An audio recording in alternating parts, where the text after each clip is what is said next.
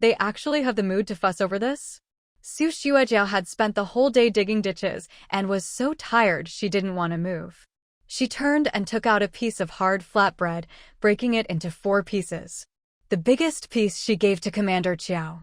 She handed the next 2 smaller pieces to Big Jiao and Little Jiao. The tiniest piece she kept for herself. But Big Jiao and Little Jiao shook their heads and refused. Big Jiao said, "Already ate," and gave it to us. Little Jiao nodded, full, potato slices. They'd spent the whole day playing in the enclosure and even helped Pang Ziyuan sort rocks by size. When the Shi family had their meal, Shi Yaoao brought each of them a big bowl of potato slices. In the Wasteland, most people's stomachs had shrunk from hunger. They couldn't eat much at all. Those big bowls of boiled potato slices had stuffed the Jiao sisters full. Su Xuejiao put away her flatbread with mixed feelings. She'd never felt so obviously excluded before. She dug ditches all day, but whether it was her husband or her daughters, they all got something in return. She got nothing. Because Shi Yuebai had never agreed to take her in. She dug her ditches, but she could just as well have not dug them. Shi Yuebai didn't care one bit. That feeling was hard to bear. Seeing Su Xuejiao silent, Commander Qiao tried to comfort her. "Tomorrow I'll try to find more things to trade for a couple more potatoes, so you won't have to worry." He shouldn't have said anything. His words only made Su Xuejiao feel even more conflicted. If only she hadn't complained to Shi Yuebai before, hadn't let her dissatisfaction show. She could have earned her own food today, instead of relying on her husband and daughters to squeeze out a share for her. Big Jiao and Little Jiao could eat their fill at the Shi family. Commander Qiao could also trade for food from Shi Yuebai. The Qiao family, living outside the Shi family's walls, weren't beaten or humiliated. That was a fact, better than any speculation or argument. The next day, Commander Qiao took the 7 oddballs out scavenging again. Big Jiao, Little Jiao, Pang Ziyuan, and Shi Yaoao woke up and immediately ran excitedly to the bulletin board to check today's menu. Pang Ziyuan taught Big Jiao and Shi Yaoao to read. "We've got mushroom soup added today. Mushroom soup for breakfast, potato slices for lunch, potato chunks for dinner." As he spoke, Gnome Yasi came out from inside the Shi family's walls. She was holding more than a dozen kids' mushroom-growing kits in her arms. "Hurry up and help." Big Jiao, Little Jiao, and Shi Yaoao quickly ran over and each took a few mushroom kits from her. Gnome Yasi said, "That's all the mushrooms we have. Take them to the potato field out back and water them every day according to the instructions. There's also a pile of mushrooms already grown in the yard. Move them all to the potato field too. Pick a patch for soup, and let the rest keep growing." Those kids' mushroom kits, placed inside and outside the Shi family's spiritually rich walls, grew big and plump. But they took up too much space. The Shi family's yard was already crowded, and with the mushrooms growing like crazy, there was hardly room to turn around. The physical automatic irrigation system, designed by Guai Guai and built by Gnome Yasi, was finally completed. Gnome Yasi managed to squeeze in the time to put it together. She barely had any time. She had to carve out moments from her exhausting manual labor to work on this thing. Materials were scarce, so Gnome Yasi used mostly stone for the construction. Luckily, no matter what kind of stone Gnome Yasi needed, Pang Ziyuan could always mold it for her. Some stones needed to be shaped more precisely, while others could be a bit rougher. But regardless of the materials, the project was finally done. "Yubai, have you noticed there seems to be a lot more white mist around our place lately?" As Gnome Yasi admired her new automatic irrigation system, she asked Shi Yuebai, who was sitting in her wheelchair. She'd been so busy running around that she hadn't paid any attention to her surroundings. It was only after finishing her work that she noticed wisps of white mist drifting over the potato field. Shi Yuebai didn't reply, just sat at the edge of the potato field, looking toward the riverbank. Gnome Yasi had cleared a small patch of land by the riverbank, and the children's mushroom kits had been unwrapped and placed along the edge of the potato field. Shi Yaoao was teaching Da Jiao and Xiao Jiao how to dig up potatoes and plant sprouted ones into the new field. They didn't have much planting technique. After all, none of them were professionals. But from a distance, Shi Yuebai could see that 8-year-old Shi Yaoao was getting along especially well with 16-year-old Dajiao and 15-year-old Xiaojiao. In fact, Yao even seemed a bit sharper than the older girls. Of course, that was only relative. Compared to a normal 8-year-old from before the Wasteland, Yaoao still had a long way to go. But second sister-in-law Shi was overjoyed. She felt her way over and said to Shi Yuebai and Nong Yasi, "Yaoao is speaking so fluently now, and she's getting more and more sensible." Shi Yuebai responded lightly and channeled a bit more spiritual energy into the purification array at her feet. She couldn't feel pain. As long as she was alive, her body weight would skyrocket from the radiation. So as long as Shi Yuebai was awake, she was constantly infusing spiritual energy into the various arrays. The spiritual energy was so dense it became visible as white mist. "Auntie, the mushrooms have grown a ton again." Shi Yaoao came over, holding a piece of decaying wood covered in mushrooms. The largest mushroom was already bigger than Yaoao's face. Nome Yasi frowned and came closer. "How did they grow so fast? Are these mutant mushrooms?" Mutated things were inedible. There was no telling what might happen if you ate them. Maybe it looked like a plant, but once in your stomach, it could mutate into a bug. Shi Yuebai glanced over. "It's fine, they're just regular mushrooms." Mushrooms and Lingji thrived on spiritual energy. On Shi Yuebai's land, the spiritual energy was so thick it turned into white mist, so the mushrooms naturally grew big and fast. Plus, in a place like the Wasteland, radiation was everywhere, which already made crops grow quickly. But any harmful effects of radiation on the potatoes and mushrooms were purified by Shi Yuebai's array. So the potatoes and mushrooms grew explosively under the dual influence of radiation and spiritual energy. No wonder they were thriving. The mushrooms were more obvious since they grew above ground. The potatoes were hidden underground, out of sight, so they didn't seem as shocking. But by Shi Yuebai's estimate, there were probably plenty of potatoes down there too. It's just that there's no way we can finish all these mushrooms and potatoes. Shi Yuebai looked past Yaoao at the dozens of pieces of decaying wood. Each one wasn't that big, but in just half a day, they were all covered in mushrooms. The air was filled with the fresh scent of mushrooms. Nome Yasi seemed to notice too. She turned around and jumped in surprise. So many. The children's mushroom kits Peng Zhonggong had found last time only had 3 types: oyster mushrooms, pink mushrooms, and golden mushrooms. But there were 3 different colors. Now, the edge of the newly cleared potato field was covered in red, yellow, and white mushrooms. It actually looked quite pretty. Shi Yuebai pressed her fingers to her brow. "Starting today, every meal will be mushroom soup with potatoes." The Peng family and Xiao family have all helped out. Except for Su Xuejiao and Captain Xiao, everyone who worked gets an extra kilo of mushrooms to take home. Except for Su Xuejiao and Captain Xiao, that only left Dajiao and Xiaojiao from the Qiao family. Nome Yasi glanced back at the 2 girls. They were already playing with Yao Yao. Following Yao's instructions, they kept digging up potatoes, planting new ones, and picking mushrooms.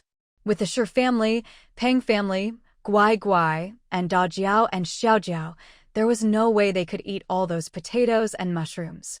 Especially since Nong Yasi watched Dajiao dig up a potato tuber the size of a soccer ball. It was honestly a bit scary.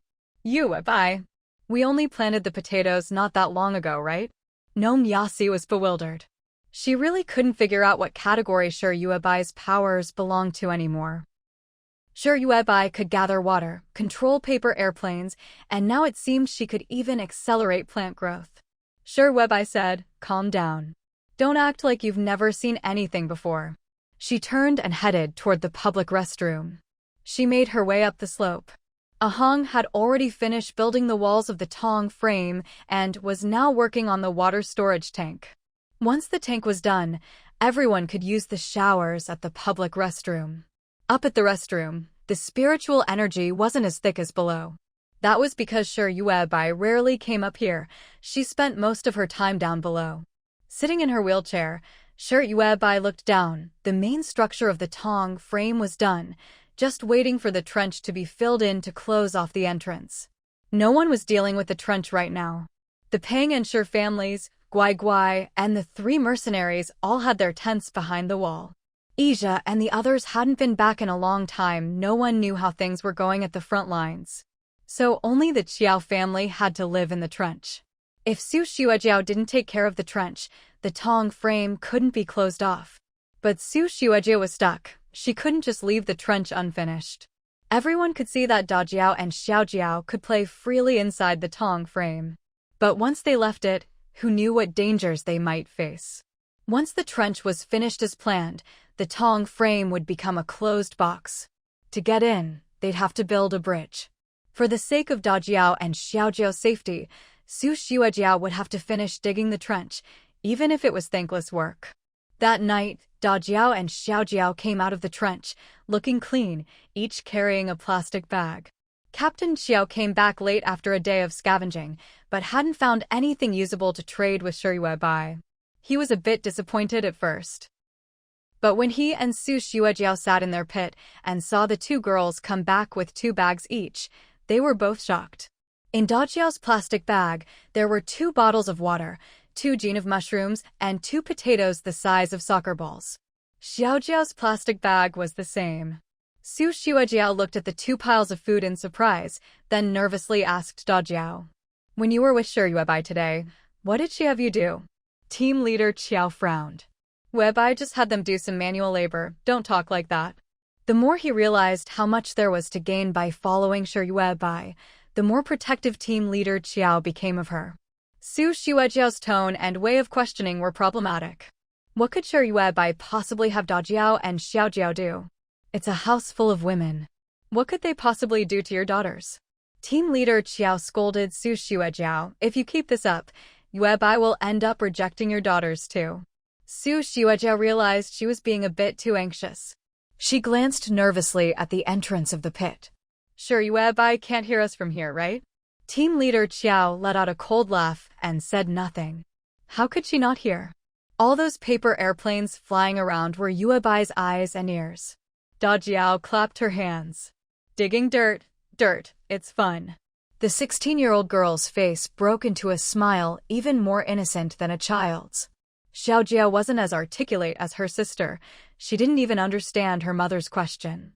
Su Xuejiao finally relaxed, sitting quietly in the pit without saying another word. Team leader Qiao didn't talk to her either. He just took out some water and started eating raw potatoes. Tomorrow, he'd have to lead a few people from the team out scavenging again. He needed his strength. Su Xuejiao moved her lips, drank a little of the water her daughters had brought home. The next day, before dawn, Su Xuejiao, who had been silent all night, got up and continued digging. She said to team leader Qiao, "I want to make our pit a bit bigger. What do you think?" Team leader Qiao glanced back at her and nodded. Before climbing out of the ditch, he said to Su Xuejiao, "You need to see things for yourself. Don't just listen to what others say." Team leader Qiao would never tell anyone about Shiyue by being an ability user. Not even Su Xuejiao. So he hoped Su Xuejiao could figure things out on her own. "Xuejiao, we can't live in a pit forever. We have to move up someday." Su Xuejiao nodded. "We will. I'll figure it out." After team leader Qiao left, Su Xuejiao stood there in a daze for a while before picking up her hoe and continuing to dig. She wanted to widen, deepen, and lengthen the ditch, so Dajiao and Xiaojiao would be safer. The dug-up dirt was placed in a basket and hauled out of the ditch. Every day, second sister-in-law Sher would come by to help carry the dirt away. The soil dug from the riverbed was full of sand, which could be used to mix cement. But second sister-in-law Sher never spoke to Su Xuejiao. Until Shiyue accepted Su Xuejiao, no one would bother with her. Wei Lingxiao's head popped up from the other side of the ditch. She looked at the ever-deepening trench and said to Su Xuejiao, "My second uncle is here to pick us up. We're getting ready to leave. Xuejiao, you and your daughter should come with us. Second uncle says following team leader Qiao is a dead end for you and your girls. He's willing to take you with us." Uncle Chen from the neighboring muscle team had even specifically mentioned team leader Qiao's wife and daughters. Say what you will, Su Xuejiao had been beautiful when she was young. Beautiful, smart, the undisputed school belle. Even now, though older, she was still not useless. As for Dajiao and Xiaojiao, even more so. In times like these, pretty girls who'd managed to survive to 15 or 16 under protection. They were valuable. Su Xiaojiao looked up at Wei Lingxia. Your second uncle? Chen Huaihai's younger brother? She asked warily, why is he so interested in me and my daughters? The bruises on Wei Lingxia's face from Wu Haoren's beating had mostly healed. After her home was looted by those runaway women, Wei Lingxia had almost lost her will to go on. Luckily, Uncle Chen came back in time, gave her some food, and got the lay of the land. Then Uncle Chen got busy again. When he returned, he focused his questions on Dajiao and Xiaojiao. He even asked Wei Lingxia to bring Su Xiaojiao and her daughters over to their side. Wei Lingxia smiled from the edge of the ditch. Why else? To give you a better life, of course. Sure, Yuebai treats you like beasts of burden. Your husband sides with the Sure family. How can you go on like this? No need to ask. Team leader Chia's attitude was now completely biased toward the Sure family. But no one in the team really cared. Now, apart from a bunch of burdens, there wasn't a single decent man left in the group. Everyone's leaving. The team's about to fall apart. You're the team leader's wife, you should understand. Wei Lingxia did her best to persuade Su Xiaojiao. To tell you the truth, Zhang Xueyao is planning to come with us too. Her husband's dead, and she hates the Sure family. Xiaojiao, let's go have a good life together. Su Xiaojiao stood at the bottom of the pit and couldn't help but sneer. A good life? Where is there a good life? If I take my daughters with your Uncle Chen, we'll have a good life. The Chen family had lots of men, and their reputation in the bridge team wasn't good. Rumor had it that in other teams, they were basically pimps. Otherwise, why would there be so many women living under the Chen family's tarp? Su Xiaojiao didn't even need to ask to know what Uncle Chen wanted her daughters for. Wei Lingxia didn't bother hiding it. She said bluntly, Xiaojiao, you're smart. You know what the Sure family is up to. If you come with us, at least the Chen family won't treat you badly. Every man you take gets you a meal. And you won't have to do hard labor. Wei Lingxia was openly trying to persuade her to become a prostitute. Sure, Yuebai has a bad temper, acts all high and mighty, and makes you work like a mule. Can you really stand her? In Wei Lingxia's eyes, Su Xiaojiao had already gone to sea, entered the sex trade, and had sent her daughters to the Sure family too. Everyone could see Dajiao and Xiaojiao playing in the same enclosure.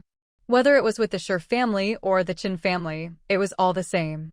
At least with the Chen family, Su Xiaojiao wouldn't have to be bullied. So why not go with them? Dajiao and Xiaojiao haven't started taking men yet, right? Wei Lingxia smiled as the two beautiful girls emerged from the pit. The mercenaries haven't come back these days, so they must still be untouched. Don't worry, my uncle will find them a good place. At the bottom of the ditch, Su Xiaojiao took a deep breath. None of them noticed a white paper airplane perched quietly on the edge of the ditch. Just as Wei Lingxia was about to keep persuading her, Su Xiaojiao gathered her strength and shouted, Wei Lingxia, get lost. Wei Lingxia's face was full of disdain. What's with your attitude? Still think you're the group leader's wife or something? Back when the Wasteland first began, this group was pretty well known. Everyone banded together to fight against the chaos after the apocalypse. But now it's been 5 years. Look around, there are groups everywhere, and most of them are 100 times stronger than yours. Wei Lingxia no longer considered herself part of this group. Every word out of her mouth was your group. Everyone knew that Captain Qiao's group was bound to be swallowed up sooner or later. It was just a matter of time. Wei Lingxia really didn't understand what Su Xiaojiao was still so proud about. Su Xiaojiao was shaking with anger. This is my attitude.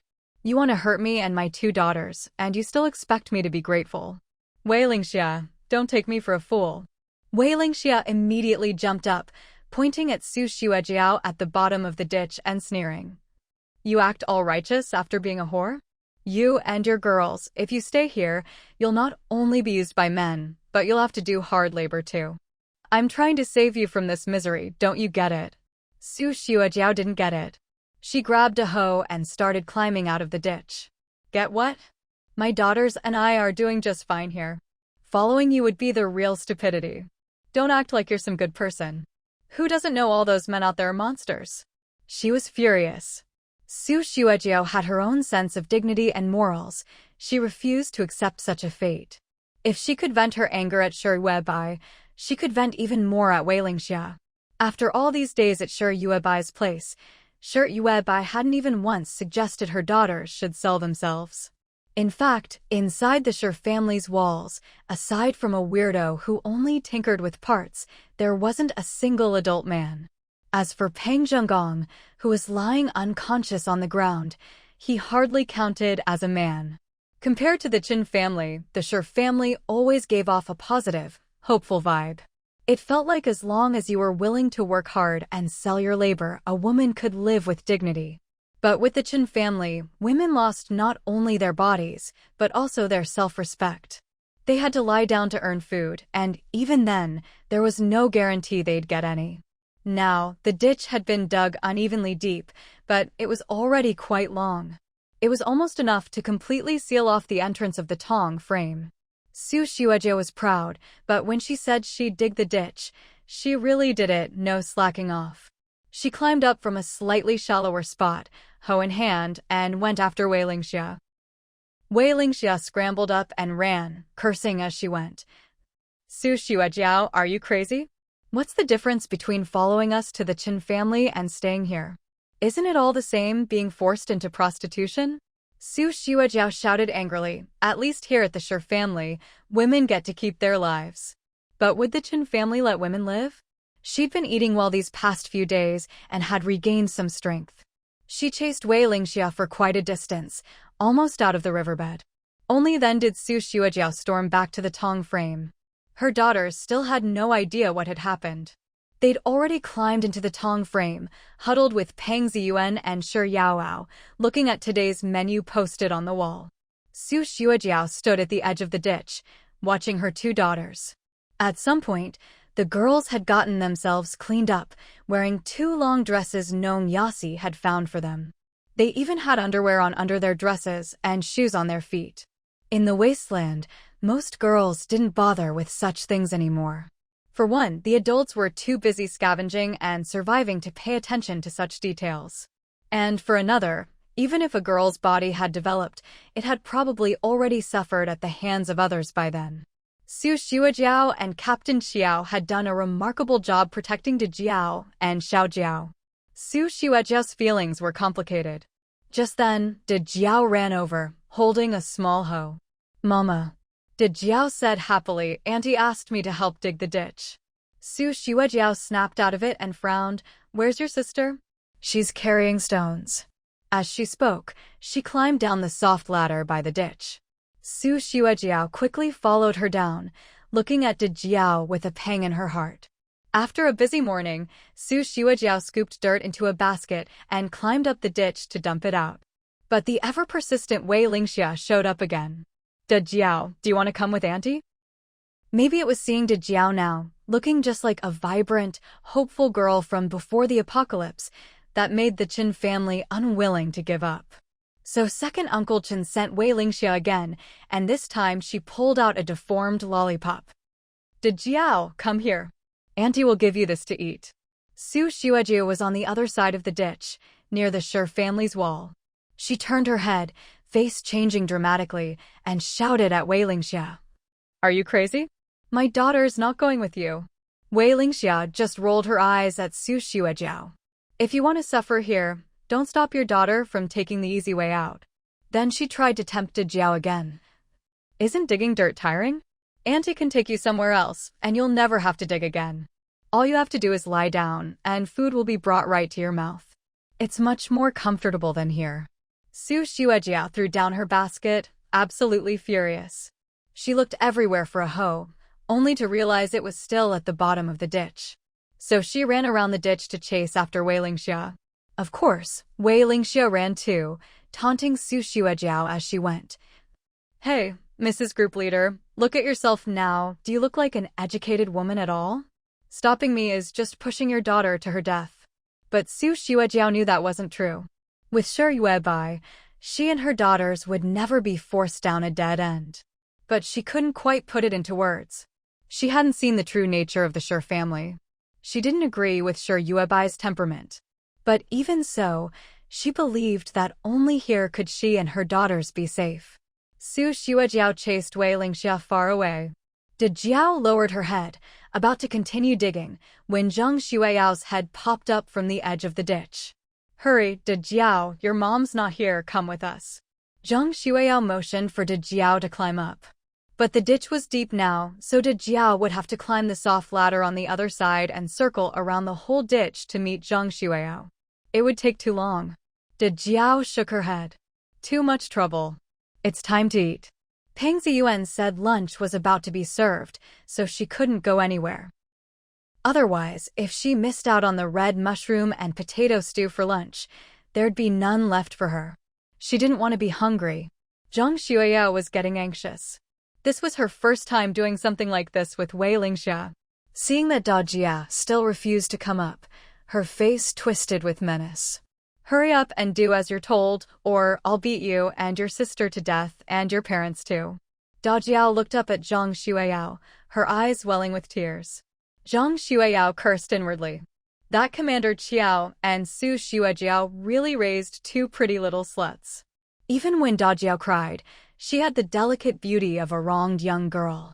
In the past, the Qiao sisters were always kept inside the tarp by Su Xuejiao. The Qiao family never let anyone see what was inside their tarp. They wouldn't let the girls come out either. Whenever Commander Qiao organized scavenging missions for the group, Su Xuejiao would stay behind to guard her daughters. If anyone tried to enter the Qiao family's tarp, Su Xuejiao would fight them off desperately. Out of respect for Commander Qiao, no one ever tried to force their way in. But now the group had broken up, hadn't it? The girls had grown up too. 15 or 16, just the prime of youth for a girl. And now Da Jia was all cleaned up, wearing a pretty, well-fitted dress. She was clearly being prepared for the men. Zhang Xueyao saw that Da Jiao just kept crying, standing at the bottom of the pit, refusing to move. Furious, she jumped down from the edge of the ditch, ran over and dragged Da Jiao. Come with me. Da Jiao resisted, screaming, Aya. Zhang Xueyao was terrified that the Shi or Peng families would hear. Even though they were all women, there were so many of them, she couldn't win against them all. She slapped Da Jiao twice, cursing loudly. You little slut, shut up and come with me. Auntie, help me. Aya. Da Jiao refused to leave. She knew she'd be beaten if she went with this bad woman. Zhang Xueyao sneered, Auntie? Which auntie? You mean that fat cow Shi Yuebai? I'm telling you, even if you scream your lungs out today, no one's coming to save you. Just as Zhang Xueyao turned around, she was suddenly confronted by a paper airplane. On reflex, she raised her hand to swat it away. But the paper airplane shot upward, its tip stabbing straight into Zhang Xueyao's eye. Now it was Zhang Xueyao's turn to scream. Su Jiaoxue, who had been chasing after Wei Lingxia, heard both Da Jiao's and Zhang Xueyao's screams in quick succession. Oh no! Su Jiaoxue slapped herself. She'd fallen for Wei Lingxia's diversion. She immediately gave up the chase and ran back toward the ditch. She stumbled to the edge just in time to see several white paper airplanes in the pit, pecking at Zhang Xueyao's eyes like chickens pecking at rice. Zhang Xueyao clutched her eyes, stumbling backward. Behind her stood a woman in a red wedding dress, long black hair hanging loose. Zhang Xueyao bumped into her. The woman's face was deathly pale, as if covered in powder. She raised a frail, ghostly hand. From behind, she grabbed Zhang Xueyao by the neck. Zhang Xueyao screamed, "Let me go. Let me go." But to Su Jiaoxue, it looked like Zhang Xueyao was strangling herself, going mad at the bottom of the ditch. Su Jiaoxue jumped down, grabbed Da Jiao in her arms. Hurry, climb up. Trembling, she helped Da Jiao up the rope ladder, and they ran toward the Shi family's compound. Auntie! Da Jiao sobbed, clutching her bruised face and collapsed to the ground. As dusk fell, Shi Yuebai rolled out from inside the gate in her wheelchair. A thick roll of fat hung from her chin, her face as pale and doughy as a steamed bun, utterly expressionless. That bad woman, she hit me. Da Jiao crawled over, hugging Shi Yuebai's waist, sobbing her complaint. Down in the ditch, Zhang Xueyao's screams continued. Her cries grew more and more shrill, echoing through the whole camp. Wei Lingxia, hiding in the shadows, felt her skin crawl. She was seized by an inexplicable sense of terror. She didn't dare approach the Shi family compound anymore and slipped away quietly. At the edge of the ditch, Shi Yuebai moved her neck, looking down at the sobbing Dajiao clinging to her. Let go. Dajiao's tears had soaked Shi Yuebai's clothes. Dajiao shook her head desperately, a clear handprint on her pale face. That bad woman, she hit me. Shi Yuebai frowned in annoyance. After a while, she sighed, unable to stand it. I've already hit her back for you. Now let go. Su Jiaxue looked back at the bottom of the ditch.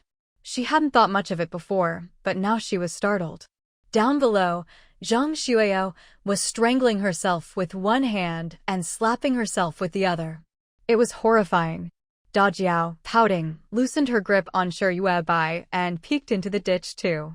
In Dajiao's not quite right mind, she saw a woman in a red wedding dress, one hand strangling Zhang Xueyao, the other slapping her. Dajiao was delighted. She jumped up and shouted, Yaoao! Yaoao, come here! Shi Yaoao and Peng Ziyuan ran over to the ditch, and Xiaojiao came too.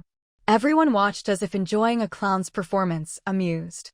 Perhaps only Su Jiaxue felt true horror. She looked at Shi Yuebai with a complicated expression. You! Shi Yuebai ignored her, coldly maneuvering her wheelchair back inside the compound. Just because Shi Yuebai helped Dajiao didn't mean she'd be kind to Su Jiaxue. Su Jiaxue fell silent. She waited until Zhang Xueyao had strangled herself into a foaming, unconscious heap. Night had fallen. Su Jiaxue didn't know if Zhang Xueyao was dead or alive. She dragged her out of the ditch and dumped her by the roadside. Some people in the Wasteland are better off dead than alive. When Su Jiaxue returned to the ditch, Commander Qiao had come back with a few battered followers. Did you know all along that Shi Yuebai? Su Jiaxue didn't know what to say. She sat in the pit, staring blankly at Commander Qiao. Espers, a kind of existence she never dared imagine. But if Shi Yuebai wasn't an Esper, how could she explain Zhang Xueyao's sudden madness today? Commander Qiao said nothing, just sat at the edge of the pit, silently looking up at the sky. Su Jiaxue fell silent too. The night passed in silence. The next morning, Su Jiaxue took Dajiao by the left hand and Xiaojiao by the right, and stood before the Shi family's compound. Dajiao asked curiously, Mama. Su Jiaxue said sternly, bow to your aunt and thank her for saving you yesterday. Ahong came out of her house, glanced at Su Jiaxue, then hurried into the Shi family compound to make mushroom soup. Su Jiaxue bowed deeply at the waist. I'm sorry, Webai. I was shallow before. I'm sorry.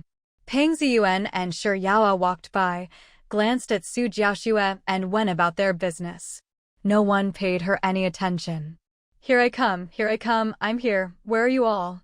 Su Xuejiao stood outside the Shi family's compound wall. Shi Yuebai didn't come out, nor did she respond. Everyone around her followed Shi Yuebai's lead. But Su Xuejiao didn't feel embarrassed. If Shi Yuebai really was an ability user, her temper was nothing out of the ordinary for ordinary people. Ability users were people regular folks could hardly ever come into contact with. At least, after surviving the apocalypse and 5 years on the Wasteland, Su Xuejiao had never seen one. For a patch of Wasteland to have the protection of an ability user was an incredible stroke of luck. Su Xuejiao stood there for a while longer, then told Dajiao and Xiaojiao to get back to their work. Xiaojiao was behind the Shi family's wall, helping Ahong move rubble. She couldn't speak in full sentences. Though she hadn't been mutated by radiation into a big head, her intelligence was even lower than Shi Yaoao's. Her cognitive ability was about that of a 1- or 2-year-old child. At best, she could only recognize people. Shi Yuebai had assigned her to second sister-in-law Shi to act as her eyes. As for Shi Yaoao, besides having to practice writing, reading, and doing math every day, she also had to dig up potatoes, plant potatoes, and pick mushrooms. Shi Yaoao could do so many things now.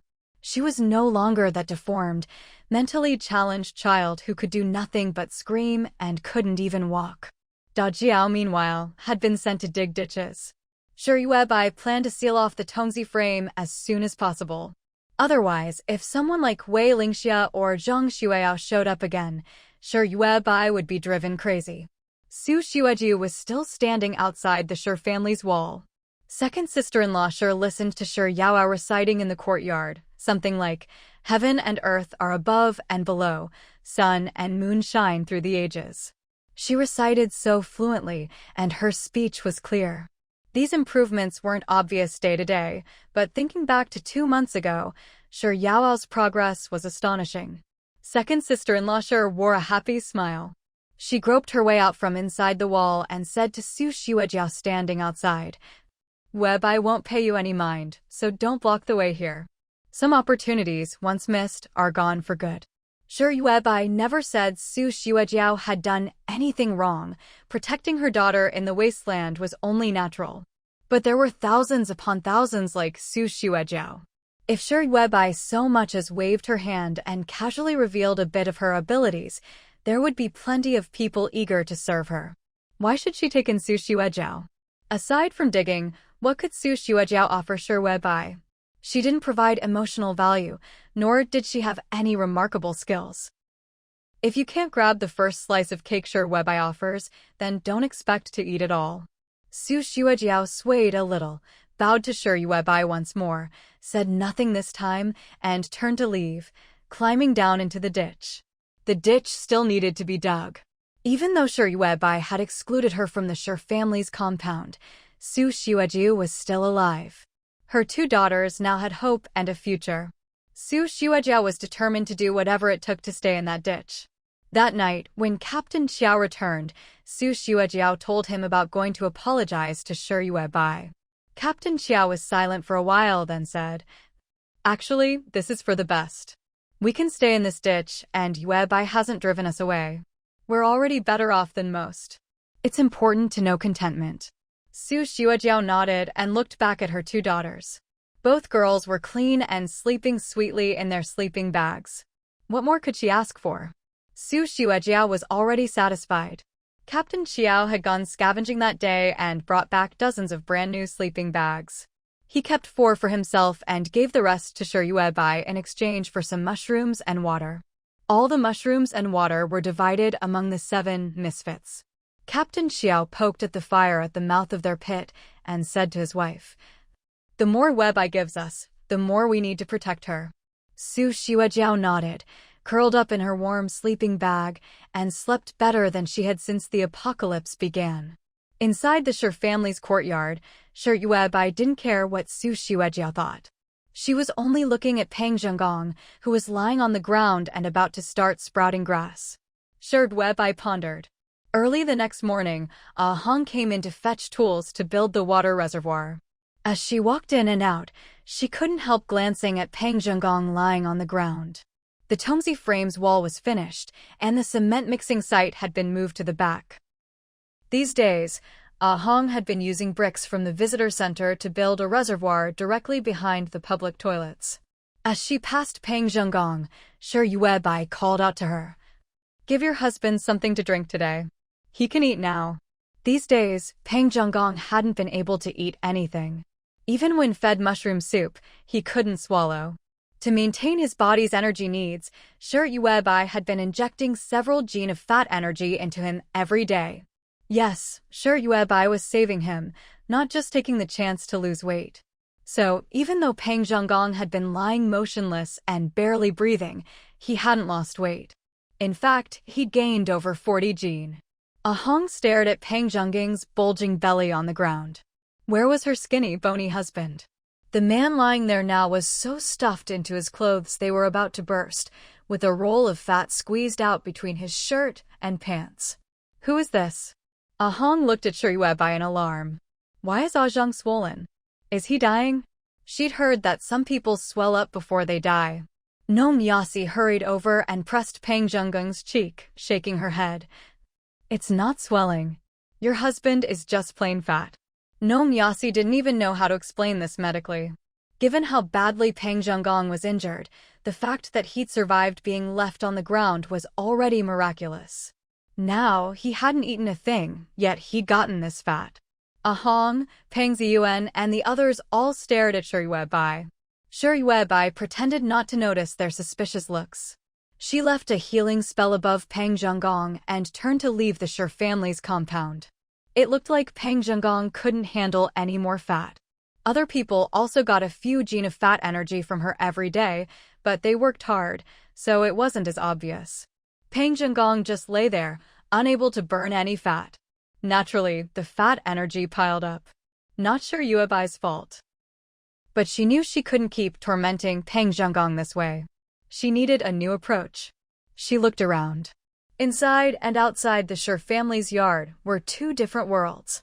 Now, the courtyard was thick with spiritual energy, so dense it formed a white mist that could block some of the sun's radiation. Shi Yuebai had only discovered this recently. Outside the compound wall, it was empty and exposed. Everything inside the Tongzi frame was in plain view.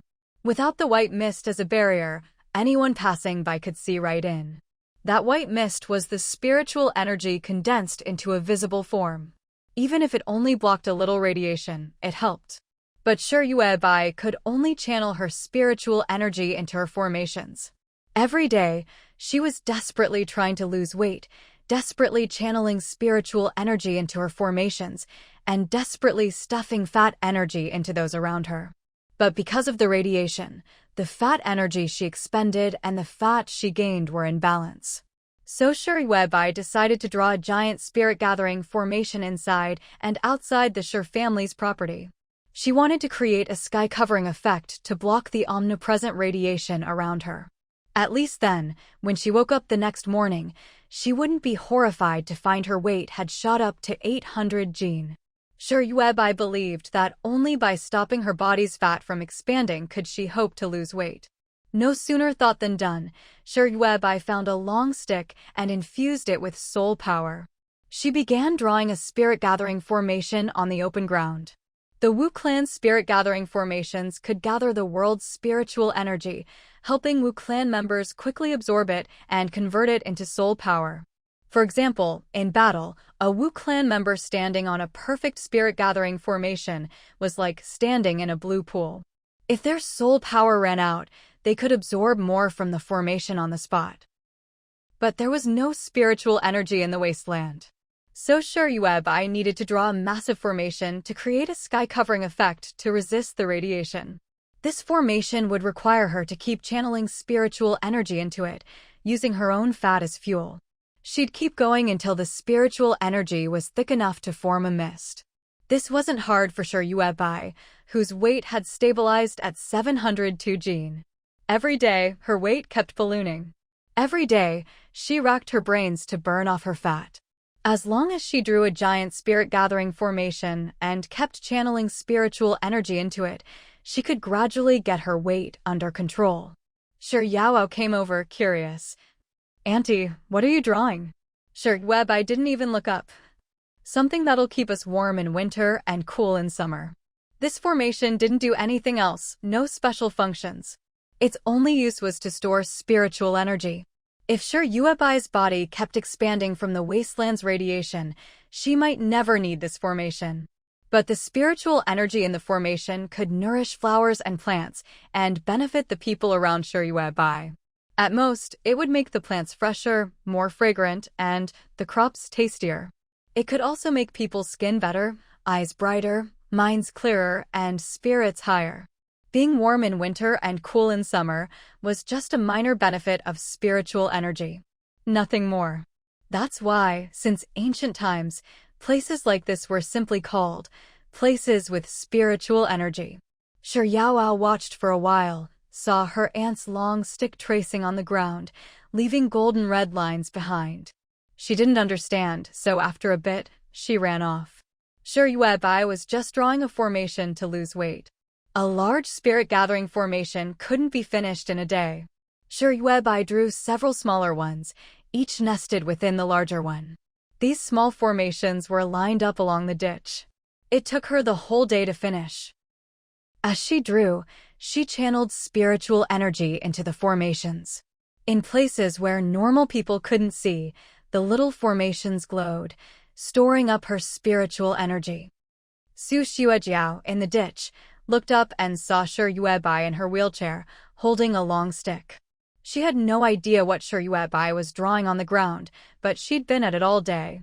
She didn't dare ask. That evening, when Captain Xiao returned, he asked as soon as he climbed down into the ditch, "Why is there so much smoke? Did you light a fire down here?" Su Xuejiao shook her head, puzzled. The two of them searched the ditch for a while. They finally realized the white smoke was drifting down from above. The smoke hung in the air, and if you blew on it, it would drift away like invisible threads. Su Xuejiao remembered Shi Yuebai had been drawing on the ground above the ditch all day. She gave up trying to figure out what the smoke was. "What good stuff did you find today?" Su Xuejiao asked Captain Xiao. At the mention of this, Captain Xiao looked helpless. He dragged a big plastic bag into the pit and set it down. "I went out with the group and found 100 books. I wanted to ask if Yuebai wanted them." "Yuebai probably doesn't want them, right? What use are books?" Su Xuejiao asked. Captain Xiao agreed. There was no more room inside the Shi family's walls, so many supplies had been piled up in the Peng family's yard. He'd heard the garbage mountain out back was being cleared to store even more supplies. With so much stuff, what did Shi Yuebai want with books? "We didn't find much good today. Yuebai's more interested in living supplies." Captain Xiao thought for a moment. "I guess we'll just burn these books for firewood." They were all dense academic books: Quantum Field Theory, Das Kapital, Critique of Pure Reason. Captain Xiao and Su Xuejiao hadn't read that kind of book in years, and they couldn't get into them now. Just then, Shi Yaoao leaned over the ditch and called down, "Uncle Xiao, Auntie says to bring all the books over." Su Xuejiao looked at Captain Xiao in surprise. Could Shi Yuebai hear everything they said? Captain Xiao just patted her shoulder as if it were nothing. He dragged the heavy bag up out of the ditch. Soon after, he came back down with another heavy bag. Su Xuejiao asked, "Why'd you bring the books back?" "Well, Yuebai," Captain Xiao didn't know how to explain. He hurriedly pulled Su Xuejiao into the pit, his face exaggerated. "I gave the books to Yuebai, and she gave me 80 gene of mushrooms." Su Xuejiao could hardly believe her ears. "How much?" Captain Xiao gestured, then simply opened the big bag in his hand. He let Su Xuejiao see for herself. Su Xuejiao was so shocked she stood frozen. Come to think of it, Captain Xiao hadn't been inside the Shi family's walls for a long time, so he had no idea what it was like in there.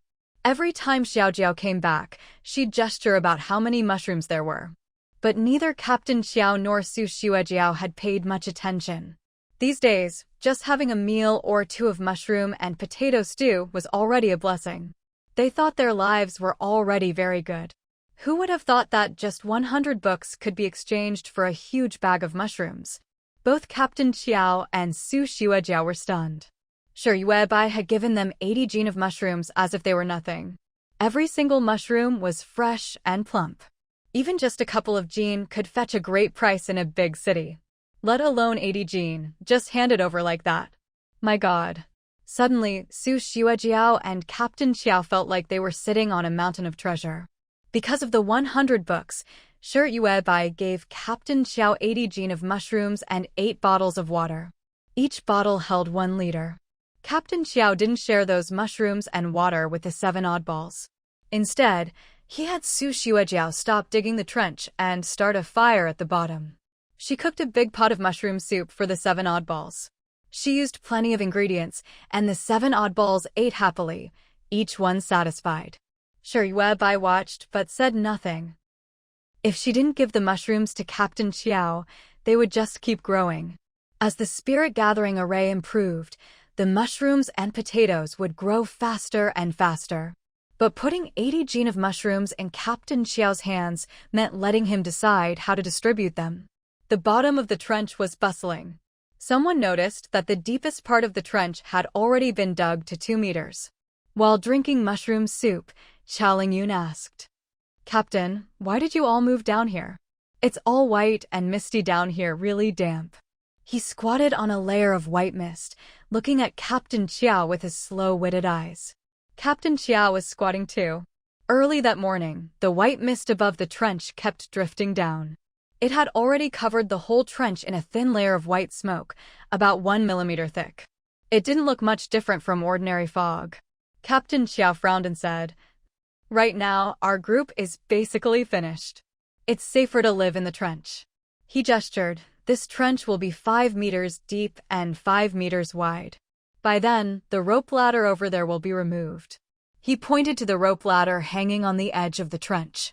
Actually, even now, it was already pretty hard to get from the other side of the trench into Shiyuebai's Tong enclosure. People on the other side either had to go all the way around the trench to find a flat spot to enter, or jump down 2 meters into the trench and then find the rope ladder to climb into the enclosure. The 7 oddballs had all jumped down to get in. If they wanted to get back up, they'd have to find a shallower spot and climb out. Of course, given their brains and physical strength, they might not even be able to climb up.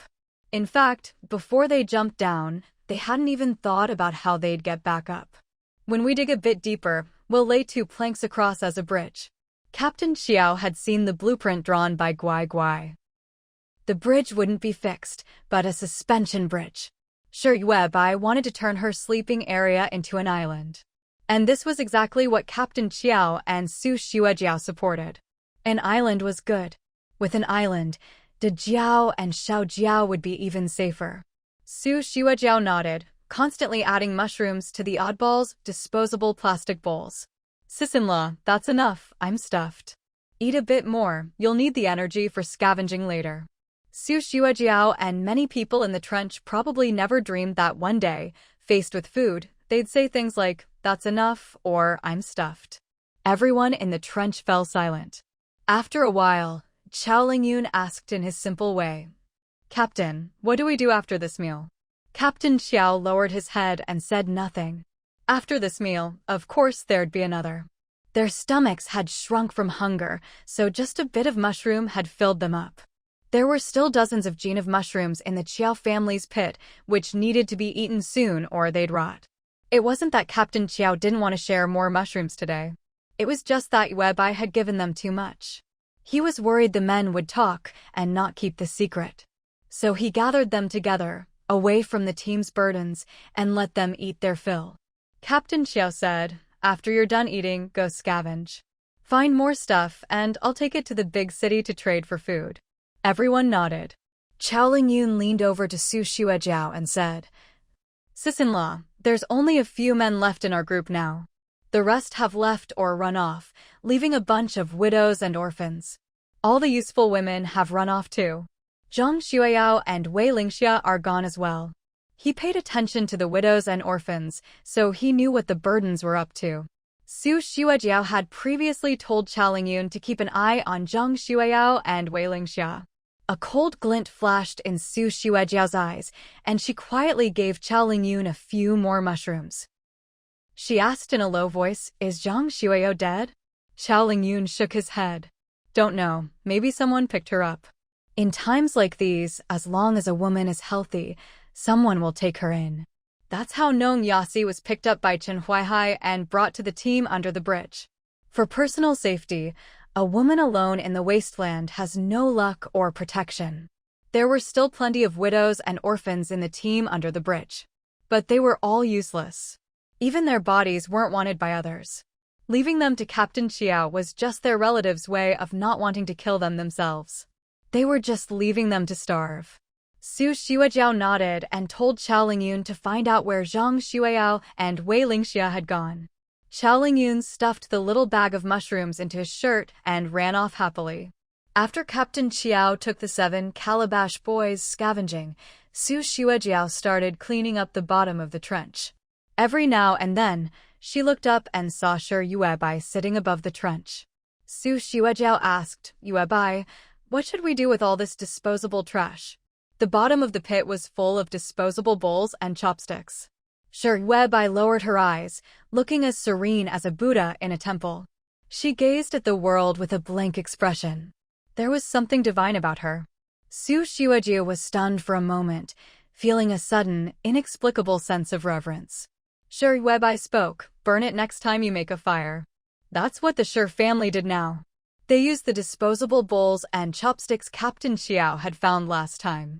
With so many people eating together, every meal left a pile of plastic trash.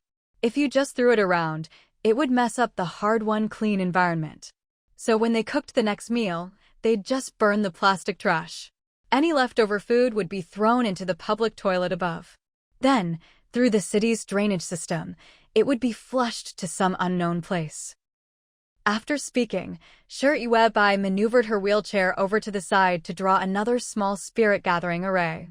Shi's second sister-in-law came over, pointed to a gap by the wall and said, "If you need to get rid of excess food, go through that gap. It leads straight to the public toilet." It wasn't really a path, just wide enough for one person. But it led straight from the trench to the public toilet. It was a bit far, and you couldn't see what was behind the Shi family's wall. Su Xuejiao thanked her. Actually, there wasn't a drop of mushroom soup left from the pot she'd made. The 7 calabash boys were stuffed, but each one had licked their bowl clean.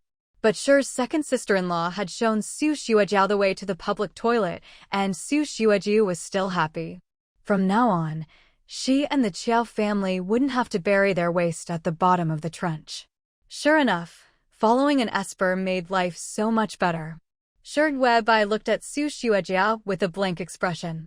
For such a small thing, she was as happy as if she'd taken a stimulant. She even dug harder with her hoe. Shi Yuebai ignored her, focusing on pouring spiritual energy into the small spirit-gathering arrays she'd drawn. Yesterday, she'd drawn 5 small spirit-gathering arrays along the trench. She'd done everything she needed to do. Even Peng Zhonggong had been stuffed into a fat ball by her. But she was still stuck at 702 gene. So today, Shi Yuebai drew another 15 small spirit-gathering arrays in one go. The little arrays were packed densely along the trench. Normal people couldn't see them with the naked eye. But if someone's intelligence dropped below a certain level, they could see them. So if some fool or child says they can see ghosts or monsters, you should believe them. Because it's true. Shi Yuebai poured spiritual energy into the arrays, one after another, until her weight dropped to 701 gene. Yes, still 701 gene. She kept pouring in spiritual energy. Below, Su Xuejiao and De Jiao were digging at opposite ends of the trench. By evening, De Jiao was called up for dinner by Shi Yaoao. Su Xuejiao also stopped working, getting ready to make some mushroom soup. She stepped into the thick white mist and slipped. Ouch! Su Xuejiao stared at her feet, at the bottom of the trench. It was covered in a flat layer of white mist. But the thing was, the bottom of the trench wasn't actually flat. After all, it was just Su Xuejiao and De Jiao digging by hand. They'd dig a bit here, a bit there. Sometimes, the mother and daughter would even dig their own pit deeper. Now the white mist had leveled everything. Su Xuejiao had no idea where the holes or high spots were. She looked up at the trench, near the Shi family's wall, where white mist kept pouring down. It looked like a thin waterfall. The white smoke lingered for a long time, so as it kept falling, it turned the trench bottom into what it was now. It was easy to imagine that if the mist kept coming, it would eventually fill the whole trench. Su Xuejiao scratched her head. She didn't dare mention this to Shi Yuebai. She was afraid Shi Yuebai would say she was ungrateful and troublesome. Su Xuejiao could only climb out of the pit and carefully make her way back to her family's hole. Not far from the team under the bridge, Uncle Qin grabbed Wei Lingxia by the collar and slapped her hard. "You can't even handle a simple job. What's the point of bringing Zhang Xueyou here?" Sitting behind Uncle Qin was the captain of the neighboring muscle team. Song Yuqing stood on the other side, watching coldly with the search and rescue squad as Wei Lingxia got slapped. A group of men stared at Wei Lingxia and Zhang Xueyou like wolves. Wei Lingxia was so scared she cried, but didn't dare fight back. We did our best, Uncle. The Qiao family is very cautious, and they have help." Zhang Xueyou had woken up by now, sobbing and gesturing that there was a crazy woman in red in the Qiao family. She'd been strangled unconscious by that crazy woman in red. The muscle captain held a glass of red wine, sipping and looking at Zhang Xueyao with disgust. Chen family, I already have enough women here. I told you, don't send me these ugly ones. Back when Chen Huaihai was alive, he'd said the Qiao family had 2 virgins. Now, the Chen family still couldn't get them. So the muscle captain could only blame Uncle Chen. The people in the big city said De Jiao and Xiao Jiao can be traded for 20 city residence permits. The muscle captain stood up and grabbed Zhang Xueyao's jaw. Chen family, do you think this woman is worth 20 city residence permits? There was no need to explain what being able to live in the city meant. Once inside, you'd never have to fear mutant beasts or zombies breaking into the safe zone.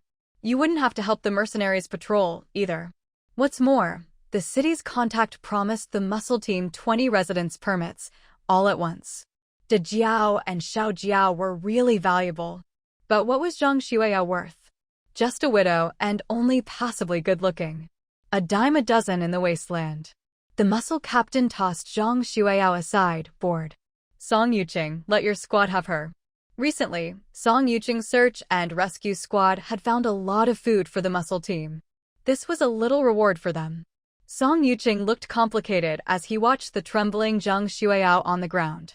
Several squad members stepped forward and dragged Zhang Xueyao away. No one was really interested.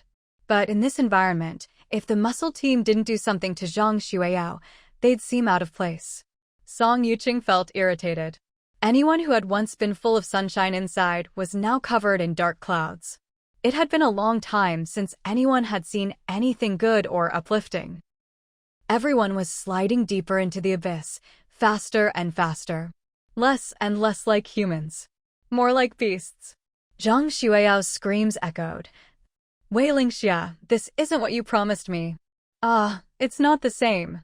Wei Lingxia had said the neighboring team was bigger, stronger, and much better than the team under the bridge.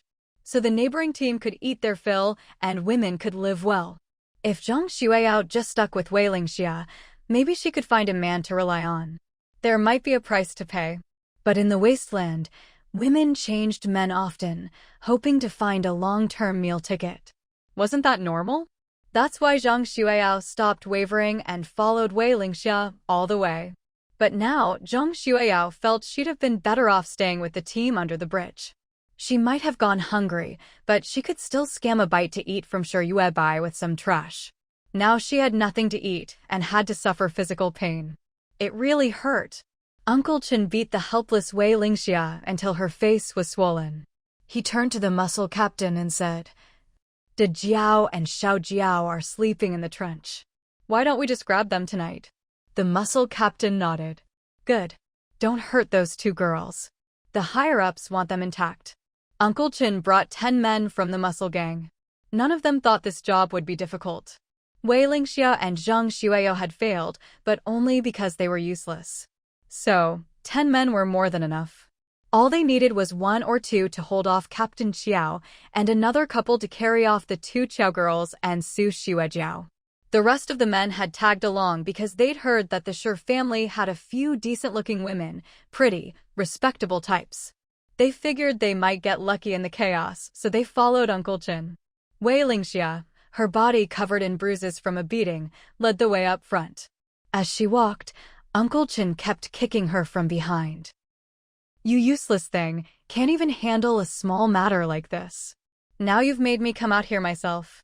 My brother found you, and not only are you no help, you keep dragging our Chen family down. Uncle Chen hadn't always been like this. Before the Wasteland, whenever he saw Wei Lingxia, he'd greet her cheerfully and respectfully call her sister-in-law. Back then, Uncle Chen was still in school, and the Chen family didn't have much money. Wei Lingxia worked outside the home, and besides raising her 2 sons, she'd send Uncle Chen a little pocket money every month. Life was decent. Chen Huaihai worked at a bar, and every month he'd hand his wages to Wei Lingxia. She'd save it in the bank. Sometimes Chen Huaihai would complain that Uncle Chen's allowance was too generous. But Wei Lingxia would always defend him, smiling and saying, He's a young man, of course he needs money to date. What's wrong with giving him a few hundred extra? They weren't rich, but they got by, better than some, worse than others. Life was simple and ordinary. But after the Wasteland, everything changed. Everyone she'd ever known or not known seemed to become ugly and hateful. Wei Lingxia, dazed and battered, led the way, only to be kicked in the lower back by Uncle Chin. She stumbled forward, falling to the ground and struggling to get up. But Uncle Chin and his 9 men had already reached the team under the bridge. They didn't need Wei Lingxia to guide them anymore. As Uncle Chin and the others crossed the desolate, messy riverbank, their faces were full of disdain. No wonder this under-the-bridge team had fallen so low. There were just too many old, weak, sick, and disabled people here. As they walked, all they saw were hollow-eyed, emaciated burdens. Those people's eyes held no pain, no joy, not even curiosity. They stood in front of their tarps like walking corpses. Someone spat on the ground and said with disgust, "No wonder Captain Xiao managed to run a big team into the ground like this." Some of them had survived the apocalypse with Captain Xiao and knew the team's history well. Back then, when the disaster struck, Captain Xiao's team had brought people together. Other teams hadn't even formed yet, survivors were scattered and disorganized. Captain Xiao was probably the first to react. No one doubted he'd become a major leader. But look at them now, this under-the-bridge team had fallen so far, there wasn't a single able-bodied man left. If I were Captain Xiao, I'd marry off my 2 daughters as soon as possible, latch onto someone powerful. One man looked around and said, following Uncle Chin, "There aren't many men here. I saw a tent with a few idiots inside, probably about to starve to death." While checking out the area, he caught a faint whiff of mushrooms from the tent. But that couldn't be right. Inside that tent were a few half-dead, ugly wretches. If they were starving, where would the smell of mushrooms come from? The rest laughed at him. Those ugly freaks from the bridge team are definitely going to starve. If they don't starve, what, are they going to be stuffed to death with mushrooms? Everyone burst out laughing, making crude jokes as they went. They were completely at ease. They searched around the bridge team's camp. In the darkness, they finally found the ditch that Wei Lingxia and Zhang Xueyao had mentioned. There was no moon or stars tonight, and visibility was low. Uncle Chin and the others could only make out a wall behind the ditch. They didn't care what was behind the wall. All they could think about was getting their hands on the Qiao girls and Su Xuejiao. They couldn't touch the Qiao girls, but Su Xuejiao was fair game. The muscle gang leader wasn't planning to trade Su Xuejiao for a spot in the big city. Isn't there a celebrity from before the apocalypse living nearby?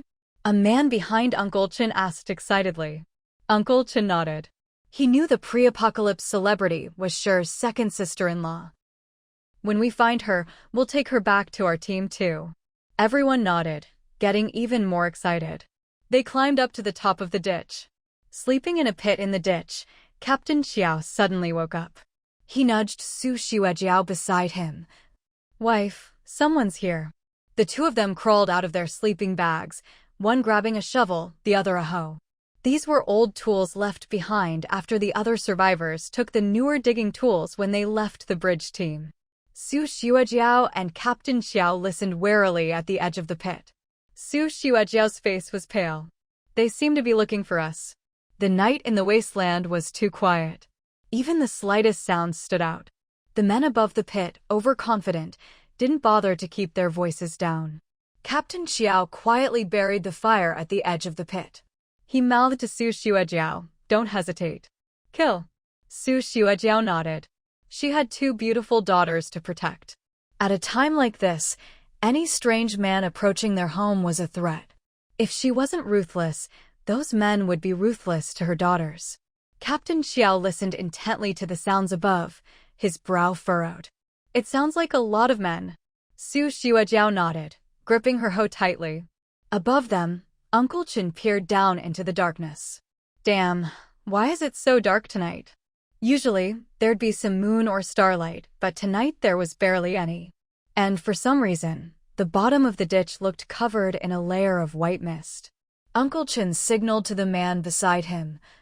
"Jump down." The man hesitated. Who knows how deep it is? Visibility was poor, and the bottom looked foggy. Who knew how far down it was? Uncle Chin snapped. "Didn't they say it was just over a meter?" That was what Wei Lingxia and Zhang Xueyao had estimated. In reality, Captain Xiao and Su Xuejiao had never told anyone how deep the Qiao family had dug the ditch. The man behind Uncle Chen figured it was just over a meter and jumped down. Ah, fuck. The man who landed in the ditch let out a scream. Uncle Chen, still above, called down. What are you yelling for? I twisted my ankle. He'd only jumped as if it were a meter, but there's a layer of white mist down here. You can't see a thing. It's gotta be over 2 meters deep. He cursed loudly. His voice was so loud that Ahong and Nong Yasi behind the Shi family wall heard it. Ahong rushed inside. Yuebai, did you hear something? Shi Yuebai was sitting in the courtyard, second sister-in-law Shi standing behind her. Second sister-in-law said, there are 10 men. Wei Lingxia was left behind halfway. One of them is Uncle Chen. Maybe thinking of Chen Huaihai and his 2 sons, who had died at their hands, second sister-in-law Shi asked worriedly. Do you think the Chen family knows something? Shi Yuebai's face was expressionless. Even if they know we killed 3 of their men, it doesn't matter. Tonight, we'll kill the 4th. Ahong looked at second sister-in-law Shi. She, too, was expressionless, holding a gun in her hand. Shi Yuebai maneuvered her wheelchair toward the wall. Second sister-in-law Shi followed with her gun. Ahong glanced at Pang Zhonggong, lying on the ground, then gritted her teeth and pulled out a sharp knife. It was the same knife Shi Yuebai had given her to kill Chen Huaihai. Back then, Ahong had been so nervous she hadn't managed to kill him with several stabs. It was Nong Yasi who finally finished the job.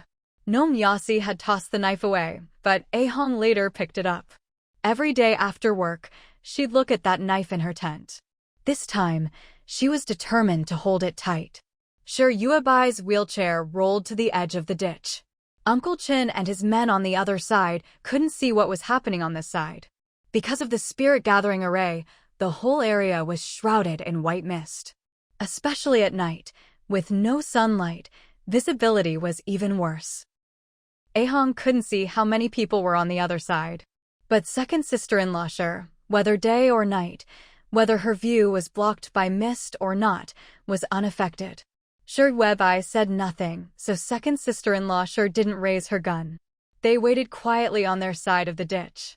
Shi Yuebai watched with clear vision as Uncle Chen and his men jumped down one by one. 2 more twisted their ankles as they landed. This is definitely more than a meter deep.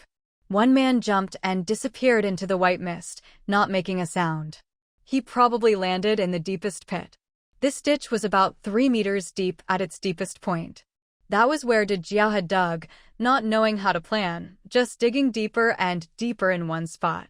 So there were pits within pits. If someone jumped down carelessly, they could easily knock themselves out. Uncle Chen cursed, it's the apocalypse and they're still digging ditches like this?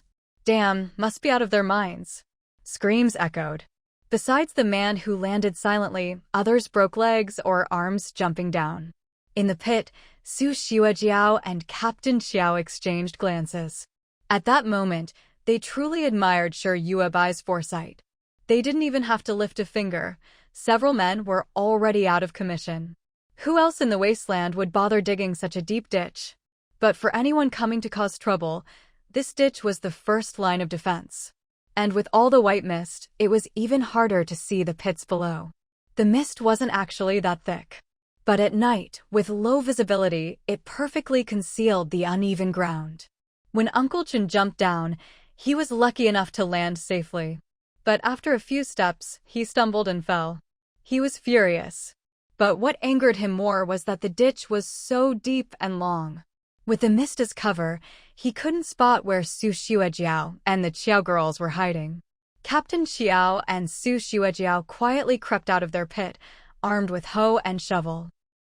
Captain Xiao caught a man who'd gotten separated and smashed him in the back of the head with the shovel. With a muffled grunt, the man collapsed into the mist. A few men ahead turned, but Captain Xiao quickly pulled Su Xuejiao down to the ground. Luckily, their pit was deep, and the mist hid them. The men kept searching for their hiding place. Captain Xiao and Su Xuejiao got up again and kept attacking with their tools. Uncle Chen, having jumped into the middle of the ditch, walked to the end but found no sign of the Qiao girls or Su Xuejiao. He turned around and started searching the other way. These people are so dumb, digging such a huge ditch just to make trouble for themselves? The men with him cursed along. As they grumbled, they realized that of the 10 men they'd brought, only 6 were left. Uncle Chen said, "What's going on? Where are the other 4? They'd been stumbling and falling, some breaking legs, everyone getting frustrated. Someone shouted, "Captain Xiao, stop playing tricks. Come out here. We're here to take your wife and daughters to a better life." But at this point, it was clear that Captain Xiao and Su Xuejiao had the upper hand. Why would they come out? The night was dark and the wind was high, with natural white smoke drifting everywhere, creating a perfect cover. It was simply too easy to launch a sneak attack. No matter how furiously useless Uncle Chen was, another one of their men was still taken out by surprise. Su Xuejiao was ruthless, far more so than Ah Hong. In fact, her sense of awareness was sharper than most women's. Back when she first met Shi Yuebai, she'd let her emotions show only because she'd underestimated her. But at all other times, Su Xuejiao was painfully clear about one thing. If she didn't kill these men would kill her and her 2 daughters. The strength a mother can display for her children is explosive and astonishing. Shi Yuebai sat on the edge of the ditch, watching as Su Xuejiao swung her hoe down hard on the back of a man's head. Once wasn't enough, she was afraid he might survive and become a future threat to her and her daughters. So she struck him several more times as he fell. Ahead, Uncle Chen's group was down to just 4 men. But at the same time, they finally spotted Commander Qiao. They all rushed at him, fists and feet flying. Uncle Chen drew his knife, glaring viciously as Commander Qiao was forced up against the ditch wall. "You son of a bitch, I tried to give you some face, but you just had to push it. Don't blame me for killing you." Su Xuejiao shouted and charged over, swinging her hoe wildly. "Let him go. Let him go, you bastards." Uncle Chen turned and stabbed his knife towards Su Xuejiao's neck. When people go savage, their adrenaline surges. At that point, there's no reason left. Even though the muscle-bound commander had told him to bring back Su Xuejiao, she was still attractive, after all, and had been a campus beauty at a famous university when she was young. If she'd gone into showbiz back then, she wouldn't have been any less popular than Shi Yuebai's second sister-in-law. People these days liked to indulge their twisted fantasies. The ones they could only look up to in the past, now trampled underfoot and begging for mercy. That muscle-bound commander was like this, and so was Uncle Chen. But his knife never reached Su Xuejiao. An invisible force stopped him. Above them, black hair dangled down. Both Su Xuejiao and Uncle Chen instinctively looked up. Right above their heads was the woman in the red wedding dress. She was crouched above them in a strange, eerie posture. One of her hands gripped the blade of Uncle Chen's knife. No blood flowed out. The woman's face was deathly pale, as if covered in thick powder. Before Uncle Chen could react, Su Xuejiao swung her hoe. It struck Uncle Chen right at the temple. He staggered, slumping against the ditch wall. Before he could regain his balance, Su Xuejiao's hoe came down again. It cracked open his skull. He died instantly. Su Xuejiao panted for breath. She sensed someone behind her. The next gunshot rang out. Shi Yuebai's second sister-in-law was standing atop the ditch, gun in hand. Her aim was even steadier than last time. After all, it wasn't her first time killing. Su Xuejiao turned and saw a man standing behind her, knife raised, ready to kill her. It was Shi Yuebai's second sister-in-law who'd shot just in time and saved her. Su Xuejiao looked up, full of gratitude. She saw a row of people standing at the top of the ditch. Shi Yuebai's second sister-in-law lowered her gun, with Gnome Yasi at her side. Ah Hong stood on Shi Yuebai's other side, while Shi Yaoao and Peng Ziyuan stepped forward, standing behind Shi Yuebai. For a moment, Su Xuejiao suddenly felt. Even if Shi Yuebai never gave her another chance, never accepted her as one of their own, just having Shi Yuebai at her back gave her confidence. There were only 2 men left. Both were attacking Commander Qiao. But Commander Qiao had latched onto one of them. His shovel was gone, no idea where it had ended up. So he just used his hands, strangling the man in front of him with all his strength. Commander Qiao snarled, I'm a nice guy, and you think you can just walk all over me? I only have 2 daughters left. I just want them to live. If you won't let my girls live, then you all deserve to die. The other man tried to help, but Su Xuejiao tackled him aside. The fight in the ditch was fierce. But the outcome was already clear. Shi Yuebai turned her wheelchair to leave. Before dawn, have the Qiao family take care of all the bodies. She didn't want the corpses piling up near the Shi family. It wasn't because she was worried about scaring the children. It was just that, in the Wasteland, there was no crematorium or anything to deal with bodies. Leave them there, and they'd start to stink. Shi Yuebai's room was filled with the faint aroma of mushrooms and potatoes. She really disliked strange, unexplained odors. Knowing how particular Shi Yuebai was, Commander Qiao and Su Xuejiao didn't wait for morning. They hauled all 10 male corpses far away and dumped them. Meanwhile, the muscle-bound commander from next door had already entered the big city at dawn. With a greasy smile, he stood in an office in the administration building. Xiao Lingya patted his chest and promised, "I'll definitely deliver those 2 virgins to you. Just wait a little longer. They'll be washed and ready for you tonight." The man behind the desk, a cigar between his fingers, said, "You'd better keep your word." Pretty, clean young girls were worth a fortune these days. Xiao Lingya, all muscle and bravado, nodded eagerly, then brought up the 20 city residence permits he'd been promised. The man behind the desk grew impatient. "I'll keep my promise once I've seen those 2 girls and confirmed they're as good as you say." Xiao Lingya bowed and scraped as he left the office. As soon as he stepped out of the administration building, he rushed back to his team. When he returned, full of excitement, he asked around. Uncle Chin and his 10 men still hadn't come back. "It's been all night. What's taking them so damn long?" Xiao Lingya was furious. He wasn't worried about Uncle Chin and the others' safety. In Xiao Lingya's eyes, the team under the bridge was less than nothing. He wouldn't even spare them a glance. He couldn't be bothered to squash them like bugs. Uncle Chin was useless, but he'd taken so many men to snatch the 2 girls. There shouldn't have been any suspense. What Xiao Lingya was worried about was that those idiots might not be able to resist and would sleep with the girls first. Then he'd never get a good price for them. He was annoyed. If he'd known, he would have gone himself. Outside the tent, someone dragged the half-dead Zhang Weiyao past. Xiao Lingya sneered and said to Song Yuqing, who was following behind, "You're too soft-hearted, actually letting her live." Song Yuqing paused, forcing a smile that didn't reach his eyes. "It's not like we had any deep grudge. Besides, she's tough. So why bother tormenting a woman to death?" Xiao Lingya looked at Song Yuqing, a malicious glint in his eyes. "If you care so much about women, why don't you go find Chen Lauer and the others? See what they're up to?" He knew Song Yuqing was reluctant to go to the team under the bridge. Maybe it was because of a guilty conscience. Ever since Song Yuqing's search and excavation team caused Peng Zhongying's death, Song Yuqing had deliberately avoided mentioning the team under the bridge, or Ahong and Peng Ziyuan. Whenever someone brought up Ahong, Song Yuqing would fall into an unusual silence. That made him stand out. It was as if everyone else had lost their conscience, and anyone who showed a shred of it became an outcast. Xiao Lingya stepped forward, placing a hand on Song Yuqing's shoulder and whispered in his ear, "I know you're feeling guilty. How about this? While you're at it, go check on Ahong. She used to be your sister-in-law after all. You can't just watch her and her kid fend for themselves, can you?" Song Yuqing suddenly looked at Xiao Lingya. What Xiao Lingya meant was clear. He wanted Song Yuqing to bring Ahong over to the muscle gang. What would happen next would depend on Song Yuqing's actions.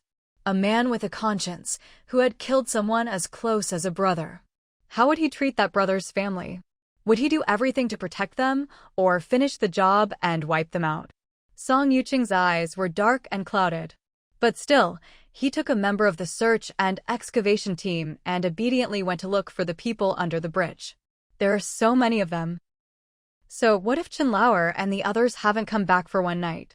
Liang Yimo complained, following behind Song Yuqing.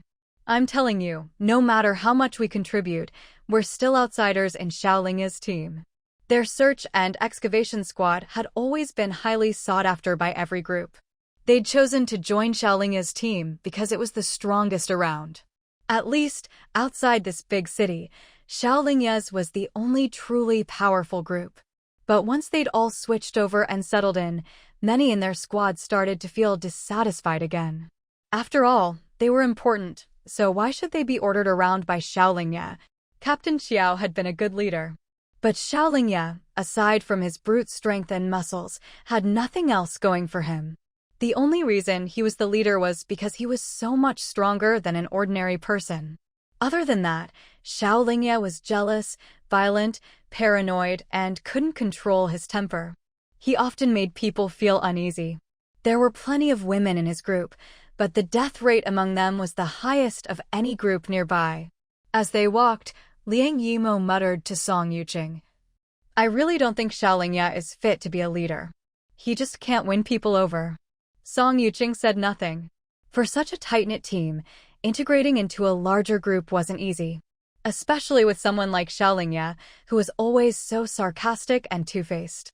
Liang Yimo kept complaining all the way, from the unfair distribution of supplies after their last dig, all the way until they reached the team under the bridge. There, both men stopped in their tracks. The team under the bridge used to camp beneath a collapsed bridge, everyone living on the riverbed. Now the place was desolate, a gathering spot for the old, weak, sick, and pregnant outside the city. A handful of people, dull-eyed and listless, stood or sat beside ragged tarps. Liang Yimo frowned and asked a skinny, white-haired old man, "Have you seen Uncle Chen?" The old man just stared blankly at him, as if he didn't understand a word. "Forget it, what an idiot," Liang Yimo muttered, leaving the old man behind. The further they walked, the more off things felt.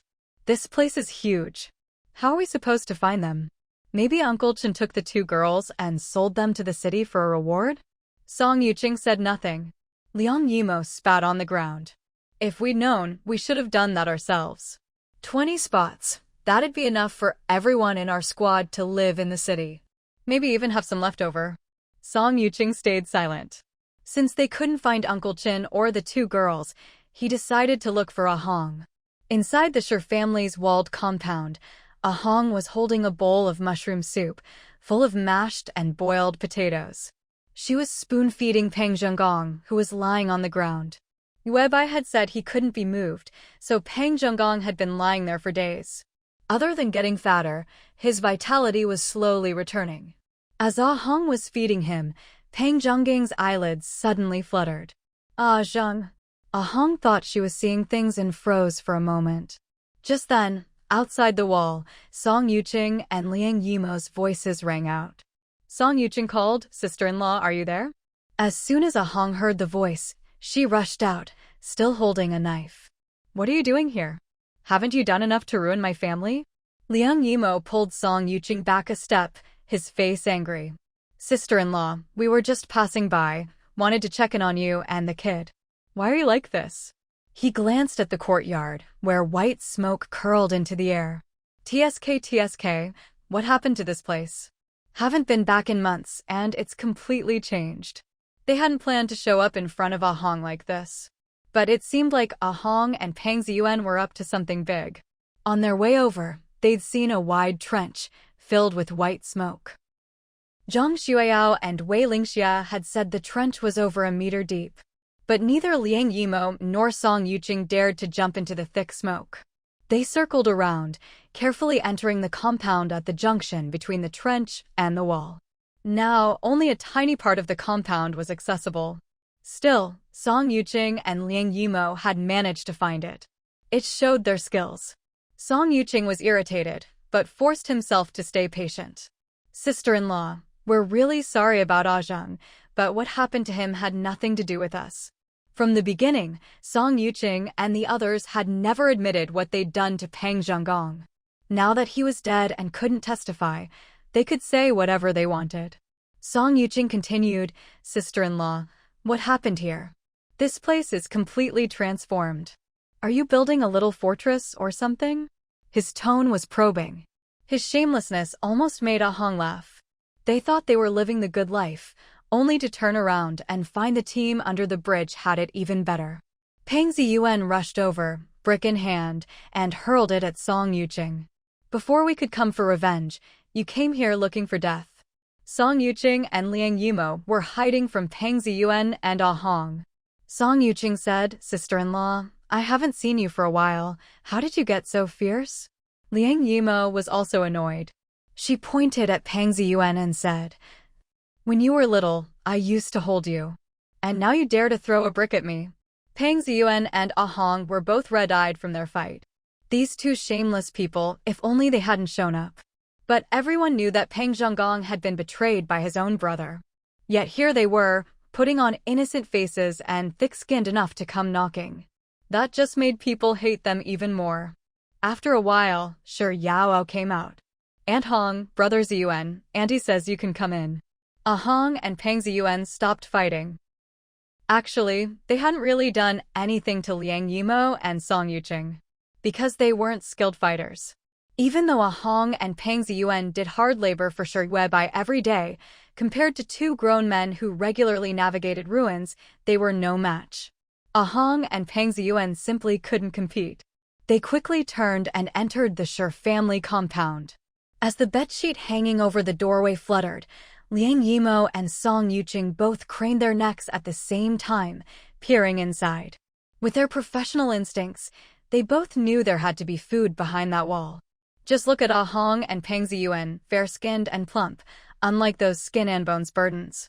Ah Hong and her son both had meat on their bones.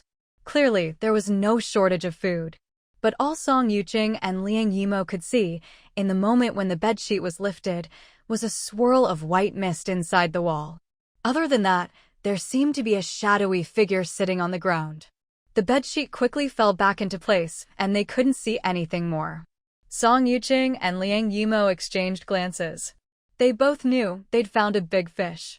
Liang Yimo stepped forward, wanting to lift the bedsheet for a better look. Shi Yao blocked the doorway, her big head held high, her voice crisp. "You can't go in.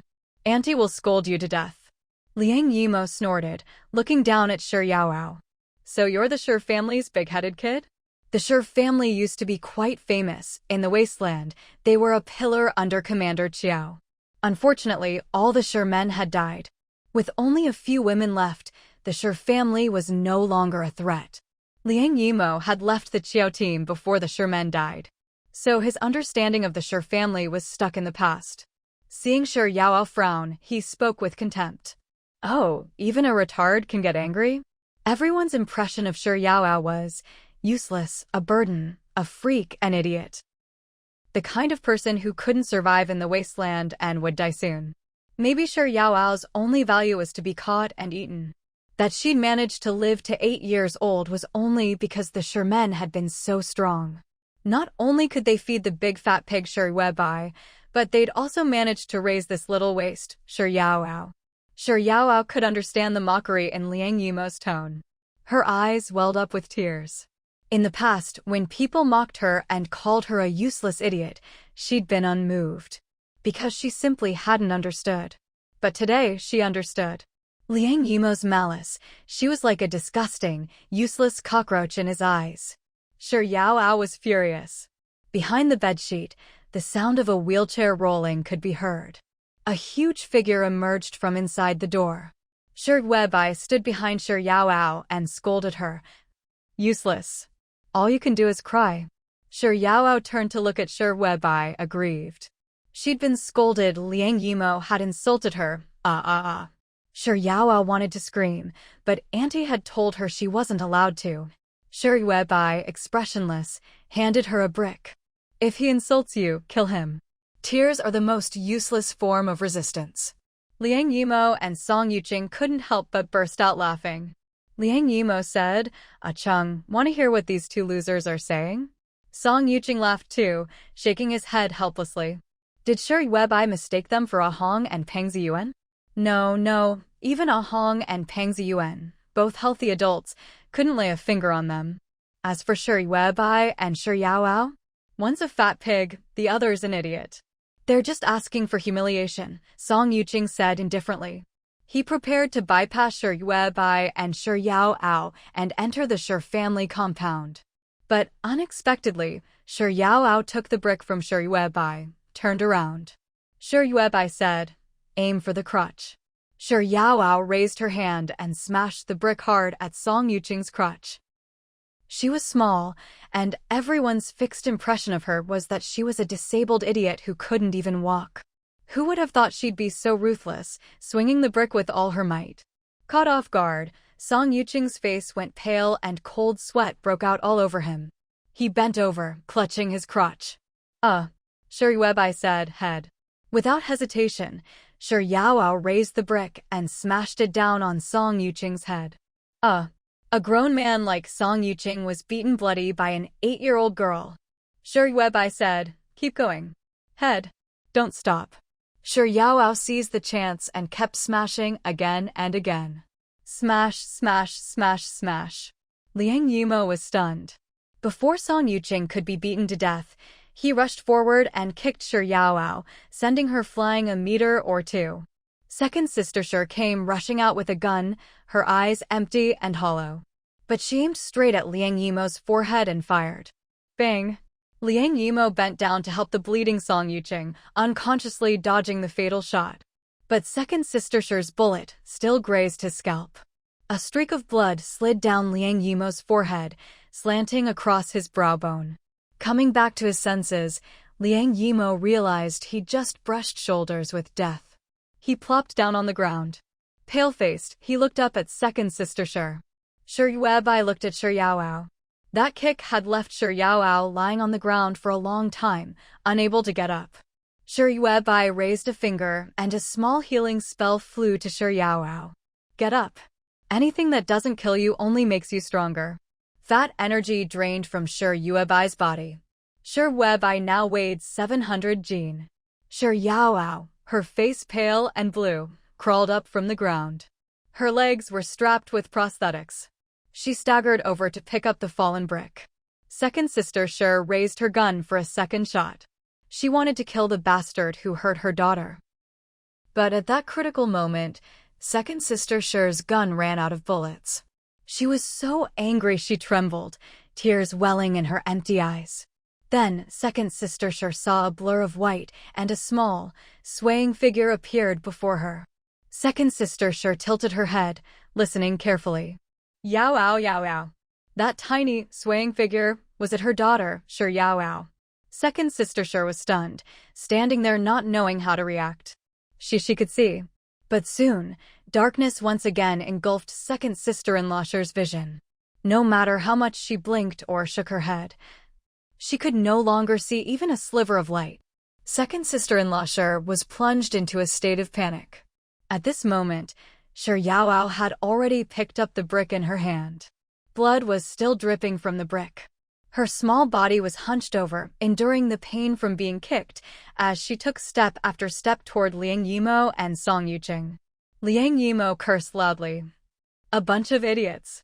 Are you all fucking crazy?" Shi Yuebai sneered. "Isn't that just how people are? They can't accept being taken down by those they once looked down on." She wasn't angry at all. Let him curse, let him rage. It was like a breeze passing over a hill. At this point, Ah Hong stepped out, expressionless. "Webai, let them go." Su Xuejiao climbed out of the ditch, holding a hoe. The white mist in the ditch was growing thicker and deeper. She and Dajiao had been digging in the ditch, and visibility was only about a meter around them. When she heard the commotion above, it took Su Xuejiao a while to find the direction of the rope ladder and climb up. She looked at Ah Hong in shock. "Let them go." Shi Yuebai would never agree to that. Given Shi Yuebai's personality, she believed in rooting out evil completely, leaving no chance for future trouble.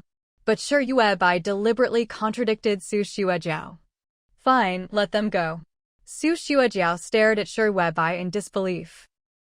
Liang Yimo glared viciously, sweeping his gaze over the Shi family.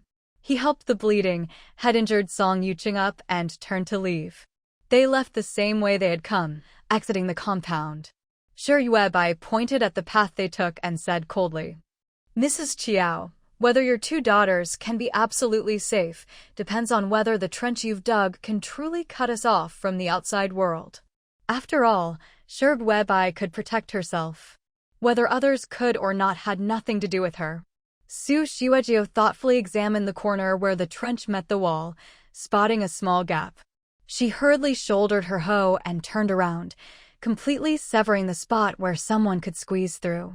But that wasn't enough. Within a few hours, Su Xiuejiao climbed up again and found Shi Weibai, gesturing.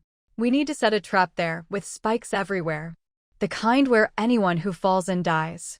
Shi Yuebai's people wouldn't use such a hidden corner anyway.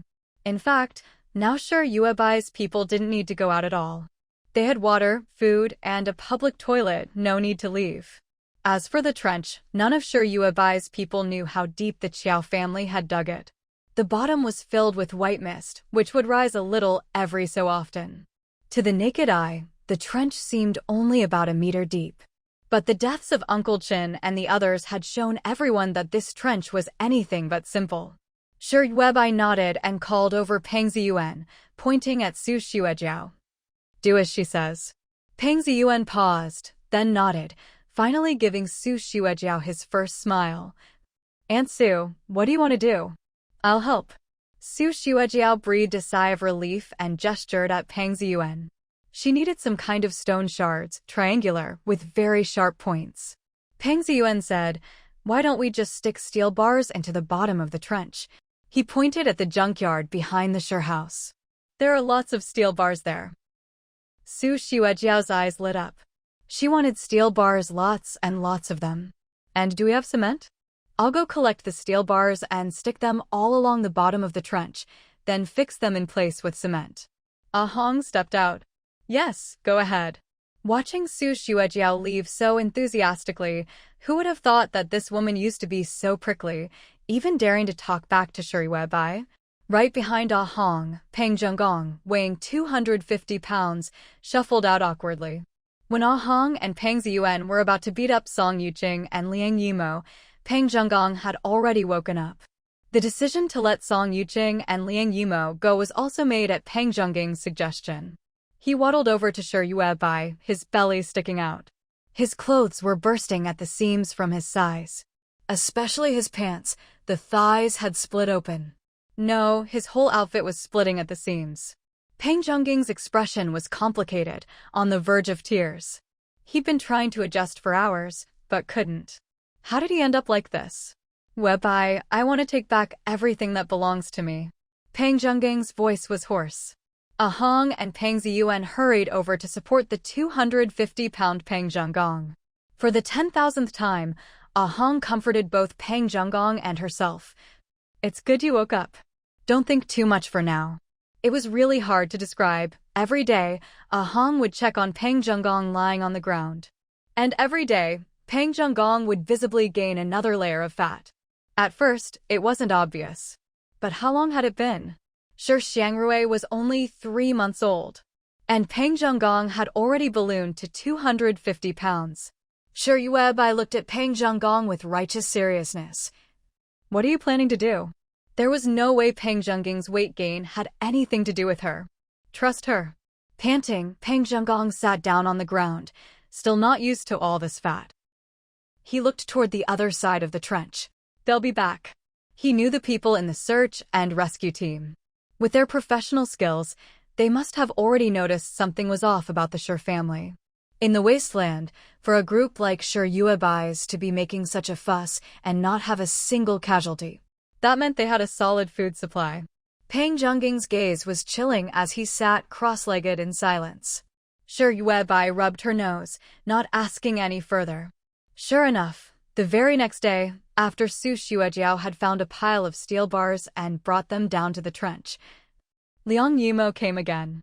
He paced back and forth along the trench, his eyes flickering, but didn't approach. After a while, another member of the search and rescue team dragged over an aerial ladder. Shi Weibai sat inside the compound, watching the high-quality ladder. It looked like it could extend over 100 meters. You guys actually have something like that in your team? Shi Weibai asked Peng Zhenggong, who was hiding behind the bedsheet-draped gate of the Shi family wall. Peng Zhenggong snorted. What don't we have? That's basic rescue equipment. For their team, they'd done everything: mountains, seas, earthquakes, fires, even war zones. A mere aerial ladder was nothing. Soon, Liang Yimo brought another team member across the trench. Wei. He stood before Wei. This time, there was no longer any trace of contempt in his manner. But the disdain in his eyes was still there, just better hidden. In the Wasteland, it's better to make peace than enemies. We're here today to clear up some misunderstandings. Liang Yimo nodded at the man behind him. The man took out a backpack and pulled out 2 kids' plant-growing kits, scallions. Ahong is our sister-in-law. She misunderstood us. We really didn't know about what happened to Ahjung. Wei didn't hear a word of what Liang Yimo was saying. Her eyes were fixed on the backpack slung over Liang Yimo's shoulder. Just now, Liang Yimo had taken out 2 boxes of children's scallion planting kits from that bag.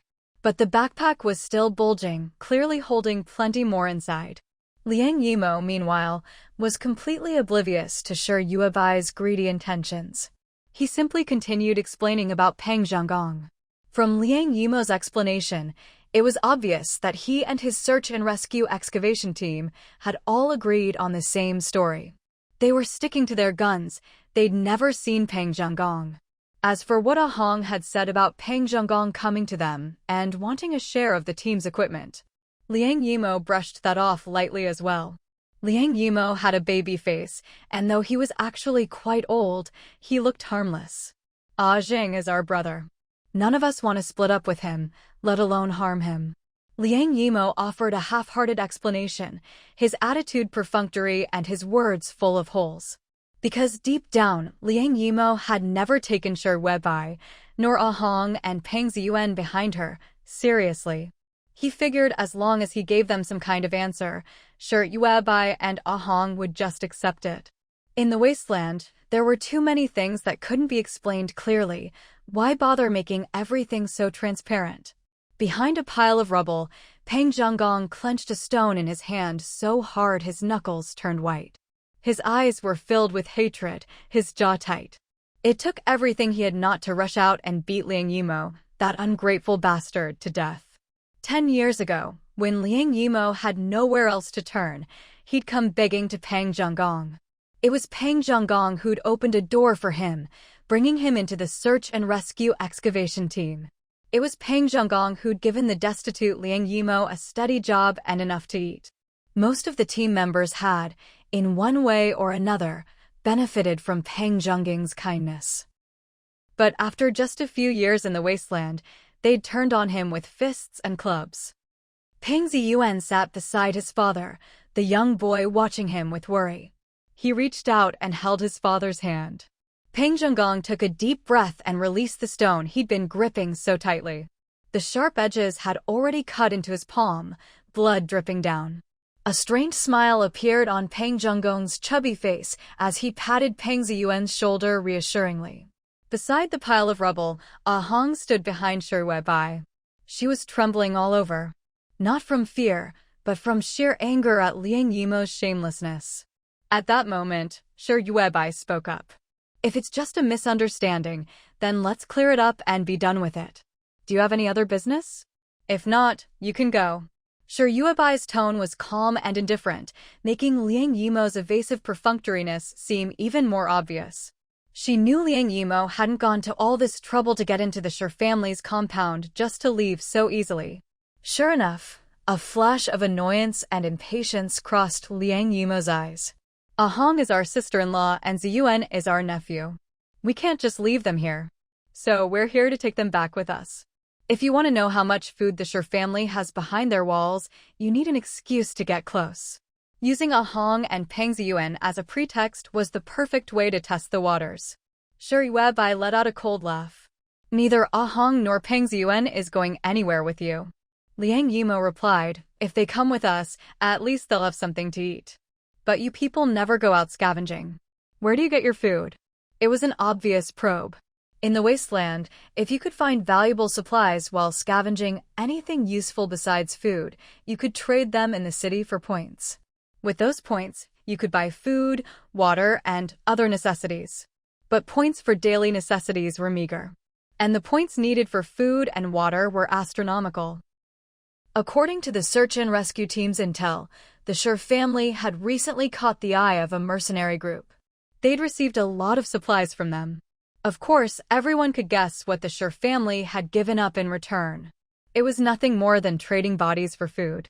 The mercenaries wanted it, the Sher family provided it, and in exchange, they got some food. Nothing more to say about it. Liang Yimo looked at Ah Hong with open contempt. The mercenaries would never be interested in Sher Bai. The ones trading their bodies for food were, naturally, the women with decent figures and looks. But no matter how hard these women tried, how much food could they really get from the mercenaries? Especially now, with Ija leading the mercenary group in fierce fighting along the perimeter, they barely had time to worry about the Sher family. Yet Sher Bai and the other women and children were still living so calmly. Their food stores must be astonishing. Sher Bai said, "Who says we never go out scavenging? We'll show you tomorrow." Liang Yimo pursed his lips, frowning at Sher Bai. Even though this fat woman sat in a wheelchair, looking like a pile of useless lard, she was nothing but trouble. Whatever he said, Sher Bai would contradict him. Sher Bai refused to give a straight answer about whether the Sher family still had food. Liang Yimo turned his gaze to Ah Hong. "Sister-in-law, do you have anything to eat here? If you're short on food, you and Ziyuan can come with us to Xiaolingya's group. The Sher family's food stores can't possibly be bigger than Xiaolingya's, right?" He paused, then added in a magnanimous tone. "Ah Jing is our brother. Even if we have to tighten our belts, we'll take care of you and Ziyuan." Ah Hong acted as if she didn't catch his probing. She smiled faintly. "Ziyuan and I are doing fine here, even if food is a little scarce." Liang Yimo's frown deepened. He hadn't gotten any useful information out of this trip. He'd even handed over 2 boxes of children's scallion kits. But that wasn't much of a loss. Those things were just toys for kids. In the Wasteland, water was scarce enough just to drink.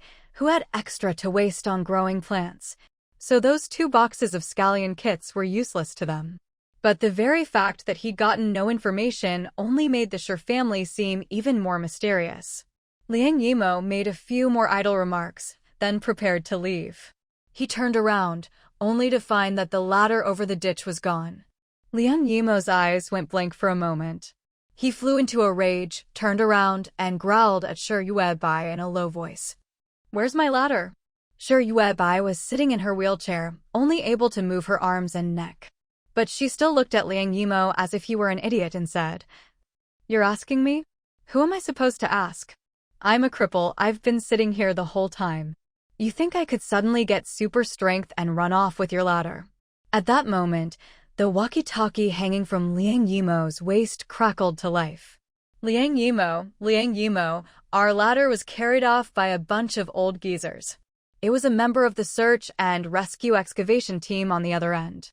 He was supposed to be guarding the ladder on the other side of the ditch. But he let his guard down, and a group of skin and bones old folks rushed up. 2 of them acted as a distraction, grabbing his attention. The rest moved fast, yanking the ladder off the ditch. And just ran off with it. Liang Yimo's chest heaved with anger. He pointed at Sher Bai. "Did you tell them to do this?" Sher Bai looked at him, baffled. "You really think I'm that capable? You give me way too much credit. Anyone in this world can bully or insult me. I told them to steal your ladder? What power do I have?" The more she spoke, the more wronged and defeated she sounded. Liang Yimo still eyed her with suspicion. Even though Sher Bai was telling the truth, Liang Yimo looked down on her, this fat pig.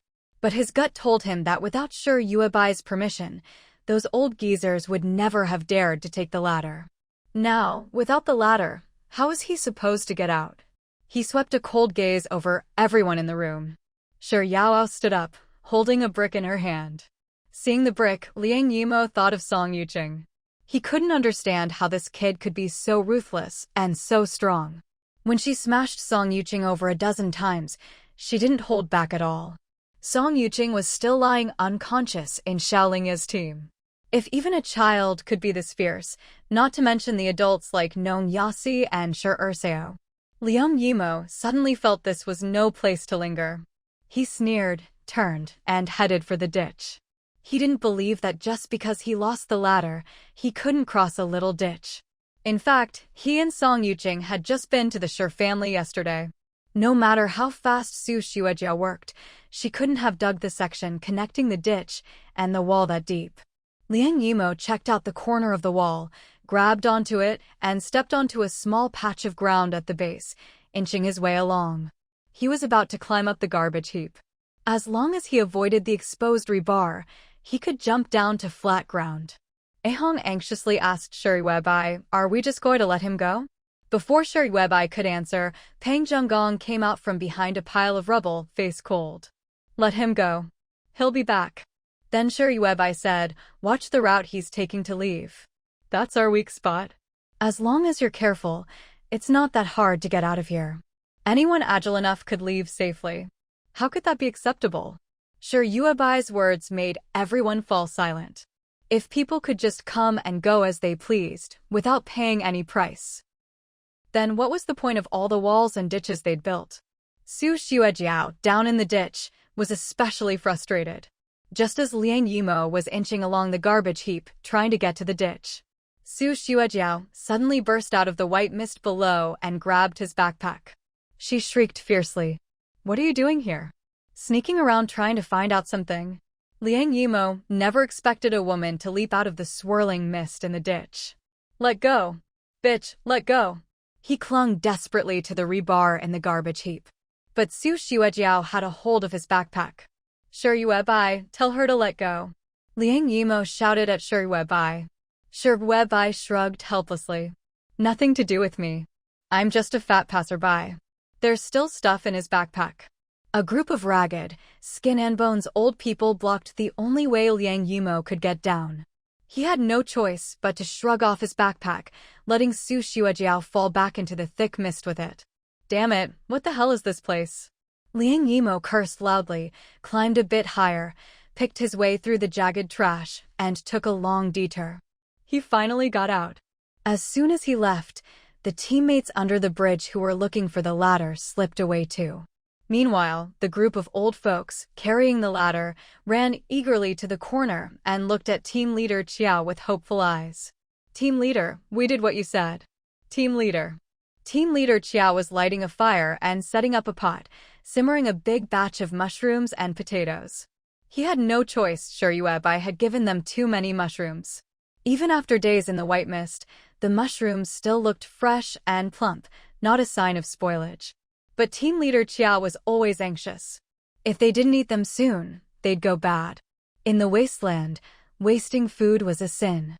So, since he needed people today, he made a huge pot for the old folks he'd sent out. There were plenty of ingredients. The old people's cloudy eyes lit up, and they dropped the ladder and crowded over.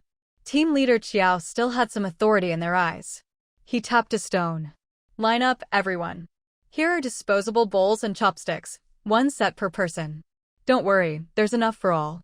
In his team, aside from those 7 useless ones, the rest were mostly old people. There weren't many women after all.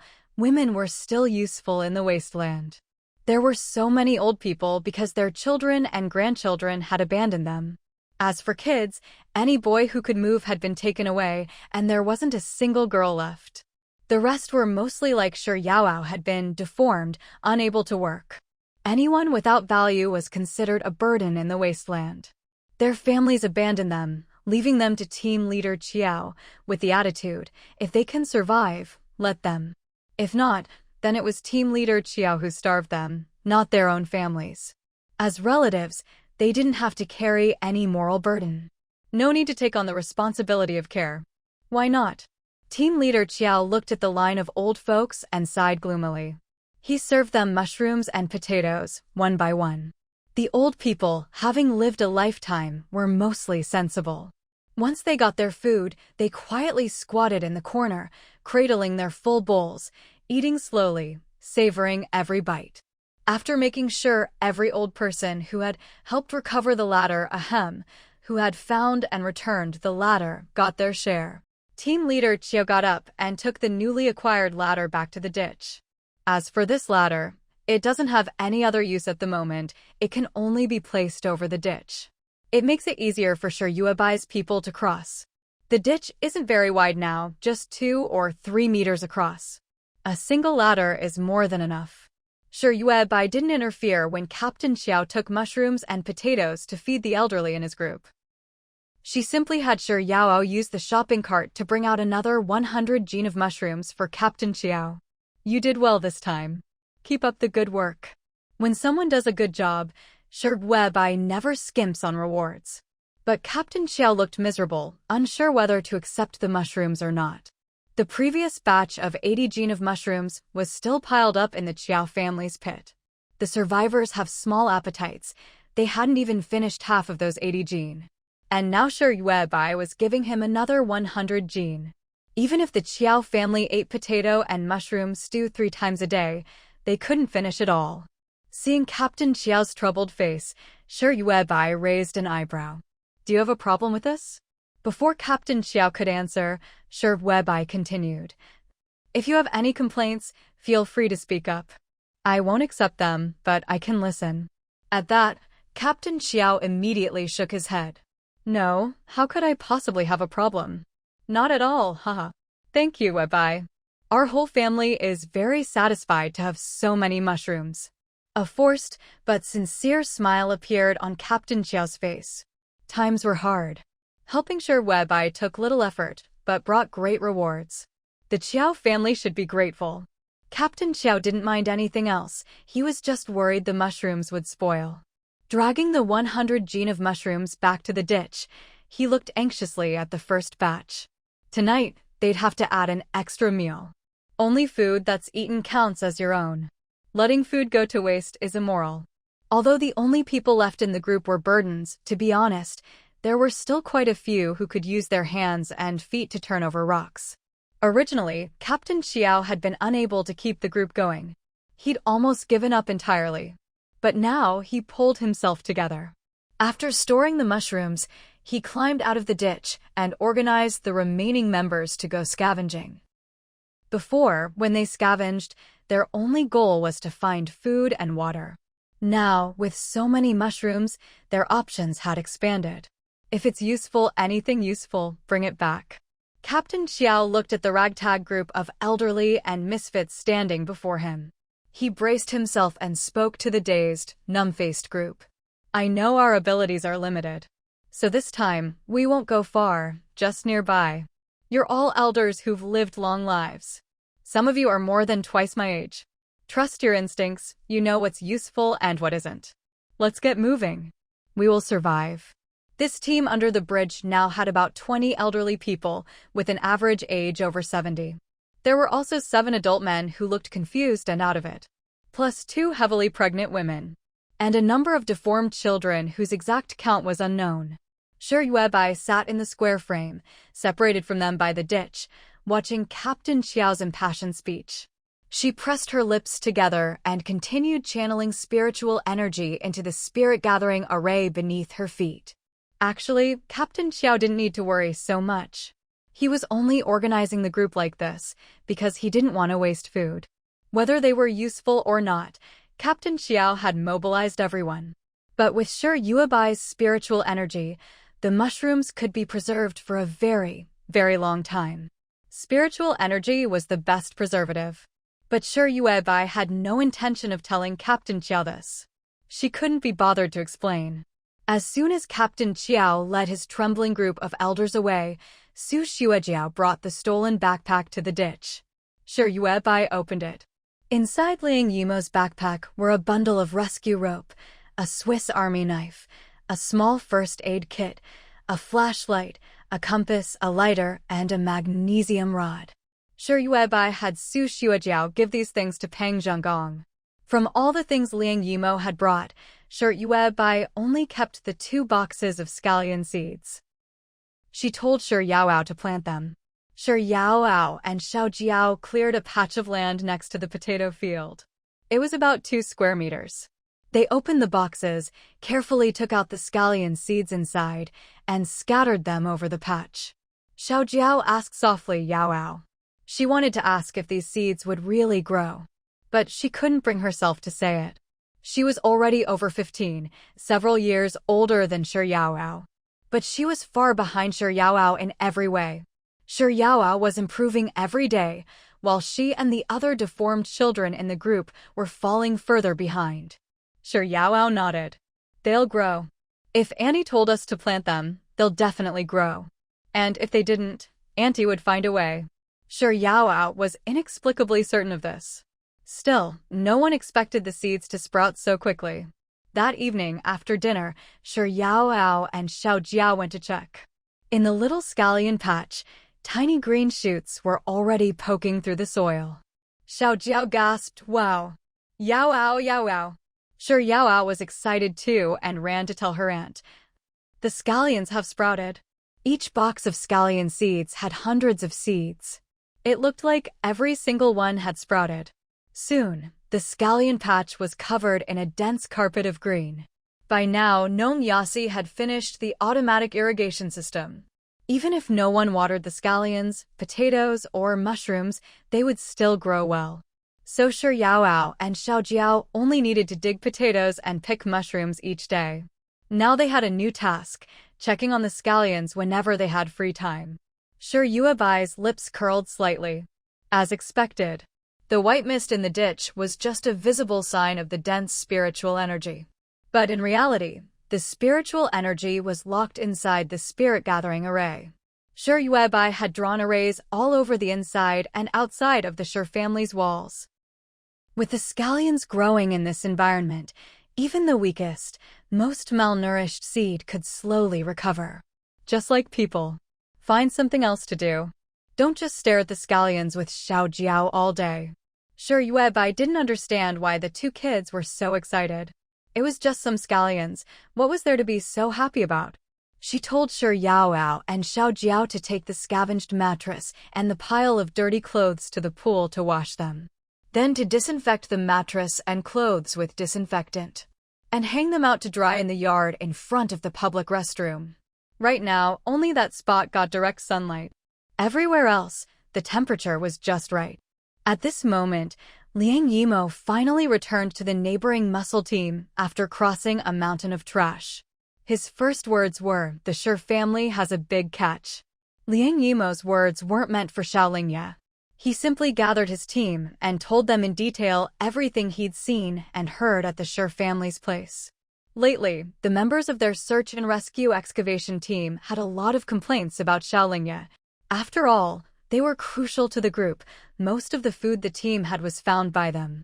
Yet, they only got the same share of food as everyone else. Why? They contributed so much, but the survival resources they received weren't any more generous. Xiaolingye's attitude toward them was also much colder than before. Every member of the search and rescue excavation team felt a deep sense of disappointment. They'd given up so much, even betrayed old loyalties. All to join Xiaolingye's team and be treated as valuable assets. Not to be bossed around by Xiaolingye. Liang Yimo had discovered a big fish in the Shi family, and he wasn't about to tell Xiaolingye. Otherwise, he'd have to split the spoils with the rest of the team. Only a fool would let that happen. Song Yuqing had already woken up. His head was wrapped in yellow gauze. No one knew where he'd gotten it from. He was weak, leaning against a pile of clothes inside the tent. I think there's something off about the Shi family too. If they didn't have a large stockpile of food, there's no way they'd have the time or energy to build walls and dig trenches. And that Shi Yuebai, she looks fat, dumb, and disgusting, but she's not stupid at all. A lot of people said Shi Yuebai was an idiot, especially since she'd once traded food for a bunch of useless junk. But those clothes she'd traded for back then meant everyone in her group was now neatly and cleanly dressed. Those bricks she'd collected had become the walls around the Shi family's compound. And the doctor she'd gotten in exchange for a small loaf of bread had helped Shi's mother give birth to Shi Xiangrui safely. How was that stupid? Song Yuqing could see that Shi Yuebai was actually very shrewd. Liang Yimo nodded. We need to check this place out thoroughly. Everyone in the team agreed. That night, Liang Yimo took the snake eye life detector and snuck up to the Shi family's compound. He and another team member quietly maneuvered the snake eye detector toward the trench. I can't see anything, the team member whispered anxiously beside Liang Yimo. Isn't the fog here a bit too thick? Don't you think it's weird? If this kind of mist was in some scenic spot before the apocalypse, it would have been beautiful. Tourists would have flocked to take photos and post them online. But in the wasteland, thick white fog boiling in a trench just felt eerie. Liang Yimo didn't care. It's just a bunch of women trying to play tricks, pretending to be mysterious. How else are they going to scare us off? Because the trench was filled with thick fog, they couldn't see how deep it was. And it's the unknown that's most frightening. That's why Shi Yuebai and her group had found a machine to generate smoke. Such machines were easy to find. Before the apocalypse, they were everywhere. After Liang Yimo explained this, the team member accepted it and kept watching the screen. Liang Yimo operated the snake eye detector. According to their plan, they'd use the detector to cross the trench and enter the Shi family's walls. This time, they were mainly interested in the Shi family. The other families weren't on their radar. They wanted to know just how much food the Shi family had hidden behind those walls. Liang Yimo switched on the infrared function of the snake eye detector. Visibility improved a little, but the image turned black and white. The snake eye detector crawled through the thick fog to the bottom of the trench, then slowly climbed up. Just as it reached the top and was about to enter the Shi family's compound, an old-fashioned embroidered shoe stomped down on the snake eye detector. Liang Yimo and his teammates' efforts were for nothing. They exchanged glances. The teammate holding the monitor shook his head at Liang Yimo. The screen's gone blank. Their snake eye detector had been caught by someone inside the Shi compound. The other side simply shoved the probe into the dirt. Clearly, Liang Yimo and his teammate had been discovered. The teammate asked, "What do we do now?" He couldn't figure it out. How had they been found? It was 2 or 3 in the morning. Didn't the Shi family ever sleep? The snake eye detector was just a thin wire. How had the Shi family spotted and caught it in the dead of night? Liang Yimo wiped his face, looking grim. You can't even buy this kind of equipment anymore, even if you have the money. We have to get it back. Back when Peng Zhenggong wanted to split from the team, everyone was furious. One reason was that if he left, he'd take a share of the search and rescue equipment. Even in the big city, such equipment was rare and expensive.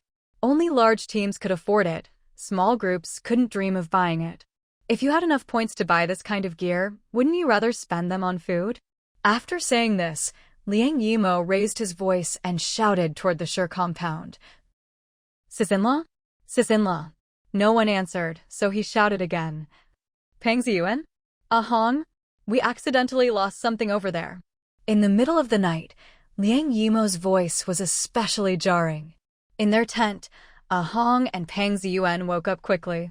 Ahong looked at Peng Zhenggong lying beside her. That sounds like Liang Yimo.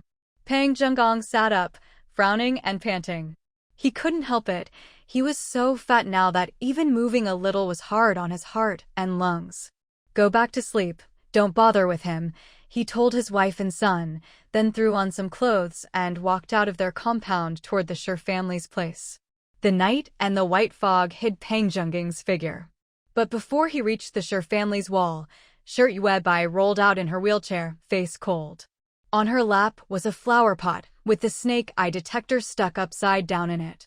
"This is what you wanted to split up last time?" she asked. Peng Zhenggong was stunned, then nodded.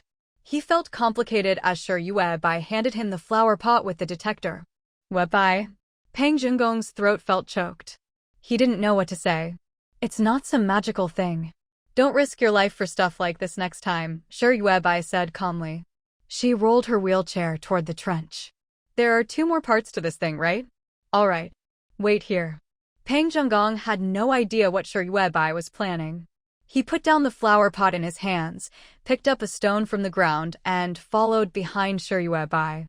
She maneuvered her wheelchair all the way to the edge of the ditch. It looked like Shi Yuebai wasn't slowing down at all. Peng Zhenggong was just about to call out, warning Shi Yuebai to be careful not to fall into the ditch. But then, Shi Yuebai, who looked like a hulking figure from behind, suddenly vanished with a pop right where she was. Her figure disappeared. Peng Zhenggong stood there, stunned. What just happened? Where did Shi Yuebai go? At that moment, Shi Yuebai had already teleported across the ditch.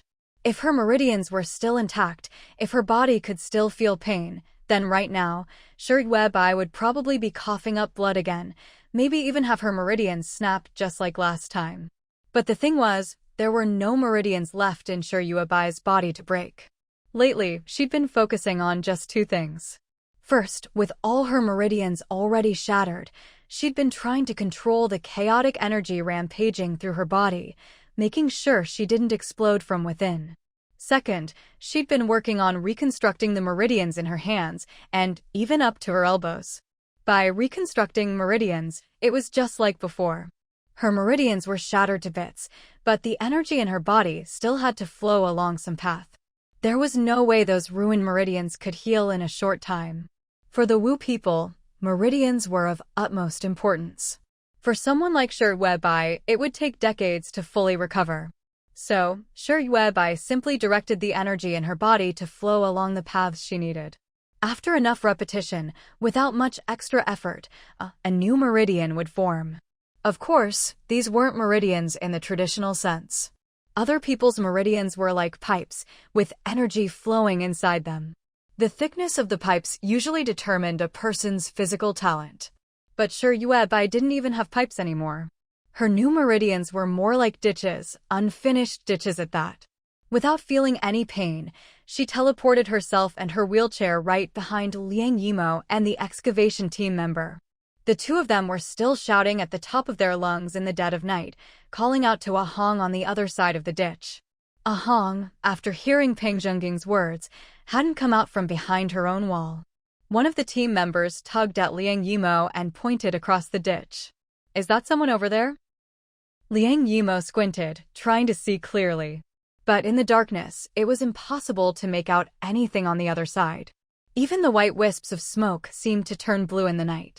A chubby figure stood in the blue mist, looking like a wandering ghost. Liang Yimo muttered, "This place is giving me the creeps."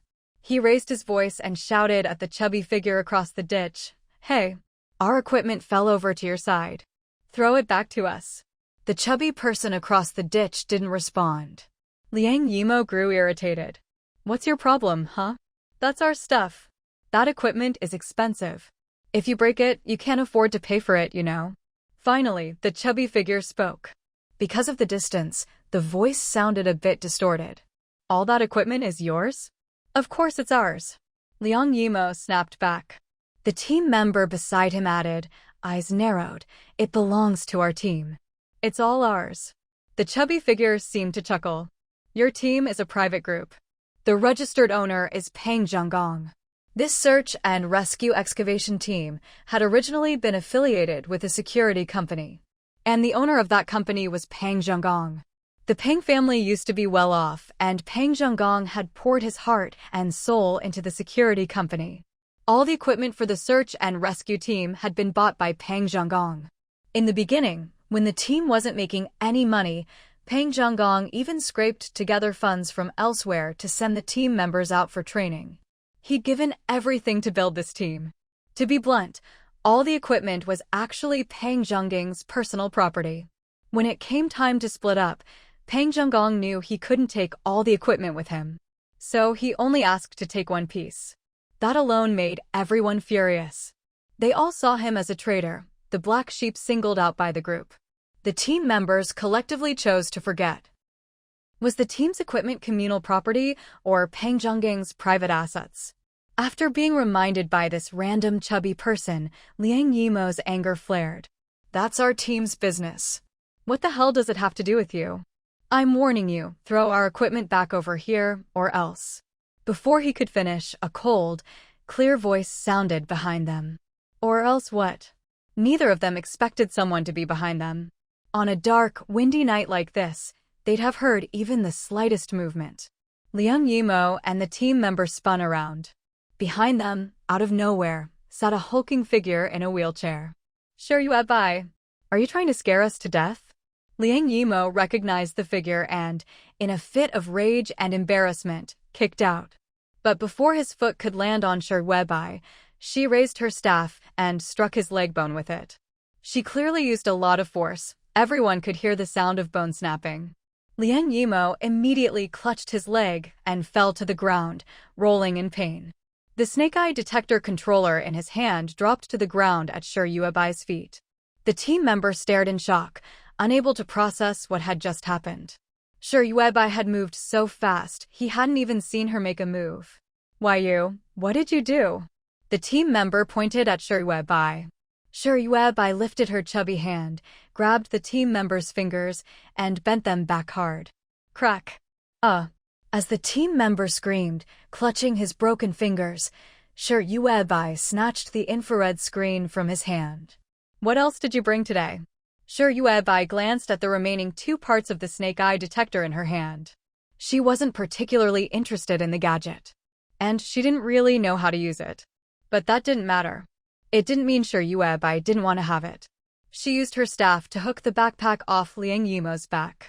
With a flick, the backpack was in Shi Yuebai's hands. Liang Yimo, with a broken leg, couldn't do anything about it.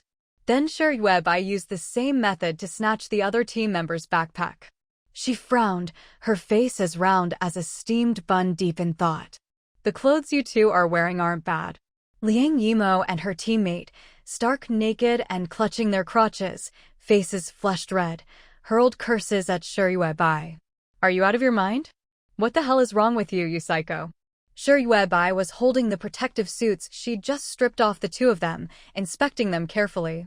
These were definitely too small for her. But they looked like professional search and rescue gear. They fit close to the body, made of tough, waterproof, and abrasion-resistant material, good for climbing mountains, diving, or crawling through tunnels. She didn't need them, but Peng Zhonggong could use them. As for the 2 pairs of underwear she'd taken, Shi Yuebai didn't even consider keeping them. Her family had traded for thousands of pairs of underwear last time. No need to wear someone else's used ones. Liang Yimo and her teammate had been beaten black and blue by Shi Yuebai. But while Shi Yuebai was busy admiring the clothes, the 2 of them managed to escape, toughing it out. If they didn't run now, Shi Yuebai would probably rip out every last hair on their bodies. Once the 2 had disappeared from sight, Captain Xiao and Su Xuejiao finally poked their heads out from the ditch. The 2 of them were standing together on the cloud ladder. Captain Xiao asked Yuebai, "Are you going back?" If she wanted to go back, they'd help her onto the cloud ladder and figure out a way to get her across. Though, that would be a bit tricky. The cloud ladder was pretty narrow, after all. Shi Yuebai nodded expressionlessly. She picked up the 2 sets of clothes, 2 backpacks, and the remaining parts of the snake-eye detector. In front of Captain Xiao and Su Xuejiao, her body blurred into an afterimage. The next second, she was back on the other side of the ditch. Su Xuejiao was so shocked she nearly fell off the cloud ladder. Luckily, Captain Xiao caught her in time. "Careful, it's a long way down." Su Xuejiao and Dajiao were now completely focused on digging in this huge ditch. The deepest part was at least 4 meters down. If you fell, you could really die. And both Su Xuejiao and Dajiao were getting stronger by the day. With constant work and plenty of food and water, their spirits were better than ever. In fact, Su Xuejiao noticed her skin had improved a lot these past 2 days, and the fine lines at the corners of her eyes had smoothed out a bit. As for Dajiao, every time she came out of the white mist, she looked like a lotus fresh out of water. With the 3 of them looking so beautiful, Captain Xiao was always on edge. Thank goodness they were following Shi Yuebai. Otherwise, in this wasteland, the 3 of them would have probably been torn apart and devoured by now. Captain Xiao helped Su Xuejiao down. Their family had been soaking in this thick mist for so long, their eyesight had actually improved.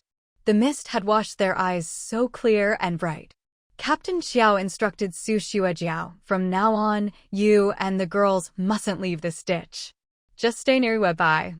Do whatever she tells you to do." Su Xuejiao nodded. She understood.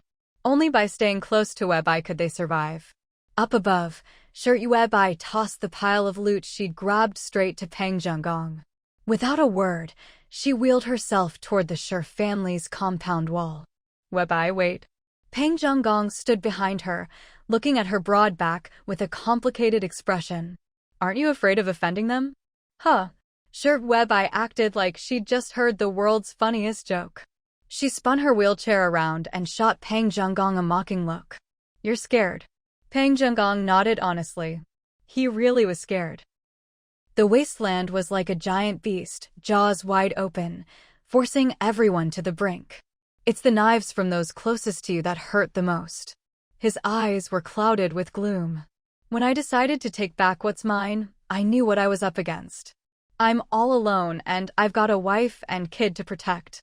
They have so many people and Xiaolingya's team too. Webby, I don't want to drag you into this.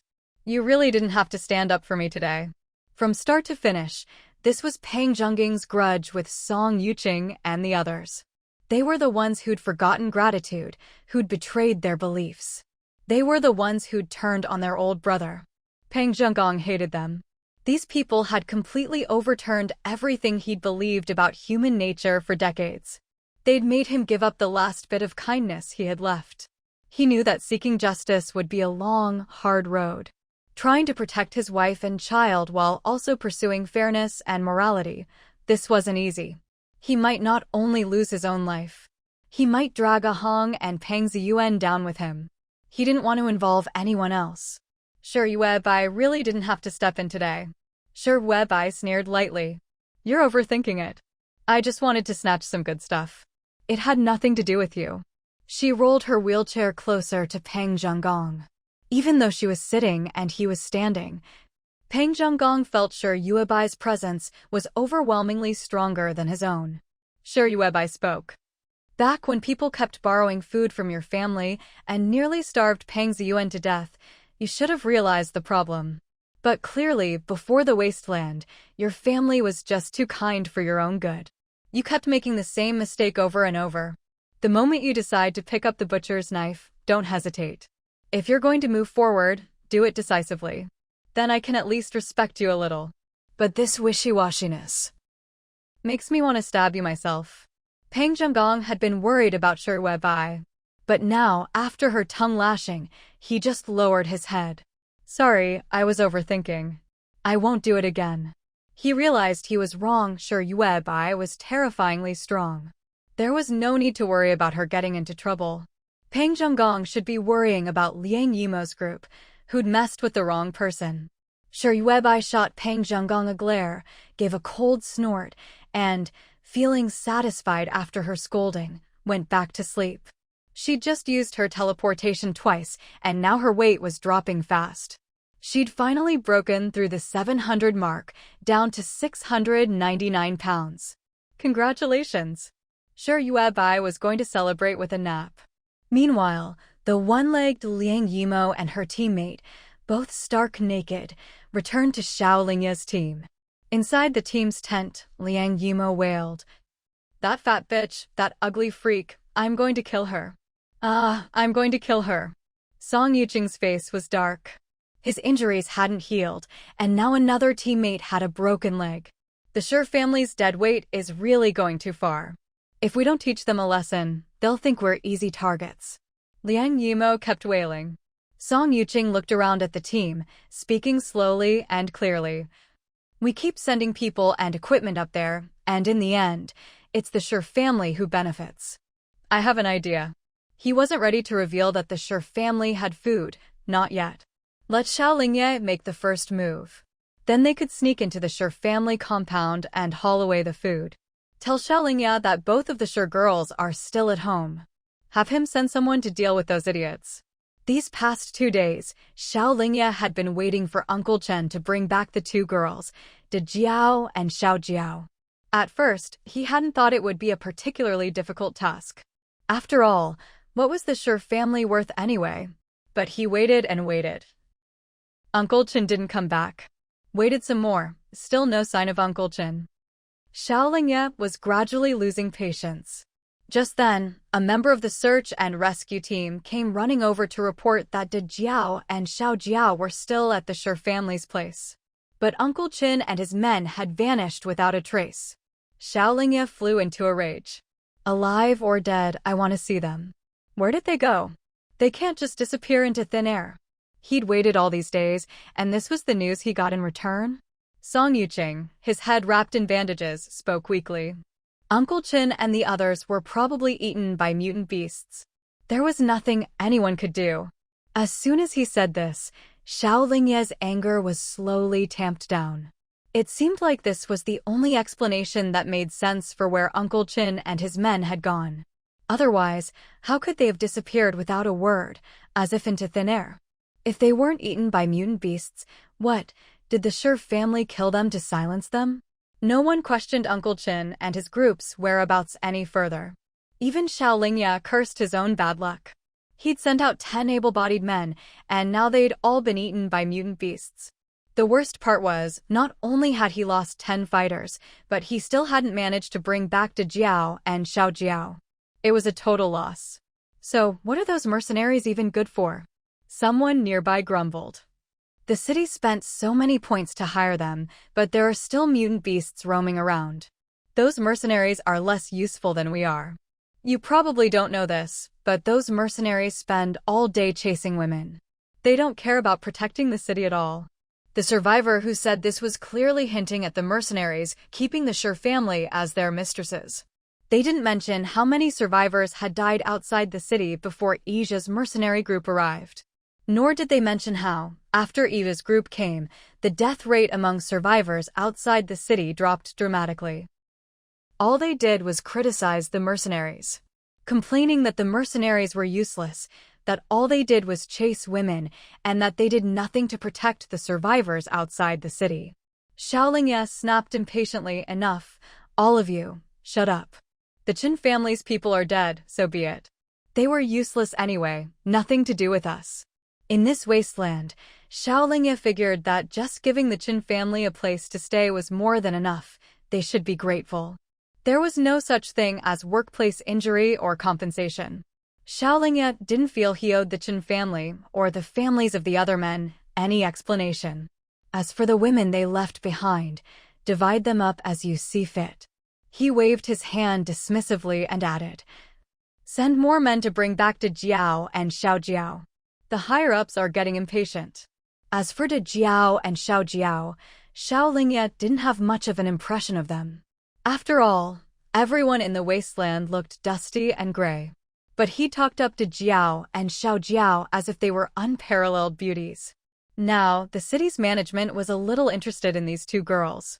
"The higher-ups want us to send them in as soon as possible. Here's the deal, we can exchange De Jiao and Xiao Jiao for 20 spots to live inside the city. This time, I'll give out 2 spots. Whoever brings those 2 girls back, safe and sound, gets those 2 spots." Xiao Lingye's eyes, fierce and irritable, swept over his subordinates. He didn't care where Song Yuqing's head injury had come from. In the wasteland, everyone got hurt, it was nothing unusual. If you survived your wounds, you were still a man. Xiao Lingye's words set everyone abuzz. Several men volunteered to go to the Shi family's place and snatch De Jiao and Xiao Jiao. Song Yuqing also said he could take a few men along. Xiao Lingye didn't object, just nodded, then put his arm around the woman beside him and went back to his tent. In their group, living conditions were much better than those under the bridge. The survivors under the bridge had only tarps for shelter. But in Xiao Lingye's muscle-bound crew, everyone had their own tent. No one noticed when Song Yuqing turned back and exchanged a triumphant look with a member of the search and rescue team. The truth was, aside from being big, muscular, hot-tempered, and reckless, Xiao Lingye was actually pretty dumb. He never realized he was being used by Song Yuqing. Meanwhile, at the Shi family's place, everyone could smell a fresh, delicious aroma from afar. Peng Zhonggong, who had just resolved to lose weight, had finished helping Ah Hong build the water storage tank.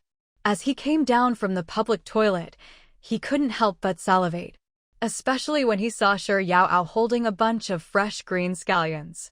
Shi Yaoao bent down, scooped a ladle of water from the tank, and poured it into a clean basin. Inside the basin was a big bunch of green scallions. Shi Yaoao washed the scallions, lined them up neatly, and chopped them into little pieces on a cutting board. Peng Zhonggong swallowed hard. He grinned and walked over. "Yaoao, you already managed to grow these scallions? It hadn't been many days since Liang Yimo had brought over those 2 boxes of scallions. Shi Yaoao, clumsily wielding a Swiss Army knife, answered softly and slowly. Scallions grow fast. Before, they'd used the sharp knife that killed Qin Huaihai to cut mushrooms and potatoes. Ahong sharpened that knife every day until it was razor-sharp. Shi Weibai was worried Shi Yaoao would cut herself using such a sharp knife, so she had her use the Swiss Army knife Liang Yimo had found in her backpack. The adults all had their own work to do. Now, picking vegetables, starting the fire, and cooking were left to Shi Yaoao and Xiao Jiao. Of course, taking care of Shi Xiangrui was also their responsibility. Everyone was busy as could be, and after Peng Zhonggong woke up, he too found himself doing far more than a wounded man should. Luckily, Shi Yaoao learned quickly, and cooking for everyone wasn't hard for her. Just washing vegetables, cleaning pots, prepping ingredients, boiling water. Then tossing everything into the pot to cook together.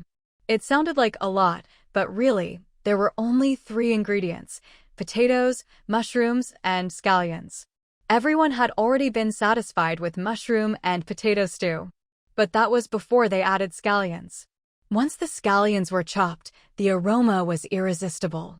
Before long, Nong Yasi, Ahong, Peng Ziyuan, second sister-in-law Shi, and others all gathered around. Guai Guai hugged a set of disposable bowls and chopsticks, squatting nearby.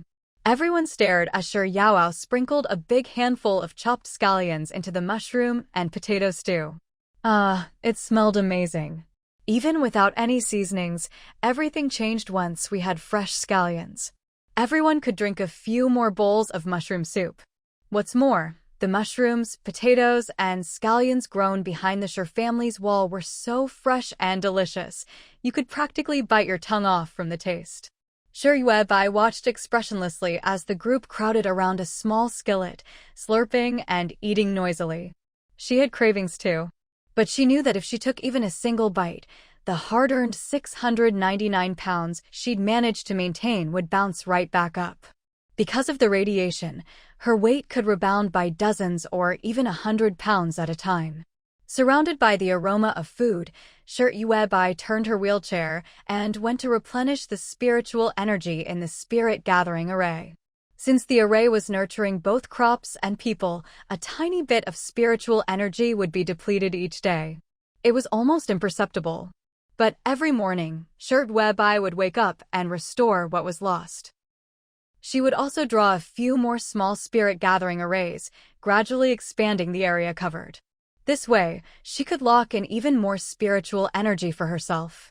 Thanks to her relentless efforts, Shi Yuebai's spirit-gathering array now covered the entire area within the Tong character frame. She continued tinkering behind the Shi family's wall, determined to draw another patch of spirit-gathering arrays there. Once the arrays were large enough, they could be linked into a massive spirit-gathering array. Only then would this area truly be blessed and full of spiritual vitality. Weibai, our reservoir is finished. Ahong had just finished her 3rd bowl of mushroom soup and couldn't fit another bite. She happily ran over to Shi Weibai. Once the cement we put on today dries, our reservoir will be complete. Since they didn't have waterproofing materials, Ahong and Peng Zhonggong had to layer cement over and over again. Later, they'd still have to watch out for cracks and keep stockpiling cement for repairs. All in all, just being able to take a bath in this public restroom was a huge hassle. Shi Weibai nodded. After the midday sun passed, she went to the public restroom to check out the results. The rubble and rebar near the restroom had been tidied up by Su Xuejiao. She had Peng Ziyuan cut the collected rebar into half-meter lengths. She personally mixed a lot of cement. Then, trip after trip, they hauled cement, rebar, and sharp stones into the ditch, setting up traps. Shi Weibai could see exactly where Su Xuejiao had stuck the rebar upright in the ditch. Da Xiaojiao and Commander Qiao, who lived at the bottom of the ditch, could see it too. But no one else could. So, apart from the Qiao family, no one dared go down into that ditch anymore. Now, if anyone fell in, even if they didn't die from the 5-meter drop at the deepest point, they could still be impaled on the upright rebar and sharp stones 3 or 4 meters down. By evening, Sher Yuebai's huge reservoir was full of water. The reservoir had originally been designed to be quite large. Later, after Guai Guai and the Qiao family joined them, they doubled the size of the blueprints. After several more revisions, the reservoir kept getting bigger. Now, it was practically the size of a small swimming pool. There was enough water for everyone in Sher Yuebai's group to take 3 baths a day. The reservoir slowly filled with clear water. Sher Yuebai's weight dropped from 699 pounds to 698.5. She pouted. The fastest way to lose weight was still to use higher-level combat spells. For example, just 2 teleports would make her lose a whole pound. But at the same time, she had to focus all her attention and use every ounce of strength just to control the wild energy surging through her body. It was as nerve-wracking as walking a tightrope. If she teleported a few times in one day, her mind would be on the verge of collapse. So, teleportation might look cool, but you were basically gambling with your life each time. Sher Yuebai knew her limits. She decided to lose weight slowly and not risk her life. By dusk, everyone was in high spirits, each carrying a basin, a towel, and a change of clothes. They lined up to enter the men's and women's shower rooms. For bathing and washing their hair, they used the scented soap they'd traded for earlier. Everyone came out smelling fragrant and looking fair and clean. Even Sher Xiangrui, who had to be carried out, was fair and tender, with big, bright eyes. Everyone here was nourished daily by Sher Yuebai's spiritual energy. Even if they didn't look ethereal, over time their physical foundations would be much purer than those of other survivors. Sher Yuebai squinted, watching the satisfied, happy smiles on everyone's faces. What are you all smiling about? You'll be crying soon enough. Someone's coming. Second sister-in-law Sher tilted her head, ears cocked to the side. I think I hear Song Yuqing's voice. As soon as she spoke, the open space in front of the restroom fell silent. A freshly washed Peng Zhonggong, belly sticking out, asked her. How many of them are there? At least 20, coming from 2 directions.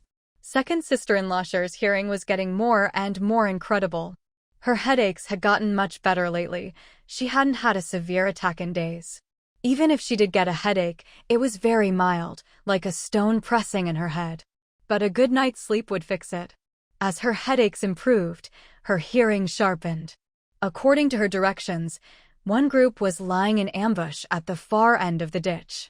Another group was climbing over the garbage hill, trying to bypass the rebar and break in from behind the Sher family's wall. Everyone looked at Sher Yuebai. There was a solar-powered lamp in front of the restroom. According to its programming, it only turned on at night. Sher Yuebai sat in her wheelchair, back to everyone, and said calmly, If they want to come, let them come. Killing 1 is still killing. Killing 2 is still killing. It's not like we're going to stop just because there are 20 of them this time. Exactly. Last time, Uncle Chen brought 10 men, and not one of them survived. This time, it's just double the number. Everyone's faces were grim. Most of them had blood on their hands. Second sister-in-law Sher suddenly turned, her blank face looking toward Guai Guai. Guai Guai was freshly washed. He still had a scruffy beard, but his previously wild hair now hung flat and neat. Even though he was clean and no longer smelled, he still gave off a sloppy vibe. He'd found himself a white lab coat, so faded it was almost gray. Combined with his look, it was a bit ridiculous. No one knew what Guai Guai actually looked like, but it seemed his half-long hair was already balding on top. He was probably not young anymore. Second sister-in-law Sher walked up to Guai Guai. I'm out of bullets. Do you have any left?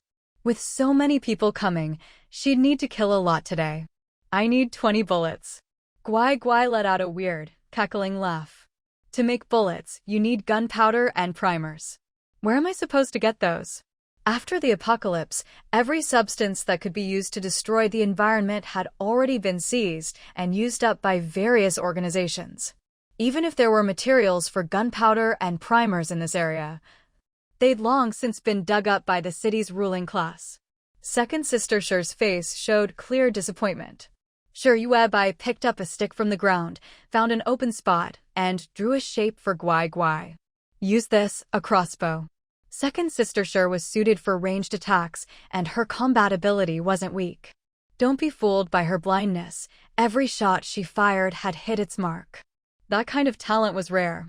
Even Hui Chenggui, the professional sniper from the mercenary group, might not have Second Sister Sure's accuracy. So it was important to develop her talent properly. Since they didn't have the materials to make bullets, the best option was to go back to basics. Many weapons from the era of cold steel were still very practical. Sure, Web, I believed Guai Guai could make one. Guai Guai lowered his eyes, studying the shape Sure Web I had drawn. He didn't say a word, just turned and went back to his tarp. Making a crossbow would take time, but Song Yuqing and the 20 men he brought were already nearby. This time, Song Yuqing didn't take the drainage ditch. He led 10 men straight over the garbage mountain, arriving at the back wall of the Sure family compound. Why can't we see anything up ahead? The man beside Song Yuqing was a member of their team. He was the oldest in the search and rescue squad. Zhang Ziqian frowned and said to Song Yuqing, "It's just pitch black up ahead." It was hard to describe how he felt. There was a sense of unknown danger lurking ahead. Song Yuqing glanced at the few stars in the sky. According to the map, the area ahead is right behind the Sure family's place. If we go down this way, we'll be behind their wall. He pointed forward. Of the 10 men following him, 3 were from the search and rescue team. Zhang Ziqian held an infrared binoculars. Through the infrared, it looks like there's a building up ahead. But without the binoculars, it was just a mass of darkness. Nothing could be seen. "I still think we should move forward a bit," Zhang Ziqian said. The area under the bridge, where the team was already close to the big city. Since the apocalypse, this group hadn't moved. So there were hardly any survivors in this area. Everyone knew there was no food here. Everything edible or drinkable had already been scavenged. There was nothing left to dig for. Song Yuqing nodded and led his men forward. They carefully avoided exposed rebar on the ground, climbing over the garbage mountain made of ruins. "Why is it getting darker and darker?" someone muttered behind Song Yuqing. But thanks to Zhang Ziqian's infrared binoculars, they all stumbled forward with a common goal, eventually reaching the public restroom area. There was a light at the restroom. Although the area was shrouded in thick fog, as they got closer, they could faintly see a glow. "I can't take it, I'm going to puke." One man behind Song Yuqing bent over, dizzy, retching over the ruins. He didn't know what was wrong, he was usually healthy. But the closer he got to the restroom's light, the dizzier he felt. Song Yuqing and Zhang Ziqian felt it too. No matter how they pressed forward, head spinning, they couldn't clearly make out what the restroom looked like through the thick fog. "How long have we been walking?" Zhang Ziqian asked, frowning and panting. He plopped down on a relatively flat stone. Just as Song Yuqing was about to answer, someone said in alarm, "Someone's missing from the group." The intense dizziness and nausea tormented every one of them. As they walked, someone at the back of the group had fainted without anyone noticing. Song Yuqing and Zhang Ziqian exchanged glances. For professional search and rescue workers like them, once they had a general direction, they shouldn't be circling in place. "Should we go back and look for him?" One of the remaining 9 spoke up. Song Yuqing shook his head. "Going back for him will only waste our time. We need to keep moving forward." But Zhang Ziqian frowned and said, "I don't think this path is right. We should be more cautious, or it could be dangerous." He said this because his head was pounding. At his age and in his condition, this was highly unusual. He didn't want to take the risk. Song Yuqing looked Zhang Ziqian up and down. "Brother Zhang, we're already here. We can't just turn back now. You're getting older. Maybe you should stay here and look for the teammate who fell behind. The rest of us will keep going." Although Song Yuqing's head was a bit uncomfortable, he'd already suffered a head injury and chalked it up to that. He still had the stamina to keep going, and since he'd come all this way, he wasn't about to leave empty-handed. But Zhang Ziqian was different. He was already in his 50s, the oldest in the search and rescue team. Zhang Ziqian frowned in displeasure. He'd only said all this for Song Yuqing and the others' sake. But Song Yuqing was starting to resent his age and lack of stamina. Zhang Ziqian, angry, forced himself to stand and keep going. I want to see just how much food the Sher family has that's worth you being so stubborn.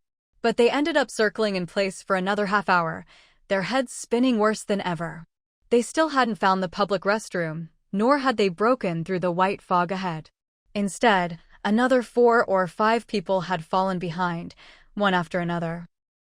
Now, the only ones left in Song Yuqing's group were the search and rescue team members. Song Yuqing's head felt like it was about to explode. He shouted ahead. Is someone playing tricks on us? Is that it? He saw a shadow flicker ahead and immediately ran after it. Zhang Ziqian noticed Song Yuqing's sudden movement and shouted, There's something wrong with this place. The magnetic field might be off. Song Yuqing, come back. Let's regroup and think this through. But Song Yuqing ignored him, chasing the shadowy figure up ahead. Who the hell are you? Stop playing games. He shouted as he ran. The figure stopped and turned, revealing a face Song Yuqing knew all too well. Song Yuqing didn't realize he'd already run deep into the ruins. He just stared in horror at the bloated, fat man ahead. Zheng, you're not dead? If you're alive, why didn't you come back for us? From Song Yuqing's tone, it almost sounded like he was blaming Peng Zhenggong for pretending to be mysterious. Standing ahead, Peng Zhenggong's expression was icy cold, his eyes filled with mockery. What? Did I come back just so you could kill me again? Song Yuqing shook his muddled head. What are you talking about, Zheng? We never intended to kill you from the start. He felt as if he was suffering from a splitting hangover. Zheng, there are a lot of misunderstandings between us. Peng Zhenggong asked coldly. Fine, what misunderstandings? I'll give you time and a chance to explain now. Song Yuqing opened his mouth. Before, he'd always insisted they never wanted to kill Peng Zhenggong, that it was all a misunderstanding. But now, with Peng Zhenggong standing right in front of him, asking what exactly the misunderstanding was, Song Yuqing suddenly didn't know what to say. Zheng, we. His lips trembled. After a long pause, he finally spoke, a trace of anger in his voice. We've always been brothers. You suddenly said you wanted to split from us. You broke up our team's unity. Of course the brothers would be angry. It's like sometimes your teeth bite your tongue by accident. No sooner had he finished speaking than Peng Zhenggong stepped forward, a heavy wrench in his hand. He swung it straight at Song Yuqing's temple. Yeah, sometimes your teeth bite your tongue. That's exactly how you smashed me back then. Brotherhood? Even if brothers fight, they don't go at each other so ruthlessly. Every time Peng Zhenggong recalled how those he'd once considered brothers had beaten him with fists and kicks, he couldn't help but feel a surge of hatred. Did you forget your gambling-addicted father, your runaway mother, your sister in school, your little brother, your broken home? Did you forget how you came crawling to me like a dog, begging for help? Peng Zhenggong didn't hesitate for a second. The wrench came down hard on Song Yuqing's head. With Song Yuqing's abilities, he never would have passed the initial screening for Peng Zhenggong's security company. Because of his poor background, he'd been malnourished since childhood, weak and frail, with no strength to speak of. He'd been eliminated in the first round of interviews. But Song Yuqing had rushed up to Peng Zhenggong, knelt down, and begged for a chance. He promised to work hard, to train his body. Peng Zhenggong gave him that chance, and Song Yuqing finally got a good job. He and his family could finally live like human beings. Song Yuqing collapsed to the ground. He couldn't tell anymore if his head hurt more from before or from Peng Zhenggong's blow. Do you think you've treated me right, Song Yuqing? Peng Zhenggong kicked him hard. Suddenly, Song Yuqing burst out with a surge of strength. He scrambled up and shoved Peng Zhenggong. All those people you mentioned, they're all dead. They all died out there in the Wasteland. Peng Zhenggong, you were the one who betrayed our team first. You ignored your brothers for the sake of those 2 burdens. So, what if we beat you? You deserved it. Blood streamed down his head. As he struggled, white bone was visible through the wound. You think I wanted things to be this way? You treated me like a brother. I treated you like a brother too. In the Wasteland, you guys were all I had left. But for your wife and kid, you said you wanted to leave, to split from us? What's so great about them? Didn't you know they'd die soon anyway? The Wasteland always preyed on the weak. The weaker you were, the shorter your life. At that time, Everyone could see that Ah Hong and Pang Ziyuan were about to die. They were nothing but a burden to Peng Zhenggong. Ah Zheng, everything I did was for your own good.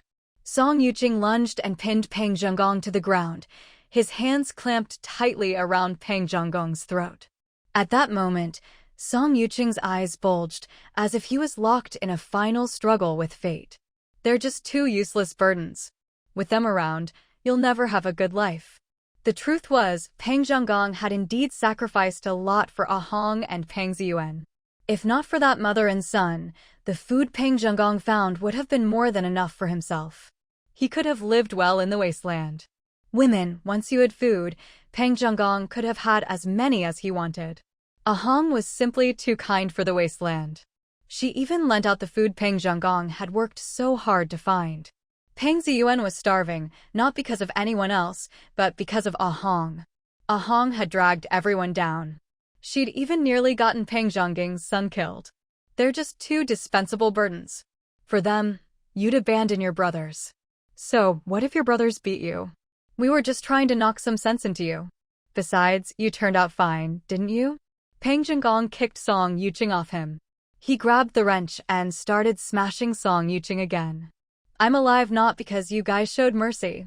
If it hadn't been for Shi Yuebai, Peng Zhenggong would have been nothing but a skeleton by now. He survived, not thanks to Song Yuqing and the others. You'll never understand what family means to a person like me. In the Wasteland, there were too many who abandoned their wives and children. Everyone only cared about themselves. So no one understood Peng Zhenggong. But Peng Zhenggong survived because of Shi Yuebai. Because of Ah Hong, who carried him out of the ruins step by step. Song Yuqing, if you're alive, you should at least act like a human being. We are not beasts. Peng Zhenggong kept smashing Song Yuqing. No one knew when, but Song Yuqing lay motionless on the ground. Only then did Peng Zhenggong drop the bloodied wrench, looking down at Song Yuqing. Song Yuqing's face was unrecognizable, his breath long gone. You can stay here. This is the place you all chose for me. Back then, Peng Zhenggong had been left for dead in the ruins by Song Yuqing and the others. Now it was Song Yuqing's turn. Peng Zhenggong sat beside Song Yuqing's corpse for a while, laughing. Then, exhausted, he stood up, picked up the wrench, wiped the blood off on his clothes, and continued toward the rest of the search and rescue team.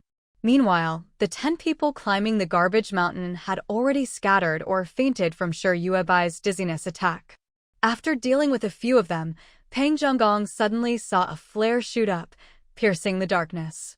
It landed behind the Shi family's wall. It was Zhang Ziqian, desperate to see the way ahead after losing his sense of direction. In the early hours before dawn, everyone in the Shi family was outside, preparing for battle. The only two with nothing to do were Shi Yuebai and Shi Xiangrui.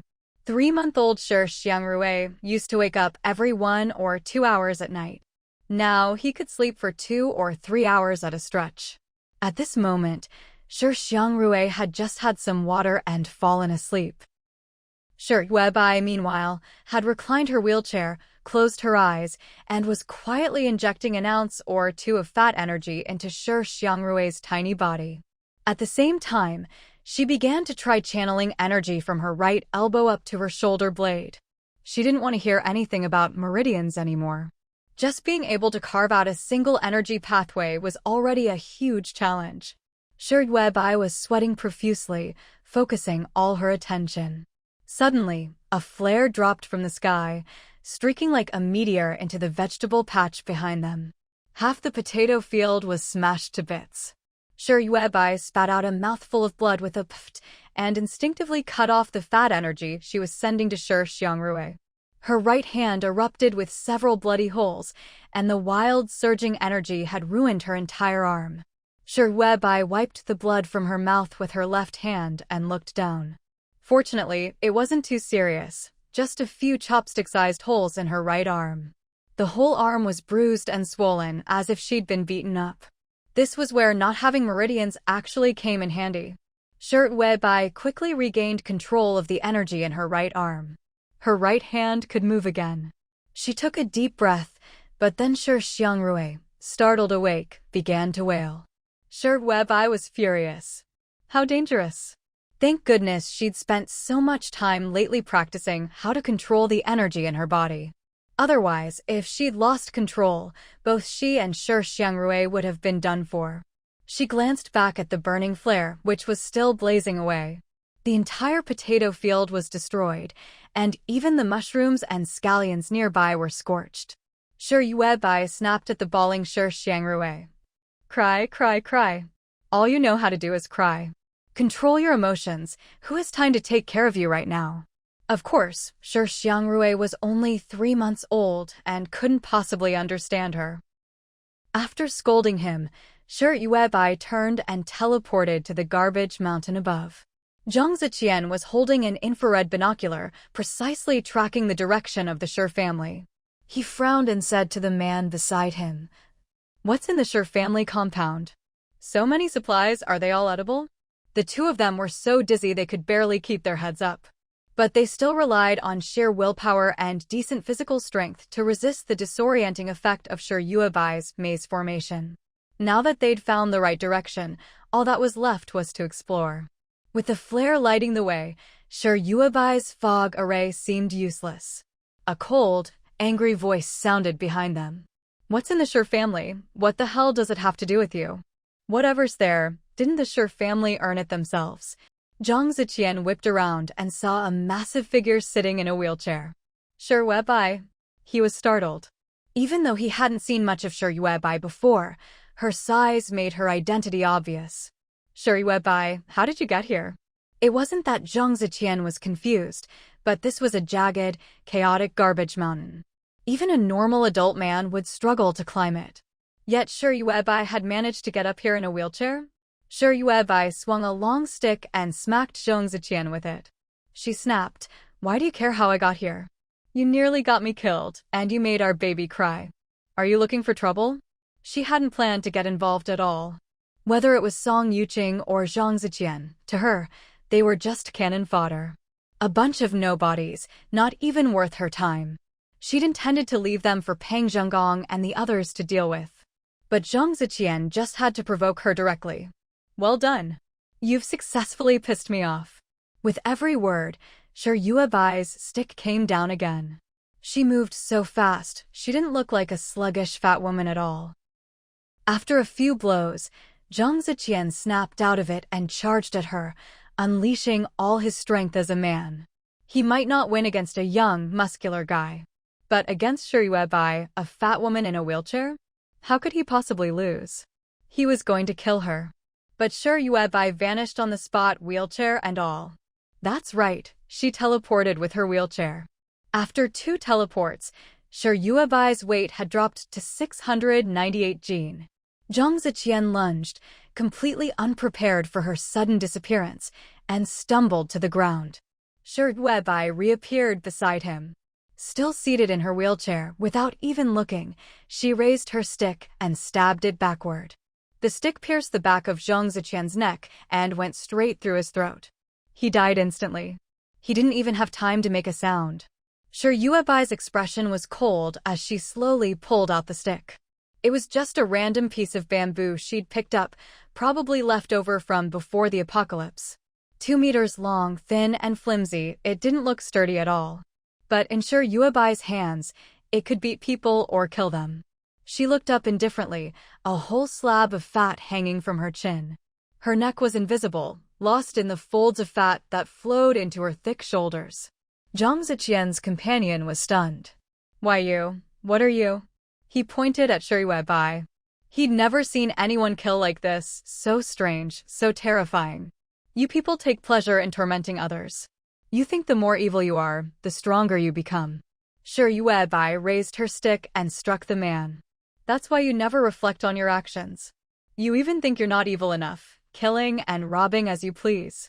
The man's face twisted in terror. Gritting his teeth against the pain, he lunged at Shi Yuebai. Shi Yuebai teleported again, now down to 697.9 jin. She appeared behind the man, raised her stick, and struck his back. "You never reflect. Your methods are cruel, inhuman. You seem to get better and better at taking lives and stealing supplies." She continued. The man staggered, growing more and more terrified. He simply turned and ran, shouting, "I don't know what you're talking about. What are you trying to say? Everyone lives like this. On the Wasteland, what's wrong with that? The strong rule, the weaker prey, and you survive by taking what you can. Everyone does it, that's the Wasteland." Sure Yuebai let out a cold laugh, raised her stick, and threw it. It pierced the man's back, pinning him to the ruins. Her voice was calm and clear, echoing in his ears. "So unfortunately for you, I'm the same kind of person. If it's about robbing and killing, then let's see who wins. Survival of the fittest, right? Kill or be killed, right? Bring it on." Sure Yuebai wanted to see when people as unrepentant as herself met her. Who would come out on top? Fight violence with violence, kill to stop killing, that's always been her way. Sure Yuebai's harsh words had come too soon. After she killed the two men who fired the flares, she found herself in a dire situation. Right now, Sure Yuebai felt like her whole body was boiling water. Energy churned and bubbled inside her. She took a deep breath, forcing herself to calm down. Blood began to trickle from her 7 orifices again, streaking down her swollen, deathly pale face, round as a steamed bun. In the dead of night, she looked downright terrifying. She fought to keep herself from exploding, silently chanting in her heart. "Sure Yuebai, calm down. Calm down." She could do this. From the witch clan to the Wasteland, she'd crossed barriers ordinary people could never imagine.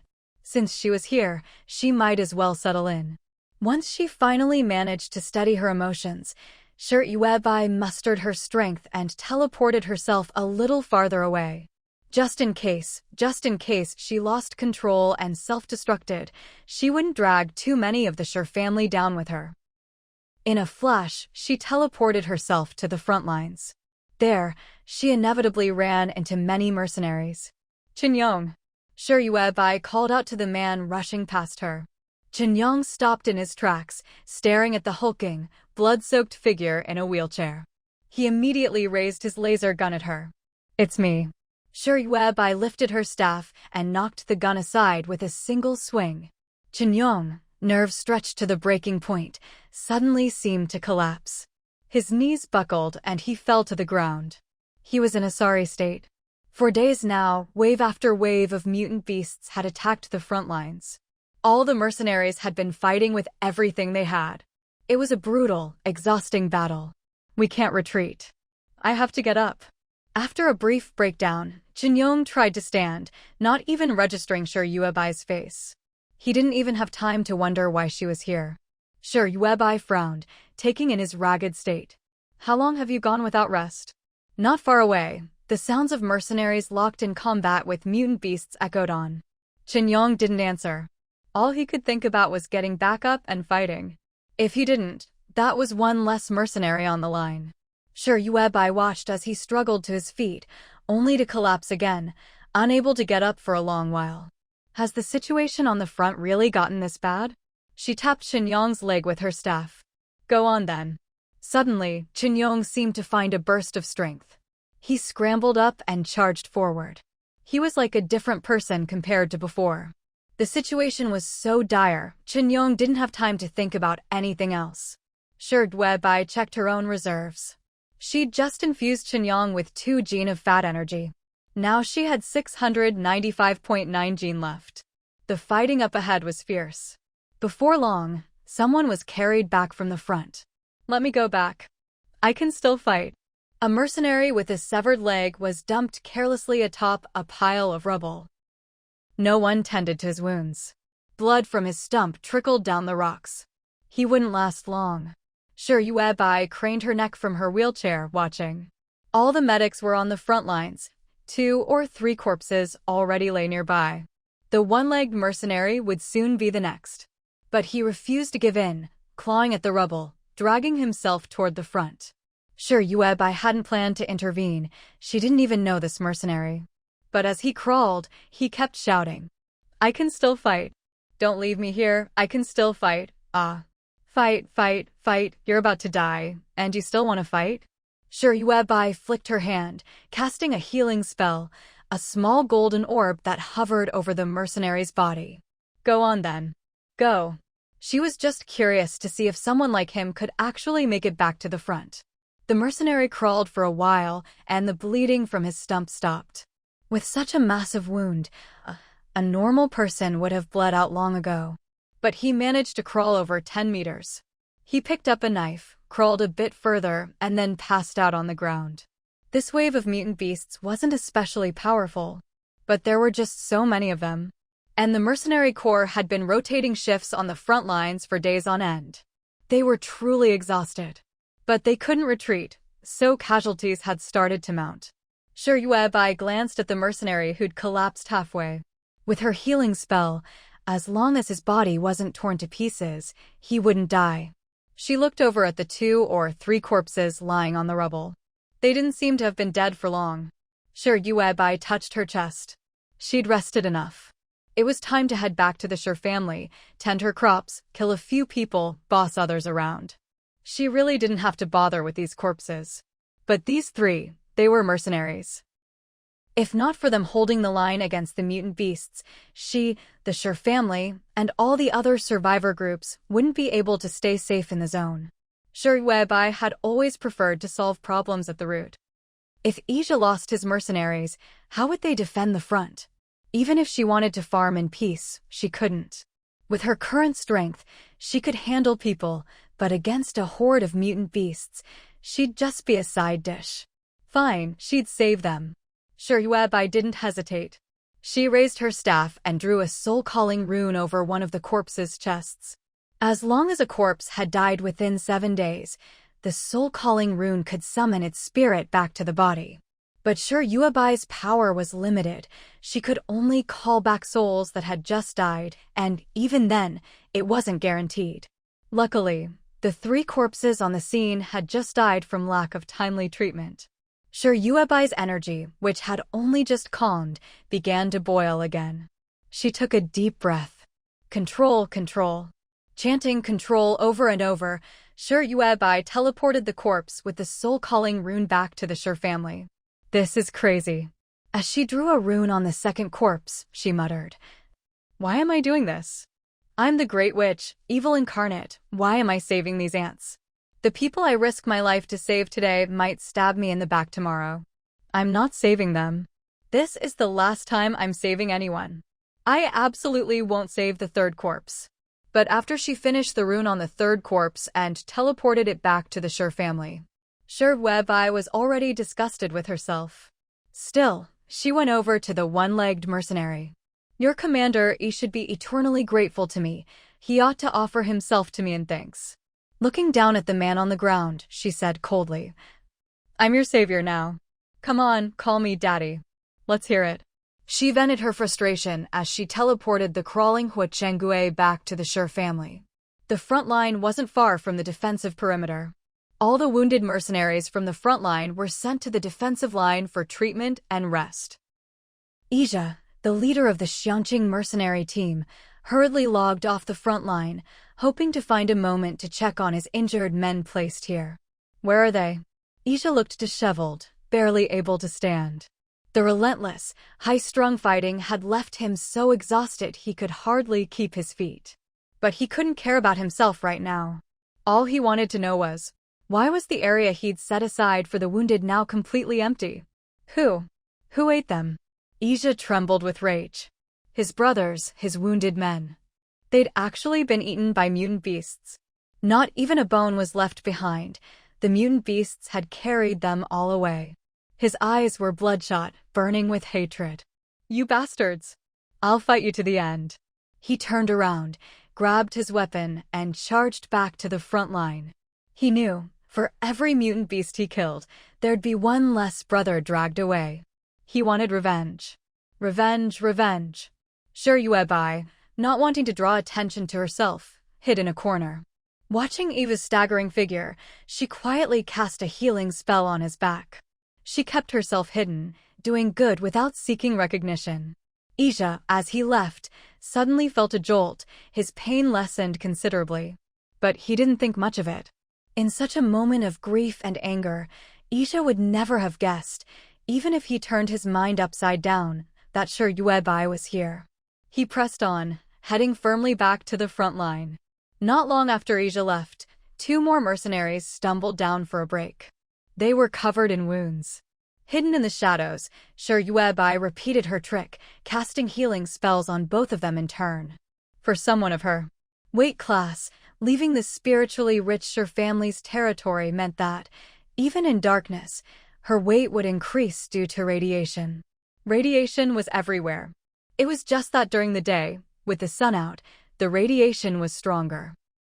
But in the wasteland, every plant, every tree, even every stone, carried radiation.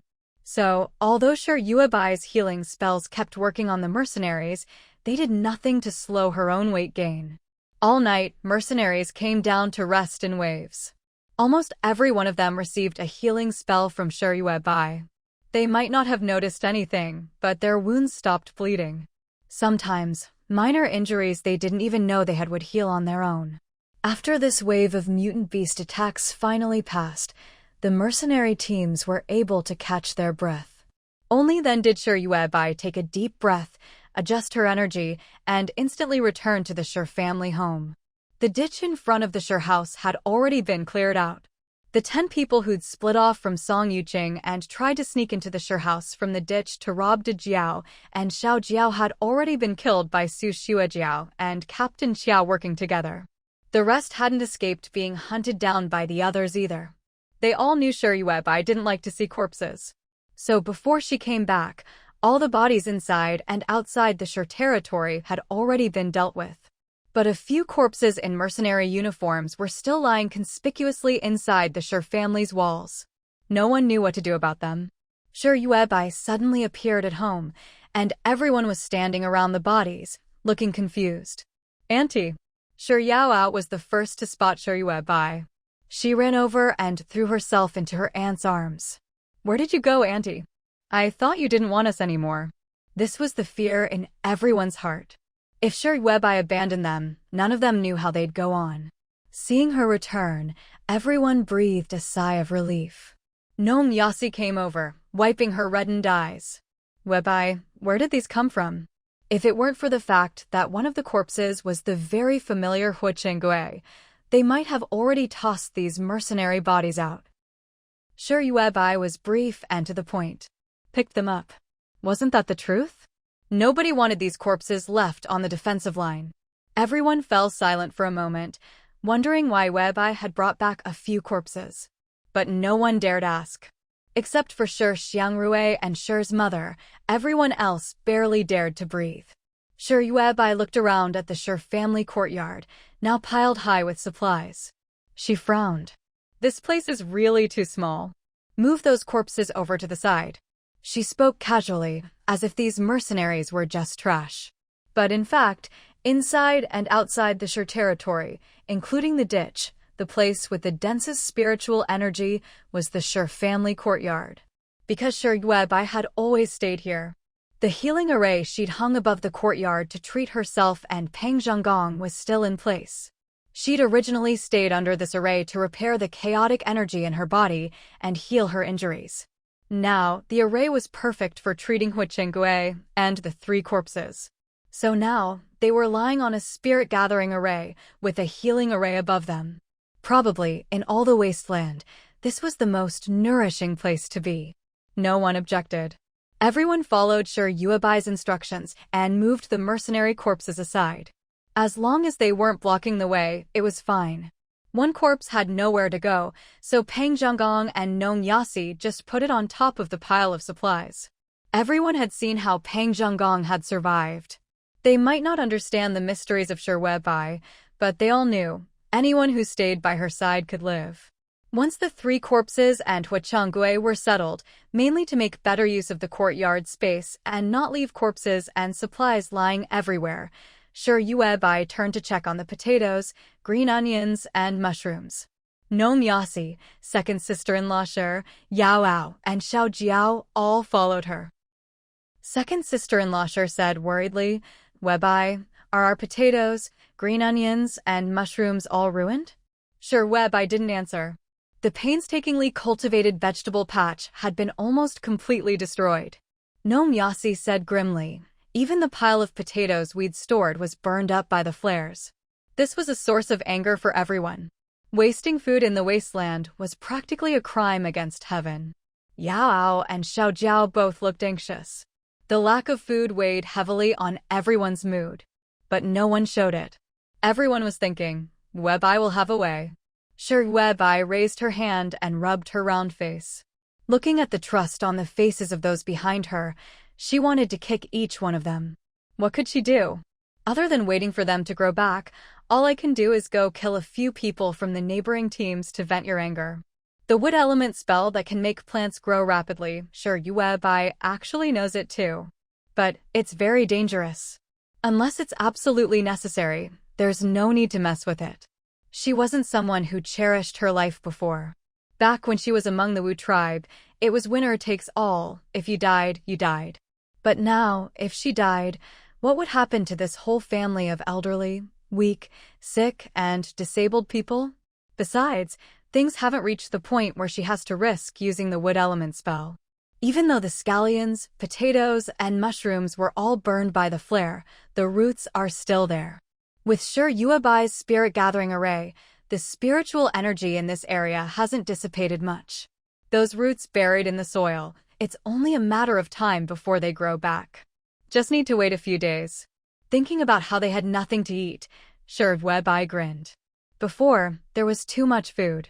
Everyone was eating mushrooms and potatoes at every meal, so it was hard for Sure Yuebai to stuff more fat energy into their bodies. After all, if she poured the leftover fat energy into them while they were already stuffed full, it wouldn't get used up much. They'd just get fatter and fatter by the day. Now, Sure Yuebai already had a 250-gene Pang Zhenggong by her side. Pang Zhenggong ate his fill at every meal, so his weight loss was extremely slow. If there were a few more giant fatties, after a while, people would definitely start getting suspicious. Sure Yuebai might be arrogant, but she still had a bit of sense. Being a big shot in a small area is fine, but if she became everyone's target, just like in her past life, that would be bad. No one knew how happy Sure Yuebai was, but seeing that she wasn't panicking, everyone else stopped acting anxious too. When it came time to cook dinner, when they should have been lighting a fire and making food, everyone seemed to have been hit hard by that flare from the sky. No one was in a good mood, and they didn't feel all that hungry. So the whole day passed like that. People tidied up what needed tidying, kept laying bricks where they were supposed to. After being hungry for a while, by evening, they didn't even feel hungry anymore. At this point, team leader Qiao was filled with regret. He squatted in a pit and said, "If I'd known disaster would strike, I wouldn't have brought out those mushrooms and potatoes to eat." These past few days, team leader Qiao had been encouraging the team to scavenge in the ruins. He provided the oddballs and old folks with 3 meals a day of mushroom and potato stew. It looked like a lot, but in reality, it wouldn't last more than a few days.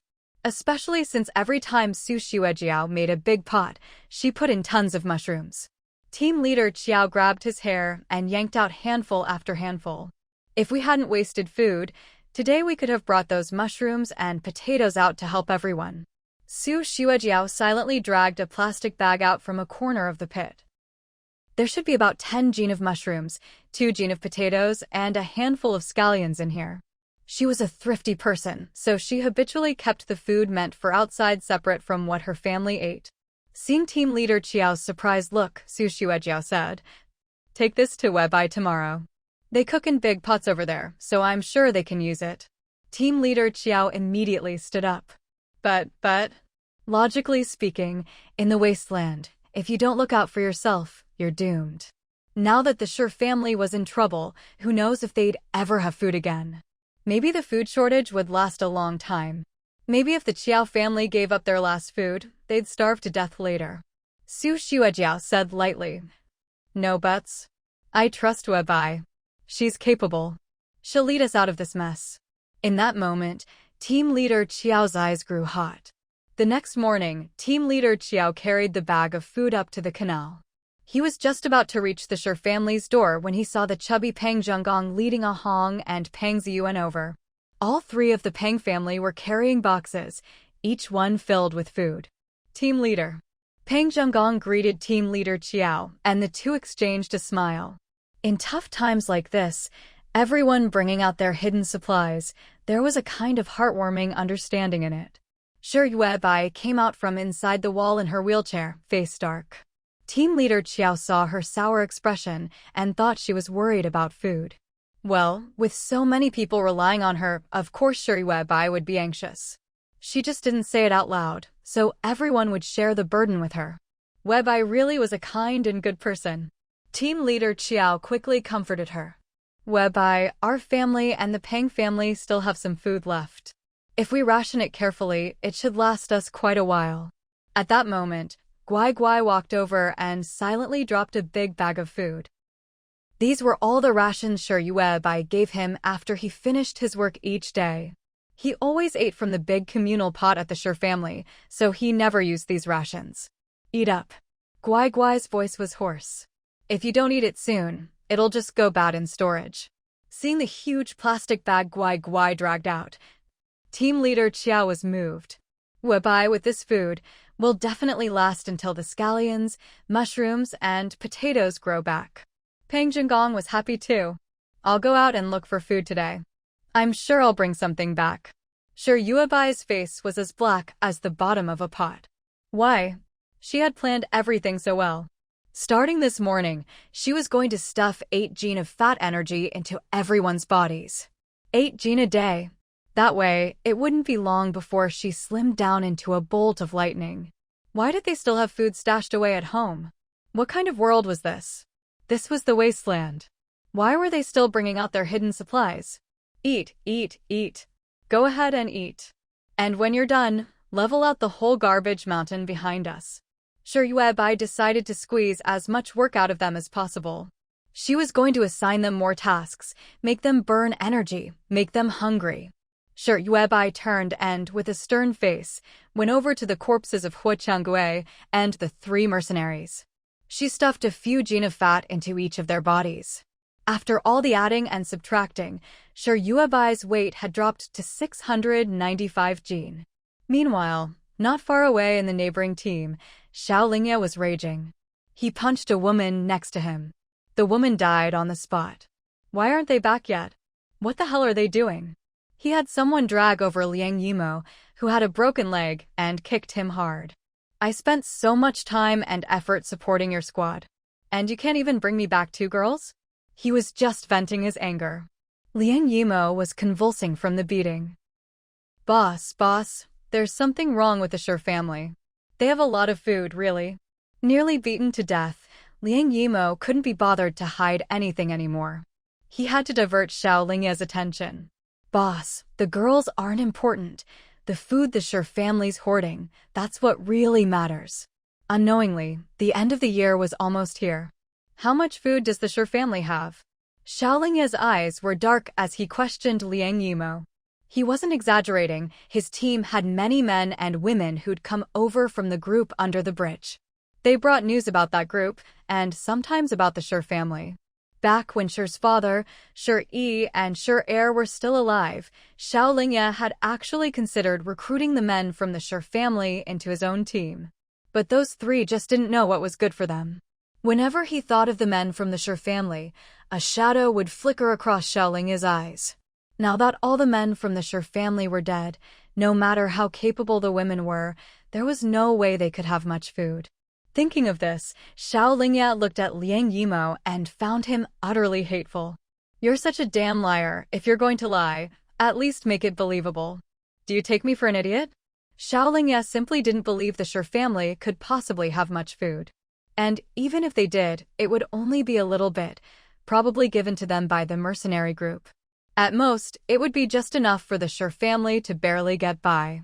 So the disappearance of Song Yuqing and the others couldn't be for any other reason. It was simply that Song Yuqing and the rest had already been thinking of leaving.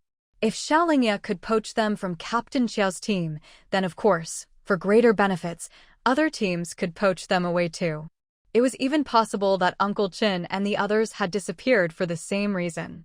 Finally, Xiao Lingye figured it out. He suspected these people had made plans behind his back. You damn bastards. Was I starving you? Did I not give you enough to drink? He cursed furiously. It must be for this reason that Song Yuqing and the others refused to work for him properly. Otherwise, how could you explain that everyone he sent out never came back? Xiao Lingye started beating Liang Yimo even more viciously. He kept at it until someone nearby couldn't stand it anymore and quietly tried to persuade him. Boss, don't kill him. We still need him to find food for us. Only then did Xiao Lingye pull back his fists. So, which team do you think poached them? Liang Yimo, his face bruised and swollen, his whole body covered in blood, lay on the bed like a corpse. I don't know. I really don't know. Now, even Liang Yimo himself was starting to suspect that Song Yuqing and the others had taken the search and rescue team's equipment and defected to another group. He couldn't help but feel a surge of hatred. If they wanted to leave, fine, but why did they leave him behind? Why didn't they take him with them? Just because he'd lost a leg and was now disabled? Now Song Yuqing and the others had left him to face Xiao Lingye's wrath alone. They needed someone to stay behind and clean up the mess. But with Xiao Lingye's violent temper, when he beat someone, he always beat them within an inch of their life. Staying behind was as good as being dead. Dragged back to the tent, Liang Yimo felt nothing but despair. He'd been abandoned by the entire search and rescue team. Liang Yimo knew exactly what was waiting for him. If he didn't find a way to save himself now, he'd be treated as a burden and would disappear from the team for good. The man who dragged him back to the tent crouched down and patted Liang Yimo's face.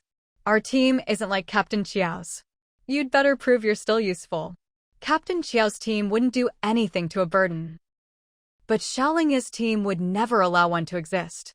Once everyone left the tent, Liang Yimo lay on the cold ground, staring up at the tent's ceiling. He'd never imagined things would turn out like this. He gave a bitter laugh and gathered what little strength he had left. Only then did he manage to roll over and crawl up from the ground. Limping, Liang Yimo made his way to the team under the bridge. He went straight to the outside of the Shi family's moat. Sure you have bai. I know you have food. Give me something to eat, and I'll help you find more food. That's right, Liang Yimo was here to defect. His face was battered and bruised. He stood on the edge of the moat, swaying unsteadily, but his eyes were wide open, staring across to the other side. White smoke still billowed up from the moat, and you couldn't see the bottom from above. This was a deliberately mysterious moat. No one even knew how deep it was anymore. Given Liang Yimo's current physical state, there was no way he could climb over the trash mountain and get inside the Shi family's walls. Besides, ever since Song Yuqing had managed to climb over the trash mountain and escape last time, Su Xuejiao had taken precautions. She'd extended the moat along both sides, digging it further under the Shi family's walls and beneath the trash mountain. Now, the part of the trash mountain that led to the Shi family's wall was hollow underneath. If anyone stepped too hard, they might fall right into the moat along with the trash. And now, it was impossible to jump from the trash mountain to the Shi family's wall. The Shi family's wall had been thickened and raised, and every household had built a courtyard behind it. Because of the thick fog, no one could stand on top of the trash mountain and see clearly what was going on inside or outside the enclosure. It was even harder to figure out how much food each household had. Sure, Webai, say something. I know you're kind-hearted. You've taken in so many desperate people, but none of them are as useful as I am. Liang Yimo shouted for a long time. The pain in his body made every second he stood there a new torment. Just as Liang Yimo was feeling confident, someone slowly walked up on the other side of the moat. It looked like Captain Qiao. Captain Qiao, you're here too? That's great. Liang Yimo gestured at the width of the moat in front of him. Is our ladder with you? Set it up for me so I can climb over. Captain Qiao shook his head expressionlessly. We don't take outsiders in here. Now that the enclosure was finished, unless Shi Yuebai gave permission, even the old, weak, sick, and pregnant members of the team weren't allowed inside. Let alone Liang Yimo. Someone who'd once eyed them with hostility and openly mocked Shi Yuebai. Liang Yimo was stunned. I really want to join you, Captain Qiao. Are you in charge here, or is it Shi Yuebai? Liang Yimo didn't believe Shi Yuebai was capable enough to run things inside the enclosure. So he figured Captain Qiao was still the one in charge. He spoke to Captain Qiao much more politely. We misjudged people before. After wandering around outside, I realized your place is still the best. Don't worry, Captain Xiao. Now that I'm back, I'll stay here and behave myself. He pointed to the mercenary tents shrouded in white mist. I'll just stay in that tent. Looks like it's pretty decent quality. Captain Xiao wore a cold sneer on his face as he looked at Liang Yimo. This isn't a dump. We don't take in just any trash. You were the ones who wanted to leave in the first place. What are you coming back for now? Liang Yimo had been among the earlier members to leave the group. Back then, Captain Xiao still had some enthusiasm left. When he heard Liang Yimo wanted to leave, he tried several times to persuade him to stay. But Liang Yimo was determined. He even told Captain Xiao that he was useless, always tolerating the old, weak, sick, and pregnant. He had bluntly and sincerely advised Captain Xiao, "You should get rid of the dead weight. Kick out those who are of no use as soon as possible, or your group will fall apart." And sure enough, things turned out just as Liang Yimo predicted. As more and more burdens piled up, there was never enough food to go around. Many of the more capable men grew frustrated with the situation, which was getting out of control. More and more people left. Later, with too few scavengers, the problems only got worse. Liang Yimo hadn't been wrong. His advice made sense. You should have stuck to your guns. So why is it, now that you've become a burden yourself, you want to come back? Captain Xiao's words were sharp, even a little cruel. He had no intention of taking Liang Yimo back. Liang Yimo's expression shifted. He gritted his teeth against the pain racking his body and looked past Captain Xiao to where Shi Yuebai sat in her wheelchair, gliding smoothly over. Shi Yuebai. Shi Yuebai stopped, turning her round face toward him. Who's in charge here? I want to join you. Liang Yimo even lifted his chin a little arrogantly as he spoke. Before the accident with the search and rescue team, the leaders of every group had treated them with respect. Because they were useful. Before Shi Yuebai could say anything, Captain Xiao interjected sarcastically. Still so proud, aren't you? Look at you now. If things were going so well for him out there, why come back? Wasn't it because he'd carefully picked what he thought was the strongest team, only to run into that lunatic, Xiaolingya? Liang Yimo frowned. Captain Xiao, I'm talking to Shi Yuebai. He could tell that Captain Xiao didn't have much say in the Shi family anymore. If he wanted in, he'd have to go through one of them. The Shi family had food, and their women were all fools. Even if he did nothing but eat and drink every day, he could live off those women for the rest of his life. Yes, that was exactly Liang Yimo's plan. His own search and rescue team had abandoned him. They'd even taken some of the equipment with them. Why should he stay with Xiaolingya's team and clean up their mess? The Shi family was the best option he had left. Finally, Shi Yuebai moved. She raised her hand and beckoned Liang Yimo over. Captain Xiao immediately frowned. Yuebai, someone who leaves once will leave again. Besides, this wasn't even Liang Yimo's first time betraying a team. He'd left Xiao's group first, then Xiaolingya's. People like him only ever chose whatever path benefited them the most. Shi Yuebai replied offhandedly, "Let him come over." Seeing Shi Yuebai's firm attitude, Captain Xiao had no choice. He lay down across the ditch and set up a ladder for Liang Yimo. Liang Yimo's face was full of smugness as he crossed the ditch on the ladder. The moment he stood in front of Shi Yuebai, he already considered himself the master here. Shi Yuebai, how often do the mercenaries come by? Get me something to eat and drink first. I'm starving. Through the swirling fog, a fat figure appeared behind Liang Yimo. Compared to Shi Yuebai, Peng Zhonggong actually looked slim. So Liang Yimo didn't pay him any mind. Seeing Shi Yuebai unmoved, he even pointed his finger at her nose. You need to move around.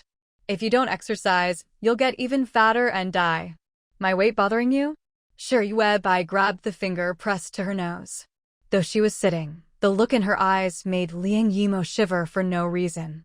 Or is it that I'm eating your rice? Shi Yuebai's grip slowly tightened. Liang Yimo felt a twinge of pain, but didn't take it seriously. Just a fat woman. Once he was in charge here, he'd sell Shi Yuebai off to one of those cannibal teams. He'd get a good price for her. Peng Zhenggong stood behind Liang Yimo, holding a big wrench. Yeah, what's it to you? Didn't you already leave? Couldn't hack it with Xiaolingya's team? Hearing that familiar voice, Liang Yimo felt a chill run down his spine. He tried to turn and look, but his fingers suddenly snapped with a loud crack. Sure, Yueb, I said. I hate it when people point at me. It's rude. Liang Yimo screamed. His leg injury hadn't healed. He'd just been beaten up by Xiaolingya, and now Sure Yuebai had broken his finger. The pain brought back memories of the last time Sure Yuebai had beaten him up and stripped him of all his clothes. Sure Yuebai, let go. I really want to join you guys. He didn't have time to see who was behind him. He collapsed to his knees, shaking all over from the pain. Peng Zhenggong said, when have you ever not really wanted to join? He'd once truly wanted to join Peng Zhenggong's search and rescue team. Then he'd truly wanted to join Captain Qiao's group under the bridge. After that, he'd truly wanted to join Xiaolingya's muscle team. Every time, he was sincere. But your sincerity, even a dog would need it. Peng Zhenggong grabbed Liang Yimo by the neck. The longer they'd been with Sure Yuebai, the more time they'd spent living in this white fog, the clearer their minds became, and the stronger they got. Captain Qiao poked his head up from the ditch, then quickly pulled the ladder away. Liang Yimo was trapped. Only now did he open his eyes wide in terror, staring at Peng Zhenggong. You're not dead? That's right, I'm not dead. Sorry to disappoint you, Peng Zhenggong said through gritted teeth. Sure Yuebai let go of Liang Yimo's finger, her face suddenly breaking into a bright smile. Peng Zhenggong, ask your good buddy here, did the team next door stash anything good? Captain Qiao's people haven't eaten in days. These past few days, though the old, weak, sick, and pregnant hadn't said anything, they'd been wandering outside the ditch from time to time. They used to have 3 meals a day, mushrooms stewed with potatoes, but now, suddenly, nothing. Many wanted to ask, but didn't dare. They were afraid of angering Captain Qiao and being abandoned again. Anyway, the team next door was supposed to be the strongest in the Wasteland, right? Let's get some food from them for these anxious old, weak, sick, and pregnant. I'm sure Xiaolingya won't mind. Xiaolingya was busy rallying his team. He cursed furiously, damn it, I don't believe this. There's no way I'm letting them get away and live the good life. He gathered 3 groups of people in total. The first group was sent to track down Song Yuqing, Uncle Chin, and the others. He was dying to know what kind of deal the team outside this big city had offered them enough to make everyone run off, not a single one left behind.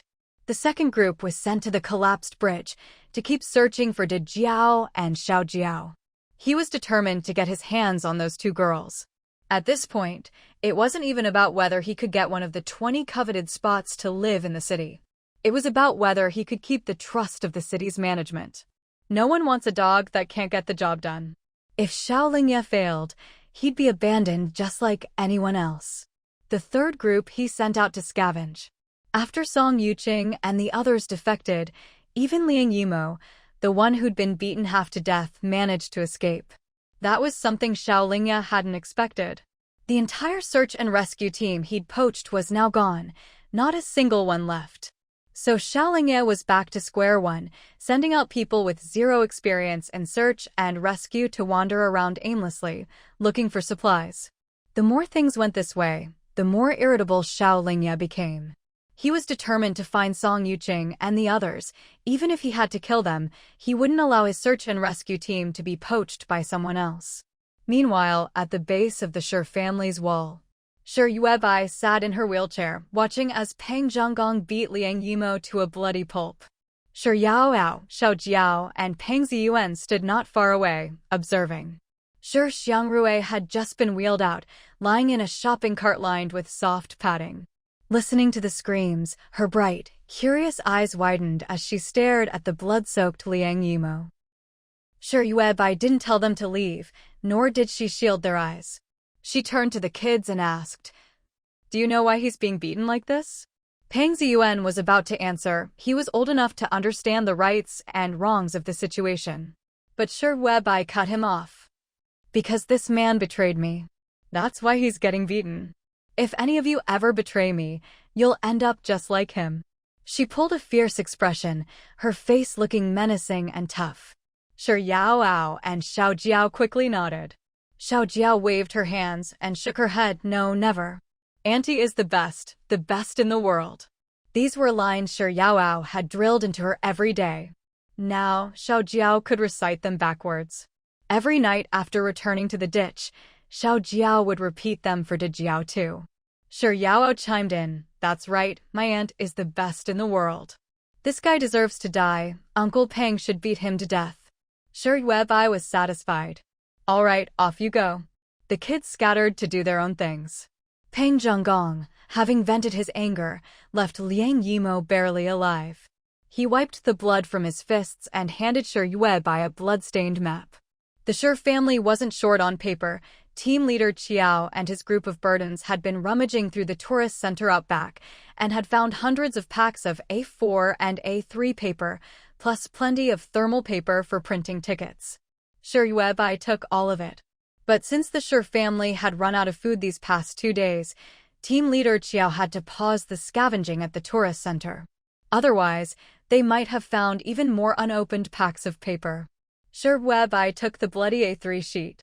On it was a map of the Mussulmans' camp, drawn by Peng Zhenggong based on Liang Yimo's account.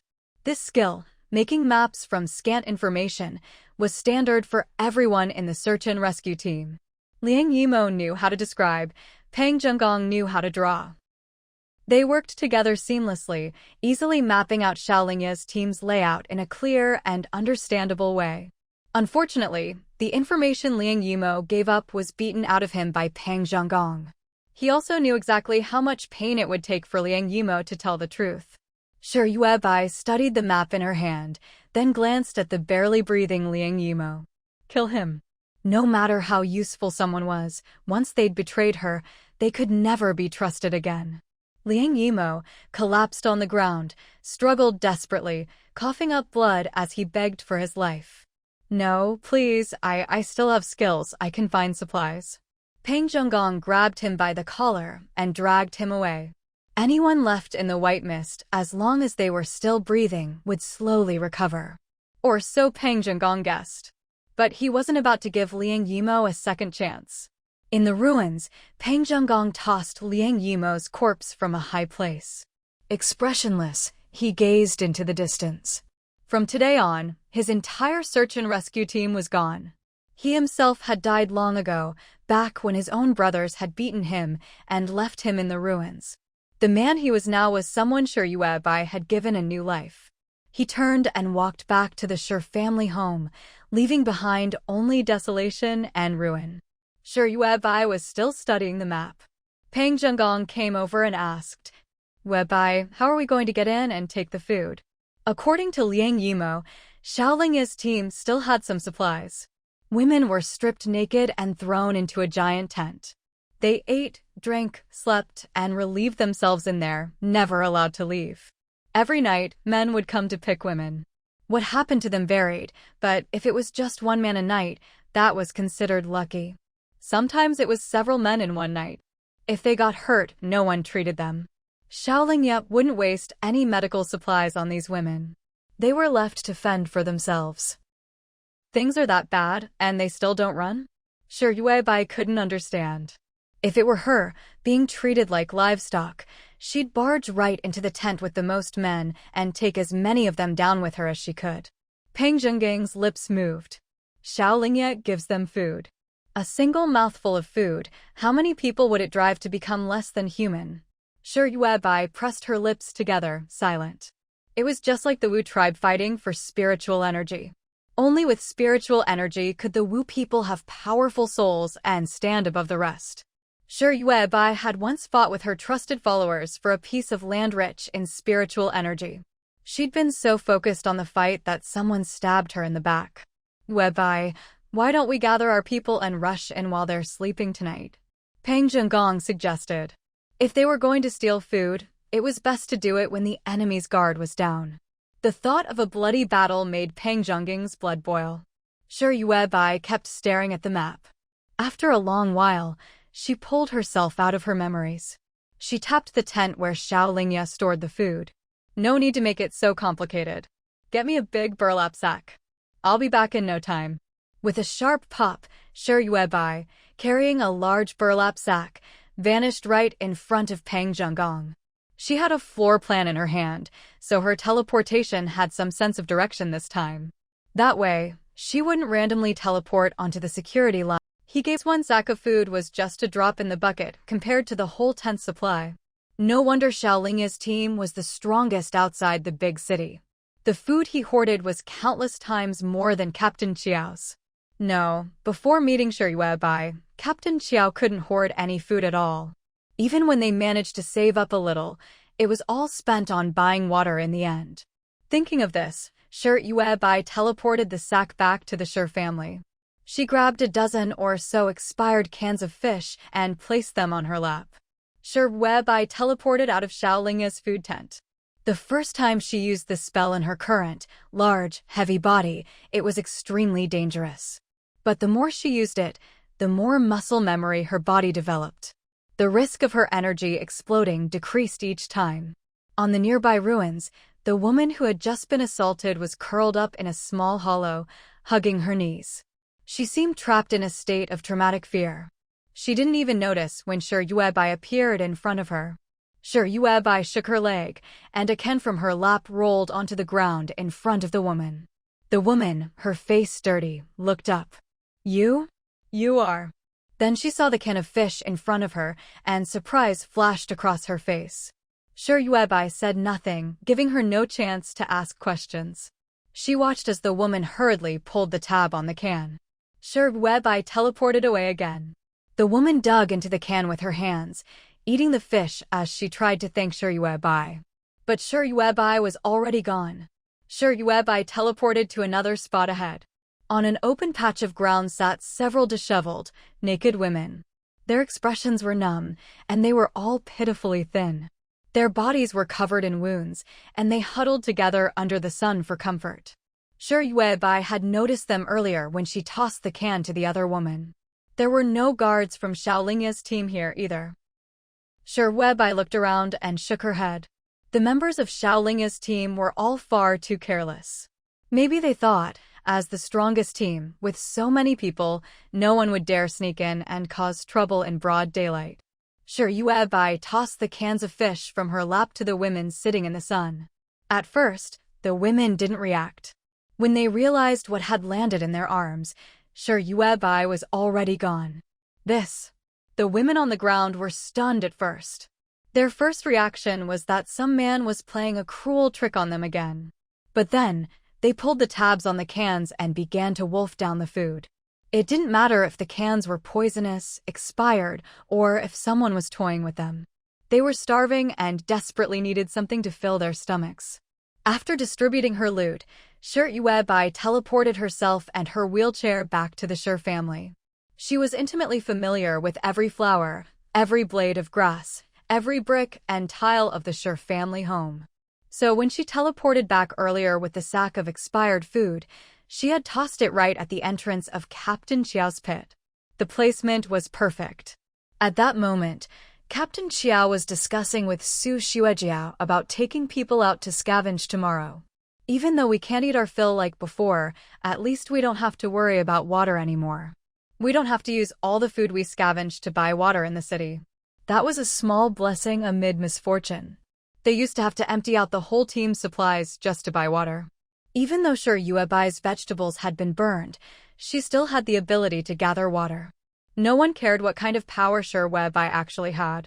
But everyone was starting to believe that Shi Yuebai could do anything. Everyone entrusted their lives to her completely. Wife, this time, hey, what's this pile of stuff?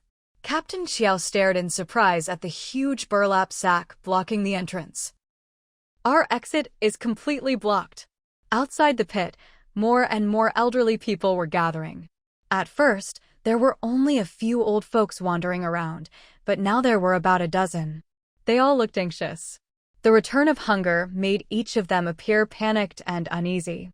But they were well aware of their own status, unwanted burdens, treated like trash by other groups. The fact that they were still alive in the team under the bridge, whether thanks to leader Qiao or the Shi family, was already more than enough. If they asked for anything more and ended up angering Shi Yuebai or Leader Qiao, they wouldn't even have a place to shelter. A dozen gaunt, white-haired elders, their faces either sorrowful or numb, sat by the edge of the ditch. Suddenly, a startled shout came from inside the ditch. It was Leader Qiao. "What's this?" Immediately after, there was a rustling in the thick white mist, and Leader Qiao climbed up the ditch using a cloud ladder. The dozen old people stood up, trembling, their cloudy, yellowed eyes fixed anxiously on Leader Qiao. "Leader, are we going out scavenging today?" If Leader Qiao let them go scavenging, it meant there would be food that day. They asked cautiously, their voices trembling, afraid of angering Leader Qiao. Leader Qiao was momentarily taken aback. Before he could answer, another elder hurriedly apologized. Sorry, leader. We know the team is struggling. If we're not scavenging today, will we go tomorrow?" Their attitude was extremely humble. They knew they were useless. Even their own children and relatives didn't want them. Their fate should have been to starve to death.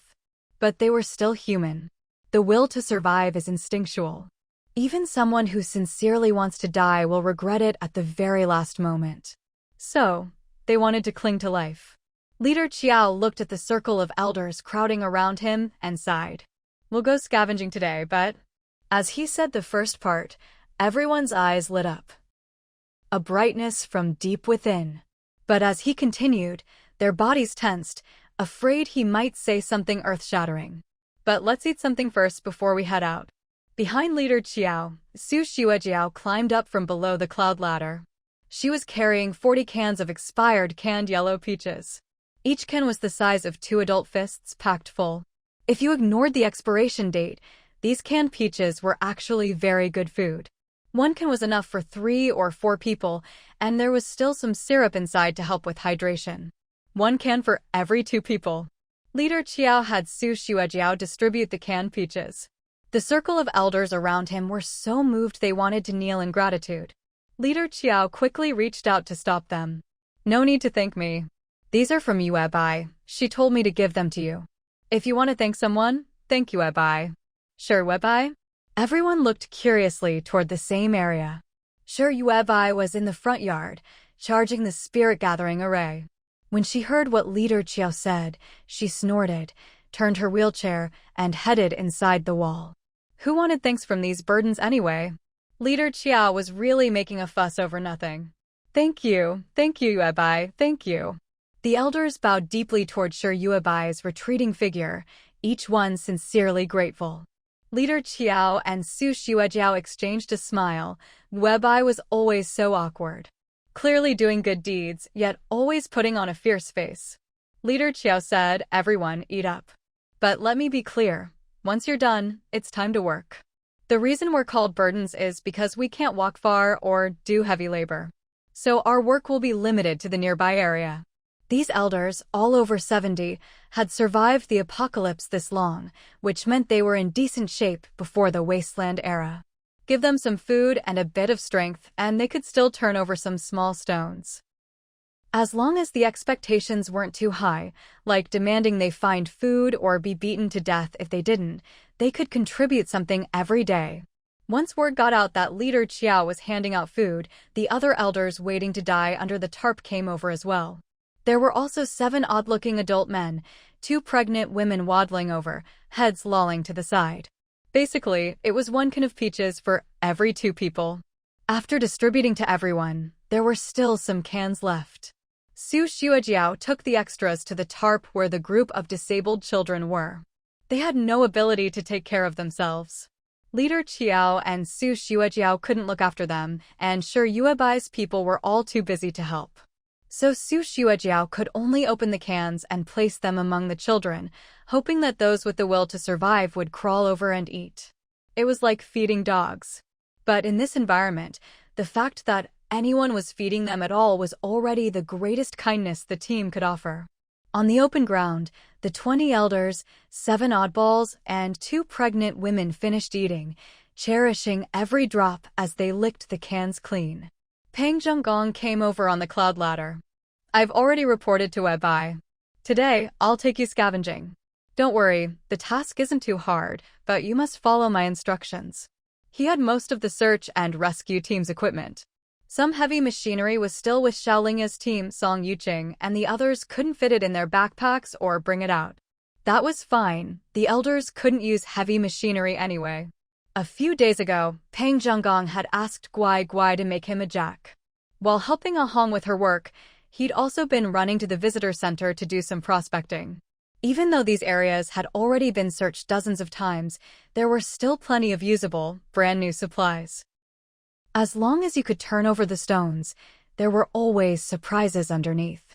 Even if there was nothing behind a big stone, it helped Ah Hong and the others clear obstacles. Wei-Bai was getting more and more annoyed with the garbage mountain.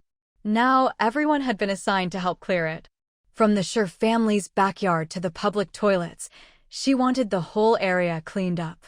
No one objected now that they'd eaten. Even if they were told to die, they'd charge ahead without hesitation. The elder team set out, slowly making their way around from behind the ditch. They didn't spend much time on the road, just a few hundred meters to the visitor center. The small, broken stones are all piled up here. We need to be realistic about our strength and clear this area first, Peng Zhenggong instructed. He was organized. Compared to Leader Qiao, Peng Zhenggong's assignments were easier for each elder to handle. This way, the small stones were cleared much faster. All the small stones were gathered together, waiting for Peng Ziyuan to come and crush them into dust with his mechanical arm. Then, they would mix the cement. By noon, Su Xuejiao had climbed up again, carrying a large bag of expired biscuits and canned yellow peaches, which she distributed to everyone. She looked in surprise at the ruins, which were now much cleaner. All those little stones have been cleared away? Peng Zhenggong nodded. The remaining large stones were pried up with a jack.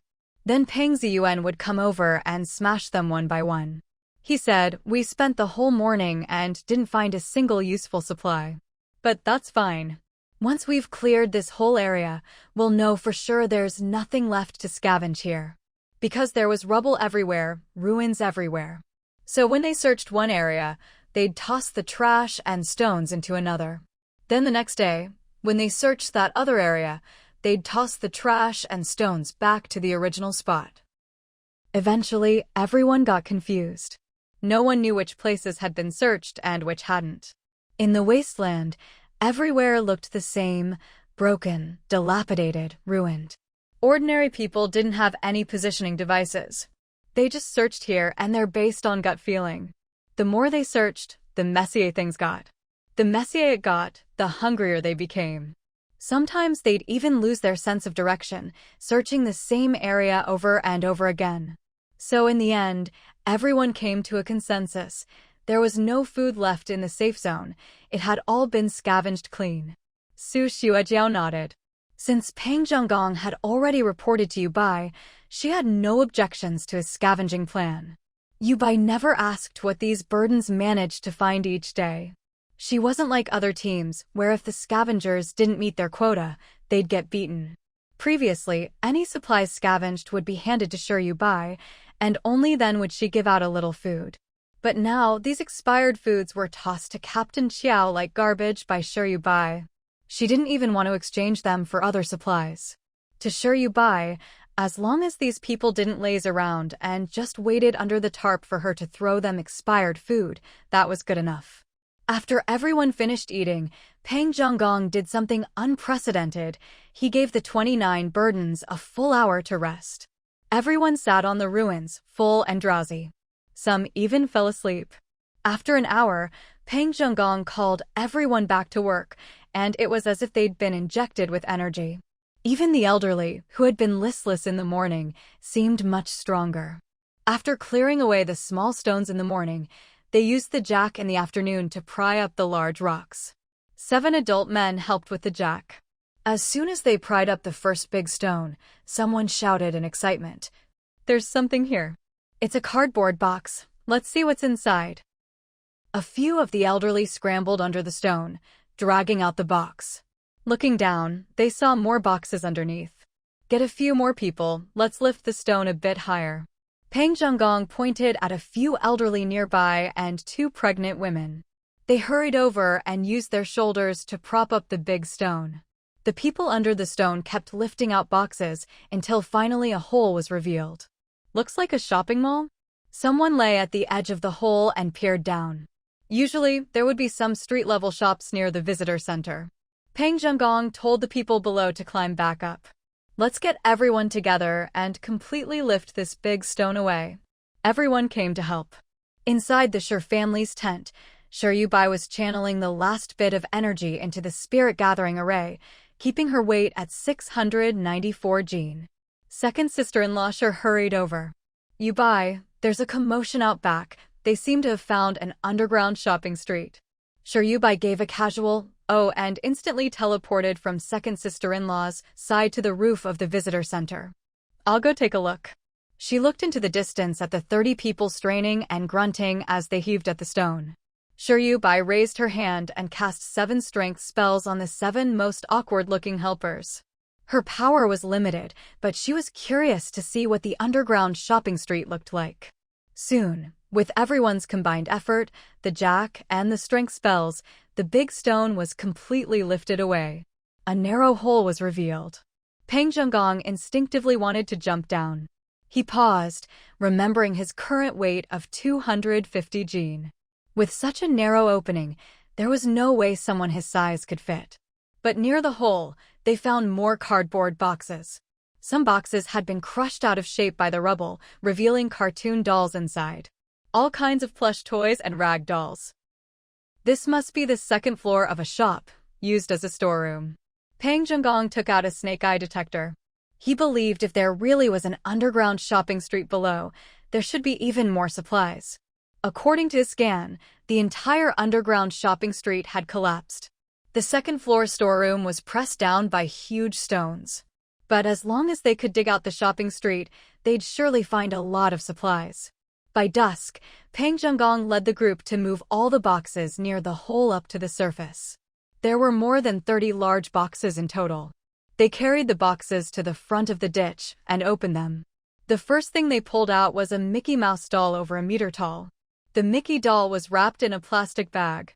At first, Peng Zhenggong wanted to throw it away, but Shi Yubai, sitting by the ditch, said, "Let me pick out a few of these dolls for my kids." She saw that the dolls were all quite big and brand new. A doll over a meter tall would be nice for Shi Yaoao and Shi Xiangrui to sleep with. Shi Yaoao grabbed Xiao Jiao's hand and happily crossed the ditch on the cloud ladder. De Jiao couldn't help but poke her head out of the ditch to pick out a doll too.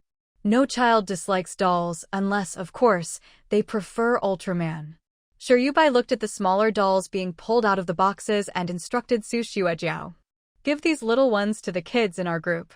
They can use them as pillows." No one cared for those deformed children. No one looked after their food, drink, or hygiene. They lay on their tarps, no beds, no pillows, no parental care. Su Xuejiao's eyes turned red. She nodded. She took Peng Ziyuan with her to hand out the dolls to the children. Though the dolls couldn't be eaten or drunk, they were cute and soft.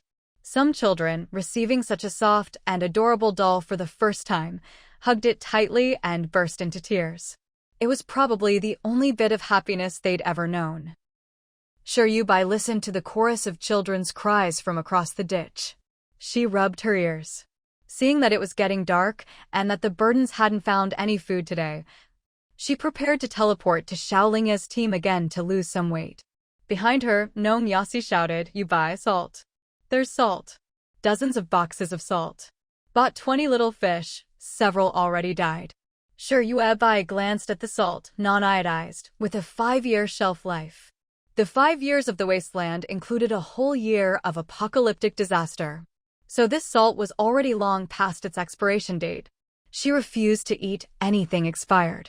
But she couldn't stop Nong Yasi and the others from being excited. After a few days, the fields behind the Shi family's house had been completely cleared out. A few tiny mushrooms had sprouted from the remaining rotting logs. In the potato patch, tender shoots were poking up. And in the scallion bed, the green onions had started to break through the soil. Maybe the potatoes and scallions weren't ready to eat, but plucking a few mushrooms to make soup, sprinkling in a bit of salt. It was simply delicious. In the Wasteland, people would eat not just expired food, but even rotten food if they had to. Yuebai went to check on the rotting logs. When the flares fell, most of the logs had been burned up. Only 2 or 3 logs remained, and the mushrooms growing on them were still tiny. Barely enough for Ah Hong and the others to have a single meal. Over the past few days, the food brought by the Pang and Chow families had already been eaten up. These mushrooms would just about stretch things for another meal.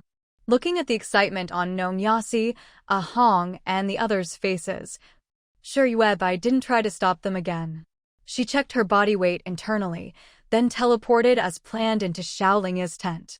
Last night, Xiaolingya's men had tried sneaking into the Shi family's ditch again.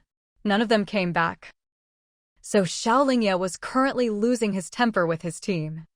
Yuebai, familiar with the place, started stuffing food into a large burlap sack: guava lemon tea, coffee milk, soy milk sandwich bread, ramen, soda crackers, tomato meat sauce noodles. All expired. This time, she was much bolder, stuffing a 1.5-meter tall sack until it was bursting. Outside the tent, a woman's cries rang out again, and Yuebai's hand paused. She teleported the big sack back to the entrance of the Qiao family's pit. Yuebai shook open a large plastic bag she'd prepared earlier and filled it with assorted snacks. Before the Wasteland, all those individually wrapped little breads, cookies, and crispy noodles could last practically forever. She filled the plastic bag to the brim and once again teleported into the big tent where food was stored. She tossed out a small fireball, hitting a nearby tent. The tent she'd burned last time was already useless. The man who'd lived there had long since moved elsewhere. Not that Yuebai was boasting. She might not be strong, just a small fry. But these ordinary people were still no match for her fire. As the fire she set flared up again, people from Xiaolingya's team rushed over to put it out. Yuebai turned her wheelchair around. Behind her stood a woman. No one knew how long the woman had been watching. She didn't shout or scream, just stared at Yuebai with wide, shocked eyes.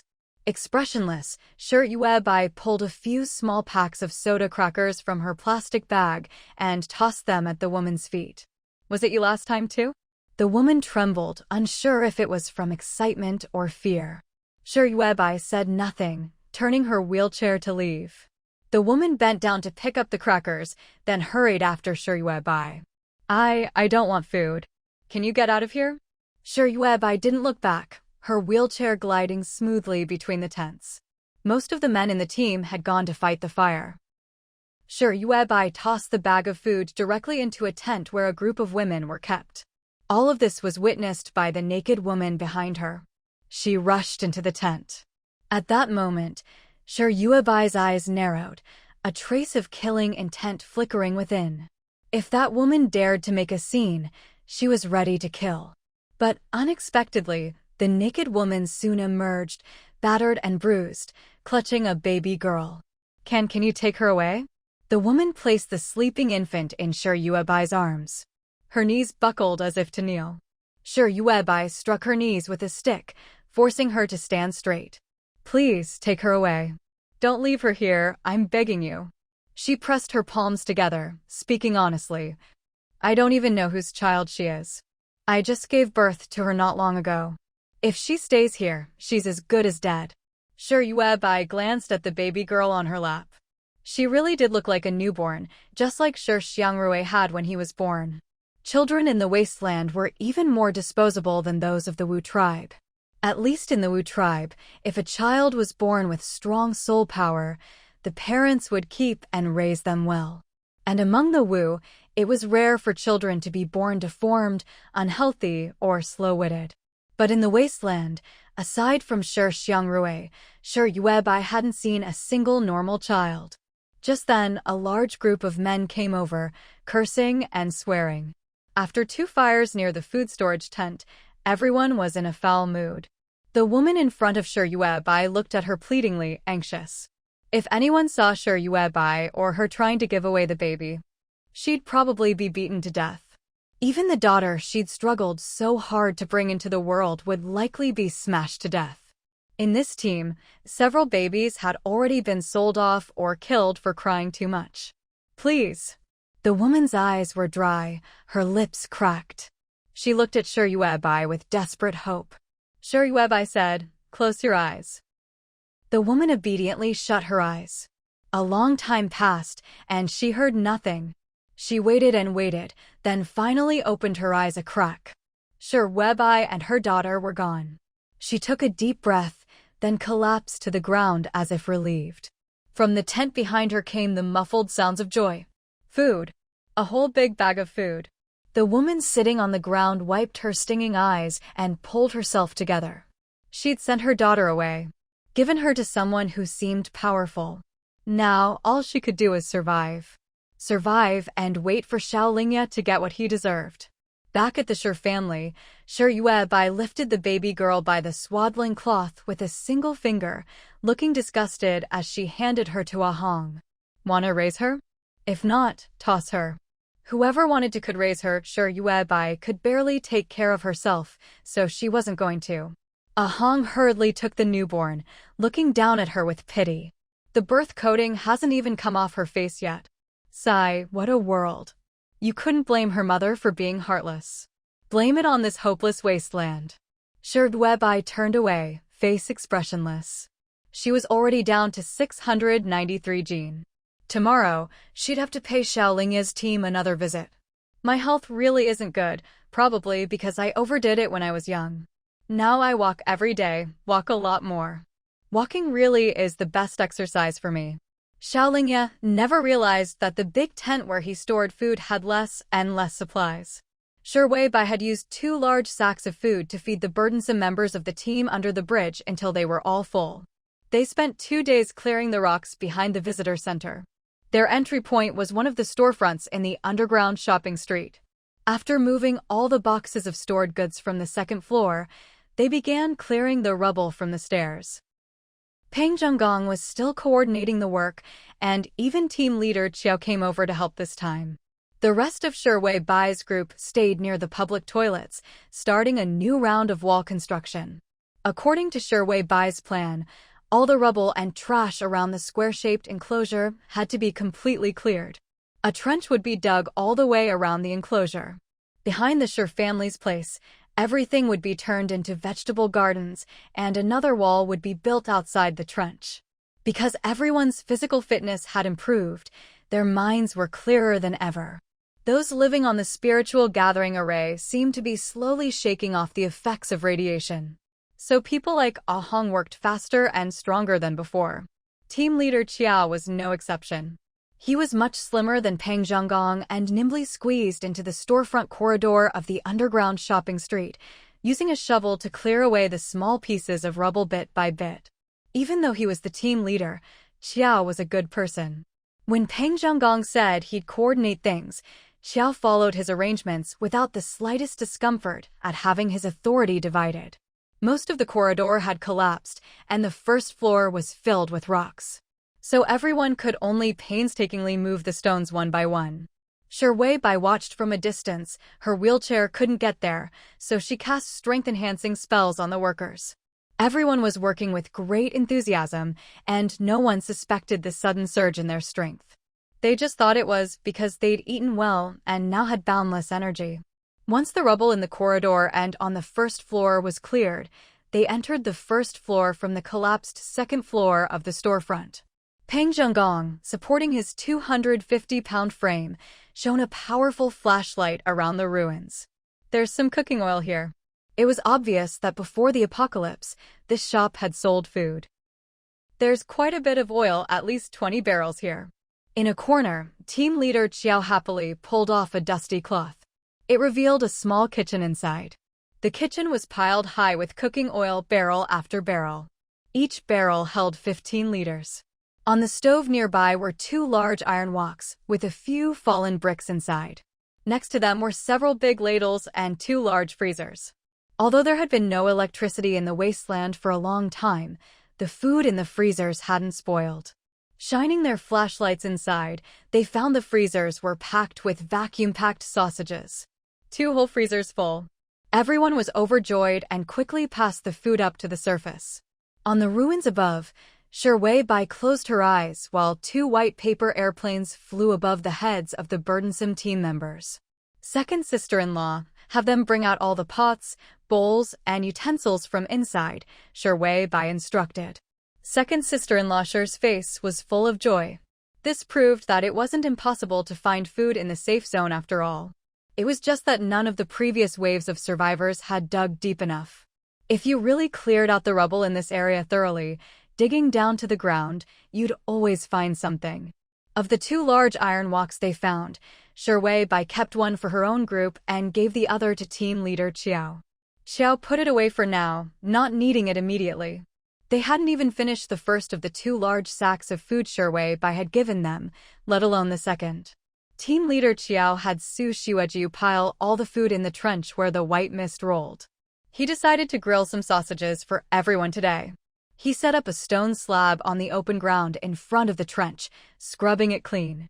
He lit a fire under the slab and poured a layer of oil on the smooth surface. Sizzle, sizzle, the aroma of grilled sausage drew everyone over. Even Peng Ziyuan brought Shi Yaoao, De Jiao, and Xiao Jiao across the ladder to gather around the sausages. The smell was truly enticing. But since they were past their expiration date, Wei Bai called them junk food. She refused to eat junk food. While everyone else excitedly ran over to wait for sausages, Wei Bai, disgruntled, went to check on the little mushroom. "What Bai?" A surprised voice called out. Wei Bai whipped around, suddenly remembering that she'd dumped 3 corpses in the corner, plus the still unconscious Hu Chenggui. Now Hu Chenggui was awake. He looked at Wei Bai in confusion, then at the Shi family's courtyard, piled high with supplies. "Where am I? We've only been gone a short while, and you've already piled up so much stuff?" Mercenaries who earned management-level points had to guard the big city's safety. It was common for them to spend a month or 2 on the front lines. Hu Chenggui seemed surprised to be alive, and before Wei Bai could answer, his gaze fell to his leg. Wei Bai wheeled over and faced him. "You lost a leg. You can go find Guai Guai and have him make you a prosthetic. It won't stop you from running and jumping." Just look at Shi Yaoao, her legs were completely useless before. But now, with long pants on, you couldn't even tell her legs were deformed. Guai Guai's work was really good. Hu Chengui's face was pale. His face was scrubbed clean. That was because Xiao Jiao wiped down the inside and outside of the Shi house every day. It was something second sister-in-law Shi always did, but later Shi Yaoao took over, bringing Xiao Jiao along. When Xiao Jiao saw Hu Chenggui and the 3 mercenary corpses, their faces and hands were filthy. So she washed everyone's face and hands until they were spotless. She didn't touch any other parts. Her mother had told her that no one should touch the parts covered by clothes. Xiao Jiao was a very good girl. Now, Hu Chenggui, with his clean face, looked painfully at his 3 fallen brothers. They're dead. Wei Bai didn't know how to explain, so she just said, "If you're awake, get out. You're not welcome here."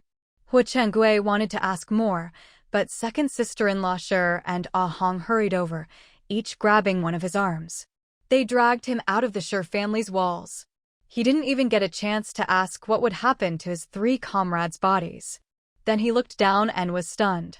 His amputated leg was smooth and fresh, nothing like a recent wound. The new flesh was pink and oval-shaped, as if it had been healing for a long time. How long was I unconscious?" Hu Chenggui asked, but no one answered. Even Guai Guai moved quickly, shoving a prosthetic into his hands. "Hurry up and go. Don't ask." Everyone racked their brains to protect Yue Bai's little secret. In truth, Hu Chenggui had a lot he wanted to ask. But by the time he came to his senses, he was already clutching his prosthetic limb, being dragged across the cloud ladder. Commander Qiao and Su Xuejiao even pulled the ladder away afterward, as if afraid Hu Chenggui might run back into the Tongzi frame. Hu Chenggui. He had no choice but to put on the prosthetic and take a moment to get used to it. Clearly, Guai Guai's craftsmanship was truly impressive. Although Hu Chenggui had lost a leg, with Guai Guai's prosthetic, it was almost as if he'd never been injured at all. If anything, the only real difference was that now, with his new limb, He no longer had to fear the bites of mutant beasts. He picked up a stone and knocked it against his leg. Titanium alloy.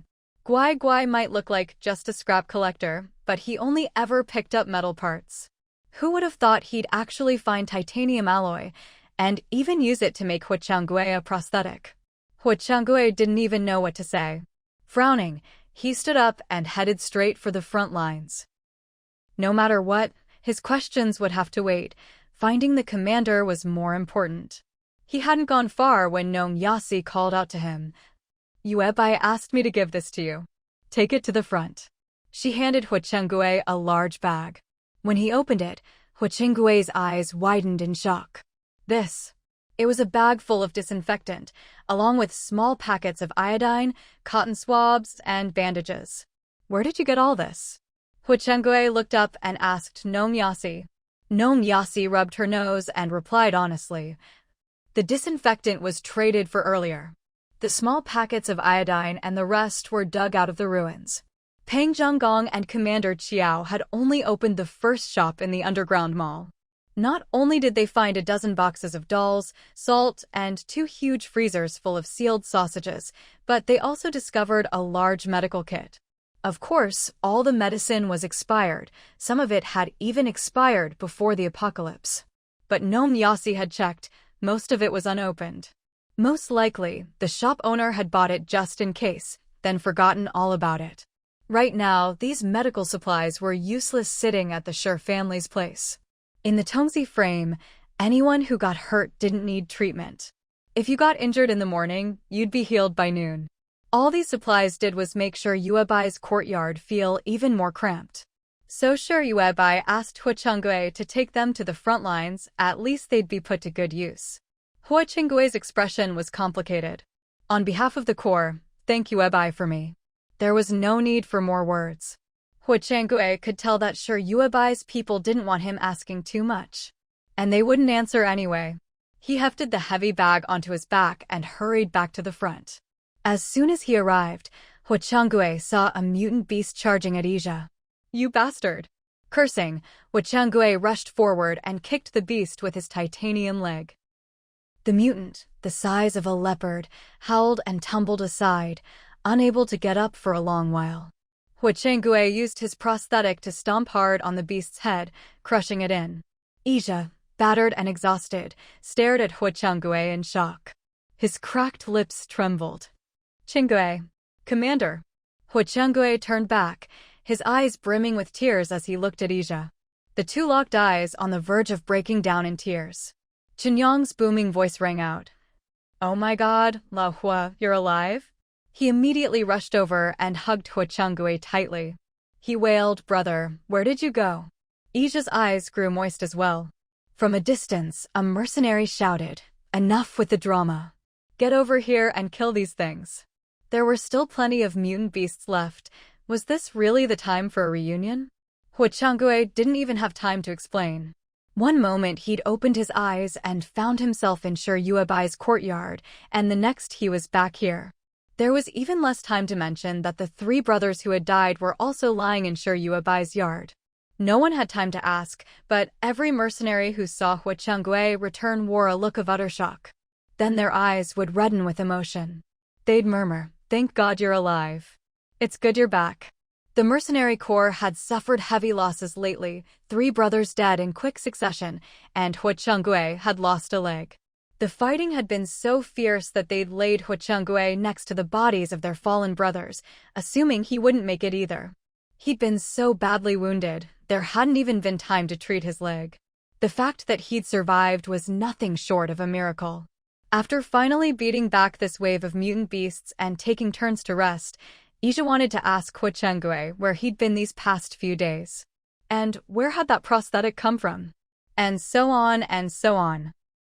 But then, one of the 3 brothers who should have been dead suddenly returned, looking utterly bewildered. Commander, Lao Hua. Xiao Zhao raised his hand and greeted Ija and Huichangui. Eva's expression changed. He looked at Huichangui. Huichangui's face changed as well. Because his face was clean, he looked even paler than anyone else in the mercenary corps. Right now, his face was as white as a sheet. He bit his tongue hard, staring at Xiao Zhao in disbelief. Zhao! Weren't you dead? Xiao Zhao looked confused. What? I died. The dead never know they're dead. After Xiao Zhao died, he had no memory of anything. But as he was just starting to regain consciousness, the scent of mushrooms filled his nose, urging him to wake up. He sensed himself being lifted, then quickly dropped. Then Xiao Zhao opened his eyes and sat up from the perimeter line. After just a few steps, he saw his mercenary corps. Everyone was full of questions, but Hu Chengue silently swallowed everything about the Shi family. He'd originally wanted to tell everyone that he'd gone to the Shi family's place, and that the first thing he saw upon waking was Shi Yuebai. But Xiao Zhao's return made him instinctively feel that everything he'd seen couldn't be spoken of. What kind of existence could bring the dead back to life? There was no need to say more. Hu Chengue vaguely realized that Shi Yuebai's power was still weak. Putting her in the spotlight now would do her no good. It wouldn't help anyone. But through all this, in this desperate, dark wasteland, Hu Chengue felt as if he'd glimpsed a ray of light. A word he hadn't thought of in a long time surfaced in his mind. That word was hope. The last two mercenaries to return were Xiao Qian and Xiao Sun. Neither of them could clearly explain how they had survived. Ija, Qinyong, and the medic from their squad circled around the group several times, trying to figure it out. Hu Chengue hung his head in silence. Finally, he looked up and said, "Forget it, let's just go kill some mutant beasts. If you can't explain it, then don't. What matters is you're back. Ija and the others were risking their lives to defend the big city. The incentives must be pretty generous. Captain Xiao said, each person gets 20,000 points a month, plus 15 liters of water. He frowned again. But the city management doesn't cover food, equipment, or medical supplies for mercenaries. 20,000 points a month sounded like a lot for a mercenary. But aside from water, the city didn't provide anything else. Shi Yuebai didn't know the prices in the city, but she figured they couldn't be cheap. All right, go to the front line and find Ija. Talk to him, let's sell this stuff cheap. Shi Yuebai made the decision. There was just too much food in the drainage ditch. Captain Xiao grinned, finally relieved. He'd wanted Shi Yuebai to get rid of those expired foods for a long time. Now his wish had come true. But Shi Yuebai's next words left Captain Xiao petrified. Move all my scallions into the drainage ditch. Put them in the space that's been cleared out. What? Captain Xiao wobbled. Now the Xiao family would be even more afraid to step foot in there. The expired junk food had packaging. If there was nowhere else to step, you could at least walk on the wrappers. But now, with scallions moved in, how could they step on those? Wouldn't you feel guilty stomping on them? Shi Yuebai raised her staff. She didn't care about or understand Captain Xiao's inner turmoil. She poked him with her staff to snap him out of it. I'll teleport you over. After you sell the goods, walk back yourself. Mercenaries' points were credited to their city-issued cards. They could transfer points via communicator. So as long as Captain Xiao sold the goods to Ija, Ija could transfer the points to Shi Yuebai. That way, there was no need to worry about Captain Xiao getting robbed. Captain Xiao quickly climbed down into the drainage ditch and packed up a huge bundle. Cocoa candy x 100. Oreo cookies x 50. Spicy strips x 70. Green tea x 24. He hefted the massive bundle and stood nervously in front of Shi Yuebai. Captain Xiao knew one thing. Shi Yuebai could suddenly disappear to a certain place and reappear just as suddenly.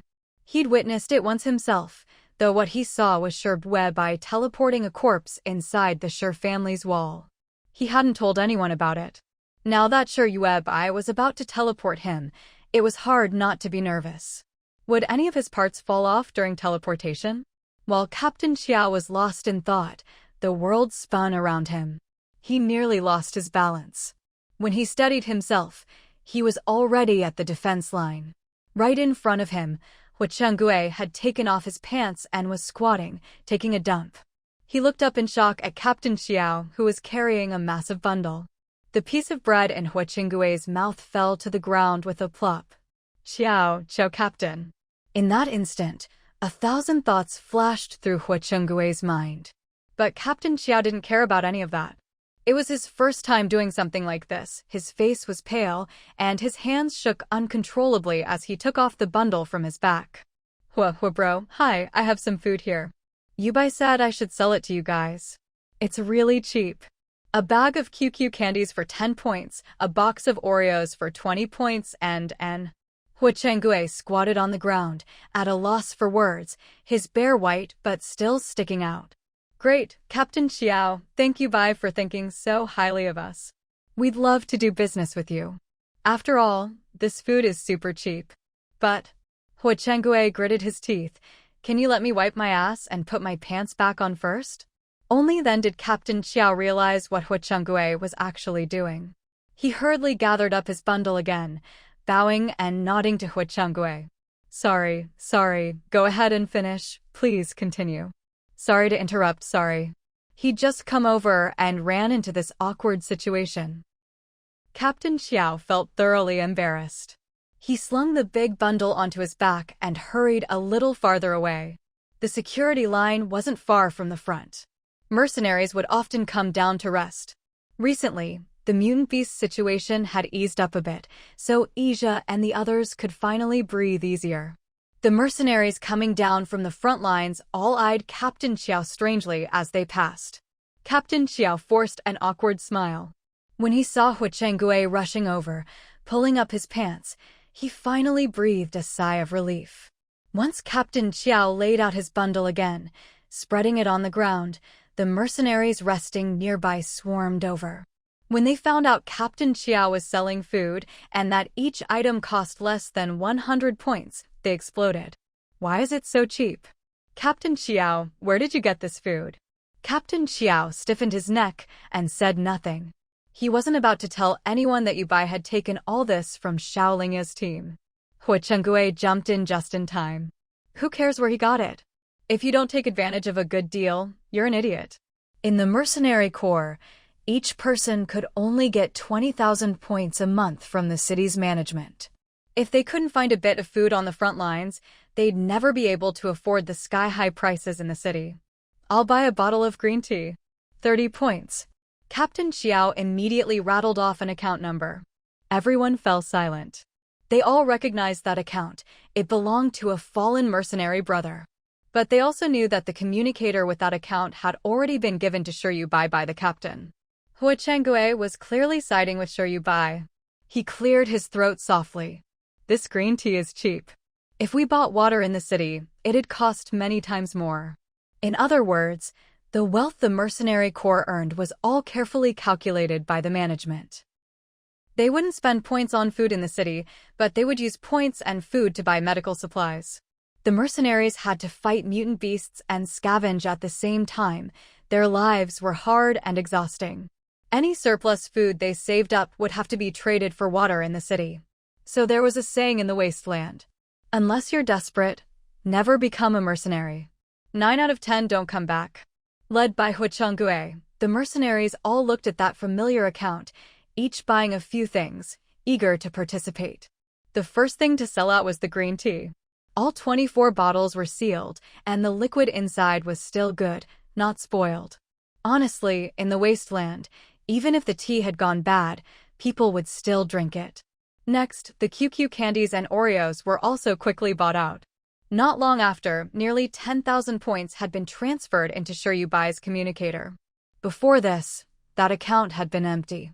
She sat in front of her 4 vegetable plots, thinking about what she could buy with this small fortune. Based on the original owner's memories of the Wasteland, Yubai realized that in this economy, aside from water and food, there were actually quite a few things you could buy. Because in the Wasteland, only things you could eat were worth anything, everything else was trash. Yubai waited for Captain Xiao to come back, planning to tell him to go to the city tomorrow and buy some vegetable seeds. Even though nothing could really grow in the Wasteland, there were always people who refused to give up and kept trying. So vegetable seeds were cheap, but you never saw any actual vegetables on the market. Everyone knew nothing would grow. And if someone did manage to grow crops before any survivor could bring them to market, the harvest would be locked down. Anyone who could grow crops would soon disappear. No one knew where they went, but it was never to serve the ordinary scavengers of the Wasteland. Yubai, Captain E and Huibro are here. Captain Xiao stood on the other side of the ditch, shouting to Sher Yubai. After several days, Ija returned and was shocked by what he saw. He rubbed his eyes. Was this really the Sher family's place? It had to be. Look, his army tent was still by the ditch. Hua Chengue, do you notice anything different here? Ija turned to ask Hua Chengue. Hua Chengue lied through his teeth. Really? Looks the same to me. Come on, boss, we finally have some time to rest. Don't overthink it. He never realized he was such a natural peacemaker. Sher Yubai said nothing, but Su Xuejiao and De Jiao in the ditch knew this meant she allowed Ija and Hua Chengue to return. The two of them pulled out the ladder from the ditch and set it up. They'd finally achieved fully automated bridge access. Ija, completely confused, followed Hua Chengue across the ditch. He glanced down. What's all that stuff down there? The ditch was filled with rolling white smoke. Nothing could be seen. Hua Chengue said, "It's just the smoke machine. This way, no one will come and bully Yubai." Yubai is very weak, he emphasized. Truthfully, Hua Chengue was nervous. Last time, he'd been dragged away from this ditch by Sher Yubai's people and hadn't really looked at the surroundings. Now, trying to cover for Yubai, he sounded pretty unconvincing. Luckily, Ija just nodded and said nothing. The two crossed the ladder and came to stand before Sher Yubai. Ija wasn't sure if it was his imagination, but Sher Yubai's face seemed a little thinner. Not too obvious, though. Sher Yubai glanced at Ija and pointed at the army tents. Haven't touched your stuff. Go rest. The tents were set up behind a waist-high wall. Ahong had even used bricks to fence them in, making a little courtyard. Ija was at a complete loss for words. He'd been stationed at the front lines for a while now, but every day, he found himself thinking about the Sher family. Ever since Shuri left, and after he'd saved Sher's mother, the Sher family had become something he couldn't help but worry about in this wasteland. He had no family of his own, so this concern for them filled the hole in his heart where family should have been. Of course he worried, but he was always too busy to do much more than send the occasional text to Sher Webai to check in. Deep down, Sher Webai was still that proud, sharp-tongued little girl. Sometimes, if she was in the mood, she'd reply with just 2 words, all good. Other times, she wouldn't reply at all. Ida figured she was just too proud to admit if she was having a hard time. But seeing them today, the Sher family was clean, tidy, and honestly looked like they were doing pretty well. Ija and Hua Chengue walked into their little courtyard. Looking at the 3 tents set up behind the waist-high wall, with white smoke curling around them, Ija and Hua Chengue felt like 2 moles who'd just tunneled out of the mud and into paradise. Ija glanced at Hua Chengue. Clearly, Hua Chengue seemed a little less shocked than he was. In fact, Hua Chengue was doing his best to act natural. Ha ha ha, boss, the air here is amazing. The air at Yuebai's place is sweet as honey. Ija didn't say anything. He walked over to his tent, where a layer of tiny, sparkling dewdrops clung to the surface. Even with the sun shining on them, the droplets glistened beautifully. Ija couldn't help but swallow. His mouth was suddenly dry. When he opened his tent, everything he'd left inside was still there. Not that it was much, just an inflatable pillow. A while later, Sher Yaoao came bouncing over, grabbing onto the wall and calling out, "Uncle E, Uncle Hua, do you want something to eat?" She was holding a plastic bag, her eyes crinkling with a smile. "Auntie asked me to bring this over." The little girl was just over 8 years old. That big head of hers, which used to look so odd a few months ago, didn't seem nearly as strange anymore. You could always tell when a child had cognitive issues, just from their appearance. The Sher Yao of today was a completely different child from the one she'd been before. Ija watched her quietly and nodded. Inside the plastic bag Sher Yuebai had sent were 6 bagels, the kind with jam filling. They were vacuum-packed, so even though they were past their expiration date, they hadn't spoiled. Lately, with water prices rising, the mercenary group's days had gotten tighter and tighter. But that wasn't even the worst of it. The worst part was that even in the big cities, there were no medical supplies to buy anymore. None of the big cities provided medical care for mercenaries. Yet mercenaries were the ones who consumed the most medical resources in the Wasteland. This time, Ija had come back from the front lines not just to check on the Sher family, but also to see if he could find any place in the city selling medical supplies. Everyone was scrimping and saving, trying to stretch their food budget to buy medicine, and they still had to make sure Peng Ziyuan had enough to eat. So neither Ija nor Hu Chenggui had had a proper meal in ages. Let's eat first. We can talk after, Hu Chenggui urged Ija. But as he raised his hand, he suddenly froze. Ija turned to him. What's wrong? Hu Chenggui's expression was a little odd. He shook his head. No, it's nothing. Family, huh? Who could understand the shock Hu Chenggui was feeling right now? There was a deep, bone-deep wound on the back of his hand. But right now, that wound was actually healing. Really, new flesh was growing over it. Hu Chenggui quietly rubbed at the scab, and it flaked off, revealing a fresh pink scar underneath. Oh my god, Hu Chenggui felt like he'd just discovered something incredible. Meanwhile, over at the Sher house, Sher Yuebai had sent Captain Xiao to the city to look around. Captain Xiao had a communicator too. Back when his team was big, life wasn't nearly as hard as it was now. He used to have so much food it was piled up like a mountain, and a communicator was nothing special. But after the team fell apart, the only time he used the communicator was to contact the water supply managers when buying water. Captain Xiao knew the city well and quickly sent back a message. There was only one person in the city selling seeds. But that person didn't really sell seeds, he sold people. If you bought a person from him, you'd get a seed as a bonus. Sure, Yuebai hadn't misread it. Captain Xiao's message really did say one seed. Captain Xiao, Webai, this is a terrible deal. He treats people like livestock.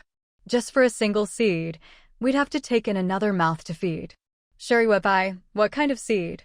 Captain Xiao, no idea. It's tiny. No clue if it's any good or if it'll even grow. No one could get seeds to sprout anymore. So even though there were people selling seeds, they went for dirt cheap. The closer it got to the end, the cheaper seeds became. Some people even ate the seeds as food. In the end, seeds would disappear from the wasteland altogether. Sure, Webai thought this was a deal worth making. Because the cheapest person Captain Xiao could buy was only 10,000 credits. Human life was worth less than grass. And as for what happened to those people after they were bought, well, best not to think about it. Anyone who'd sunk to being worth 10,000 credits was only good for the dinner table. Sure, Yuebai's account had just under 10,000 credits. She was short 1,080. Sure, Yuebai turned her gaze to Ija. For some reason, Ija felt a chill run down his spine. Sure, Yuebai wheeled herself over to him. Brother Ija. She grinned, her chubby cheeks bunching up. Do me a favor? She pulled out her account's QR code. Lend me some credits. 20,000. Lend me 20,000. Credits were money. Sure, Yuebai was blatantly asking Ija for a loan. Before Ija could react, Hu Chenggui whipped out his communicator and scanned the code. Beep. Webai, if your brother Ija won't lend it, your brother Chenggui will. Is 37,649 credits enough? I'll send it all to you. That was all the credits Hu Chenggui had. Once, he'd been a well-educated young man, but now, as a wastelander, he was living paycheck to paycheck. It was a long story. Sure, Yuebai smiled and nodded, looking at Hu Chenggui, who was all but wagging his tail at her. Do I have to pay you back? Heh, aren't we siblings? I suspect you're my long-lost little sister. Hu Chenggui was determined to establish a connection with Sure Yuebai. What's wrong with a brother giving his little sister some pocket money? No need to pay me back. But before Hu Chenggui could finish, Shure's mother suddenly rushed over, brandishing a broom. You're my husband's illegitimate son? Oh, so now even the illegitimate kids dare to show up at my door. Let's see if I don't beat you to death. After being hit a few times with a broom by Mother Sure, Hu Chenggui threw himself in front of Sure Webai. Webai, please save me. It wasn't that he couldn't fight back against Mother Sure, but their strength was worlds apart. If he really did anything to Mother Sure, Sure Yuebai would never let him off. Hu Chengui's intention to cling to Sure Yuebai for protection was obvious. Ija stood quietly to the side, watching. Mother Sure chased after him, angrily pointing her broom at him. You little troublemaker, don't you dare touch my daughter's things. Hu Chengue looked at Shi Yuebai with pitiful, pleading eyes. He even put his hands together in a prayer gesture, bowing to Shi Yuebai. Mother Shi kept hitting him with the broom, not holding back at all. Seeing that Shi Yuebai wasn't saying anything, Hu Chengue had no choice but to blurt out, "Mom, I'm not an illegitimate child. Actually, I'm your real son." Everyone stared at Hu Chengue in shock. Second sister-in-law Shi was so angry her eyes turned red. Whenever her eyes acted up, she could only see a faint blur of light. She felt her way toward the source of the voice, tracing the outline of the people in front of her.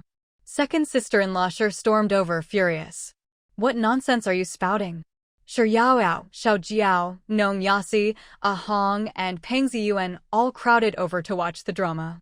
Even Guai Guai poked his head out from a pile of parts to look at Hu Chengue. Mother Shi paused, broom in hand. "How is that possible? I only gave birth to 3 children. If you were my husband's illegitimate child, would I not know? Even if she was a bit crazy, even if she didn't recognize her own husband or forgot everything else. As a mother, there was no way she wouldn't recognize her own children." Mother Shi, fuming, raised her broom again. "All the Shi family's property belongs to my 3 kids. If anyone dares fight them for it, I'll kill them." Hu Chengue looked at Shi Yuebai again, pleading with his eyes for help. Shi Yuebai just looked on coldly, not interfering. So Hu Chengue dropped to his knees in front of Mother Shi and hugged her waist tightly. "Mom, listen to me. When you gave birth to Yuebai, you actually had twins. But you were beautiful, the top socialite in Xiangqing, and married a rich, handsome, loving husband. Your best friend was jealous of you, so she deliberately took me away. She wanted you to regret it, to suffer, to fall into postpartum depression. But she didn't expect you were carrying twins, and there was still Yuebai in your belly. For years, as your 3rd son, I've been wandering outside, suffering all kinds of unspeakable hardships. But finally, I found you, Mom." Mother Shi was stunned. The broom in her hand clattered to the ground. At that moment, Shi Yuebai and everyone else stared wide-eyed at Hu Chengue.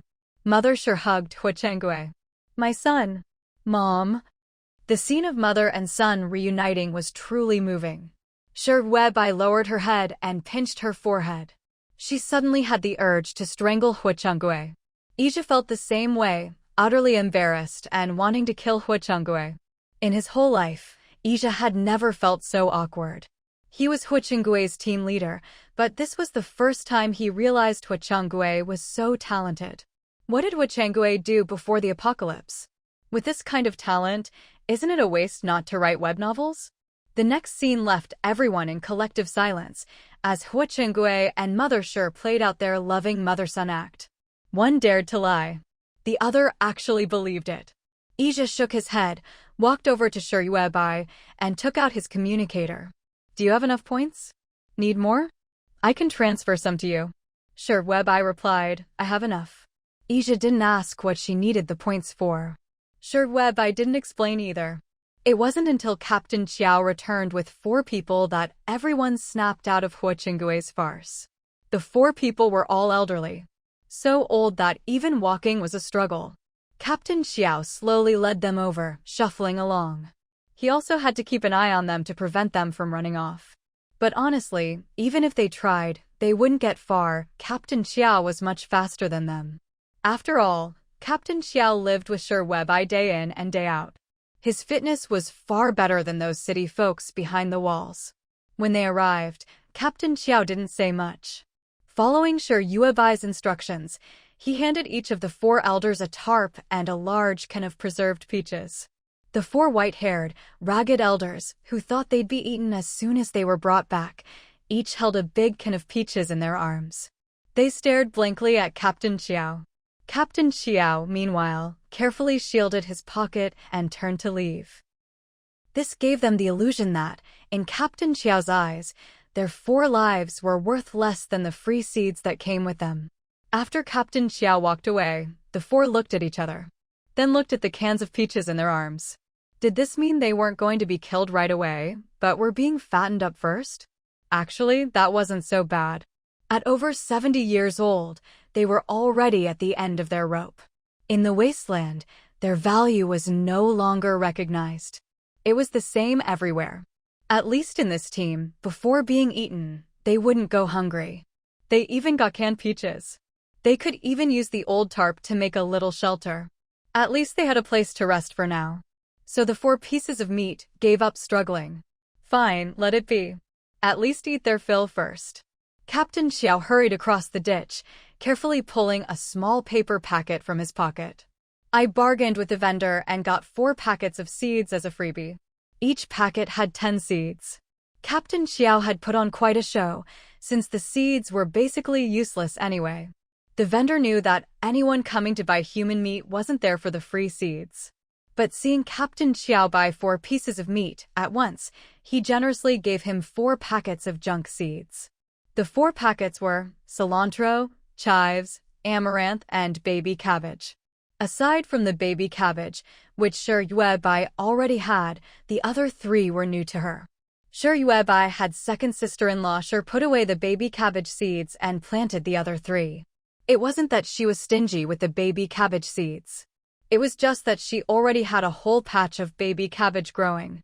That's right, just 2 days ago, she'd sown the baby cabbage seeds, and by lunchtime today, they'd already sprouted. 20 little baby cabbages were evenly spaced across a plot the size of a parking space. At this rate, in another day or 2, they'd be ready to harvest. But first, they needed to eat some of the newly dug, football-sized potatoes. Those potatoes were downright monstrous. Just one, sliced up, could make a huge pot of soup. Everyone in the compound was getting sick of potatoes from eating so many. Not to mention the ever-growing scallions and mushrooms. If the scallions weren't harvested, they'd spread everywhere. Same with the mushrooms, they weren't limited to rotting wood anymore, but were sprouting all over the ground. The biggest patch of mushrooms was as large as a wash basin. Ija and Huichengui couldn't stay at Shi Yuebai's place for very long. They just came back to check on the Shi family and were getting ready to leave. But Shi Yuebai instructed Commander Qiao to send them a few boxes of disinfectant, sterile gauze, and other medical supplies. These were all things people traded for when we used to exchange junk for supplies, Commander Qiao explained briefly. Webai says these things will cover Brother Hua's points. Back then, they'd traded for these because Shi Yuebai's abilities were weak. At most, she could draw a dizziness array. Now, she could draw much more, and her soul power was far stronger than before. Her healing array had grown larger and larger, now hovering right above the Tong character frame. Anyone who got hurt, as long as they stood under this healing array, whether internal or external injuries, would recover automatically. The only catch was, you had to be able to get into the Tong frame. So Shi Yuebai's people didn't need these medical supplies anymore. Ija was a good guy. The mercenary corps' presence had saved Shi Yuebai a lot of trouble. She could now focus on losing weight and growing vegetables at the Shi house, all thanks to the mercenary corps carrying the burden. So Shi Yuebai had Commander Qiao bring out all the medical supplies stockpiled in the Shi family courtyard, including those they'd scavenged later, and give them all to Ija. Ija frowned and gave the supplies a quick once-over. There were 600 bottles of expired, but still sealed disinfectant.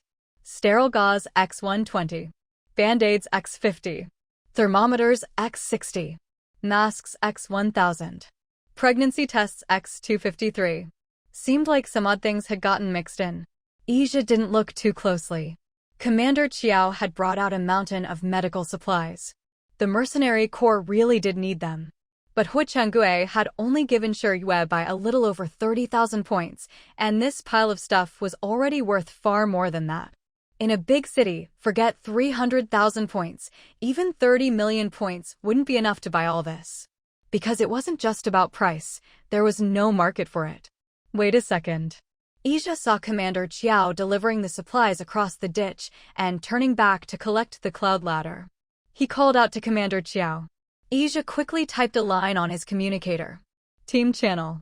Ija, everyone, transfer all your points to Webai. Team channel. Huichengui, done. Thanks, sis, for your generosity. Let me show you how much medical stuff my sister donated us. Picture, picture, picture.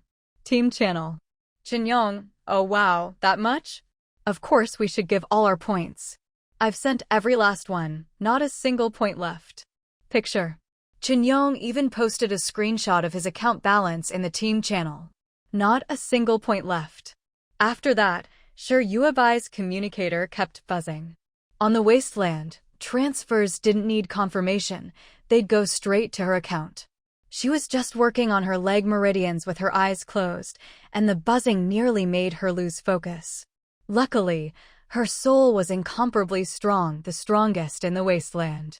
When Yuebai finally checked her communicator, her account had received a total of 890,000 points.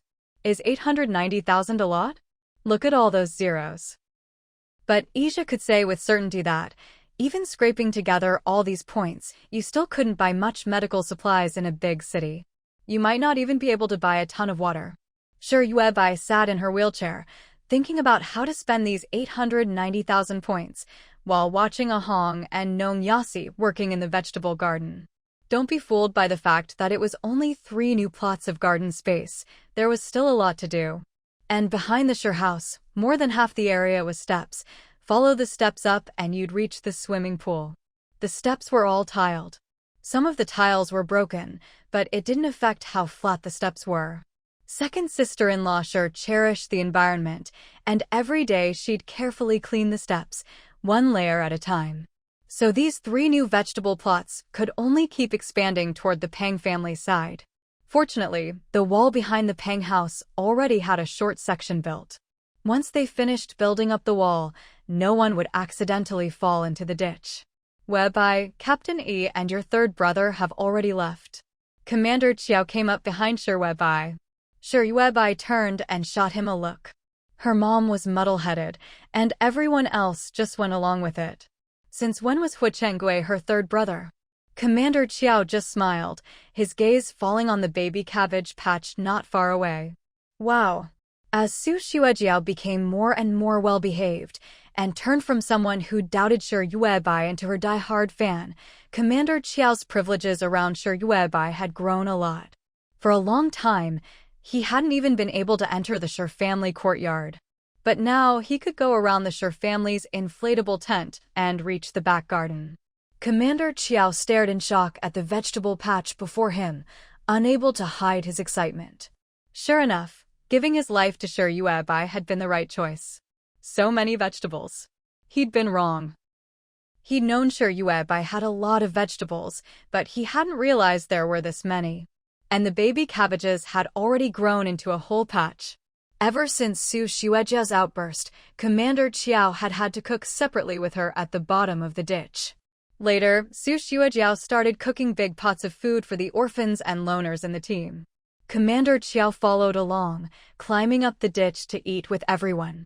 He'd already had mushrooms and potatoes, and there was a pile of scallions at the bottom of the ditch too. Yuebai knew everything. If she hadn't given out those scallions, the Chiao family wouldn't dare touch them. Webai, I did a pretty good job with this errand, huh? Commander Chiao hinted madly. He knew that as long as he got things done for Yuebai, she'd never be stingy with food. Commander Chiao didn't want to keep eating potatoes and mushrooms. He wanted something fresh. So his eyes kept darting toward the baby cabbage patch. Yuebai said coldly, "Baby cabbages are so cute. How could you even think of eating them?" Commander Chiao. Webai was right. He didn't dare argue. Then Yuebai said, "I've still got 890,000 points here. Go to the city and buy some more seeds." Commander Chiao immediately pulled a long face and nodded. Last time he went to buy people, all his acquaintances in the city looked at him with terror. They all thought Commander Chiao had hit rock bottom and started eating people. Cannibal groups weren't anything new in the Wasteland. But that was the lowest of the low. Only someone truly desperate would ever eat another human. How useless did Commander Chiao have to be to start buying people from the city? And not just once, but again and again. Now, all his old acquaintances in the city avoided him like the plague. They were afraid he'd get so hungry he'd bite them. And while cannibal groups weren't banned from entering the city police would tail them the whole time. If he went and bought another 89 people, Commander Qiao's reputation would be utterly infamous. Eat that many? He'd be a straight-up ogre. God, it's getting so cold. Fortunately, Shi Yuebai didn't set a rule that Commander Qiao had to spend all 890,000 points at once. She just told Commander Qiao to buy as he saw fit. He just needed to report back to her afterward. So Commander Qiao made another trip to the big city. Not long after, he suddenly sent a message back. Webai, I ran into Xiaoling's people in the city. I asked around a bit. I heard that Xiaoling's team is in chaos lately. After Du Hanan left, a few more squad leaders took their teams and left too. That's how it is. Many hands make light work, and nowhere is that more obvious than in Xiaoling's team. The reason he was able to grow so powerful was because so many people joined him. And the reason people put up with Xiaoling's bad temper was because he had plenty of food. With more people joining, there were enough hands to scavenge, which meant more food. But what Shi Yuebai gave Xiaolingya was a blow at the very foundation. Commander Qiao's message made Shi Yuebai think of Ing Ruoying. I heard a lot of women have run away from Xiaoling's team. In the big city, Commander Qiao was crouched in a corner, rubbing his forehead. The man across from him kept winking as he spoke. Clearly, he was hinting that the women who escaped from Xiaoling's team would probably turn up at the bridge team.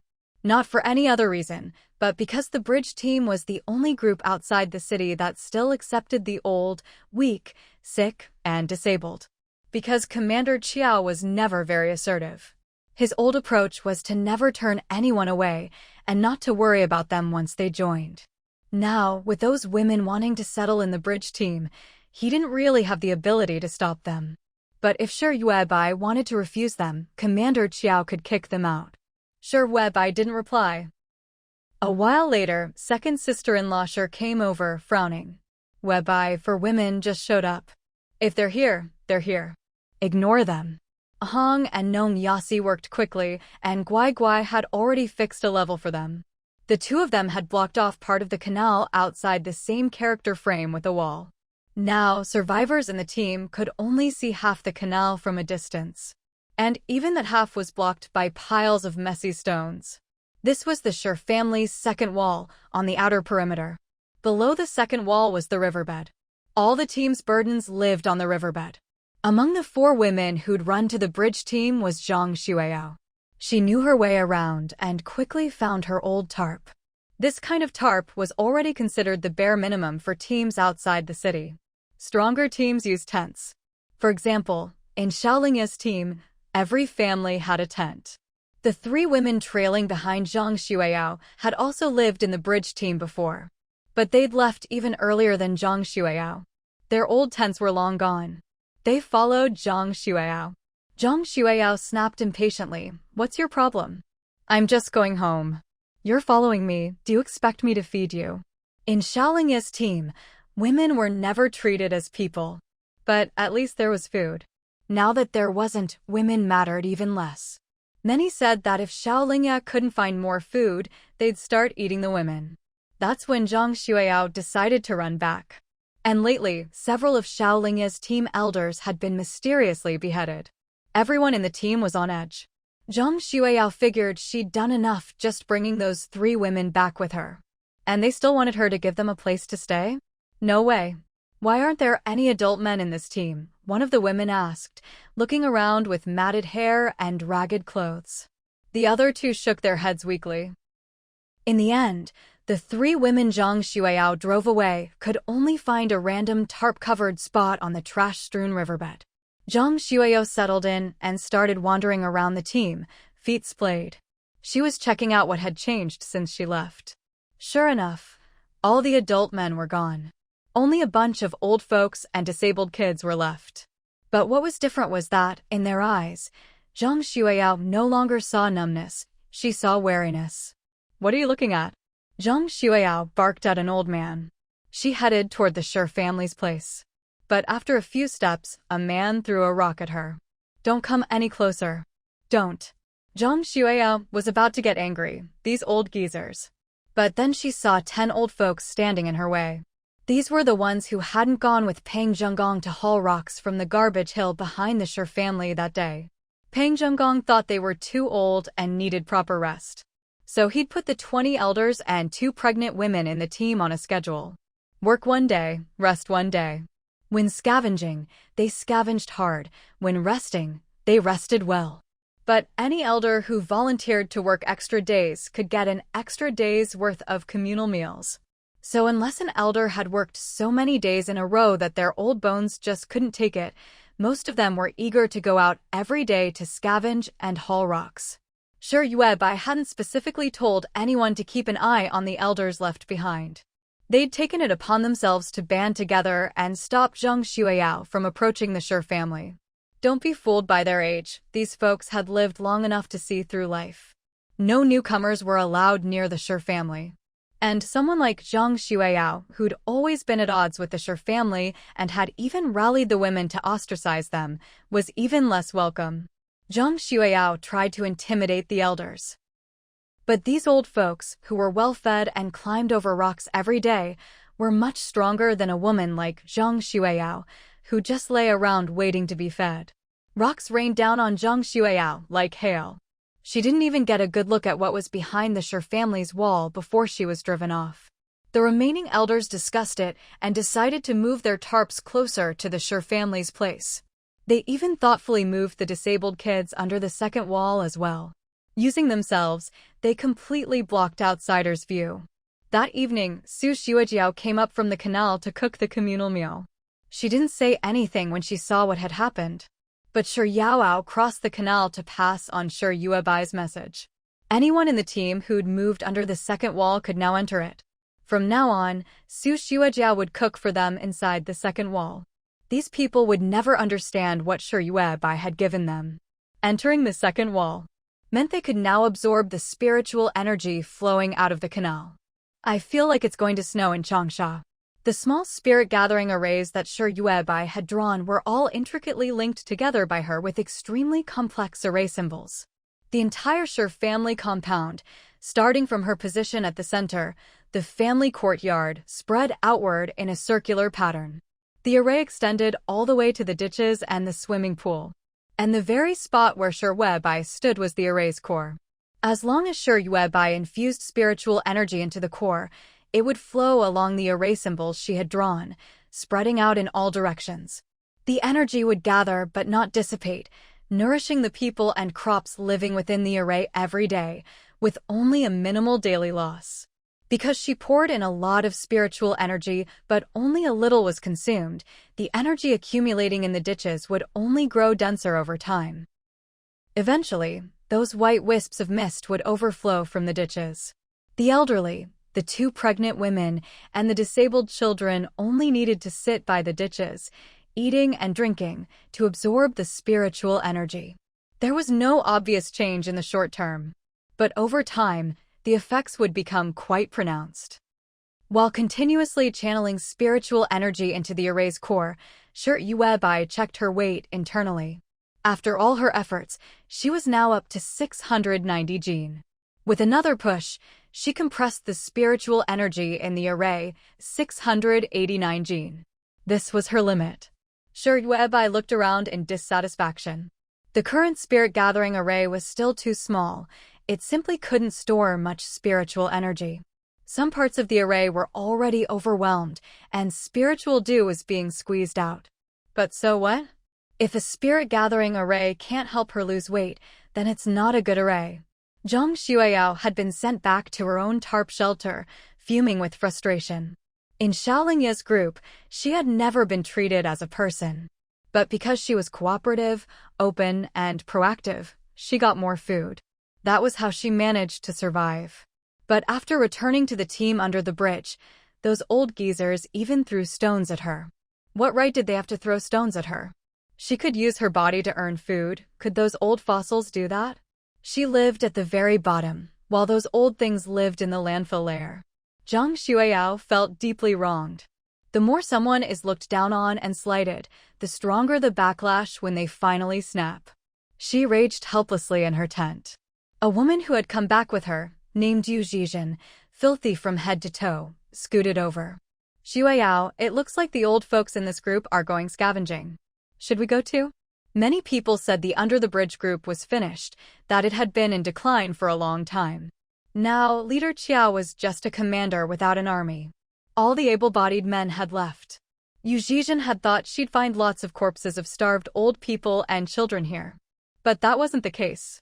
All the old folks were alive and well. Today, they'd even organized themselves to go scavenging. Zhang Xuedao shook her head. Scavenging? At their age, shouldn't they just wait to die? She didn't believe for a second that these old people would really go out scavenging. Xueyao, do you think this group could actually find any food by scavenging? Yu Zhizhen looked at her hopefully. Zhang Xueyao snorted, are you dreaming? Look at them, their average age must be at least 75.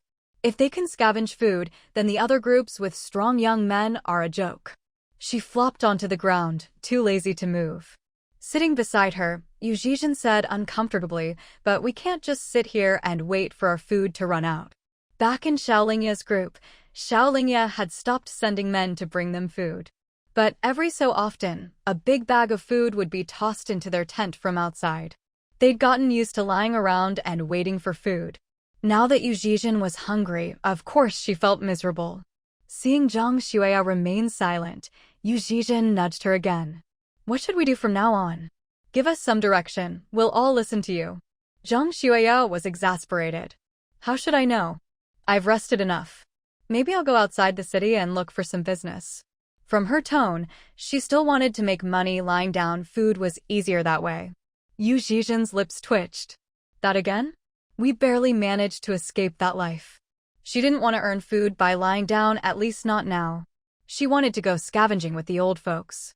Zhang Xueyao sneered, turned over, and faced away from Yu Zhizhen. Suit yourself. But don't say you'll listen to me for everything from now on. If Yu Zhizhen didn't agree with her, she couldn't be bothered to lead her. This was just fine. Sitting behind Zhang Xueyao, Yu Zhizhen was silent for a long time before finally sighing and going outside. She saw the old folks lining up in front of the Sher family's second wall. Behind the 10 elderly people was a pregnant woman. Behind the pregnant woman was a child who walked with a limp. Yu Zhizhen quietly approached. She'd seen Zhang Xueyao get pelted with stones before, so she was extra cautious. Someone in the line glanced back, and she gave an awkward, shy smile. Leader Qiao, who was organizing the group, saw her and glanced at the paper airplane flying overhead. Webai hadn't given any instructions, so no one said anything to Yu Zhizhen. Following behind the child at the very end of the line, Yu Zhizhen let out a sigh of relief. As long as no one chased her away, she could give it a try. At first, Yu Zhizhen thought the scavenging site would be far away. She'd braced herself for hunger pangs. But after just a few steps, the group stopped. Peng Zhenggong was lying on a patch of open ground amid the garbage, wearing sunglasses and napping. When he saw Leader Qiao bringing people over, Peng Zhenggong immediately got up and started assigning people to enter a nearby stairwell. Your task today is the same as yesterday, dig out stones. Get all the stones and supplies out, and you'll get food. Webai said, anyone who slacks off goes hungry. With his pale, chubby face, Peng Zhenggong made the rules clear from the start. He had no choice, there was just too much good food at Yuebai's house. No matter how hard he tried, he just couldn't lose weight. Leader Qiao walked over and stood at the top of the underground passage with Peng Zhenggong, watching as the elderly, the pregnant woman, and the child all went down into the underground mall. No one questioned Yu Zhizhen. Feeling anxious, Yu Zhizhen followed the group down the dark stairwell. She was worried something bad might happen. But she was just too hungry. Sticking to the end of the line, she soon reached a pile of blocked stones. The scavengers ahead were already carrying baskets of stones out. Someone comforted Yu Zhizhen, don't worry. Peng may sound fierce, but if we're really exhausted, he'll still give us food. Yu Zhizhen looked at the old lady beside her in surprise. We get food just for moving stones? What kind of food? Could it be people? Yu Zhizhen couldn't help but think in this direction. She'd thought she was here to starve. For scavengers, finding food was all up to fate. But now, just from moving some rocks, she was being fed. If she told anyone, they'd think it was unbelievable. The old lady next to her gave Yu Zhizhen a look, as if she were a country bumpkin. But in the end, the old lady said nothing. It was best not to go around blabbing about things like this. If she brought trouble to Yubai, not only would she be scolded to death, but she'd also end up going hungry again. Was there any need to explain? Believe it or not, it's up to you. Yu Zhizhen wanted to ask more, but no one answered her. Everyone was busy digging out the rocks blocking the underground shops. Peng Zhonggong had cleared a narrow, winding path so they could walk down from the underground shopping street, bypass the drainage ditch, and reach the second wall. All the rocks cleared from the shopping street were transported here to be used as building materials for the second wall. It was a bit of a trek, much less convenient than just tossing the rocks aside. But with this plan, the area covered by Shi Yuebai's spirit-gathering array looked much tidier. It also made it easier to build the ditch and the second wall. After moving rocks all morning, before Yu Zhizhen even got truly hungry, Peng Zhonggang's voice came from above, telling everyone to go eat. So Yu Zhizhen followed the group back from the construction site. It wasn't far, but she felt strangely lightheaded, almost dazed. How long had it been?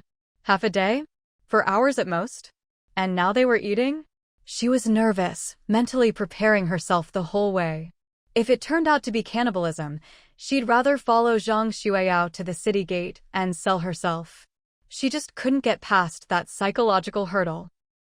But after following the group around the second wall, Yu Zhizhen was shocked once again.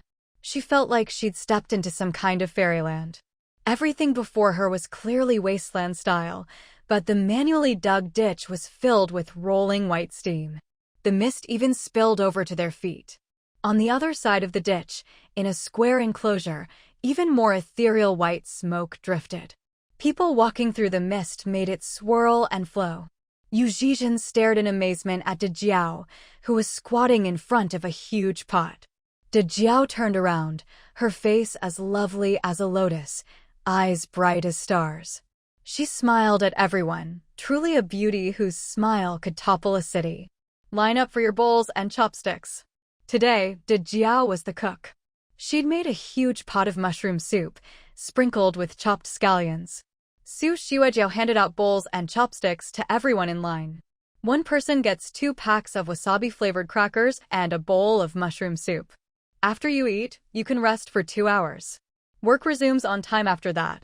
If you're not feeling well, you can skip the afternoon shift after eating, but you won't get dinner. Yu Zhizhen kept her head down, staring at the soup in her bowl.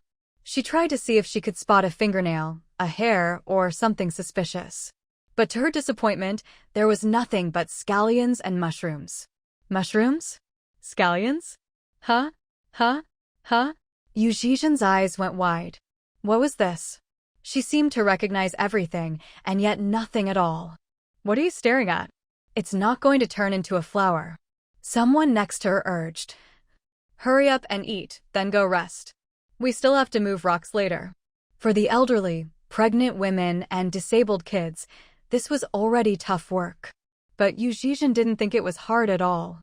With just a few rocks, she could finish even without dinner. With mixed feelings, Yu Zhizhen took a sip of the soup. It was delicious. Suddenly, she felt like crying. Just for this one mouthful of soup, she wouldn't regret anything that happened next. But even after she finished the soup and ate the 2 packs of wasabi crackers, nothing bad happened. Human imagination had reached its limits. Yu Zhizhen just couldn't understand, why was this Shi Yuebai doing all this? If there was some huge conspiracy, why go to such lengths? It was mushroom soup, after all. What's with that look? Still not full. De Jiao stood in front of Yu Zhizhen, her face sweet and innocent, tilting her head at her. With De Jiao's simple mind, she couldn't understand Yu Zhizhen's complicated feelings. Here, have some more. De Jiao ladled another big scoop of mushroom soup into Yu Zhizhen's bowl. She explained seriously, there aren't any more crackers. Everyone gets the same amount, Auntie. But you can have as much mushroom soup as you want. It didn't even take a whole mushroom to make such a big pot of soup. So it was always enough to fill you up. Yu Zhizhen's eyes stung. She buried her face in the disposable bowl and shook her head. Then she gulped down the soup in big mouthfuls. De Jiao, being a bit simple, had just learned to say a few sentences. Seeing Yu Zhizhen on the verge of tears as she finished her soup, she gave her another bowl. "Auntie, the soup will fill you up." Yu Zhizhen drank as fast as she could, and Did Jiao kept refilling her bowl, until Yu Zhizhen had finished her 8th bowl of soup. The white drone overhead finally couldn't take it anymore. Sure Yuebai's voice came down. "Did Jiao, if she drinks any more, she'll burst." How big a stomach could a Wastelander have? Yu Zhizhen was so traumatized that as long as Did Jiao kept refilling her bowl, she'd keep drinking. She'd drink herself to death if she had to. Did Jiao hurriedly put away the ladle, shaking her head. "No more, no more." Yu Zhizhen clutched her stomach in discomfort, leaning against the wall, stuffed. Sure Webai snorted coldly. "Serves you right." And then she flew away. Of the 4 women who came this time, 2 had gone with Zhang Xueyao to the city to earn food. Only Yu Zhizhen was left. After 2 hours of discomfort, Yu Zhizhen, still dirty-faced, joined the old, weak, sick, disabled, and pregnant group to keep moving rocks. In the afternoon, Yu Zhizhen's stomach kept rumbling. She felt a familiar pressure in her lower abdomen. "Oh no, too much soup. You can't just go anywhere here. If you do, you'll get yelled at." A pregnant woman next to her pointed toward the public toilets. "If you need to go, use those." Yu Zhizhen felt odd, but followed the direction the pregnant woman pointed. The further she walked, the better the path became. The environment got cleaner and cleaner. Standing on the open space in front of the public toilets, Yu Zhizhen almost felt like she'd gone back to the days before the Wasteland. She'd been wanting to cry for a while. Only 2 toilet stalls were open, for people to take turns. One for men, one for women. After all, it was just old folks, kids, and pregnant women. Sitting toilets were enough. Sure Yuebai had set a small formation on every stall door. If she didn't allow someone in, they couldn't open the other stalls. So Yu Zhizhen couldn't see that there were even shower heads inside, such a luxury. But what she could see already moved her deeply. Everything was so clean. It was wonderful. At the end of the day, dinner was still 2 packs of instant noodles and a bowl of potato soup. Just as Yu Zhizhen finished eating and was about to leave, Did Jiao stopped her, face serious. "Auntie said you didn't flush the toilet today. Your punishment is to clean the toilets for a week." All around Yu Zhizhen were strange, curious stares. If her face weren't already smeared with grime, it would have been obvious how flushed she was. Right now, her face must be redder than a ripe persimmon. Why didn't she flush the toilet? Oh my god, she didn't flush and got caught by Webai. That's so gross. Whispers like these made Yu Zhizhen question whether she was really living in the Wasteland. Seriously?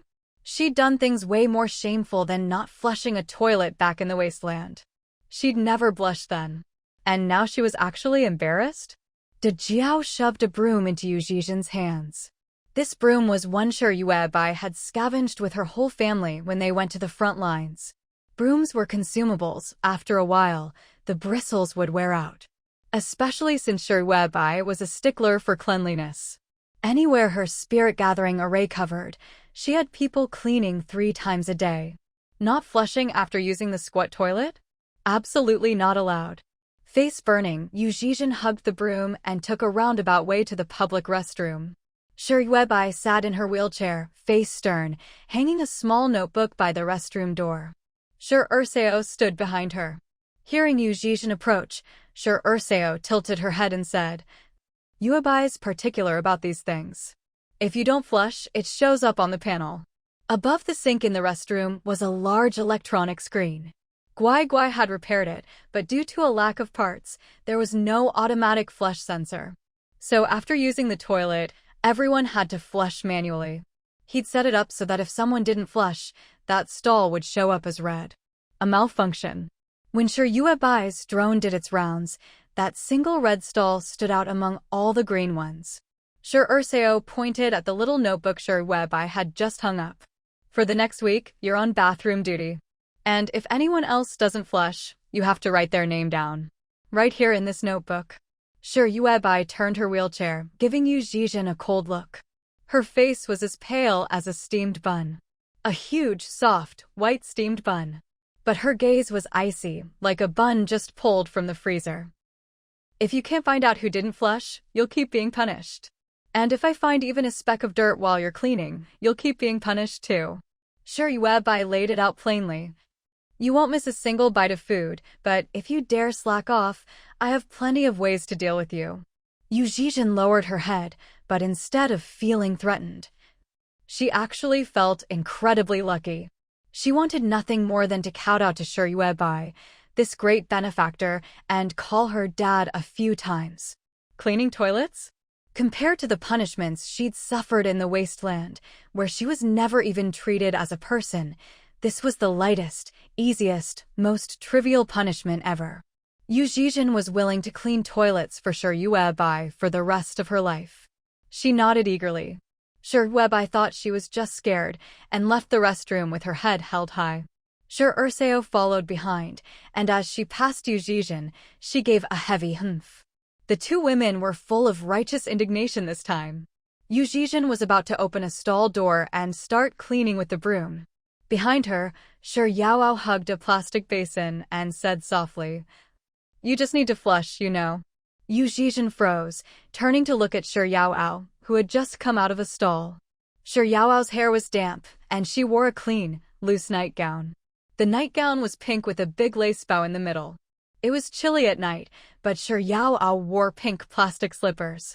The slippers were wet. Water. Clean water.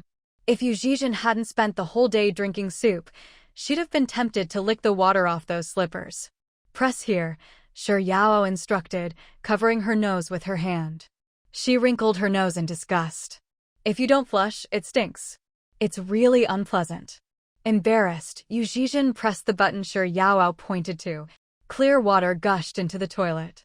Yu Zhizhen. She wanted to hug the toilet and drink the water. Such clear water, just for flushing toilets, wasn't that tempting fate?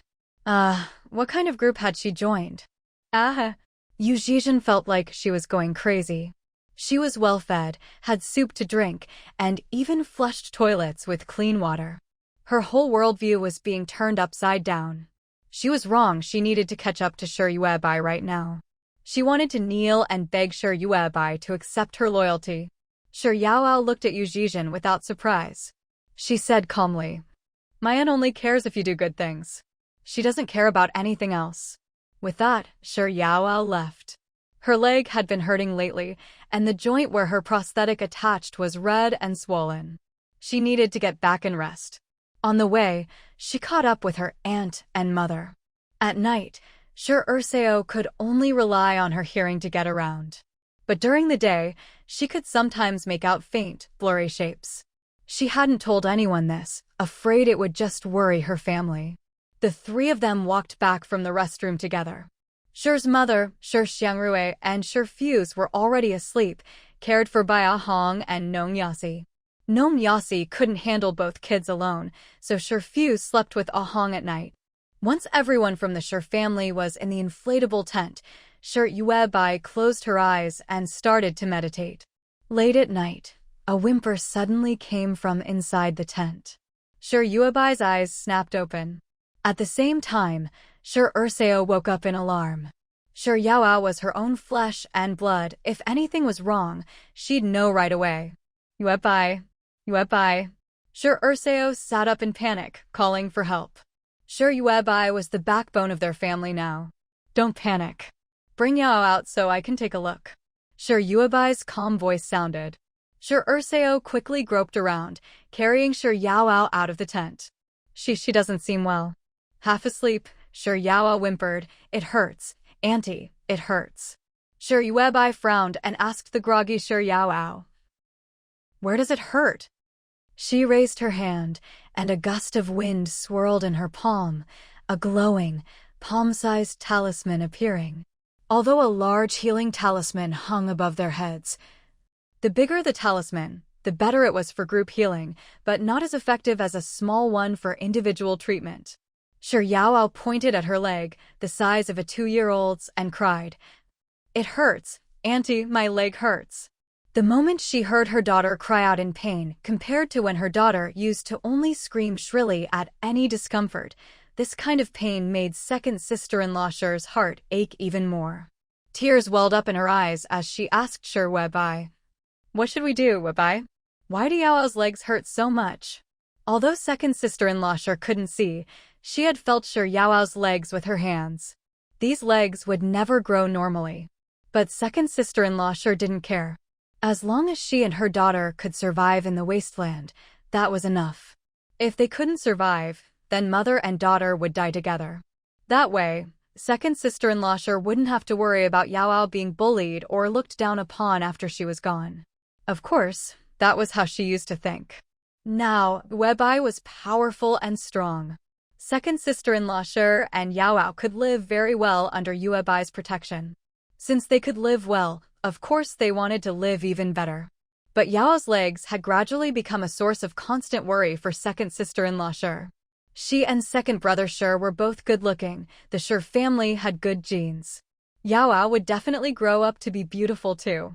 So as Yao's mind gradually became normal and her speech became more fluent, those legs would become her only flaw. But honestly, there was nothing to be anxious about. Even if Yao's legs were deformed for her whole life, she'd never have to worry about food or drink. Because they had Yuebai, Yao had someone to protect her. But now Yao's legs had started to hurt. Judging by Yao's state, it must really hurt. Sher Xiangrui, who was sleeping in the inflatable tent, was woken up by the crying. She yawned, her bright eyes darting around, and tried to turn over. Sher Xiangrui wanted to crawl out to see what was wrong with her eldest niece. Gnome Yasi pressed her little body back down and patted her. Be good, go back to sleep. Sher Xiangrui, which roughly translated to, I'm not sleeping, why should I just won't sleep. Sher mother was also woken up by the commotion, still holding Sher Yuebai's communicator in her hand. The first thing she did upon waking was to send a voice message to Huichengue. Third son, your eldest niece's legs are hurting badly today, Sai. Huichengue replied quickly, what's wrong with Yao's legs? Is fourth sister trying to help? She's here. You just focus on your work, Yuebai is really amazing. The two of them seemed to have adapted to their roles quite well. Sher Yuebai didn't bother with Sher mother. Ever since Sher mother had accepted a third son, half her attention was on Huichengue and the other half on Sher Yuebai. The rest of her time was spent rummaging through garbage piles for plastic bags. That was fine too. Sher mother needed a new kind of emotional support. Ahong and Peng Zhonggong hurried over from their backyard, throwing on clothes and running straight through the vegetable patch to the Sher house. Peng Zhonggong asked, what's going on? Why is Yao crying like this? Even the oddball next door turned on their lights. Yao was crying so hard she was almost dazed. After all, for all her capability, she was still just a little over 8 years old. She was in second sister-in-law Sher's arms, reaching out to Sher Yuebai. Auntie, I want Auntie. Sher Yuebai was never one to be affectionate with children. Want her to hold and comfort a kid? Huh, not a chance. But children are cunning little creatures. With a sour look, Sher Yuebai picked up the sobbing, breathless Yao and placed her hand on Yao's legs. She stuck on a healing talisman and then added a pain relief talisman. Lowering her eyes, she looked at Yao's reddened legs. Many of the joints were rubbed raw, even oozing blood. Nestled in Sher Yuebai's arms, Yao's crying gradually subsided. She whimpered and acted spoiled, still complaining of pain. How bad could it be? Sher Yuebai had already used every trick she had. Healing, pain relief, and even an extra 2 gene of fat energy for Yao. Sher Yuebai now had 687 gene. But looking at the little girl in her arms, Sher Yuebai didn't expose her for being a little drama queen. Looks like it's growing pains. Ahong craned her neck from the back of the crowd to look. When RZUN was growing, he'd wake up in the middle of the night crying, saying this or that hurt. Second sister-in-law Sher was the first to object. Yao's legs won't grow anymore. It's been like this for years, how could they still grow? If anything, they'd only grow more deformed. Second sister-in-law Sher felt it was enough. She was content with things as they were. But radiation was a terrible thing. It wouldn't let a person's body stay the same. It always pushed normal people to develop in strange, deformed ways. Second sister-in-law Sher's heart was full of worry. Sher Yuebai glanced down at the prosthetic limb, then took off the prosthesis strapped to Yao Ao's leg. Just as Ah Hong had pointed out, Yao Ao's legs were changing. The prosthetic, which had fit perfectly and allowed Yao Ao to stand, was now clearly unsuitable. Her legs were growing, so the growing parts were rubbing against the fixed prosthesis. Guai Guai, Sher Yuebai called out. Guai Guai poked his head out from behind a wall made of spare parts, his voice raspy. I'll adjust it. He would resize the prosthetic to fit Yao Ao's changing legs. Sher Yuebai nodded, holding Yao Ao as she told everyone to disperse. It's not a big problem. Everyone, go back to sleep. Second sister-in-law, you too. But second sister-in-law Sher shook her head, her face full of worry. She dragged over a cardboard box to use as a stool, not caring what was inside. She sat next to Sher Yuebai, reaching out to stroke Yao Ao's head. Yuebai, will this child's legs be in any real danger? Now that she knew it was growing pains, second sister-in-law Sher was even more anxious. She was afraid Yao Ao would develop in an even more deformed direction. In the Wasteland, there were plenty of survivors who had mutated so much they barely looked human. Sher Yuebai held the softly sobbing, gradually dozing Yao Ao and scolded. What nonsense are you talking about? As long as I'm here, how could she be in danger? Even if someone died, Sher Yuebai could summon their soul back. Danger? Doesn't exist. The only danger in this wasteland is fear of the unknown. Second sister-in-law Sher's eyes reddened. I'm just afraid she'll grow into something strange. Sher Yuebai snorted coldly, narrow-minded. No matter how strange, isn't she still my niece? Even if radiation made her look bizarre, so what? In her past life, Sher Yuebai had seen all kinds of races. Didn't they all live just fine? Is having hands and feet the only thing that makes you human? Where does the concept of human even come from? Life comes in all shapes and forms. Is having all your limbs what makes you beautiful? Is being crooked and twisted ugly? How can you judge beauty or ugliness by human standards? As long as I'm here, even if Yao Ao grows up strange, no one will dare bully her. The only thing she needs to do is make herself a valuable person. Every day, become more valuable, more brilliant, love herself more, and live harder. That's the only way to live up to it all. Sher Yao Ao fussed for a while, then fell asleep in Sher Yuebai's arms. With what Sher Yuebai had said earlier, second sister-in-law Sher finally felt at ease. She relaxed completely. As dawn gradually broke, the elderly, pregnant women, children, and others outside the second wall began to gather to go scavenging. Although Peng Zhonggong had said there would be 2 shifts, hardly anyone actually wanted to scavenge for a day and then rest for a day.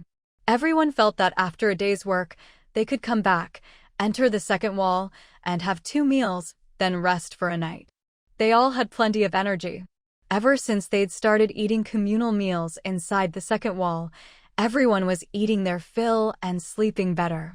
Their spirits were much improved. Everyone looked lively and energetic. Yu Zhizhen, as usual, carried her broom, planning to clean the toilets after scavenging. Cleaning as punishment was extra. If she wanted to eat her fill, she still had to scavenge. She glanced around the group. Zhang Xueyao and 2 other women had already returned. Before dawn, the 3 of them had stumbled back, supporting each other. Judging by the looks of them, they'd done pretty well. From a distance, Zhang Xueyao met Yu Zhizhen's gaze, her eyes full of deep disdain. At noon, Yu Zhizhen hurried into the public restroom to clean. But there really wasn't much to clean. Everyone knew Yu Zhizhen had been punished with a week of toilet duty, so they were all extra careful. After using the toilet, everyone remembered to flush.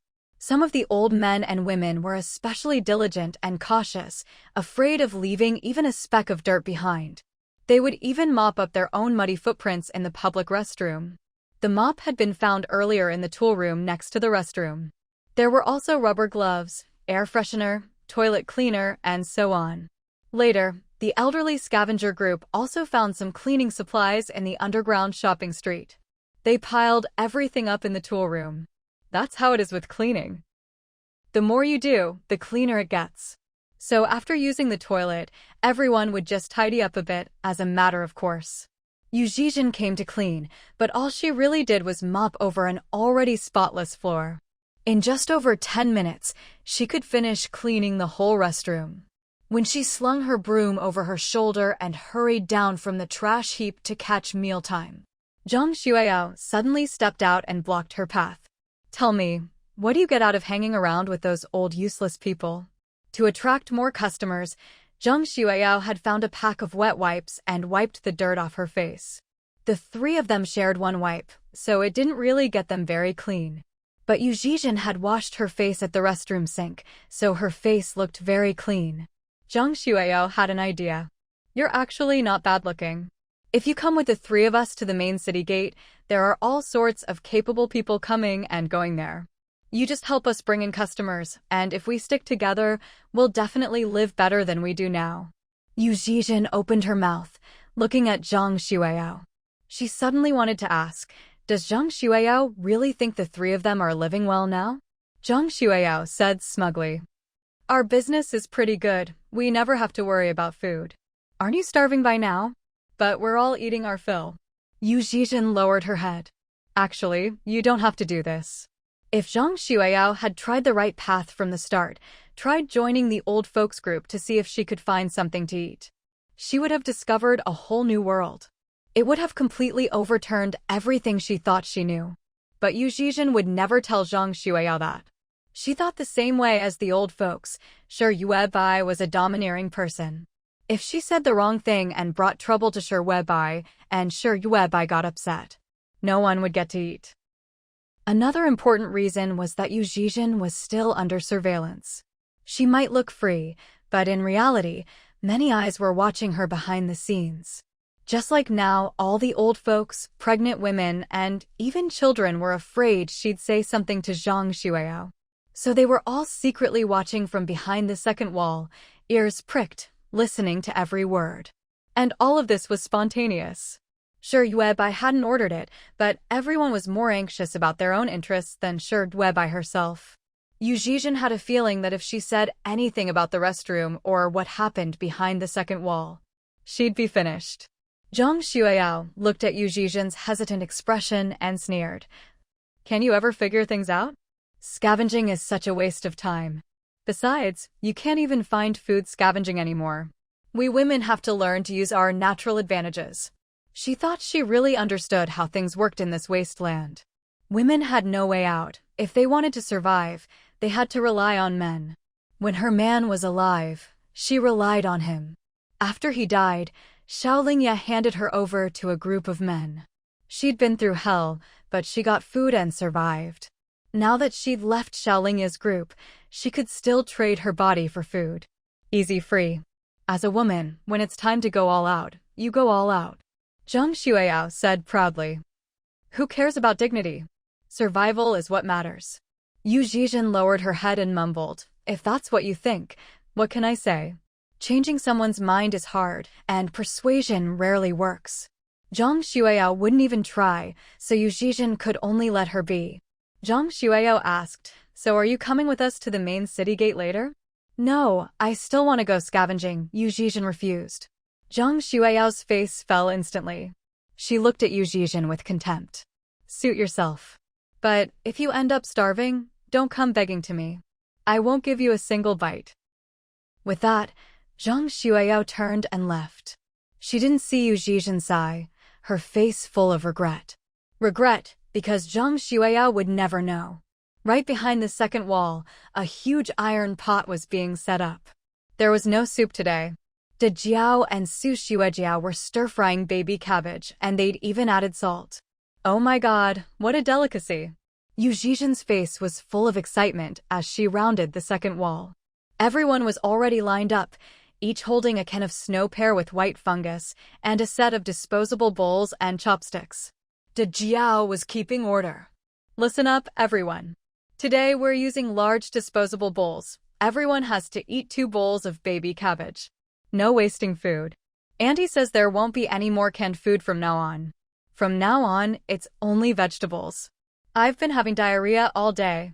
The finished food piled up in the ditch, bread, biscuits, canned goods, candy, and the like.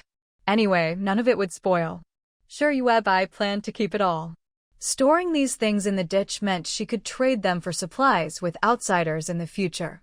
Although there was already a lot of finished food in the ditch, the 7 vegetable plots behind the first wall were now experiencing explosive growth. Every day, just picking those basin-sized mushrooms was enough to wear a person out. Not to mention the potatoes as big as basketballs, and the chives, leeks, cilantro, and amaranth growing as densely as grass all over the place. Even the once small and cute Napa cabbages now stood in the field, each one as big as a huge travel backpack, packed tightly together. In just a few days, these crops had filled up the Sure family's courtyard. Sure Yuebai decided to have the elderly group eat some every day to free up some space for her. Otherwise, the crops would just keep piling up. Soon, there really wouldn't even be a place to set foot. Inside the second wall, Yuzhizhen looked down at her heaping bowl of Napa cabbage. Her heart was pounding. There was no soup today, but everyone had a can of white fungus dessert. This kind of meal was something only the top powerhouses of the Wasteland could hope to enjoy. But now, Yuzhizhen ate like this every day. Today, there was especially a lot of food. She didn't have time to wonder whether someone in the ditch had mastered some kind of black technology. She just buried her head and devoured the cabbage. Everyone enjoyed their first bowl of Napa cabbage. But by the second bowl, they were starting to struggle. No, they could still eat. They were tired of the days of hunger. Sure Yuebai was so kind, actually giving them vegetables to eat, even though she limited them to 2 heaping bowls of Napa cabbage each. But what did that matter? Elsewhere, you couldn't even find vegetables if you wanted them. The few elderly people who had just been bought by Captain Chow ate their cabbage with a bittersweet feeling. These solid, heaping bowls of cabbage filled everyone's stomachs to bursting. But they had come here expecting to be eaten. After 2 days of hauling rocks, these elders had mentally prepared themselves to be fattened up for the table. Now they realized that this team under the bridge wasn't lacking for food at all. It was a surprising revelation. Going from being food to eating food until full, what a leap in life. Who would have thought, after all these years, they'd still experience such ups and downs? So, what if they were a little too full? Compared to all the past hardships. It was just 2 bowls of cabbage and a can of white fungus dessert. What was there to complain about? Silently moved, convincing themselves, everyone stuffed cabbage into their stomachs. Then they quietly went to rest and quietly went back to work. Not even 4 hours later, everyone was called back to eat again. This time, it was a big pot of stir-fried potatoes. Someone squatted next to Yuzhizhen and the 4 meat shields and whispered, "Am I being greedy? I don't think I've even digested the cabbage and dessert from lunch. I don't know if I can eat more. What should I do?" Every day at noon, they ate right at 12 o'clock. For the first few days, it was always soup, which was easy to handle. Everyone treated it as hydration. There was always enough soup and no limit. So everyone ate until they were full, but just right. But today, after finishing 2 solid bowls of cabbage at noon, dinner was served at 5 p.m. The old lady next to Yuzhizhen muttered, "You really are greedy. Eat. How can you complain when there's food?" Everyone nodded. Even though they weren't hungry, if there was food, they shouldn't complain. After all those days of never knowing where the next meal would come from, hadn't they had enough? This wasn't about whether their stomachs could handle it.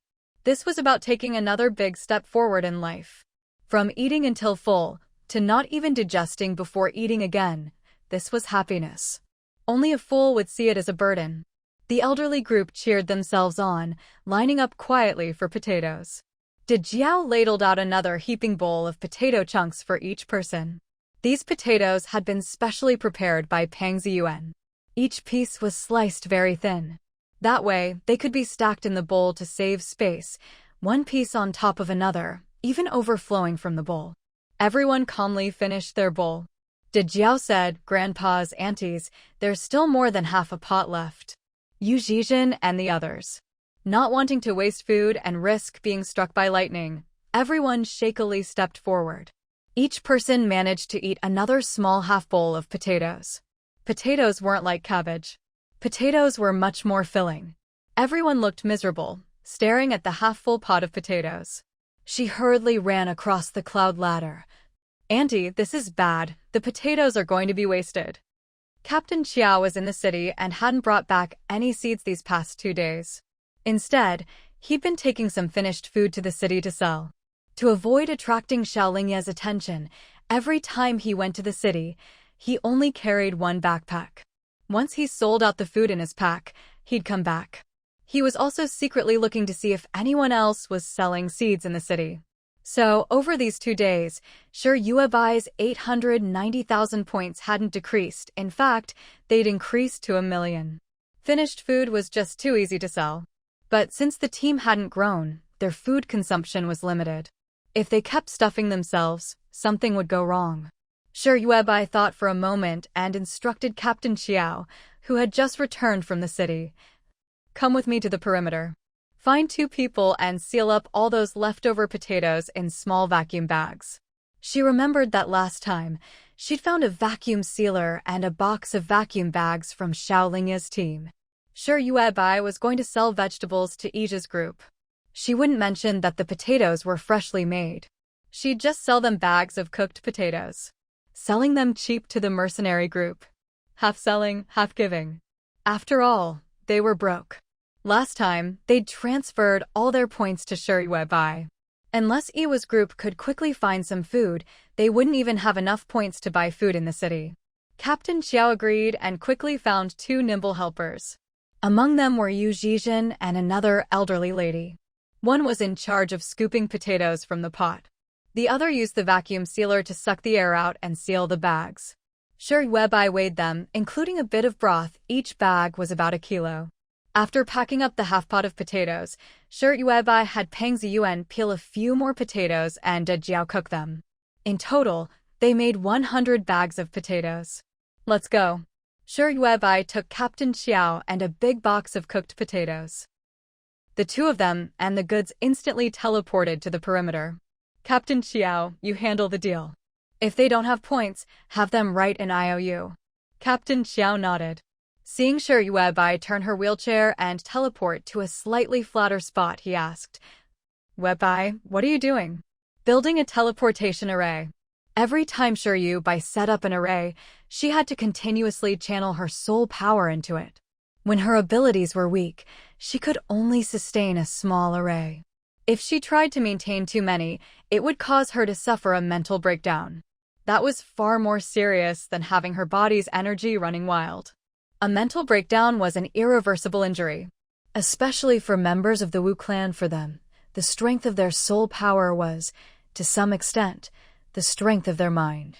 That's why Shi Yuebai dared to risk her body's uncontrollable energy surges to teleport all over the place, but didn't dare to casually draw arrays. She only dared to come out and draw a teleportation array once she was confident enough. This array was a parent-child array. The main array was at the center of the Tong character frame, and several sub-arrays could be set up. With this, as long as an ordinary person carried Shi Yuebai's soul power, they could use any sub-array to teleport and would always end up in the Tong frame. Conversely, using the main array, one could reach wherever a sub-array was located. With her current abilities, Shi Yuebai could only set up one main array and one sub-array. She hadn't even wanted to bother with this teleportation array at first. Now, the only reason she decided to draw it was to make it easier for Captain Xiao to bring vegetables to the front lines. Times were tough. Lately, Captain Xiao had taken several large backpacks of ready-to-eat food to the big city to sell. Anyone paying attention knew he'd made tens of thousands of points. If he got ambushed on his way back to the Shi family, who would Shi Yuebai get to run errands for her? In their whole team of the old, weak, sick, and disabled, the only 2 adult men who could be used to keep up appearances were Captain Xiao and Peng Zhonggong. Peng Zhonggong was so fat that Shi Yuebai worried if he ever showed his face outside, he'd get snatched up by a cannibal gang. So, the teleportation array became an urgent priority.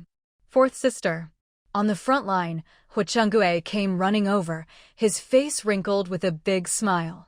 Shi Yuebai ignored him, just kept her head down, drawing on the ground with a long stick. Hu Chenggue opened his mouth, but seeing how focused his 4th sister was, he looked proud by association. Chen Yong came down from the front line. "What's Yuebai doing?" "Shoo." Hu Chengue turned and grabbed Qinyong by the shoulder. My sister's definitely here for something important. Don't disturb her creative process. He'd heard that before the Wasteland, fourth sister had learned painting and dance from famous teachers, even passed some certifications. So Yubai must be doing some kind of performance art. Hu Chengue slung his arm around Qinyong's shoulder and led him over to Captain Qiao. Captain Qiao was laying out a clean cloth on the ground. From a big box beside him, he took out a vacuum-sealed pack of cooked potatoes. Salt-boiled potatoes, 1,000 points a pack. If you don't have the money, you can buy on credit. Well, Captain Qiao had set up his street stall right on the defense line. Amid the ruins and rubble, Captain Qiao was the only splash of color. Qinyong picked up a pack of potatoes from the stall. How come there's not a single word on this packaging? Normally, ready-to-eat food would have all sorts of writing on it, manufacturer address, contact info, product name, etc. But this pack of potatoes had nothing at all. A classic unbranded product. Hu Chengue snatched the potatoes from Qinyong's hand. Why are you asking so many questions?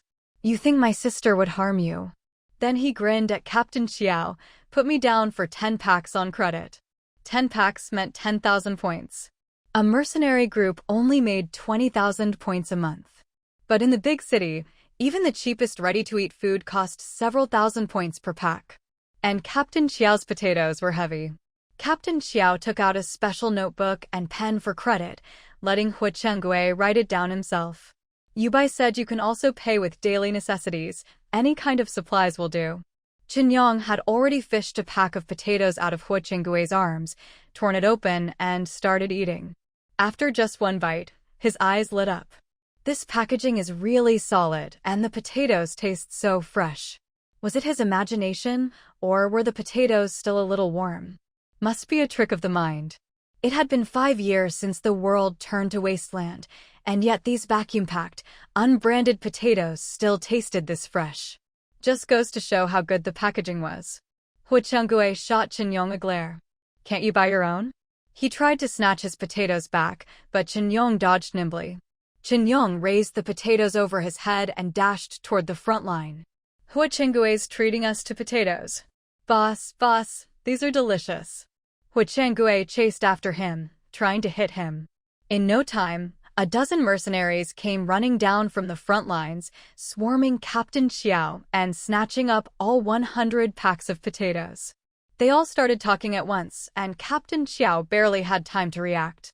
His little credit notebook was quickly filled up. Merchants in the big city would never let mercenaries buy on credit. Even if they did, the prices for ready-to-eat food were sky-high. They sold to ordinary survivors at a high price and to mercenaries at an even higher one. So since Yubai allowed credit here, no one even cared about the price. Everyone took at least 10 packs of potatoes on credit. And plenty of mercenaries hadn't even heard the news yet. By the time they did, Captain Qiao was already sold out. Damn, these potatoes are really filling, Qinyong said, after eating half a bag. Each bag was 1,000 grams, including the broth. But these potatoes, however they were grown, were dense and hearty. At first, Qinyong thought these unbranded goods must have some flaw. He looked carefully at the half bag left in his hand and gave his verdict. 1 bag of these potatoes could feed 2 or 3 people. And that was with a mercenary's appetite. For an ordinary survivor with a smaller stomach, 1 bag could fill 7 or 8 people. He glanced at the mercenaries who had each taken 10 bags on credit, planning to finish them in a few days. Qinyong thought they were being way too optimistic. All gone, Captain Qiao announced, showing the mercenaries his empty box. He turned it over and shook it a few times. Really, there's nothing left. A chorus of disappointed groans rose from the mercenaries. Out on the open ground, Yubai sat in her wheelchair, occasionally looking up. Suddenly, her communicator vibrated. She pulled it from the pocket on her wheelchair and checked. Ija, photo. Ija had sent her pictures of a wall-high stack of cardboard boxes. Judging by the writing on the boxes, they were all vacuum-sealed bags. He hadn't said a word, hadn't even shown his face. But it was as if he knew exactly what Yubai needed. Yubai, can be used to pay off debts. Ija, okay. Last time, Shiryubai had found a box of vacuum-sealed bags in Xiaolingya's supply warehouse, only about 10,000 in total. Today, she'd sold 100 bags of potatoes in no time. So, in the long run, there definitely wouldn't be enough vacuum-sealed bags. She didn't know how many Ija had sent, but judging by the background in the photos, he seemed to be in a vacuum-sealed bag factory. Merchants in the big city wouldn't take such bulk goods. Even if they did, they wouldn't know what to do with them and wouldn't have space to store them. Ija, this warehouse alone has 10,000 boxes, and it's the smallest warehouse in the factory. Ija, move them all to the Shi family. It rained heavily in Changsha today. The warehouse Ija mentioned was located in a collapsed industrial park. And this was just a small warehouse, yet inside there were 10,000 boxes of vacuum-sealed bags. Each box was packed tightly, filled with large bags of pre-packed vacuum-sealed pouches. The size of these boxes was even bigger than the one Shiryubai had found last time in Xiaolingya's team. Shiryubai lowered her head, looking at the photos on her communicator. Then she carefully read through the messages Ija had sent. Shiryubai, okay, bring them over. Shiryubai, move everything to the security line for me. Take as much time as you need, and today's debt will be wiped clean. Shiryubai, I'll also give you 1,000 portions of potatoes as payment for the transport. Ija didn't reply for a long time. Shiryubai started to worry that maybe her offer was too low. Just 1,000 portions of potatoes to get mercenaries to move so many vacuum-sealed bags? That was almost an insult to the mercenaries. But what she didn't know was that Ija's communicator had already been snatched by Chen Yong. Oh my god, Yubai is way too generous. She's asking us to move some stuff, doesn't even care how long it takes, and she's giving us 1,000 portions of potatoes.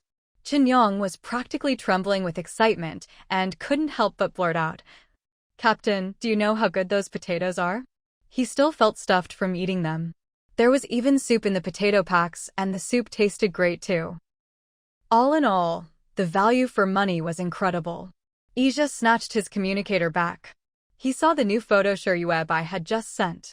It was a picture of an open space, not far away. These 1,000 packs of potatoes, plus waiving today's debt for the mercenary group. It was an amazing deal. Truthfully, the mercenary group was down to just 200 people now. These 200 had been rotating shifts at the front lines nonstop.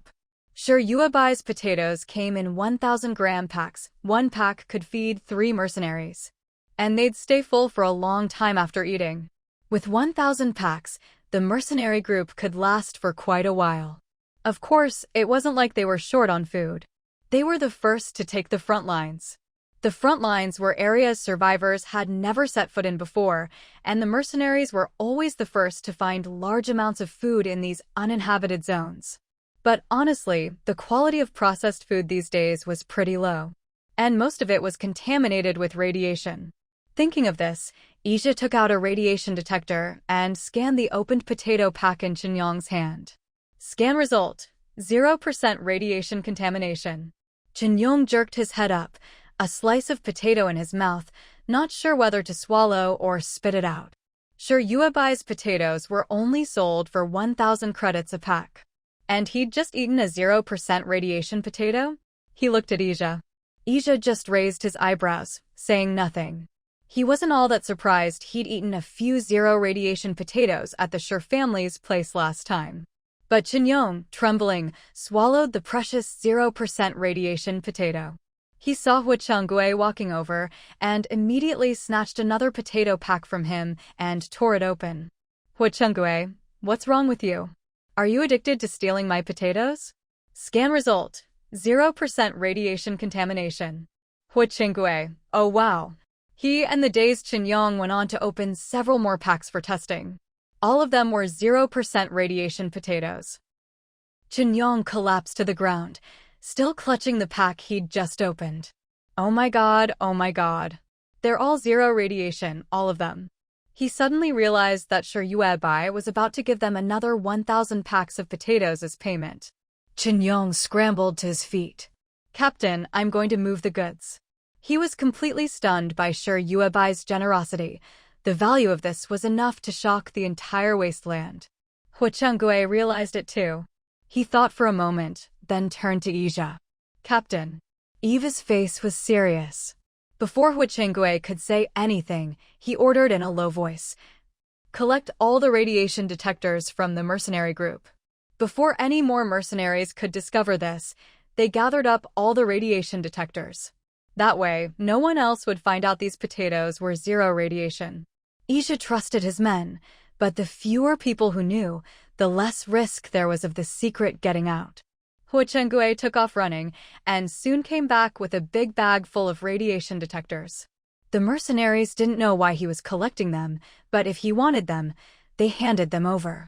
Then Ija assigned a team to go to the collapsed industrial park and carry out all the boxes of vacuum-sealed bags.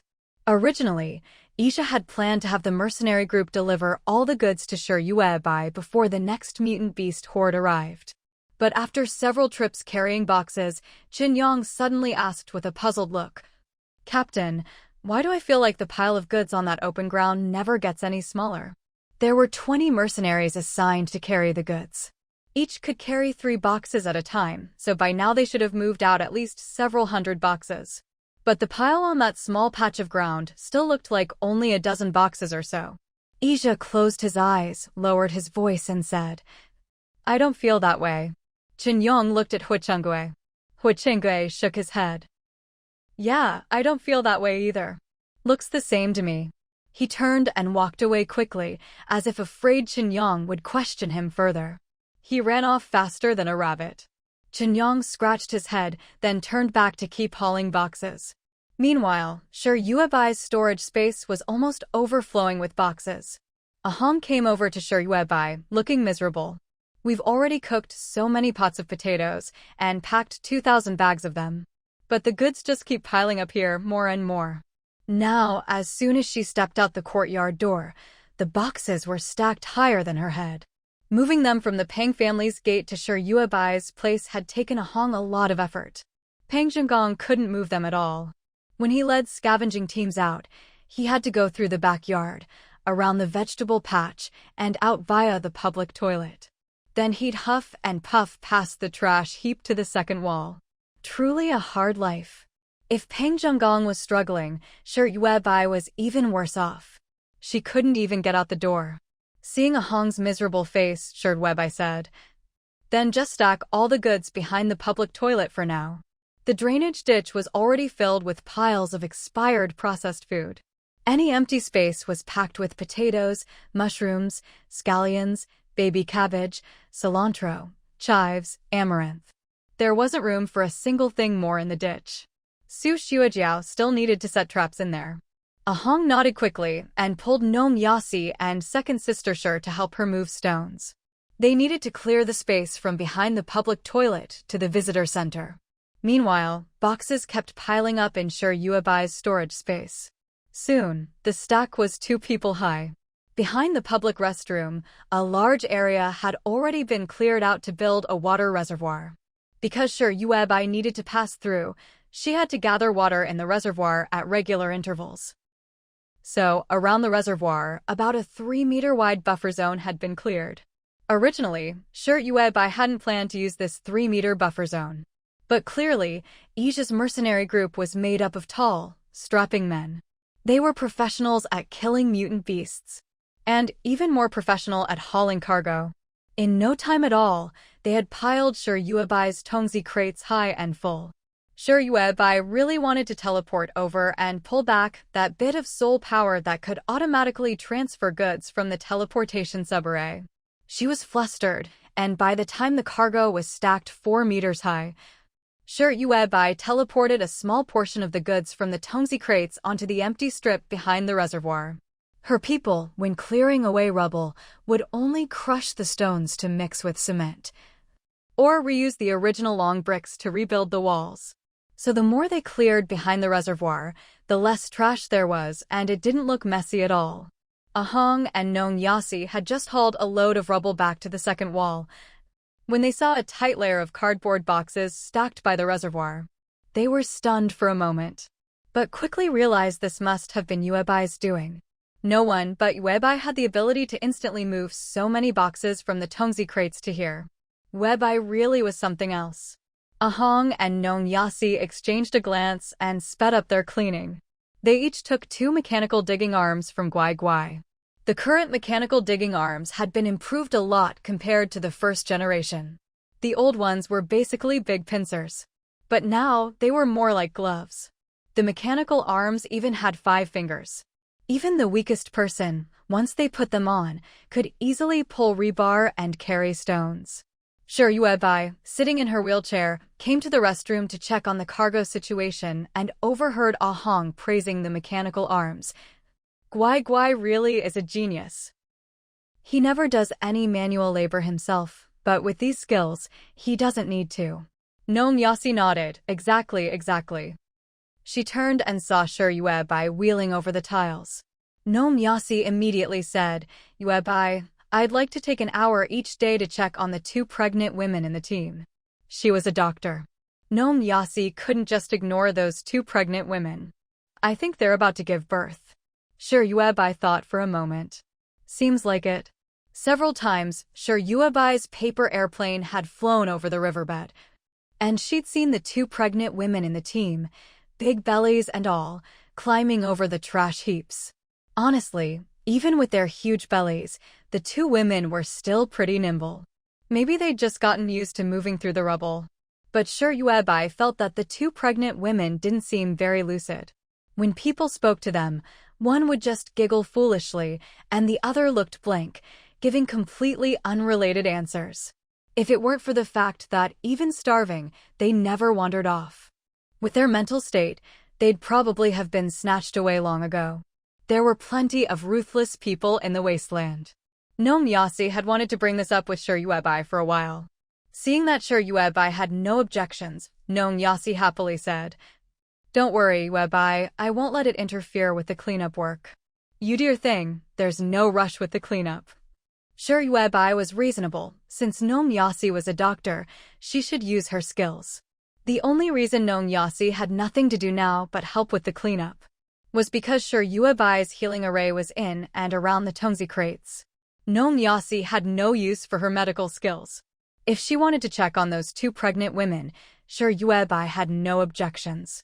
From Yuebai's perspective, those 2 pregnant women ate her food 3 times a day and absorbed her spiritual energy. The babies in their bellies were growing fast. There was no risk of stillbirth from malnutrition. But the 2 babies' foundations weren't good. Just like Fuse and Xiangrui. Xiangrui and Fuse had only been raised by Yuebai after they were born. They carried a lot of radiation from the womb. But after birth, the radiation didn't develop further and was gradually purified by Yuebai's spiritual energy. Plus, the younger the child, the faster they grew. They just got healthier and smarter as they grew. It was the same for the 2 pregnant women in the team. Yuebai could ensure the 2 babies would be born alive to see this cruel and despairing wasteland. But she couldn't guarantee how long they'd survive. At noon, Yuebai called Su Xuejiao up to the Tongzi crates. Su Xuejiao's face was full of collagen, the fine lines at the corners of her eyes gone, her eyes big and bright. Her hair was jet black with a bluish sheen. She awkwardly edged along the wall, inching her way to Yuebai. Yuebai sat in the doorway of the family's wall and said to Su Xuejiao, who looked like a 30-year-old woman, Your husband went to the big city to sell finished food. Can you handle the team's personnel assignments? Su Xuejiao nodded quickly. Good. Arrange a few people to do some heavy labor behind the reservoir, clear out a patch of land, pick the strong ones. After a pause, Yuebai added, And you and Dajiao are too slow digging the trench. Aren't those 2 pregnant women about to give birth? Have them dig the trench. It'll only do them good, not harm. Su Xuejiao no longer dared to doubt a single word Yuebai said. She quickly agreed, silently repeating Yuebai's instructions to herself several times. Actually, Su Xuejiao felt that everyone in their team was pretty strong. It hadn't been obvious at first, but the old folks were walking faster and faster these days and getting better at moving rocks. Everyone seemed more energetic. Even the disabled kids seemed to be perking up. Su Xuejiao mentally picked out a few especially clear-headed people. Yuebai, leave it to me. I guarantee I'll find the right people for you. Sure, Yuebai nodded. Go on, once this is done, all the grudges between us are settled. Su Xuejia was overjoyed. She knew that in the past, she'd been too full of herself and had argued with Shi Yuebai several times. Until now, Shi Yuebai had never let her onto the Tongzi crates. Today, it was only because Captain Xiao had gone out that Su Xuejia got this chance. She was an ambitious woman. If the apocalypse hadn't happened, Su Xuejia would have been a leader in her own right. She wasn't content to just stay home and raise kids, she wanted to shine. Su Xuejia had a feeling that as long as she followed Shi Yuebai, she could still find her own worth. The cold rain poured down, pattering relentlessly. Su Xuejia quickly found 10 old men to help clean up the trash. After Nome Yasi checked on the 2 pregnant women, Su Xuejia soon had them digging ditches as well. During this time, Su Xuejia transformed into the warm-hearted big sister, the beloved wife of the survivors' group leader, showing great care and concern for the 2 pregnant women and the 10 old men. She worked hard on their thought work, convincing the 2 muddle-headed pregnant women and the 10 old men. In the end, they all felt deeply moved by Shi Yuebai's good intentions, and every one of them started seeing her as their savior. Shi Yuebai had become, in this dark wasteland, the only ray of light illuminating the suffering hearts of the scavengers. Shi Yuebai? Looking at everyone's tearfully grateful faces, seeing herself regarded as some shining beacon of faith, Shi Yuebai finally realized just how terrifying Su Xuejia could be. Compared to group leader Qiao, Su Xuejia was even better at getting into people's heads. After taking away those 12 people, Peng Zhonggong was left with only 14 elderly folks, 7 oddballs, and 10 disabled children. Of the 10 disabled children, only 1 could actually move. Now Peng Zhonggong was short-handed for cleaning up the underground shopping street. He came to Shi Yuebai, whining. There's a lot of ready-to-eat food to be found in that underground shopping street. Yuebai, you can't just take so many people away at once. Su Xuejia also said I should give her 10 people to finish building the second wall all at once. What am I supposed to do now? Shi Yuebai pinched the bridge of her nose expressionlessly. Send those immobile kids to help build the wall. What else could she do? Shi Yuebai had never planned to support all these people in the first place. Now her original intentions had gone completely off track, and everyone was acting like they were seriously building a business together. Who would have thought that all Shi Yuebai wanted was a cleaner environment? Peng Zhonggong was left speechless. Su Xuejia, passing by behind him, rushed over energetically. Yuebai, I think that works. It's better than having them sit around doing nothing. I understand, Yuebai. I'll do exactly as you said. I'll make sure it gets done. Su Xuejia swept off like a whirlwind. As soon as she crossed the ditch, she had the oddballs carry the remaining 9 immobile disabled children on their backs. She set them all down by the second wall. Su Xuejia handed each of them a bowl of mushroom and green onion soup. Auntie knows you're all innocent kids. Now, if you have hands, use your hands. If you have feet, use your feet. It's okay if you're slow. Auntie will teach you step by step how to build the wall. Not wanting Zhang Xueyao and the other 3 women to see, Su Xuejiao and the 9 disabled kids worked inside the second wall. Shi Yuebai wheeled her chair around the scattered boxes in the warehouse. Peng Zhonggong followed behind her. The 2 of them stood by the ditch, watching through the swirling white smoke. Those disabled children could barely even understand human speech. But Su Xuejiao was patient, and De Jiao came to help too. The 2 of them taught the kids over and over how to stack bricks and spread mortar. Peng Ziyuan, who had been by the rubble, quietly moved closer. He crushed stone debris, piling the gravel powder next to the kids. That way, when the cement was mixed, it would be closer to them. So, this ragtag group of disabled children started working, stumbling and fumbling. Shi Yuebai watched for a while, her face full of disdain. They really had no ability to work at all. Look at this one, can't even hold a brick.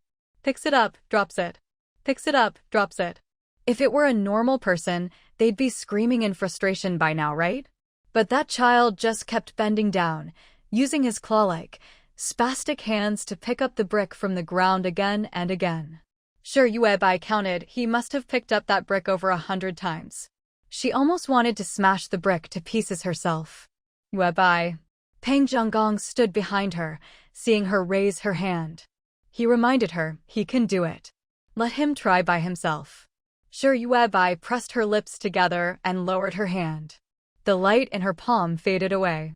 She said coldly, "TCH, it's not like I was going to help that little brat." Not my problem. Sure, Yuebai turned away, unable to watch anymore. He picked it up. Peng Zhonggong suddenly shouted excitedly. That kid picked up the brick and put it on the wall. Sure, Yuebai glanced back and replied calmly, "Oh."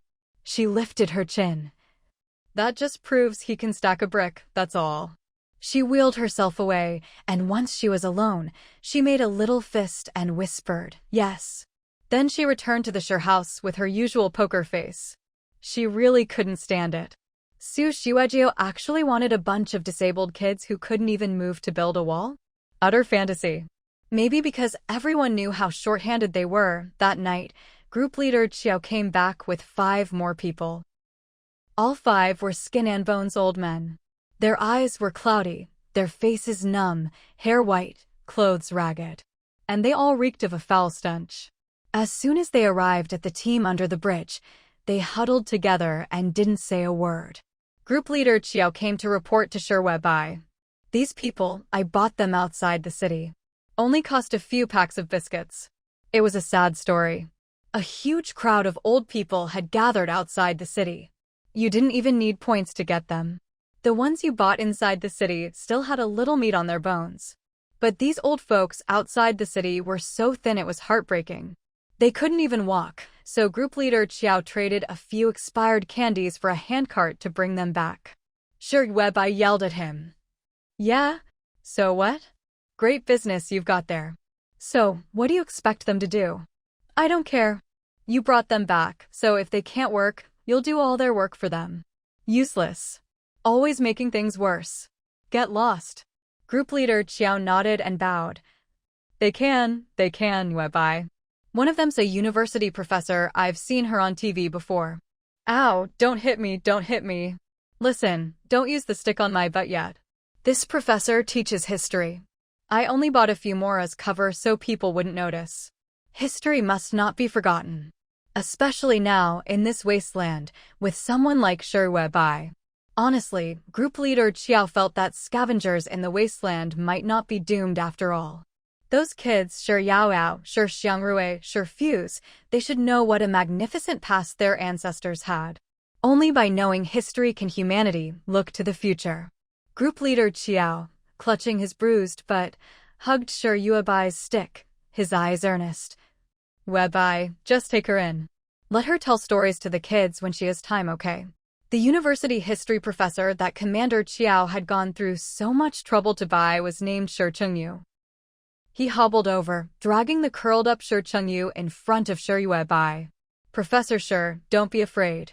This is Sure Yuebai, she's a good person. A good person? Sure Yuebai's eyes flashed with sarcasm as she glanced at Commander Qiao. Had he already forgotten how his own backside got so bruised?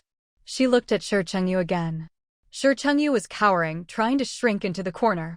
No matter how much Commander Qiao tried to pull her out, she refused to budge. Commander Qiao didn't dare use force. In truth, Sure Chengyu didn't have much strength left. She was not only skin and bones, but also covered in wounds. It looked like she'd been beaten. Sure Yuebai's face was full of disdain. She can't even speak. How is she supposed to tell stories to my kids? Still, she was willing to give Sure Chengyu a chance. But in her current state, Sure Chengyu was clearly mentally unstable, barely able to communicate at all. Tell stories? She'd be lucky to string a sentence together. Commander Qiao looked a bit embarrassed and mumbled, she wasn't like this before. Back in university, Commander Qiao had been lucky enough to attend a few of Professor Sure's lectures. The grand sweep of history came alive in her classroom. Her lectures were always captivating. It was hard not to be drawn in. Before the Wasteland, Sure Chengyu, like many other outstanding people from various fields, was supposed to be protected. But later, even the institutions meant to protect them could barely protect themselves. They collapsed. Commander Chiao's position was lowly, there wasn't much he could do. But even if he'd held a high position, what difference would it have made? Faced with the overwhelming disaster of the apocalypse, everyone had thought about saving the world, whether from the top down or the bottom up. They'd tried every method they could think of. They even tried the supernatural. Can you imagine? A group of die-hard materialists turning to prayer and incense. But what good did it do? Everything collapsed at breakneck speed. Commander Chiao no longer had grand ambitions.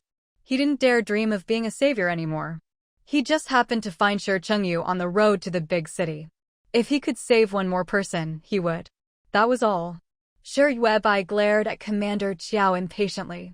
He silently covered his own backside. Honestly, he couldn't take another beating. He was a commander, after all, he had to save some face.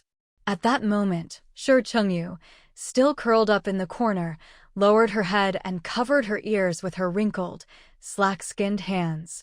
Shi Yuebai's gaze fell on the top of her head. Her hair was not only gray and sparse, but there was barely any left. There was a scar the size of a bowl on her scalp. Fine, let her stay, Shi Yuebai said, putting away her staff and letting Commander Chiao off the hook for today. Commander Chiao was about to kneel and sob in gratitude, playing the weakling. But as he bent his knees, he froze. He asked Shi Yuebai in disbelief, "Stay? Where?" "Outside the second wall. She'll stay in the Shi household." Shi Yuebai pointed at the top of Shi Chengyu's head. "See that? She's bald." Commander Chiao looked confused. Bald? To be honest, Shi Yuebai had a strict sense of hierarchy. Anyone allowed to stay in the Shi household was considered family. Either they were close relatives who treated her extremely well, or they were highly useful, loyal people who could help take care of her family. For example, Gnome Yasi was one of the latter. Next were those allowed to stay in the Tong enclosure. Those were people Shi Yuebai trusted and who would never betray her. Then there were people like the Chiao family, who lived in the ditches outside the enclosure. Those were people she used for outside work. By this logic, Shi Chengyu was being allowed to live directly in the Shi household. That meant, in Shi Yuebai's eyes, Shi Chengyu was someone who could help take care of her family. Commander Chiao asked curiously, "Is being bald really a reason? Isn't it obvious?" Shi Yuebai looked at him in surprise. Only people who overuse their brains go bald. Look at Guai Guai, how many hairs does he have left on his head? Guai Guai, who was buried in a pile of parts, silently grabbed a hat and put it on. Now no one could see his bald head. Commander Chiao lowered his head. He had to admit, Shi Yuebai's reasoning made sense. He squatted down and said to the still curled up Shi Chengyu, "Professor Shi, from now on you'll stay here. Everyone here is a good person, don't be afraid. I have a lot to take care of, so I'll be going now."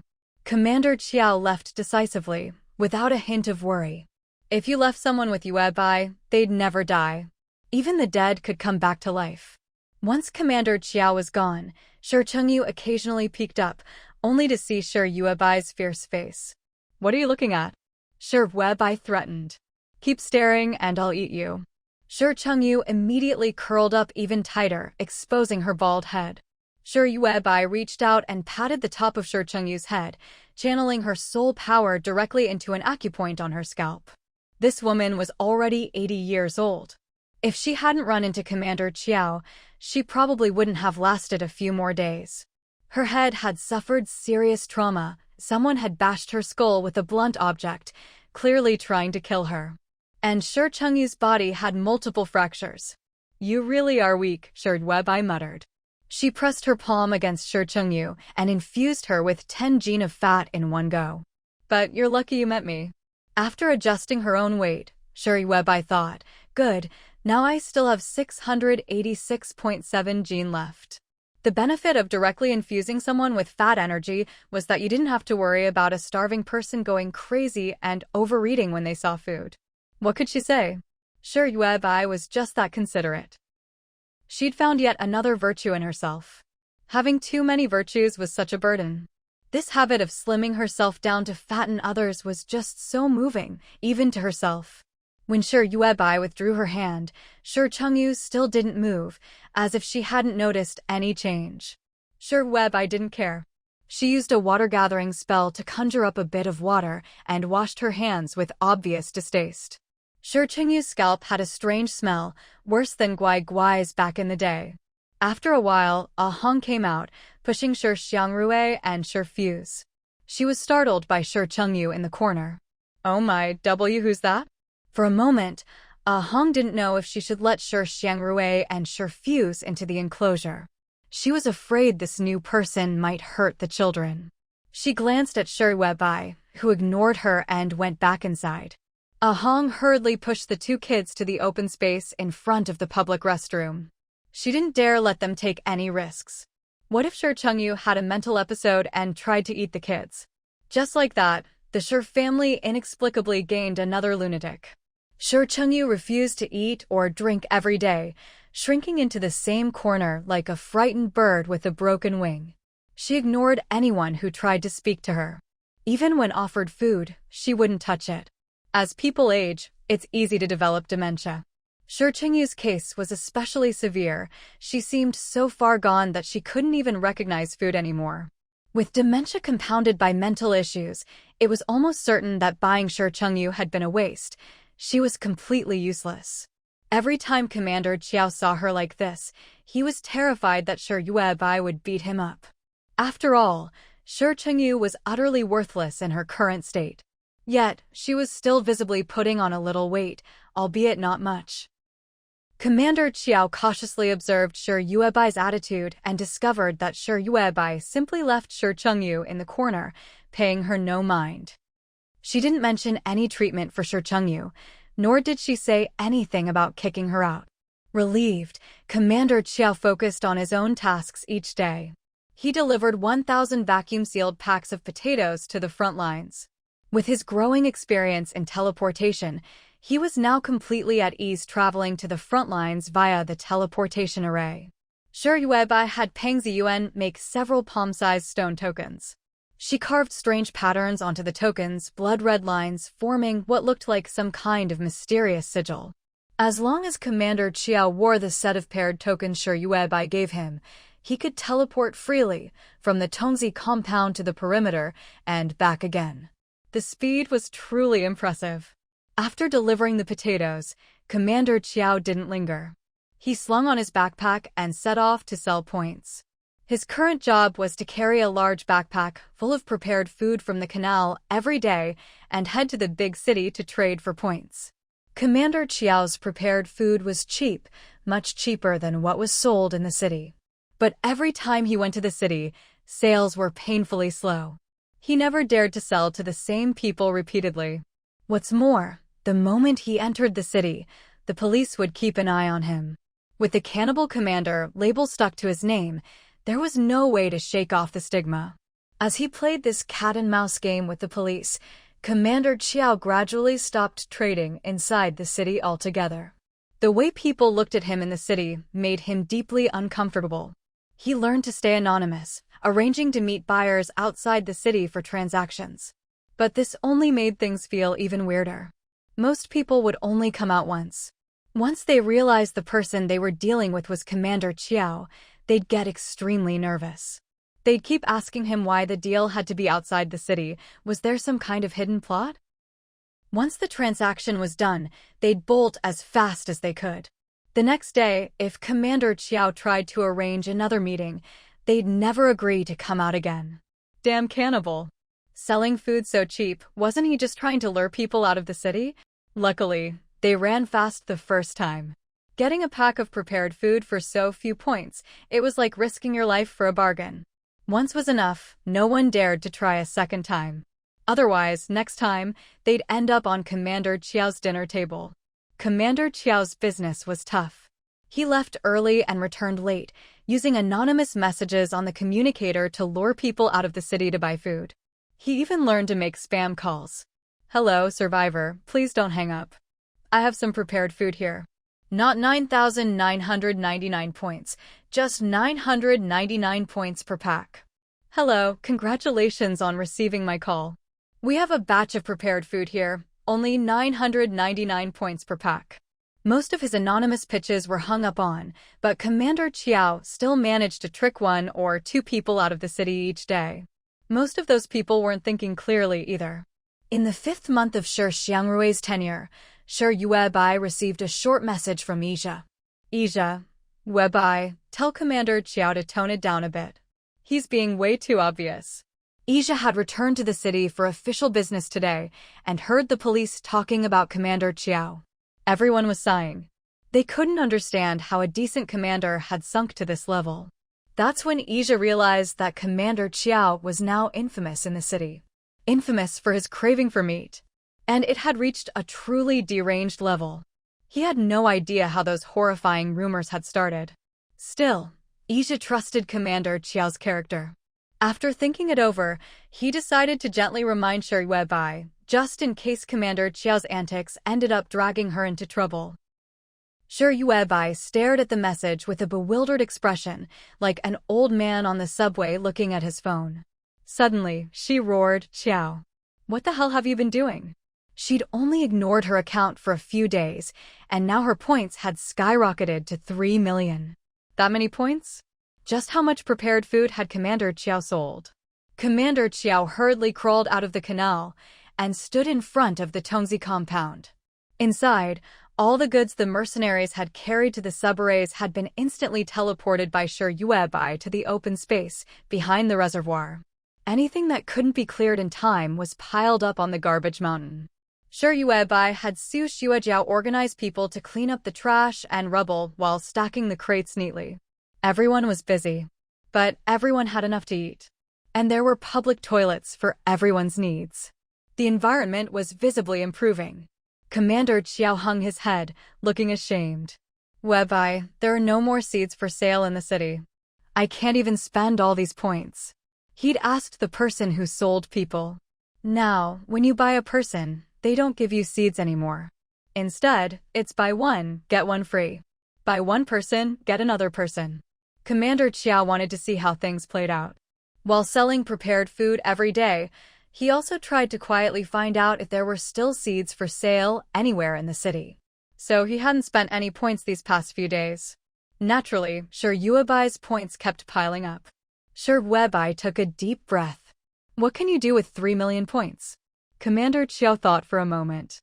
You could buy a storefront in the city. No survivor outside the city could ever save up 3 million points. The authorities had designed the point system to ensure you earned just enough to spend. They would never allow ordinary people to cross class lines so easily. Even the mercenary groups that earned the most points were no exception. Now, with prepared food growing scarcer, most people had no choice at all. If you could get a meal, even if it was 100% radiation contaminated, you'd eat it. Especially for the mercenaries. They had food, but were always short on points. They couldn't eat the low radiation food. They had to trade it in the city for points to buy medical supplies. Once the mercenary groups had exchanged all their points for medical supplies, they still had to scrape together points to buy water, weapons, and ammunition. Points were earned quickly, but spent even faster. Unknowingly, it was almost December again. It felt like nothing had been accomplished this year, and just like that, another year had passed. Shi Yuebai looked Captain Qiao up and down. Buy a shopfront? Which one of us is supposed to go? With Captain Qiao's infamous reputation, if he went to the big city to buy a shop, wouldn't everyone keep a close eye on him? People would probably suspect he was opening a human meat bun shop. And as for Shi Yuebai, she was just a big lump of walking meat. Even more likely to arouse suspicion. Captain Qiao wore a bitter expression, squatting outside the Shi family's courtyard wall. He'd earned so many points, but had no way to spend them. He really didn't know what to do. At this moment, Mother Shi came out, carrying a plastic bag on her arm, walking with her back straight. Who knows where she'd scavenged a pair of high heels from? She strutted out in the heels, wearing a pair of sunglasses she'd picked up somewhere. "Baby, you want to do business? Our family isn't good at much, but we do know how to run a business. Tell Mom, what kind of business do you want to open with a shopfront? Use my card, we'll pay in full." Shi Yuebai looked up, squeezing a smile onto her chubby face, and exaggeratedly exclaimed in delight. "Wow, Mom, you're the best. It's just buying a shopfront for my baby, no big deal." Mother Shi stepped forward and planted a kiss on Shi Yuebai's cheek. Shi Yuebai rubbed her brow and instructed Captain Xiao. Go to the front lines and find Hu Changgui. Doesn't he claim to be my third brother? Have him accompany my mom to buy a shopfront.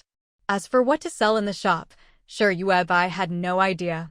Nothing she owned could be sold in large quantities right now. Currently, the shopfronts in the big city were all converted from the original houses of people who lived in that area. But there was still a lot of surplus. Shi Yuebai had sent her paper airplane to scout the city. It was far less bustling and prosperous than she'd imagined. When the apocalypse struck, most buildings collapsed. The old city became a ruin. The areas that didn't collapse were mostly villages. The self-built houses there were only 2 or 3 stories high. These former suburbs were fenced in and ironically became the big city in the Wasteland. But the survivors who were fenced into the city didn't live any better than others. In fact, due to rigid class divisions, many people in the city lived in squalor. There was no real upper class. If you had to name one, it would be the management. But even the lower-level administrators lived tough lives. Shi Yuebai's paper airplane swooped over the city and saw many people teaming up at the gates to go scavenging. There were scavenging teams inside the city too. The only real difference for city survivors was that they had a house to sleep in at night and a wall for protection. Otherwise, they were just like the survivors outside, still had to scavenge. There were plenty of shopfronts for sale and lots of empty 2-story self-built houses. But with such rigid class divisions, no one could afford to buy them. To rent a house or shopfront in the city, you first needed the right to live there. And to get that right, you had to buy it with points. It wasn't as expensive as 3 million, but it wasn't cheap either. Who knew if Xiaolingye even had that many points in his account? He might not lack food, but he needed points to buy water. And now, Xiaolingye didn't even have food anymore. Shi Yuebai had nothing but disdain for this so-called residency right. She figured, as long as you had mercenaries, it didn't matter where you lived. The city didn't even have as many walls as her place. Captain Xiao quickly used the teleportation array to get to the front lines. He brought Hu Changgui back, who was still dazed and confused. As soon as he stepped onto the Tong character frame, Hu Changgui let out a series of exaggerated cries. Wow! Wow! Wow! Shi Yuebai ignored him and turned to the backyard vegetable patch. Because they'd switched who was digging the trenches, the 2 muddle-headed pregnant women weren't very skilled at the job. They often needed Jiao and Su Xuejiao to teach them. If no one guided them, the 2 pregnant women would just keep digging straight ahead, never turning along the Tong character frame. So what should have been a circular trench now had lots of little branches. No big deal. Shi Yuebai figured she could turn it into a maze and set up some deadly traps inside. Might as well make the best of a bad job. As for the second wall, progress was much slower. The 9 disabled children couldn't even keep up with the 2 pregnant women in the trench. Mainly, these kids had almost zero ability to work. Several of them just couldn't learn, no matter how you taught them. Except for the one with claw-like hands and a crooked mouth and eyes, he could pick up bricks and stack them. The rest were still sitting, lying, or rolling around on the ground. Jiao was at her wit's end and had cried from frustration more than once. Every time she caught Shi Yuebai's cool, detached, and unhelpful gaze, Jiao could only wipe away her tears and keep teaching them over and over. She knew she wasn't very bright, but now she felt these younger kids were even less so. Luckily, today, one of the kids who'd always just sat on the ground finally learned how to spread cement on bricks. It was a simple task, but it took him days to learn. So he just sat by the cement, spreading it over and over.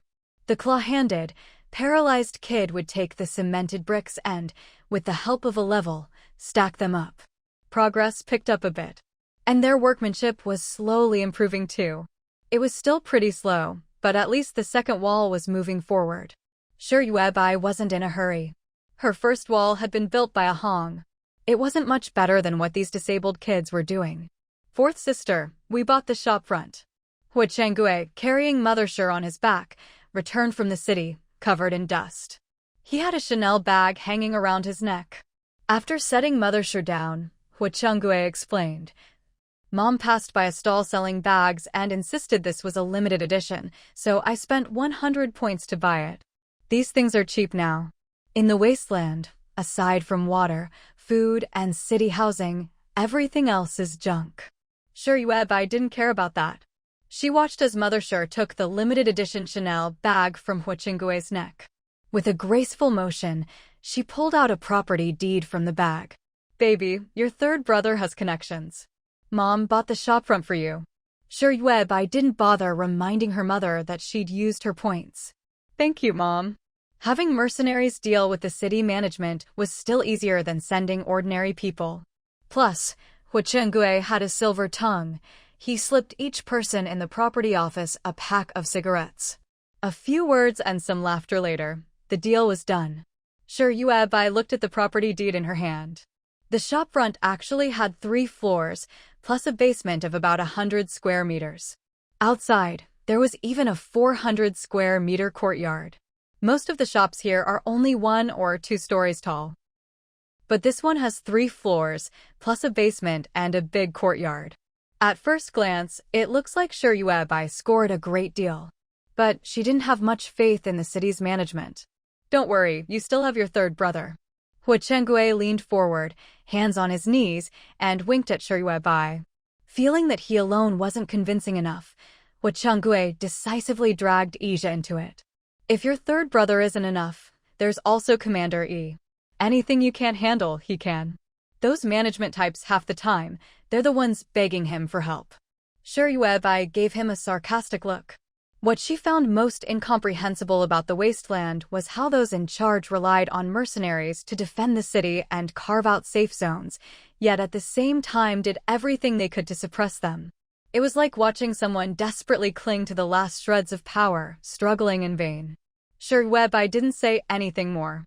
She had Yaoyao pack up a huge plastic bag of vacuum-sealed potatoes and mushrooms for Huichingue. That was his errand fee. Both the potatoes and mushrooms were boiled in salted water, each bag weighing a full kilogram. Huichingue's eyes went wide. Fourth sister. No need for thanks. Off you go. Shuyuebai didn't want to hear any words of gratitude. She found Huichingue annoying and flicked her staff, instantly sending him back to the perimeter. By the time Huichingue realized what had happened, he was already standing at the city's edge, 2 big bags of potatoes and mushrooms in hand. A few mercenaries spotted him and rushed over. Hua, no wonder we couldn't find you. Where'd you run off to? Whoa, that's a lot of potatoes and mushrooms. Hua, you hit the jackpot. Huichingue explained, didn't cost any points. Fourth sister hadn't even mentioned points.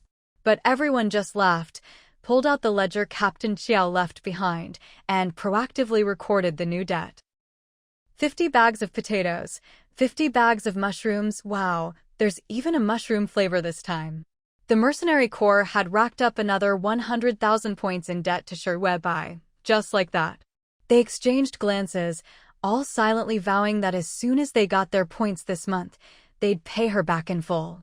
That night, when everything was quiet, Shuyuebai teleported herself, Captain Xiao, Peng Zhenggong, Ahong, and Nome Yasi straight into her shop in the city. Second sister-in-law and mother stayed home to watch the kids. Let's brainstorm. What can we do with this place? Shuyuebai sat in her wheelchair, surveying the messy 3-story building. The floor plan on the deed looked decent enough. But in reality, the place was packed with junk.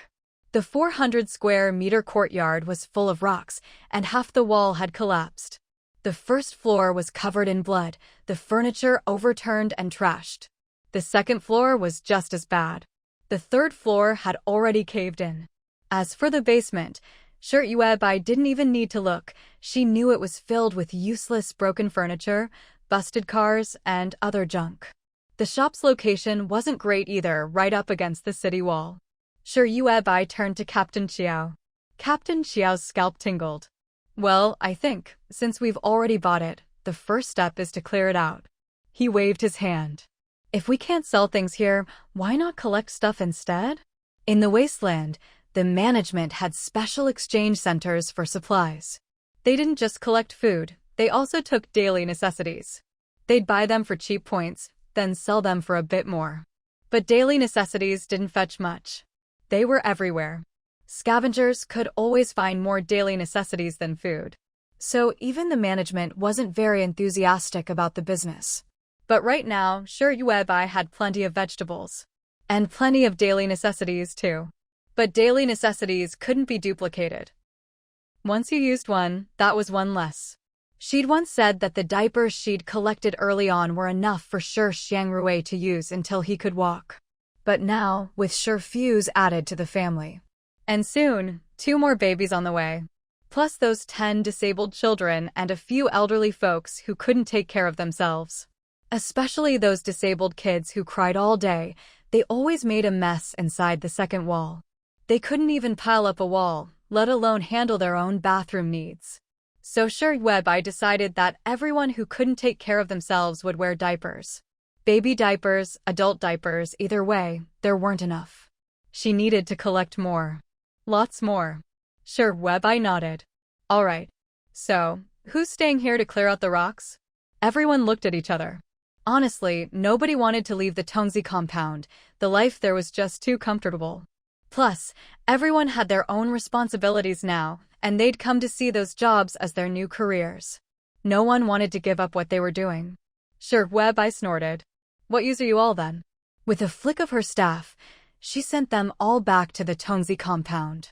If nobody wanted to come to the city, she'd have to find someone else to clear the place out. She was busy losing weight, she couldn't do it herself. Besides, was this really the kind of work a Grand Witch should be doing? Absolutely not. A Grand Witch should be delegating these boring chores to her underlings. After thinking it over, Shuibai thought of Ruoying. She hadn't seen her in a while. Shuibai teleported herself straight into Xiaolingya's team. Now, this once mighty muscle team outside the city was a shadow of its former self. Half of Xiaolingya's people had left. With food running short, fights broke out every other day. Xiaolingya himself had a bad temper. When he lost it, he'd kill whoever was nearby. At first, everyone put up with it because he was the leader. When they saw him getting angry, they'd scatter as far as possible. But when the food ran out and he kept losing his temper, no one wanted to put up with him anymore. Why should they go hungry and still have to deal with his tantrums? They'd had enough. When Shuibai arrived, the food tent was already empty. Even the tent had collapsed. Xiaolingya was in his own tent, raging. Even from dozens of meters away, Shuibai could hear him clearly. Du Hanwen is the biggest traitor. I bet he's the one who lured Song Yuqing's excavation team away. I'm going to kill him. I'm going to kill Du Hanwen. At first, Du Hanwen had taken the blame for Shuibai. Ruoying had insisted she saw Du Hanwen's team steal a bunch of food. She'd twisted the story. So Xiaolingya stubbornly believed it was Du Hanwen who stole all the food. He sent people to hunt Du Hanwen down. With no other choice, Du Hanwen started turning his pursuers to his side. And sure enough, quite a few of them switched teams and joined Du Hanwen. So, with the story twisted, Xiaolingya was absolutely convinced Du Hanwen had taken Song Yuqing and the others with him. That damn Du Hanwen, Xiaolingya wanted him dead. When Shuibai found Ruoying in Xiaolingya's team, a man was pressing down on her, but without hesitation, she used the ring on her finger to slice off his head. Her technique was getting more and more practiced. Shuibai rolled her wheelchair closer, lowering her gaze to watch as Ruoying, covered in blood, sat up. It's been so long and you still haven't killed Xiaolingya? Shuibai had thought that by giving Ruoying a deadly weapon, she'd take care of Xiaolingya quickly. But now even Fu Zhe had been gone for a month, and Ruoying was still busy killing the men in Xiaolingya's team. Ruoying calmly took out a pack of wet wipes and cleaned the blood off her face. If Xiaolingya dies too soon, that's letting him off easy. I just love watching him lose everything, raging helplessly. Ruoying stood up from beside the corpse and looked toward Xiaolingya's tent. Boss, what do you think he'll do next to stop his team from falling apart? Her eyes gleamed with a hint of madness. She had never thought much of Xiaolingya. Back then, he was just a poor kid, narrow-minded, ignorant, not worth a second glance. He'd once secretly confessed his feelings to Ruoying. But she hadn't even spared him a look. If it weren't for the apocalypse, someone like him would have spent his whole life struggling at the bottom. Vision and awareness, those things matter. If you're at the bottom and lack both, you're doomed to stay there forever. Of course, even if you have them, without a solid family background, it's still hard to rise up. Ying Ruoying had watched as Xiao Lingye slowly devoured the Ying family, building his team into the strongest outside the city. But honestly, did someone like Xiao Lingye deserve it? Hot-tempered, paranoid, cruel, amoral, unable to win people over, so many flaws in one person. Did he deserve to have it all? Boss, the apocalypse really is a great equalizer. Ying Ruoying kept her eyes fixed on Xiao Lingye's tent. It scrambled everything that was set in stone, letting a nobody like him rule the wasteland for years. If he could do it, anyone could. As long as you're ruthless enough, anything's possible. And Ying Ruoying, of course, could do it too. Shi Weibai didn't argue, she agreed. I'll give you a chance to humiliate him. Seeing Ying Ruoying look over, Shi Weibai said, Didn't he always want a permit to live in the big city? I just bought a property. You can live there. I'll get you the residency permit. If you own property in the city, you don't need to spend extra points to buy a residency permit. If you want to buy one, you have to spend points to get it from the management. Then they'll assign you an unoccupied property to live in. And every month, you have to pay a hefty rent in points to the management. These properties are ownerless, not private. But if you have enough points, you can buy whichever one you want. Shi Weibai had checked, a residency permit was only 2 million points. You could even pay in installments. Up to 10 installments, 200,000 a month, plus 50,000 in rent to the management system. So Shi Weibai only needed to pay 250,000 points a month for Ying Ruoying. All the paperwork could be handled by Hu Changgue. The mercenary group already owed her 100,000 points. Meanwhile, thanks to Captain Qiao's relentless barrage of messages, Shi Yuebai's prepared foods were steadily and secretly selling. She already had 500,000 points in her account, not even counting what the mercenaries owed her. Ying Ruoying was stunned, hesitating for a moment. Shi Weibai said, Xiao Lingye won't last much longer. There are only a few dozen people left in his team. Most of those who'd followed Xiao Lingye through the apocalypse had already been killed by Ying Ruoying. Xiao Lingye never bothered to check on his team. The members were too busy fighting among themselves to care about patrols. After a round of infighting, they'd suddenly split off with their own groups and leave. So no one realized that in every corner of the team's ruins, there was a headless corpse. Xiao Lingye will be leaving soon. If he stays, nothing good will come of it. Shi Weibai looked at Ying Ruoying. Think about it, if you recover and rise up now, you'll be able to watch him die from above. Isn't that more satisfying than what you're doing now? Ying Ruoying had no resistance to Shi Yuebai's words. She nodded immediately. What do you need me to do? Everything in this world has a price. Boss, as long as you help me, I'll do anything for you, kill, burn, even sell my body, whatever you want. Shi Weibai waved her hand. No need for all that. Well, actually, I do need all of it, especially the part about selling your body. Ying Ruoying's face showed a calm, knowing look. She was attractive, with a dancer's poise and figure from years of ballet. She knew that those in power sometimes made dirty deals. Back then, Xiao Lingye had wanted to Jiao and Xiao Jiao just to give them to the city's management. So if Shi Yuebai needed something from her, it was only natural. Suddenly, chaos erupted in Xiao Lingye's tent. Amidst angry shouting, a fight broke out inside. Shi Yuebai and Ying Ruoying stood at a distance, watching the commotion grow. After a while, Xiao Lingye, covered in blood, led a few people and ran off toward the city. Shi Yuebai said calmly, he's gone. The remaining dozens in Xiao Lingye's team, unable to stand his temper, started arguing and the conflict exploded. Xiao Lingye took a handful of loyal followers and stormed off to the city, cursing and looking for help. When he left, he didn't even think about taking Ying Ruoying or any of the women in the team. To them, these women were dispensable. If Ying Ruoying hadn't agreed to go with Shi Yuebai to the city, she'd have been left behind in the team, to be used by whoever was left. Ying Ruoying said, I know who he's going to see in the city. He knows a supervisor in the management office. De Jiao and Xiao Jiao were meant to be gifts for that supervisor. Boss, I'll go with you. Xiao Lingye only has 8 people left with him now. She was going to hunt Xiao Lingye down in the city. Shi Yuebai immediately teleported Ying Ruoying out of the team and into the city property. Now, I need to use your body to clean out all these rocks and garbage. That was what Shi Yuebai meant by using her body. Ying Ruoying stared, dumbfounded, at the massive cleanup project ahead. My improvisation skills really are terrible. Is this really what I'm supposed to do? For a moment, Ying Ruoying didn't know whether to laugh or cry. I thought. Before she could finish, Shi Yuebai turned to look at her. What did you think? Ying Ruoying shook her head in a daze, her heart a tangle of emotions. For a while, she didn't know what to say. All she could do was turn away, her back to Shi Yuebai. It had been so long since she'd met someone as pure as Shi Yuebai.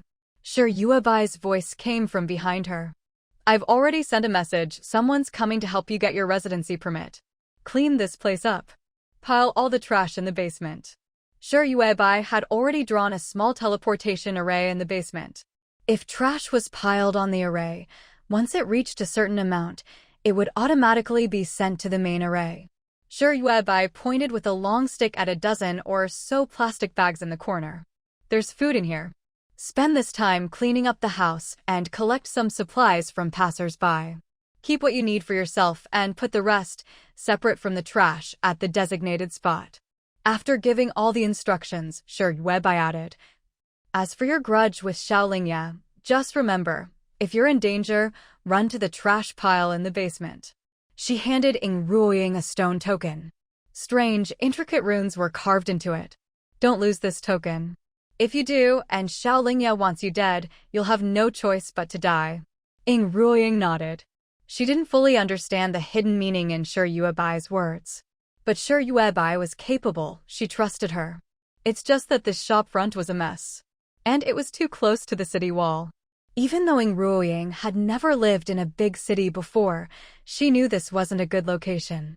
People of the Wasteland had a bone-deep fear of mutant beasts. Living at the base of the city wall meant you had no guarantee of personal safety. Everyone wanted to live in the city center. In a way, Shi Yuebai's 3 million points had been used to buy a shop that was basically a scam. Ying Ruoying shook her head, rolled up her sleeves, and started cleaning up the chaotic basement. Shi Yuebai said all the trash had to be piled in the basement. So the first step was to clean up the basement itself. Ying Ruoying worried the basement wouldn't be able to hold so much stuff. In the messy basement, at the spot Shi Yuebai had designated for trash and supplies, there was a circular pattern about 4 square meters in size. Ying Ruoying worked hard, piling trash onto the circle. Broken stones, busted furniture, ruined cars, she pushed it all to the same spot. She was anxious, almost desperate to finish so she could go check on Xiao Lingye. So she didn't think too much about it. By the time she realized, the once crowded, chaotic basement was already much tidier. Shi Yuebai had disappeared at some point. Only a few pieces of trash remained at the designated spot. Sweating all over, Ying Ruoying looked at the teleportation array and took 2 steps back. This was incredible. Shi Yuebai seemed almost omnipotent. The rustle of plastic caught her attention. Ying Ruoying looked down and saw her ankle had bumped into a pile of packaged food. These were what Shi Yuebai had given her, saying she could use them to trade for supplies. Any kind of supplies would do. Ying Ruoying glanced at the corner. The dozen or so large plastic bags were all filled with packaged food, and one bag held dozens of bottles of water. The sight made Ying Ruoying gasp. Shi Yuebai was so generous. Ying Ruoying looked up and saw a full-length mirror in the basement. The mirror was still intact, covered with a white cloth. She lifted the cloth, revealing her own face. It was filthy beyond recognition. But Ying Ruoying was the kind of person who looked better the thinner she got. Even in ragged clothes, her poise remained. Years of ballet had given her a natural grace, etched into her bones. If nothing else, she could easily charm a man if she wanted to. But now, Shi Yuebai had her cleaning up garbage and reclaiming Wasteland. Unable to help herself, Ying Ruoying pressed her forehead to the mirror and whispered, "Shi Webai, why are you so good to me?" She'd given her a means of self-defense, pulled her out of hell, and provided her a way to survive. Ying Ruoying's throat tightened. She suddenly wanted to cry. But in the end, she held it in, turned, and kept cleaning. When she was hungry, she ate some of the packaged food. When she was thirsty, she drank some water. It was the cleanest, sweetest water she'd had in a long time. Ying Ruoying stuffed her mouth full. Finally, she couldn't hold back a tear. Taking a deep breath, she worked through the night without stopping. At the Shi family estate outside the city, Shi Webai woke up the next morning to find her storage array filled with trash again. Among the junk was even a wrecked car. With a clang, Guai Guai stood by the car, pulled off a part, and tossed it aside. He turned to Shi Webai and said, "This car's electric. If you charge it, it'll run." Shi Webai. Was the car really the point here? What she cared about was, what on earth had Ying Ruoying been up to all night? Does this woman not sleep? Does she not have a sleeping bag? Shi Webai couldn't imagine it. When she'd found Ying Ruoying, she'd been killing someone. After killing, she'd spent the whole night cleaning up trash. Did Ying Ruoying have a perpetual engine inside her? She immediately called in Commander Qiao. "Go check on Xiaolingye for me." Is Ying Ruoying planning to finish all the work and then go die with Xiaolingye? Commander Qiao quickly set off for the city. But not long after, he came running back. With a grim face, he said to Shi Webai, "Xiaolingye is heading this way, and he's bringing a lot of people. I was afraid he'd spot me, so I hurried back." Second sister-in-law Shi also came out in a rush. There's 30 of them. They're here for De Jiao and Xiao Jiao. Xiaolingye said this is his last chance to turn things around. He'd already gone to see the office manager in charge. That person was actually very dissatisfied with Xiaolingye. Not only did he scold him, he refused to help him out. But he was willing to give Xiaolingye a chance to redeem himself. As long as Xiaolingye delivered the people he promised. This time, Xiaolingye was coming for De Jiao and Xiao Jiao. Shi Webai lifted her head and looked at the people in front of her. Commander Qiao and Su Xiaojiao both lowered their heads in shame. De Jiao and Xiao Jiao, though not fully understanding what was happening, were no longer as oblivious as they used to be. Something was different now. They seemed to have some inkling, maybe they'd caused some trouble? But they were still lost and at a loss for what to do. All they could do was stare wide-eyed at their aunt, Shi Webai. Shi Webai had originally wanted to say something sharp and biting, but when she saw the 4 members of the Qiao family looking like that, she simply pressed her lips together. Su Xiaojiao and Commander Qiao knew very well what kind of situation Shi Webai was in now. If you said she was omnipotent, well, she really was. If you said she was strong in combat, well, she'd still have to keep her head down and crawl like a worm in front of the city's ruling class. Otherwise, once everyone found out about Shi Weibai's unusual abilities, they'd lock her up and force her to endlessly produce water and grow vegetables. But would that water and those vegetables ever end up in the hands of ordinary people? No one could guarantee that. At least for now, ordinary people had only ever heard the word ability user, but had never seen one, let alone been saved by one. So-called ability users stood at the very top of the pyramid. None of them would ever come to this city. There were countless big cities like this in the Wasteland. The one where the bridge team was based didn't even have a name. It was just called Big City. That's why Shi Webai was their hope for survival. Everyone who knew Shi Webai wanted to protect her. But unfortunately, De Jiao and Xiao Jiao from the Qiao family kept causing trouble for her. Commander Qiao and Su Xiaojiao felt heavy-hearted and conflicted. They didn't want to drag Shi Webai down, but their daughters were the apples of their eye. They couldn't bring themselves to sacrifice their own flesh and blood to just hand De Jiao and Xiao Jiao over to that office supervisor. Honestly, if they just gave De Jiao and Xiao Jiao away, Xiaolingye would stop making trouble for Shi Webai. This thought kept circling around in Commander Qiao and Su Xiaojiao's minds. Round and round. To the north, I gaze at the stars, sword in hand, a lifetime of worry for my country. Suddenly, a passionate voice rang out. Everyone turned to look. The one who'd always curled up in the corner like a ball, Shi Chengyu. It was as if a switch had been flipped, she suddenly shouted. If only the flying general still guarded Dragon City, no barbarian horse would ever cross Yin Mountain. Shi Yuebai straightened her face and said to the group. When Xiao Lingye went to the city, he only took 7 or 8 people. The rest he brought this time are mostly that office supervisor's men. Pang Zhongong asked, so we let Xiao Lingye die here, but let those dozens of office supervisors' men go back safe and sound? It was Xiao Lingye who started all this. He was the one who talked up to Jiao and Xiao Jiao, planning to offer them as a tribute to that supervisor. Of course Xiao Lingye had to die. Shi Yuebai snorted coldly. She raised her staff and tapped it against her palm, again and again. Wrong. Let Xiao Lingye go back. The rest die. Commander Qiao and Su Xuejiao looked up, finally a bit invigorated. Killing people in the drainage ditch wasn't hard for the Qiao family. Even though there was now plenty of ready-to-eat food in the ditch, all taken from Xiao Lingye's former team.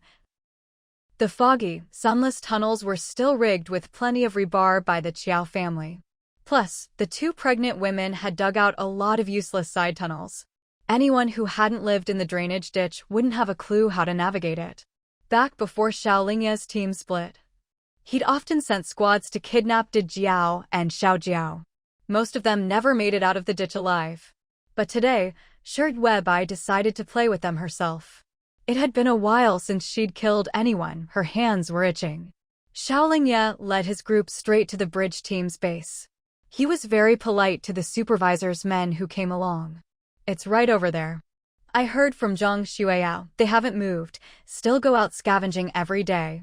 These days, Zhang Xueyao went out to the city outskirts every day to solicit customers. Business was reportedly decent. She'd occasionally complain to people about the bridge team, saying it was just a bunch of old folks. She never bothered to count exactly how many. Every day before she left, Pang Zhonggong would be organizing a team. When she came back, there'd be another big pile of rubble and trash on the ground.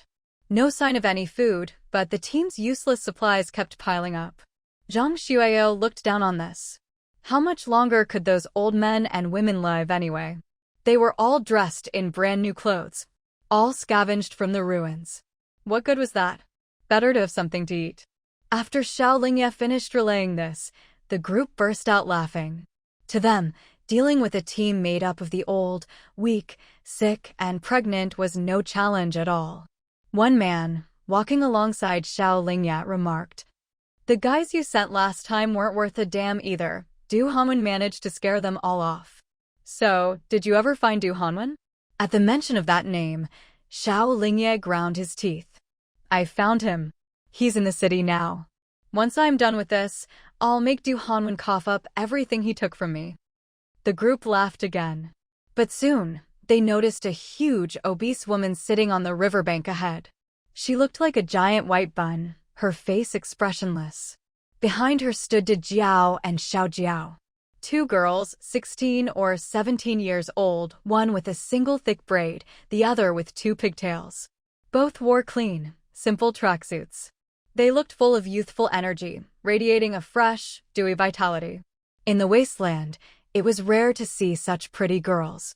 All the men stared, dumbstruck. Di Jiao and Xiao Jiao huddled close behind Shi Yuebai, bewildered, facing 30-odd pairs of unsettling eyes. But standing behind their aunt, they weren't afraid at all. Shi Yuebai said, "Didn't you want to see Di Jiao and Xiao Jiao? Today, I'll let you see them." The 2 girls hadn't always been so pretty and full of life. It was only after a few months under Shi Yuebai's care that they'd blossomed like this. All 30-some men, including Xiao Lingye, had a disgusting, lecherous look in their eyes. Shi Yuebai sneered and ordered Di Jiao and Xiao Jiao, "Go back now. Run." The 2 girls, hearing their aunt's command, immediately turned and ran across the riverbank. The riverbank was wide and, after months of scavenging, had been cleared of trash. Anything burnable, Shi Yuebai had ordered burned for firewood. What was left was bare white stone.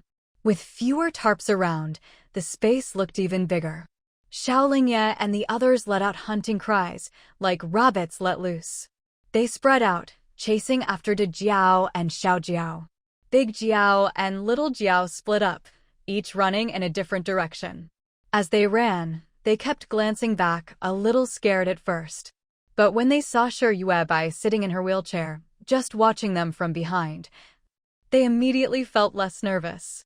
Soon, a man was about to catch up to Big Jiao. Suddenly, the sound of a crossbow bolt slicing through the air rang out. Second sister-in-law Shi had already been standing on a large rock, waiting for someone to get close before firing her crossbow. Because bullets were hard to make due to a lack of materials, Guai Guai had made second sister-in-law Shi a delicate, compact crossbow. It could be mounted directly on her forearm. Normally, you couldn't even tell it was a crossbow. When it was needed, it could be deployed, turning into a deadly weapon. On her other forearm, second sister-in-law Shi wore a band holding 10 crossbow bolts. Unlike ancient crossbow bolts, these 10 bolts would automatically return after being fired. They were equipped with an auto-return mechanism. That's the kind of person Guai Guai was, usually low-key, but the things he made always brought huge surprises. With her crossbow, second sister-in-law Shi killed 5 or 6 people outright. All of them were the ones closest to Big Jiao. Shi Yuebai glanced over and saw that Xiao Lingye was chasing after Little Jiao. As he ran, Xiao Lingye let out a revolting laugh. Back on Big Jiao's side, second sister-in-law Shi was dominating, shooting down her pursuers with ease. Many people didn't even know why the ones ahead of them were suddenly falling. All they knew was to keep chasing after Big Jiao. The route Big Jiao took wasn't a straight line, but more of a circle. She never strayed too far from second sister-in-law Shi's range. Shi Yuebai had taught both Big Jiao and Little Jiao all of this. Eventually, a few people noticed second sister-in-law Shi standing on the big rock. "That bitch has a weapon," someone shouted, and quite a few people broke off to rush at second sister-in-law Shi. Second sister-in-law Shi was beautiful too, a once famous actress who married into a wealthy family before the apocalypse. No one expected that after the world fell apart, she'd still look the same, her face full of collagen, her whole body glowing with vitality. But none of that mattered now, because this star had just killed people. Second sister-in-law Shi made them realize that capturing Big Jiao and Little Jiao wasn't going to be as easy as they'd thought. She was good at long-range attacks, but not so much at close combat. However, Shi Yuebai had already arranged for Captain Xiao, Su Xuejiao, Peng Zhenggong, Ah Hong, and Nome Yasi to lie in wait around second sister-in-law Shi. When they saw the pursuers turning on second sister-in-law Shi, they all stood up and charged in, wielding spatulas, hoes, shovels, sticks, stones, and small knives. Under their protection, second sister-in-law Shi kept picking off those chasing after Big Jiao. Even when chaos erupted all around her, she could still pinpoint Big Jiao's location with deadly accuracy. "Dare to lay a finger on my daughter? I'll kill you. You city folks, life's been too easy for you, hasn't it? I've been flipping rocks for years. Even if I'm fat now, you're no match for my strength. Take this, my brick." None of them were professional fighters. But their advantage was that they weren't afraid of getting hurt. They knew they didn't have to worry about dying or about not having medical supplies if they got injured. As long as they made it back to the Tongzi frame, any wound could heal quickly. Even if they died, Shi Yuebai could bring them back. So, what was there to fear? They fought like they had nothing to lose. The people Xiao Lingye brought were furious, cursing. "I've never seen people as ruthless as you." Aya. The battle was completely one-sided. Everyone raised by Shi Yuebai had faced death before. This wasn't their first time killing, nor their first time staring death in the face. On Big Jiao's side, there was never any suspense. Shi Yuebai teleported in an instant, appearing in front of Little Jiao. Xiao Lingye was already about to catch her. Behind him were 7 or 8 men, most from his original team. When people split up to chase, they naturally followed whoever they knew best. Since Xiao Lingye was after Little Jiao, his men followed suit. When Little Jiao saw Shi Yuebai, she cried out in delight, "Auntie." Then she hid behind Shi Yuebai. Xiao Lingye froze, stopping in his tracks and glancing back. Wasn't that fat woman just over there? How did she get here so fast? Shi Yuebai was still holding her long staff, tapping it in her palm. Xiao Lingye's face twisted in disgust. Disgusting. Just looking at you makes me want to puke. Get out of my way. Before Shi Yuebai could reply, little Jiao, furious, picked up a stone and threw it at Xiao Lingye. Don't you dare talk bad about my auntie. Xiao Lingye got hit and glared at little Jiao viciously. Little Jiao yelped and ducked back behind Shi Yuebai in fright. Shi Yuebai stopped tapping her staff, turned to little Jiao and said, "Watch closely. I'm only going to teach you this once." She set down her staff, her plump fingers flying through a series of hand seals. Suddenly, the world seemed to distort. A woman in a red wedding dress with long black hair flew out from Shi Yuebai's body, knees bent, holding a long staff, her skirt trailing behind her like a red mist. Xiao Lingye and his men felt dizzy, unable to process the surreal scene before them. When they snapped out of it, Shi Yuebai was still sitting in her wheelchair, her fingers twisted into a strange gesture. The woman in red, her hair as dark as ink, raised her staff and brought it down hard on Xiao Lingye's head. Point staff. She glanced back at little Jiao, her figure slender and graceful, her face pale as paper, lips blood red. Little Jiao murmured in a daze, "Auntie." Though the vision was blurry, the cold look in the red-dressed woman's eyes was unmistakably her aunt's. She looked a lot like Shimu, with a hint of Shi Yaoao as well. This was little Jiao's aunt. But why was she so thin? The distorted woman in red gripped the staff with both hands and brought it down in a powerful chop on another man. Chop staff. A third man lunged at her, and the woman in red thrust the tip of her staff straight at his chest. Thrust staff. Flick staff. Sweep staff. She performed a simple set of staff techniques, and Xiao Lingye and his men had no chance to fight back. Shi Yuebai sat unmoving in her wheelchair.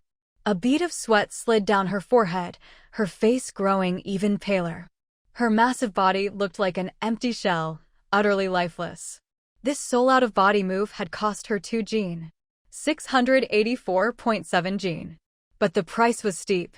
Shi Yuebai's head felt like it was about to explode. Come back. The woman in red spun her staff, creating a dazzling blur. She slung the staff over her back, raised her other hand, and pressed 2 fingers together in front of her brow. Her whole body, dreamlike and ethereal, flew back into Shi Yuebai. Little Jiao stood stunned, the staff technique her aunt had just shown her forever etched into her mind. Shi Yuebai finally relaxed, clutching her forehead and groaning in pain. Losing weight feels great for a moment, but the aftermath is hell. Her head hurt. It hurt so much.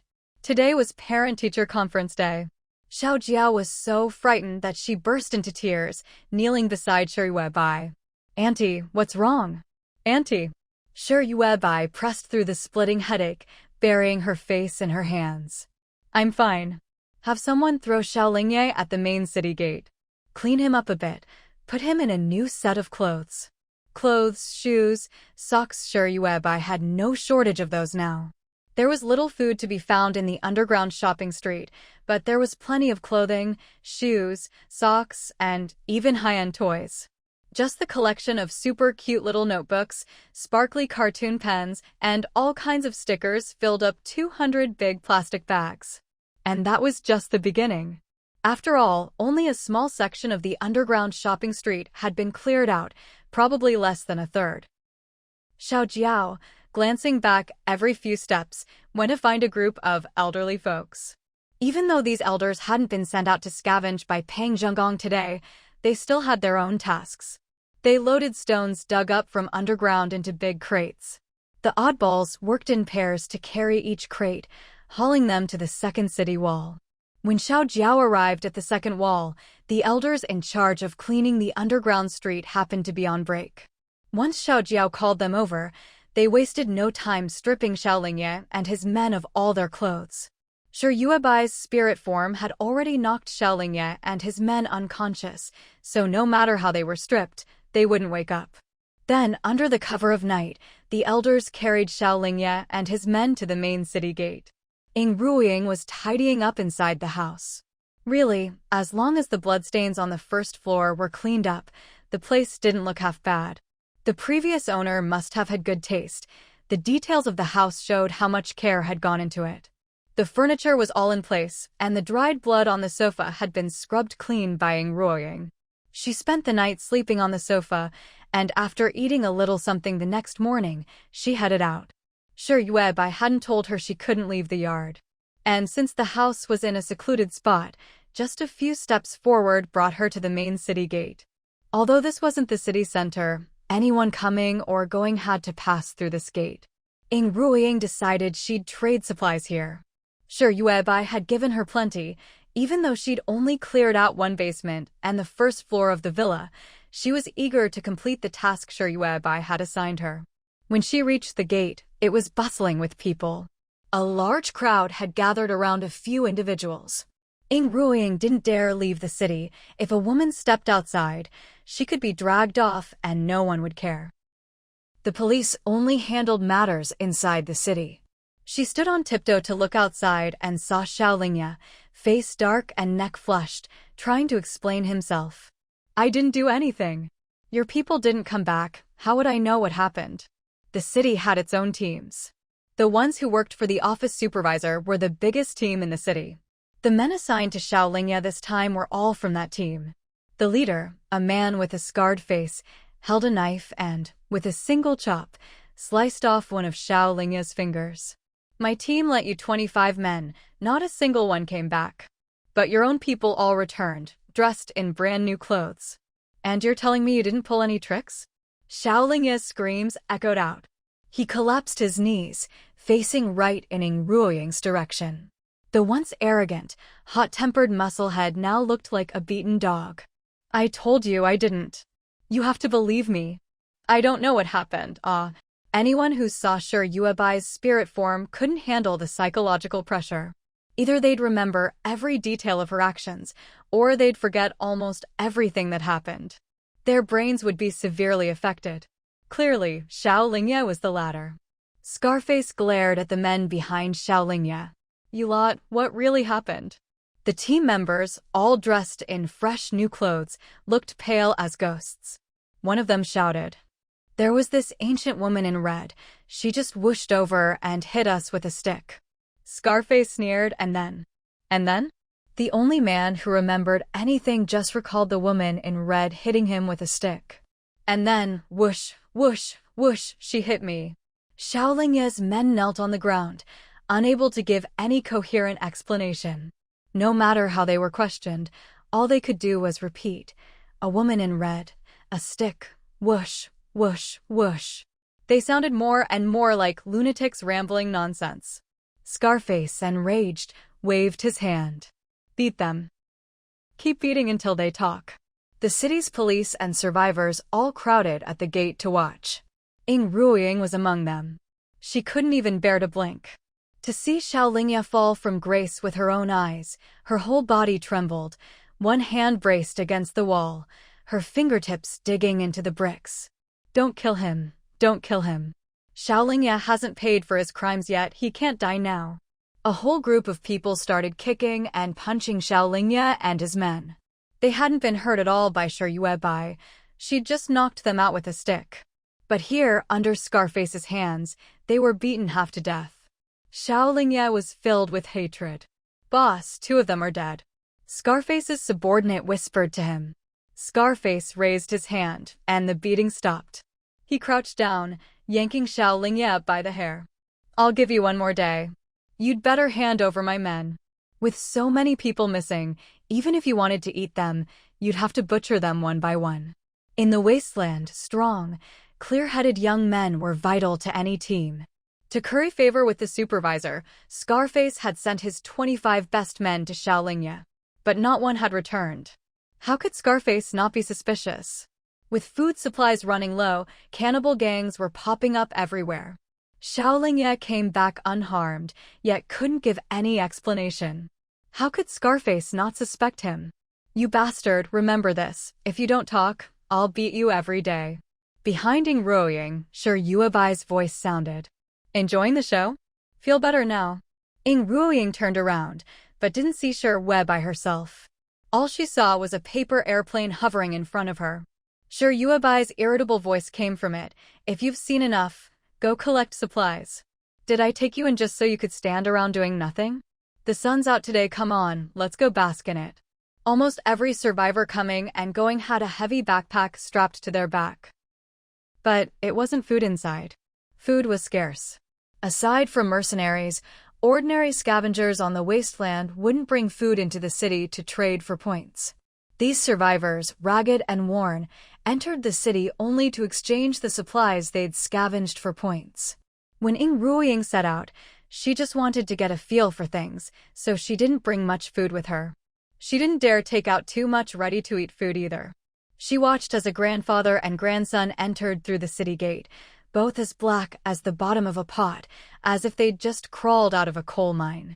They seemed exhausted, carrying 2 heavy backpacks, and sat down to rest. Ying Ruoying asked the paper airplane perched on her shoulder. "Boss, it looks like they're carrying something good." Sure Yuebai snorted, saying nothing. As long as Ying Ruoying was doing proper business, she wouldn't comment on what supplies Ying Ruoying wanted to collect. Ying Ruoying walked over and chatted with the grandfather and grandson for a while. Only then did Sure Yuebai realize that what they were carrying were actually solar panels. The kind that fold up in pieces, can be spread out on a car roof, or used outdoors to charge phones and other devices. Trade for them, Sure Yuebai urged Ying Ruoying. Recently, Sure Yaoao had been waking up in the middle of the night with leg pain. At first, she would cry. Later, she somehow became more sensible, realizing it wasn't good to wake everyone up at night. So whenever pain woke her, she'd quietly slip out of the inflatable tent and hide in the vegetable patch behind to cry. Sure Yuebai saw this, but didn't go comfort the little girl. She wasn't that kind-hearted. Let her cry. Sure Yuebai didn't care, as long as Sure Yaoao didn't disturb her. She could cry wherever she wanted.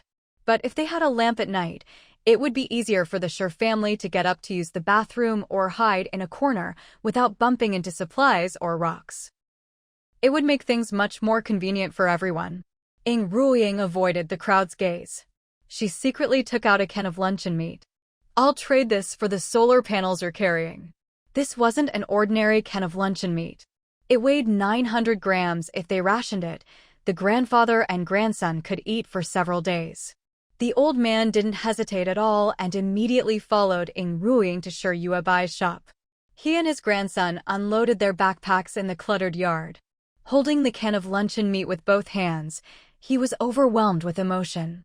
He wanted to cry, but the tears wouldn't come. If they sold these solar panels to the management, they wouldn't even get 10,000 points. But the price of meat in the Wasteland, no need to say more.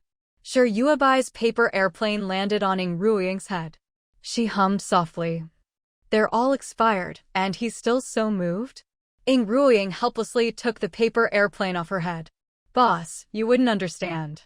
Having food at all was already a blessing, let alone 900 grams of luncheon meat. Who cared if it was expired or not?" The little grandson stared eagerly at the paper airplane in Ying Ruoying's hand and timidly asked, "Auntie, do you want more solar panels?" He spoke clearly and was physically whole. This was rare for a child in the Wasteland. Ying Ruoying looked at the paper airplane, waiting for Sure Yuebai's instructions. But Sure Yuebai said nothing this time. She had a splitting headache. Spiritual injuries are irreversible. Sure Yuebai's soul had left her body, nearly exhausting all her strength. From the moment her soul returned, she'd been enduring the pain. Now it was at its limit. She couldn't even power the paper airplane anymore. Ying Ruoying had to make the decision herself. "I'll take them. If you have any other supplies, you can sell them to me too." Seeing the grandfather and grandson's eyes light up, Ying Ruoying pretended to hesitate. "We don't have much food at home, so don't tell anyone about this. If we get robbed, you won't be able to trade for food anymore." The two nodded eagerly, hiding the can of luncheon meat and slipping out of the city. Today was a good day for them. Those solar panels might fetch a decent amount of points in the big city, but not even enough to buy a small pack of crackers. The grandfather was old, the grandson weak. Unlike teams, who could haul thousands of pounds of supplies at a time, Even though the management wouldn't take all those supplies, at least teams could bring a wide variety and always find something the management needed. The grandfather and grandson could only carry a few dozen, maybe 100 pounds at a time. Every time they brought supplies to the city to trade for points, the management might not even accept them. So they often had to abandon their supplies on the spot. Life was hard, and they lived numb to it all. Everyone at the bottom of the wasteland seemed to just be getting by, one day at a time. When the day came that they couldn't carry on anymore, that would be the end. That night, just before the city gates closed, the grandfather and grandson knocked on Sher Yuebai's door again, each carrying another big backpack. Ing Ruoying opened the door. This time, they'd brought 2 more big bags of solar panels. And lots of light strips. Ing Ruoying frowned. I'll still take the solar panels, but these light strips. She met their eager gazes and relented. Fine, fine, it's only about 100 meters of light strips. I'll take them this time and see if the higher-ups want them. But let me be clear, don't tell anyone about this, or there'll be no more business. This time, Ing Ruoying gave them 10 soy milk cream-filled buns. Not as valuable as the luncheon meat, but she didn't have a second can to trade. Of the 10 large bags of ready-to-eat food Sher Yuebai had given her, there was only 1 can of luncheon meat. Ing Ruoying didn't want to eat it herself. She was afraid that if she tasted meat, she wouldn't be able to resist the craving and would want it every day. So she'd rather trade it away early than be tempted. She was a disciplined person. She knew what she had to do. Sher Yuebai was giving her a chance to climb out of the mire. She had to do her very best. Ing Ruoying was full of fighting spirit. But Sher Yuebai was in a world of pain. Enduring her headache, she found everyone annoying. She only spared the Sher family from her scolding. Everyone else, she snapped at. Especially Peng Zhenggong and Captain Qiao, the 2 men could only avoid Sher Yuebai as much as possible. What are you hiding for? Did you exercise today? Sher Yuebai glared at Peng Zhenggong, who was trying to shrink himself into a corner. You've got time to skulk around here, but not to turn over a few more rocks? Don't you know life lies in movement? Peng Zhenggong felt bitter. So what if he was fat? What did he ever do to deserve this? I'll go right now. Sher Yuebai shouted, from today on, each of you will practice the 5 animal frolics 10 times a day. Peng Zhenggong, if you don't lose weight, I'll eat you myself. Sher Yuebai shouted Peng Zhenggong away and was about to look for her next target. But there was no one around. Even her own family had disappeared. She wheeled herself around, deliberately searching, but there wasn't a single soul in sight. It was as if everyone had vanished into thin air. Even Sher Xiangrui and Sher Fuse had been carried off to dig in the mud. Everyone seemed incredibly busy, not stopping for even a moment. Sher Yuebai took a deep breath. With no one to yell at, she could only stew in her own frustration. Headache, huh? Among the Wu clan, everyone believed that spiritual wounds were irreversible. That was because their bodies weren't strong enough. No one among the Wu clan was willing to properly train their bodies and become a physical cultivator. Their powerful soul force often made things hard to handle. They were already stretched thin just trying to increase their soul power. If they weren't careful, they'd end up with splitting headaches like Sher Yuebai. In the Wu clan's environment, the fighting was even fiercer than among the Wasteland scavengers. Scavengers fought over survival resources. The Wu clan fought over spiritual energy, over soul power. When they fought, the heavens and earth shook. Whether it was for self-preservation or to seize more spiritual energy. It was commonplace for Wu clan members to push their soul power beyond their limits. Constant, unending headaches drained all their energy. To train their bodies in the midst of such overwhelming pain would only make things worse. Sher Yuebai had so much fat on her body, and she could convert all of it into spiritual energy. For now, she had more than enough spiritual energy. And there were no other Wu clan members here to compete with her for it. Sher Yuebai decided she wanted to train her body now. Since there was no one else around, she furrowed her brows, maneuvered her wheelchair over to the wall. She removed the strength-enhancing spell from her body, braced one hand against the wall, gritted her teeth, and tried to haul herself out of the wheelchair. She failed. She was simply too heavy. With her own strength, it was impossible to muster any force. What a pipe dream. With no one else to scold, Yue started berating herself. Serves you right for being so arrogant. Why couldn't you just keep your head down? She gritted her teeth again, one hand on the wall, the other gripping the wheelchair's armrest. She pushed, using all her strength. The first step to training her body, stand up. Her goal was to stand up and teach the Sure family the 5 animal frolics. They're all a bunch of idiots, don't even know how to do the 5 animal frolics. It's like playing music to a cow. Sure was furious. Why couldn't she stand up? Why shouldn't she be able to? The lightness of her soul leaving her body was intoxicating, almost maddening. She was a grand shaman, why should she end up like this? Just because she'd been given this fat body, was she supposed to accept her fate? This was her life to live. Why should she bow to fate just because it threw such a huge obstacle in her way? Sure let out a cry, and her plump, butterfly-shaped hips finally lifted a tiny bit off the wheelchair. Good. That was progress.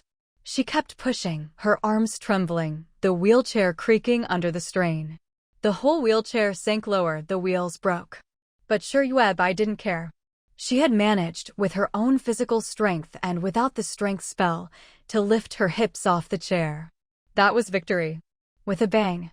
Before she could celebrate, the wheelchair's wheels slid back and Sure pitched forward. She crashed heavily to the ground.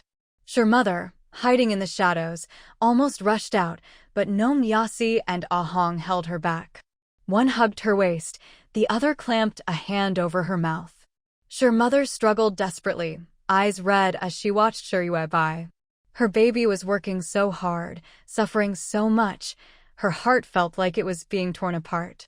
Sure's second sister-in-law and Sure Yao had already been sent away by Captain Xiao. Otherwise, they would have rushed over long ago. He understood how strong-willed Sure was. At a moment like this, she probably didn't want anyone to see her. Sure had withdrawn all her soul power, even the paper airplanes in the sky had stopped flying. She was completely focused on training her body. When she fell, her hands and feet were scraped and bleeding. Her face hit the ground, and her nose started bleeding too.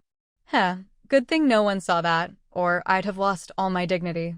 Sure lifted her head and wiped her nosebleed on her arm. The healing array floating above the character frame, powered by her massive spirit-gathering formation, continued working even without her soul power. Sure physical injuries healed at a speed visible to the naked eye. She shook her head, gritted her teeth, and braced herself against the wall to try to get up. If it didn't work the first time, she tried again. If twice wasn't enough, she tried a third time. If a paralyzed kid with chicken claw hands could try to pick up a brick 100 times, Sure figured she could try 1,000. If 1,000 wasn't enough, then 10,000. She would stand up, no matter what. Sweat began to soak through Sure bedsheet clothes. Sure Mother had made her many sets of these, since recently Pang Zhongging's scavenging team had found a shop selling bedding sets. It was called Sweet Dreams or something. The sheets were good quality, not the cheap kind. Sure Mother was skilled. She could make beautiful clothes for Sure out of bed sheets. Sure checked her current weight. 684.5 gene. About 342 kilograms or 754 pounds. Because the spiritual energy was so dense, even without using her soul power, the radiation wasn't making her any heavier. She was drenched in sweat. Her weight was slowly dropping. 684.49 gene. In the end, Sure didn't even know how many times she'd tried. Her whole body was numb from the effort. As night fell, sweat pooled on the ground around her. Finally, she managed to push herself from lying flat to kneeling. Sure why are you kneeling? Have you ever knelt to anyone in this life, or the last? She muttered to herself, scolding herself from dawn to dusk. Sure Mother had already fainted from crying, held back by Gnome Yasi and Ahong outside the second wall. Everyone had moved their meals outside the second wall for the day. Even Guai was silently squatting outside, looking up at the wasteland sky. Shi Yaoao and second sister-in-law were being strictly guarded, not allowed anywhere near the ditch. A lion's roar echoed. Guai Guai turned, eyes wide in shock. Tears welled up instantly. Shi Yuebai, who had been kneeling, braced one hand on the wall, the other on the ground, and managed to lift one knee off the ground. She refused to kneel. Even if I die, I'll die standing. Stand up and walk, stand up and run. Stand up. Go wherever you want. No matter how rough the road, you have to walk it on your own 2 feet. Shi Yuebai's future will never be trapped in a wheelchair. Yubai Wawawa. Su Xueju was the first to burst into tears, lying on top of the second wall. Who would have thought that she used to have so many complaints about Shi Yubai? Everyone else was feeling just as bad inside. After all, people have feelings. Shi Yubai had always treated them well, even if she often scolded them and occasionally hit them. But in this wasteland, no one could compare to Shi Yubai's kindness. Everyone was truly worried about her, their hearts aching for her. What are you all doing? Ija appeared behind the group, with Hua Changui and Qinyong in tow. They looked up at the sky. Eva frowned and asked, "It's so late. Why aren't you all back in bed?" Everyone turned around, their eyes red-rimmed. Shi's mother was lying in Ah Hong's arms, waking up only to cry, crying until she fainted again. She hadn't even cried when her husband died. But now, seeing her child endure so much, Shi's mother just wanted to die along with her husband. Seeing everyone like this, Ija, Hua Changui, and Qinyong hurried forward, standing outside the second wall. The wall was still only half-built. The progress made by the disabled children was painfully slow. Even with so many of them working together, they'd only managed to add about 2 meters to the wall so far. There was still 1 meter or 2 left to build, and the wall was only a little over 1 meter high. So as long as you got close to the second wall, you could see the scenery behind it. Guai Guai had been climbing onto the public restroom roof recently, trying to get a solar panel down. He'd seen a pile of solar panels and light strips appear in the center of the tong-shaped enclosure. Like treasures. Guai Guai had long since installed these panels over the ditch, hooked up the wiring, and connected the light strips. The light strips ran along the edge of the ditch. They made the whole enclosure look like a dream, almost like a fairyland.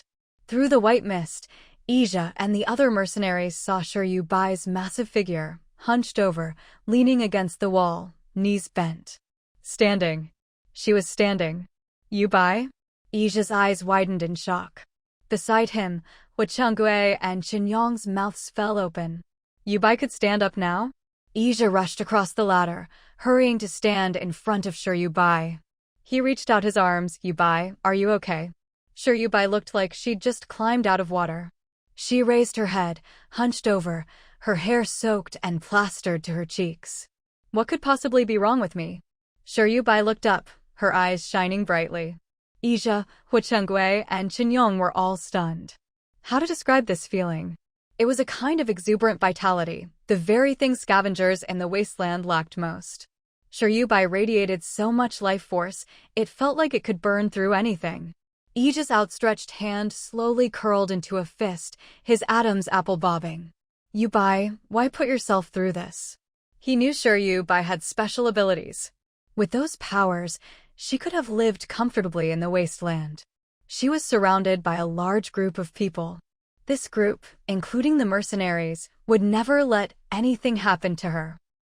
To keep her safe, everyone would risk their lives to protect her secret and her safety. Everyone knew that as long as Shi Yubai was alive and well, they all had a sliver of hope. Because she was their only hope of survival. Shi Yubai didn't have to suffer like this. If she wanted, everyone would do whatever she asked. Shi Yubai snorted. "Why? I don't have a choice." If she didn't train her body, she'd be plagued by endless headaches. Didn't they see that with every attempt to stand, her headaches eased a little? That was a clear result.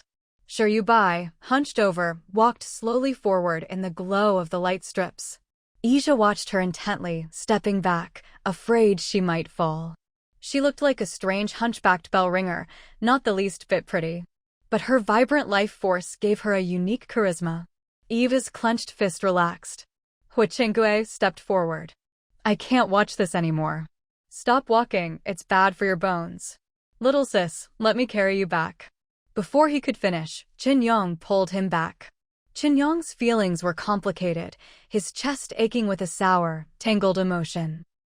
Bai kept walking, sweat dripping down her body. From day to night, she had slimmed down to 684 jin. When Bai finally shuffled to the edge of the ditch, she turned and slowly made her way toward the Shi family house. She moved very, very slowly. Ija stayed by her side the whole time. Hua Chenggue, dragged away by Qin Yong, was now squatting with Shi's mother, tears streaming down his face. Bai had no patience for Ija right now, but it was clear from her expression. She was really annoyed with him. She just wanted to beat him up to vent her frustration and anger. Ija had no idea how much danger he was in. He kept his hands out, afraid Bai might fall. But thankfully, step by step, she made it to the gate of the Shi family compound. She planned to head straight to the pool. Ida wanted to escort her all the way in, but as soon as he reached the gate, a figure in red blocked his path. A woman was about to bathe. What are you looking at? Ija couldn't get past the Shi family wall. He stared at the woman in red, a ghost. The ghost's face was deathly pale, her lips blood-red. She lowered her head, looking up at Ija from beneath. Her long hair hung loose, swaying beside her cheeks. Why do you look so familiar? Ija stared at the ghost's lifeless face. Bai? Actually, this ghost didn't look that old. Ija had seen Bai when she was 12 or 13, before she gained weight. By calculation, Bai was only 18 or 19 now. The ghost looked about the same age, just made up too heavily, which made her look older. The ghost stared at Ija with a pair of chilling eyes, expressionless. Ija stared back. Bai, seriously, don't wear such heavy makeup next time. In the Shi family backyard, the staggering Bai nearly fell headfirst into the vegetable patch. She shouted angrily. At the same time, the ghost blocking the gate spoke in Bai's voice. Go back. The voice was hollow and distant, as if two people were speaking at once. After speaking, the ghost flicked her hand, dropping a bedsheet in front of Ija. She closed the door. This ghost was different from Bai's soul form. It was just a puppet doll made from a lock of Bai's hair. An ordinary person would have been scared to death by it. But Ija was no ordinary person. He was so bold that even Bai found it infuriating. I have something very important to do tomorrow. Bai never made it to the swimming pool. She only managed to walk as far as the vegetable patch before her legs gave out. She plopped down right there and promptly passed out. She was truly exhausted.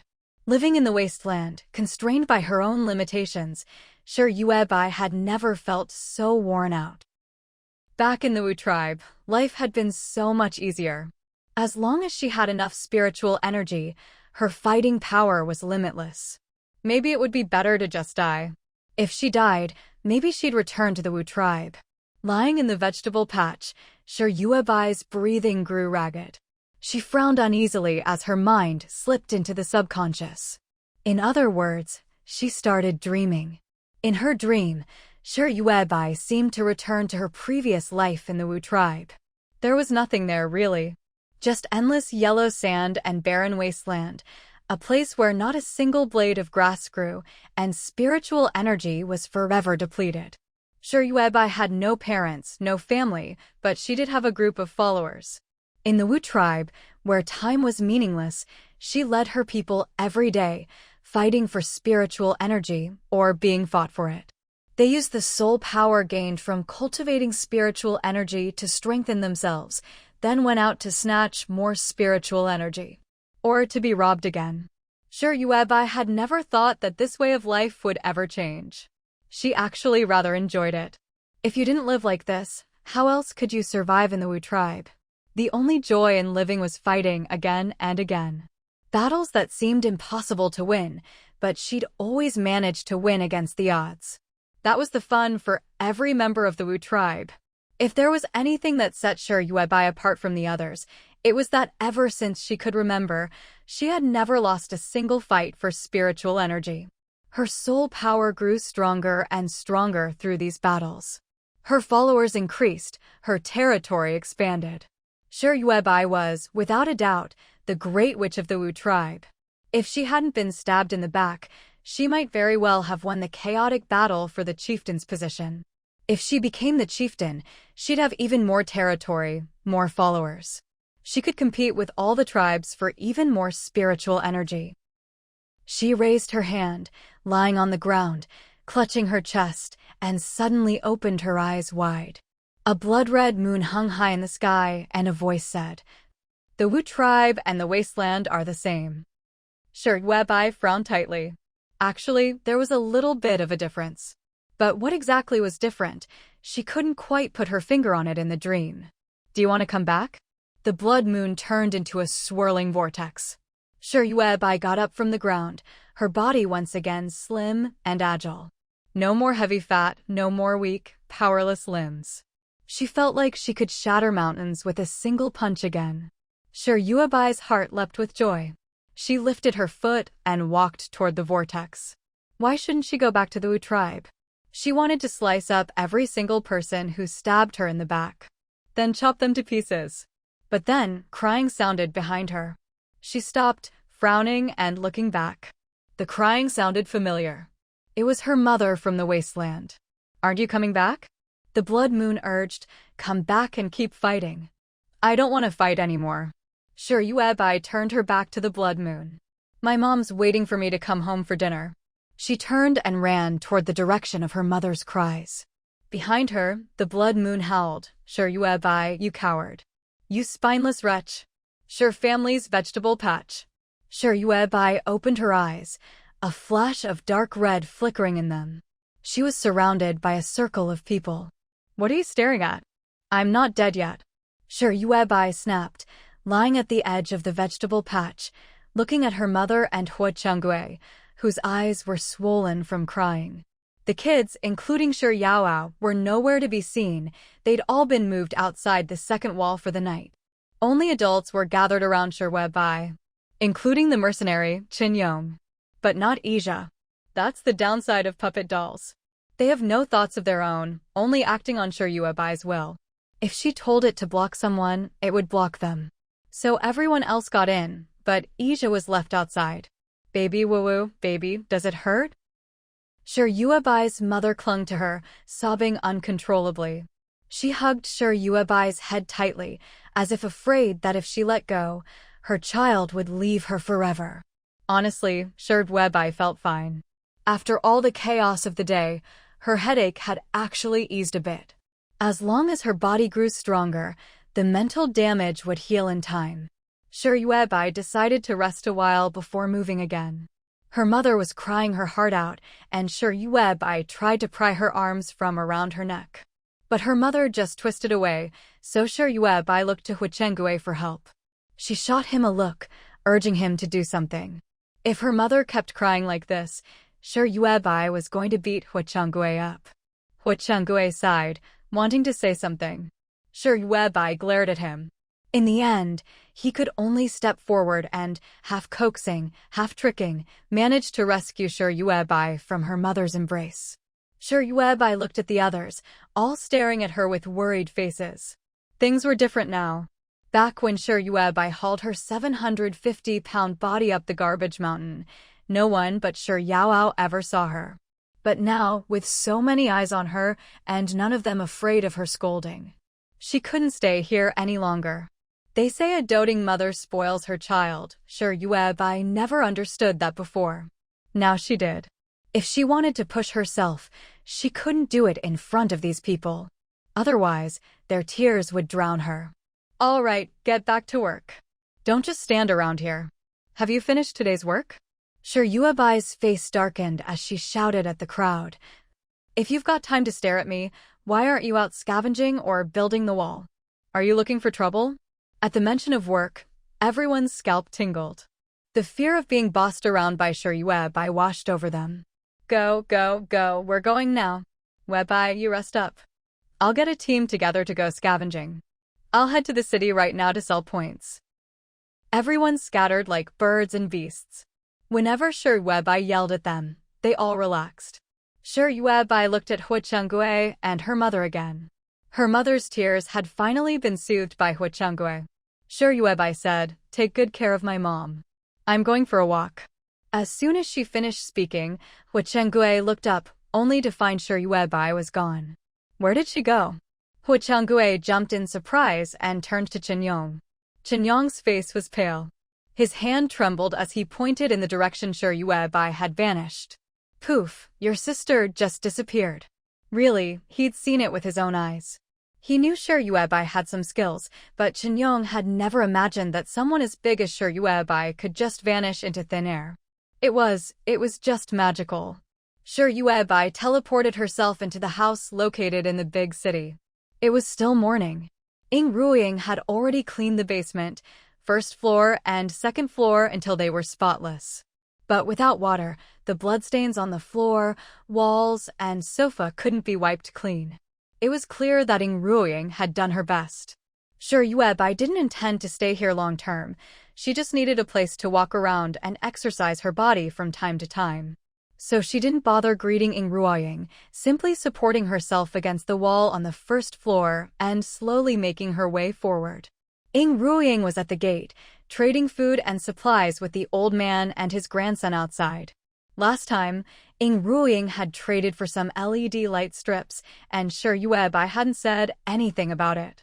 This time, the grandfather and grandson brought over dozens of rolls of light strips, each roll over 100 meters long. Ying Ruiying accepted all of them without hesitation. Of course, she also took quite a few solar panels. She calculated everything precisely. The food she traded was just enough to feed the grandfather and grandson for 2 or 3 days. They came frequently. At first once a day, then twice a day. Unknowingly, they had used solar panels and light strips to trade for a whole large plastic bag of ready-to-eat food from Ying Ruiying. Besides solar panels and light strips, do you have anything else? Ying Ruiying frowned at the pair. She was worried that trading for too much of just these 2 kinds of supplies would get her criticized by Sure Yuebai for not doing a good job. Although the boss had told her to collect supplies, she hadn't specified what kind. But if it was always just 1 or 2 types, it made Ying Ruiying look incompetent. The old man immediately asked cautiously, "We also have lamps. Do you want those?" He and his grandson were both worried that if they kept bringing what amounted to junk, Ying Ruiying would stop trading food with them altogether. Ying Ruiying hesitated, then nodded. Watching the grandfather and grandson leave, thanking her profusely, Ying Ruiying dragged the 2 heavy backpacks back into the house, inch by inch. Sure Yuebai was leaning against the wall, having made her way to the door of the communal bathroom. She stared at the bathtub, which was still covered in dried blood, lost in thought. "Boss, I really can't get this clean," Ying Ruiying mumbled nervously from behind, afraid Sure Yuebai would be angry. Sure Yuebai shifted her large frame aside, revealing a bucket in front of her. The bucket was filled with clean water. After you bring the supplies to the basement, clean the bathtub thoroughly. 1 bucket of water wasn't much. So Sure Yuebai planned to have Ying Ruiying scrub the blood out of the tub, then fill it up with water. After saying this, she continued moving slowly along the wall of the first floor. Right now, Sure Yuebai could only move at a turtle's pace. Every hour she walked, she'd have to sit down and rest. Otherwise, her bones wouldn't be able to take it. After moving about 2 meters along the wall, Sure Yuebai noticed there was no sound behind her. She turned to look at Ying Ruiying. Ying Ruiying was standing there, frozen in front of the bucket of clean water, not moving at all. "Get to work." "What are you standing there for?"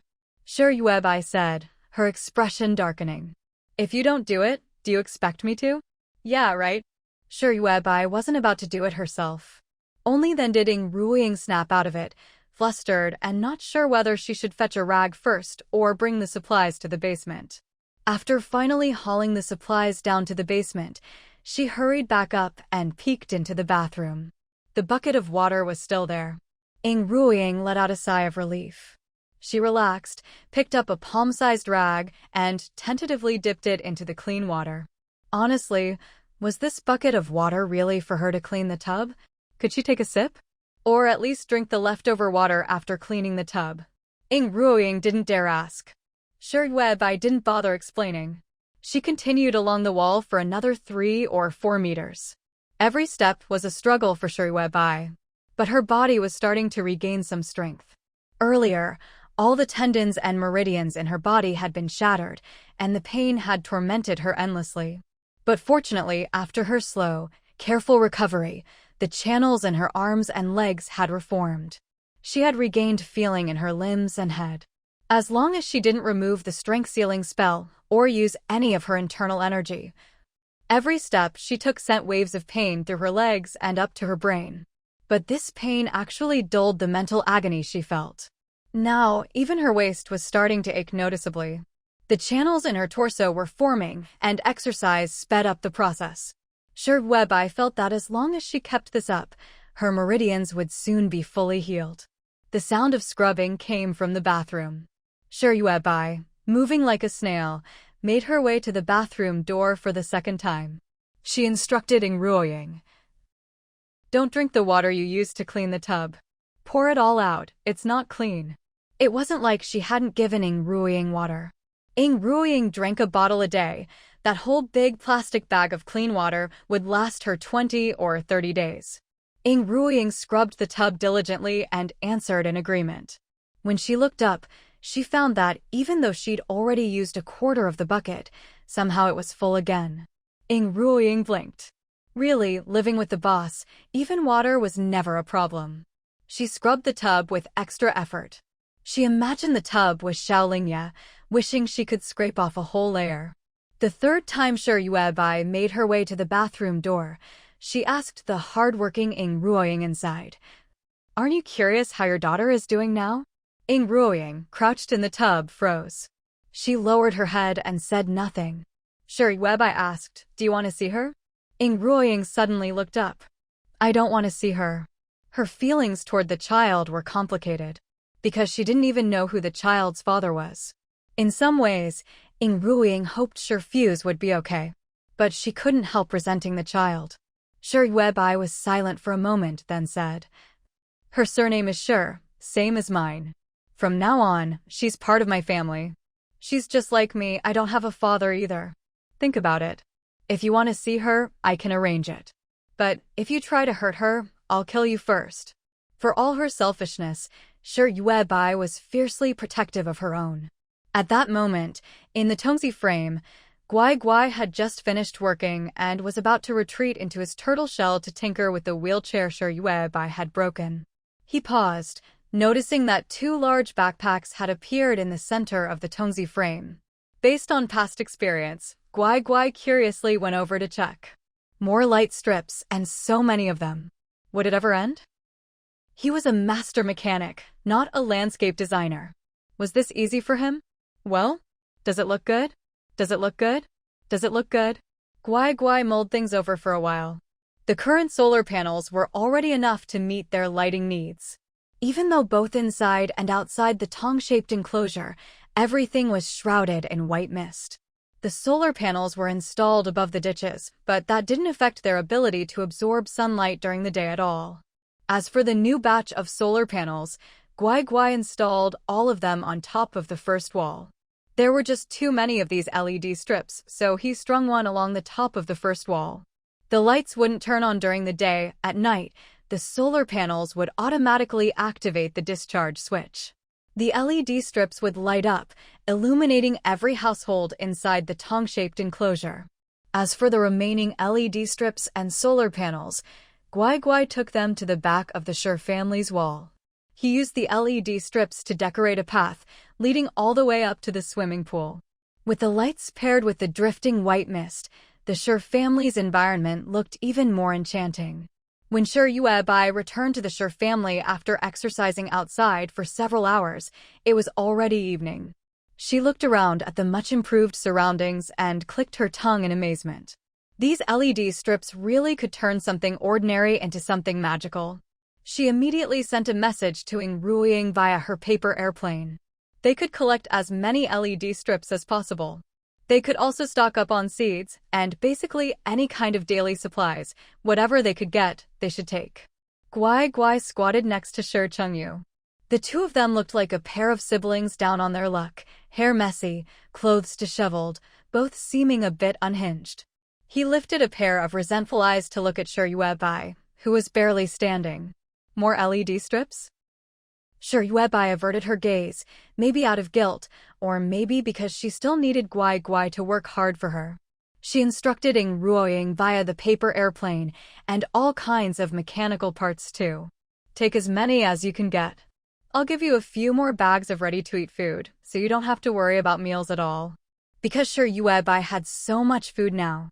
Not to mention the ready-to-eat food, she'd basically emptied out the strongest team's entire stockpile outside the big city. On top of that, the rapidly growing potatoes, mushrooms, scallions, baby bok choy, cilantro, chives, and amaranth had not only filled up every inch of space in the ditches, but also taken over all the areas the Sher family was supposed to occupy. Space was tight at the Sher family's place. They still had to leave a path wide enough for Yuebai to walk through. So when the Sher family couldn't store any more, the vegetables got piled up at the Pang family's place.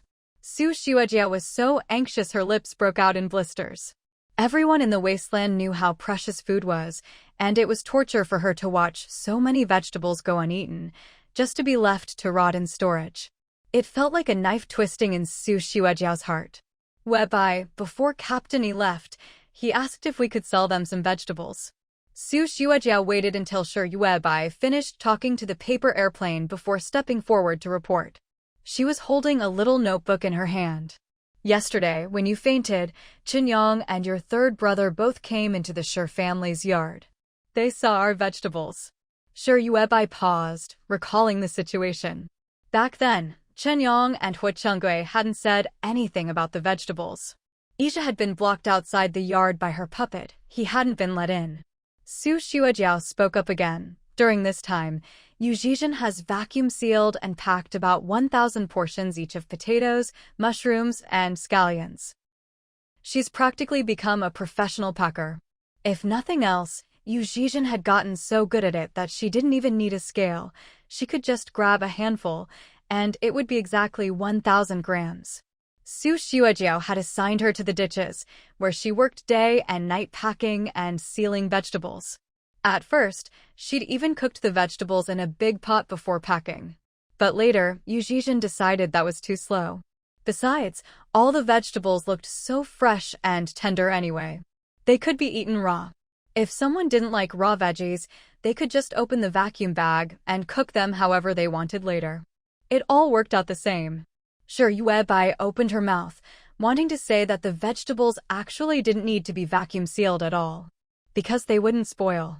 But thinking about how the sheer volume of vegetables was making everyone anxious, she let it go. Everyone was eating as much as they could, but there was just no way to finish all these vegetables. They needed some psychological reassurance.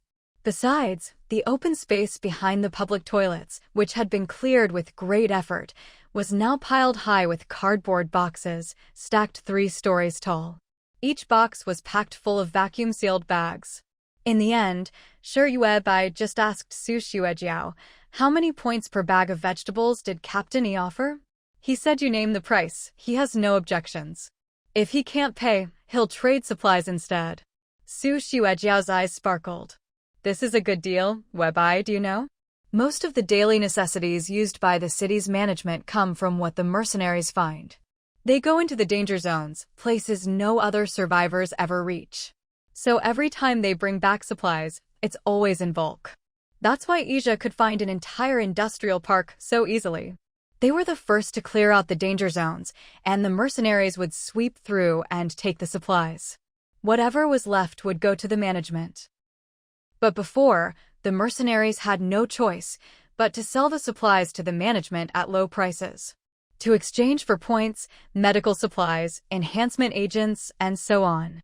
But now the mercenaries could use these daily necessities to trade for Yuebai's vegetables in bulk.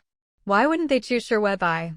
She was Hua Chengui's sister, after all, so when you add it all up, the mercenary corps and Yuebai were basically connected by family ties. There was no reason not to do business with Hua Chengui's sister. Yuebai nodded. Sure, but I want not just daily necessities. I want ready-to-eat food too. She knew the mercenaries could find not only lots of daily supplies, but also plenty of ready-to-eat food. But after eating her vegetables, anyone could tell the difference. Compared to her vegetables, the taste and effects of the ready-to-eat food were instantly outclassed. Anything grown in the earth absorbed spiritual energy the easiest. On Sher Yuebai's spirit-gathering array, spiritual energy would slowly dissipate. Most of that dissipated energy was absorbed by the vegetables. People on the array would also absorb a little spiritual energy. But unless you sat still and practiced breathing exercises, most of that energy would just be breathed out again. So there was a trick to absorbing spiritual energy properly. The most obvious effect of eating vegetables full of spiritual energy was that your stamina would recover quickly. And they were very filling, you wouldn't get hungry easily. Ija must have noticed this already.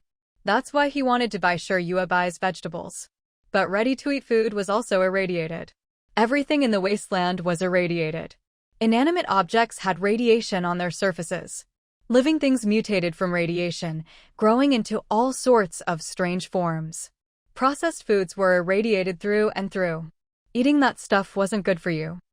They'd have to leave it in Sher Yuebai's ditches for a while to be purified by the purification array. Renovating really burns through money. Maybe I should just move in with a Syrian-style, bare minimum setup. Honestly, I think that'd work. Above the Tongzi frame, Sher Yuebai had drawn a total of 5 large arrays, including the surrounding ditches. A dizziness array, a healing array, a spirit-gathering array, a teleportation array, and a purification array. These 5 arrays were layered on top of each other, and together with the puppet doll Sher Yuebai had made from her own hair, the place was like a maze. Add in the maze-like ditches, second sister-in-law Sher's deadly aim, and Guai Guai, who could solve any mechanical problem. For an ordinary person to get into Sher Yuebai's lair and enjoy its benefits was no easy feat. Su Xuejiao immediately agreed to the task. She took the stone token Sher Yuebai gave her and used the main teleportation array to travel to the sub-array at the perimeter. The sub-array that could mysteriously transport supplies had been covered by a large tent, set up by the mercenaries on Iba's orders. He might not know the secret of this circular clearing, but he did notice that goods piled there would mysteriously vanish. Every time Captain Xiao came to see them, he would appear on this round patch of ground. Even if Ija were an idiot, he'd know something was up. To make it easier for Sher Yuebai's people to come and go, he even had Hua Changgue find a huge military tent. The bottom of the tent had been dug out, big enough to hold a dozen people. Even so, Ija still wasn't at ease. He simply moved the mercenaries' command post outside the city right next to the sub-array. So, there were never any idle people wandering around here. There was even a mercenary on duty outside the sub-array tent. Su Xuejia walked out of the sub-array tent, and, under the astonished gaze of the mercenary on duty, she confidently carried her notebook next door to find Ija, who was busy directing operations. Ija had no objections to Sher Yuebai's terms. In fact, Sher Yuebai agreeing to exchange food with them had solved a huge problem for the mercenary group. That was the issue of radiation. Everyone knew Sher Yuebai's vegetables were radiation-free. All processed food in the wasteland contained radiation. Whether it was 1% or 500% radiation, it would harm the human body. The young men in the mercenary group could withstand the wasteland's radiation thanks to their naturally strong bodies. But what about over time? As the days went by, the radiation in the wasteland only got worse. People's bodies would be ravaged more and more by radiation. The weakest and most frail were the first to turn into zombies. The second batch were those who became foolish or disabled in the wasteland. No one knew when it would be the turn of the strong-bodied mercenaries. Ija had always worried about this. But he and the other mercenaries had no other way. They could only grit their teeth and survive one day at a time. It was like a terminally ill patient waiting for death. They knew they would die. There was no hope left in life. Many couldn't stand it, becoming depressed and giving up on life. There had even been a few suicides among the mercenaries. If even mercenaries were like this, let alone ordinary survivors. At least, Sher Yuebai's food solved the problem of the mercenaries absorbing radiation through their meals. Su Xuejiao scribbled in her notebook. Webai said she also has purified water and can sell it to the mercenary group. Ija was taken aback. Webai has purified water too? He seemed to remember seeing a huge water vat in the corner of the Tongzi frame. But out of respect, he hadn't gone over to check. Su Xuejiao nodded. Yes, Webai is amazing. She said she can sell you purified water at the same price as vegetables. She paused, then added, but you'll have to bring your own bottles. Sure, Webai had specifically emphasized this to Su Xuejiao. Because the Sure family was running out of bottles. Previously, the Sure family had picked up a lot of bottles from the trash. But many had been given away or broken.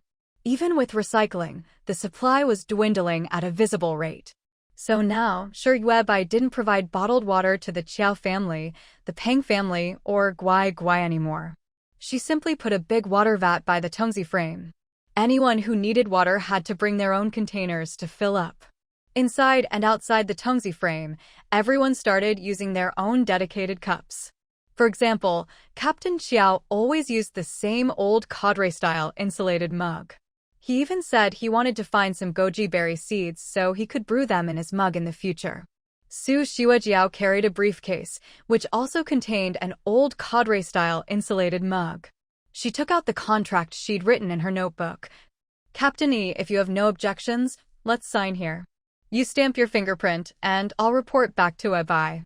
Ija took Su Xuejiao's notebook and saw that the contract terms were quite normal at first. He read aloud the last line. If Party B, Ija, fails to repay the debt, Party A, Sure Webai, has the right to demand compensation from Ija, including but not limited to payment in flesh. Su Xuejiao explained. Webai said if you don't pay your debt, she'll eat you. Ija raised an eyebrow and smiled silently. He thought it meant that kind of payment in flesh. Guess he was being shallow.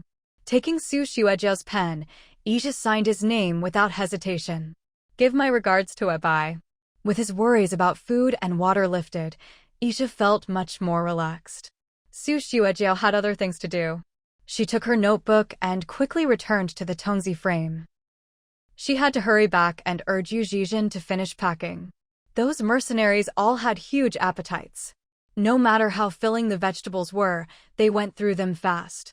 Sure Webai stood leaning against the wall. Her butterfly-shaped hips and the two big chunks of flesh on her thighs stretched her straight dress into a strange shape. When she got tired of standing, Sure Webai sat by the edge of the ditch. She looked at the pile of rubble by the second wall, which had grown into a small mountain. The progress on this wall had extended by another 3 meters. All 9 disabled kids were now wearing diapers. De Jiao was teaching the 3rd child how to lay bricks. Of the rest, 2 were playing with mud on the ground, and a few were rolling around everywhere. Not bad, at least the kids playing in the mud weren't playing with poop anymore. Behind Sure Webai, supplies kept appearing on the main teleportation array. Sure Webai turned around, got up, and went to take a look. Besides the bottles and jars Ija had collected from the front lines, there were also 2 boxes of light bulbs. The ordinary kind, the energy-saving bulbs you screw into a lamp socket. Sure Webai picked one up curiously. Where could this thing be installed? Guai Guai came over, full of resentment. So now there are no more light strips, just bulbs. Sure Webai gestured. Let's give a few to each family. You help them wire them up. She knew Guai Guai's pile of junk parts definitely included wires. That was Guai Guai's usual trick. As she spoke, more boxes appeared on the main teleportation array. Oil Control Shampoo X48. Hair Conditioner X95. Fresh Milk Moisturizer X104. Lip Balm X554. And so on, all collected by Ng Ruoying. At that moment, Xiao Jiao came bouncing out of the Sure family's backyard. Auntie, look at this mushroom. Is it a mutant variety? Sure Yuebai's eyelid twitched. Oh my god, a Lingji mushroom? The big eater of her spiritual energy had arrived. Xiao Jiao was holding a Lingji mushroom in her hand, called Qiji. It was the most common type of Lingji before the Wasteland era. It must have gotten mixed in with those vegetable seeds from before. Sure Yubai asked Xiao Jiao to lead the way, and together they went to check the vegetable patch. In the vegetable beds, scattered here and there, were small patches of Qiji, each about the size of a palm. Is this dangerous? Gnome Yasi came over, pulling Ahong along, and Su Xiujiao followed behind Shiryu Bai. The Qiji that Xiao Jiao had found was only about the size of a fingernail. To them, it didn't really look like a mutated mushroom. But Shiryu Bai's expression was rather serious. Su Xiujiao said, "Just to be safe, why don't we just dig these up and get rid of them?" Ahong said, "If they're mutated plants, we have to report it and get the mercenaries to remove them." The trouble with mutated plants was that sometimes only a tiny bit showed above ground, but the root system could be absurdly huge. And they grew incredibly fast. Otherwise, why would the wasteland have become a wasteland? It wasn't just man-made disasters or natural calamities. The roots of mutated plants had destroyed everything as well. There was once a city where a mutated plant appeared, and in just a few days, its roots destroyed all the skyscrapers. In the end, wherever there were people, there were no mutated plants. Wherever there were mutated plants, there were no people. The wasteland itself became barren, not even a blade of grass growing. For survivors trying to farm, it wasn't just about whether they could grow crops in a high-radiation environment. They also had to worry about whether their crops would mutate from the radiation. In short, if a mutated plant appeared at the Shur family's place, it would be no small matter. Everything they'd built would have to be blown up. And everyone within 100 miles of the Shur family would have to move out. Whether they knew the Shur family or not. Everyone was worried, all eyes fixed anxiously on Shiryu Bai. None of them wanted to leave behind everything they'd worked so hard to build. Shiryu Bai frowned. "Don't worry, it's not a mutated mushroom." The reason she looked so serious was because the Qiji must have been planted a long time ago. That palm-sized patch of Qiji had only 3 mushrooms in total. But despite their small size, the spiritual energy contained in them was greater than the total of all the vegetables put together. That's just how annoying Lingji is. They grow deep in the mountains, absorbing the spiritual energy of heaven and earth. But in this world, whether before or after the wasteland, there is no spiritual energy at all. The so-called blessed land here has nothing to do with Shiryu Bai's kind of spiritual energy. The Lingji here only has the nutritional value people have managed to develop. But if they grow on Shiryu Bai's spirit gathering array, it's a different story. Then they'd have all the functions you read about in cultivation novels. Boosting cultivation, healing injuries, strengthening the body, assisting in alchemy, extending lifespan, enhancing comprehension. Supposedly, they can cure every disease. The older the Lingji, the more powerful its effects. Even these tiny, fingernail-sized Lingji in Shiryu Bai's vegetable patch were about as effective as the enhancement agents sold in the big cities. They were good, sure, but they really consumed a lot of spiritual energy. And the more you raised them, the more they'd eat. What's worse, their size didn't increase much, so you couldn't even make a proper dish out of them. To Shiryu Bai, these Lingji were a bit like tasteless chicken ribs, too good to throw away, but not really useful. Back in the day, when she was fighting people from the Wu tribe, if the spirit gathering array ran out of energy, she'd just chew on these things. And once she finished them, the other side was usually wiped out too.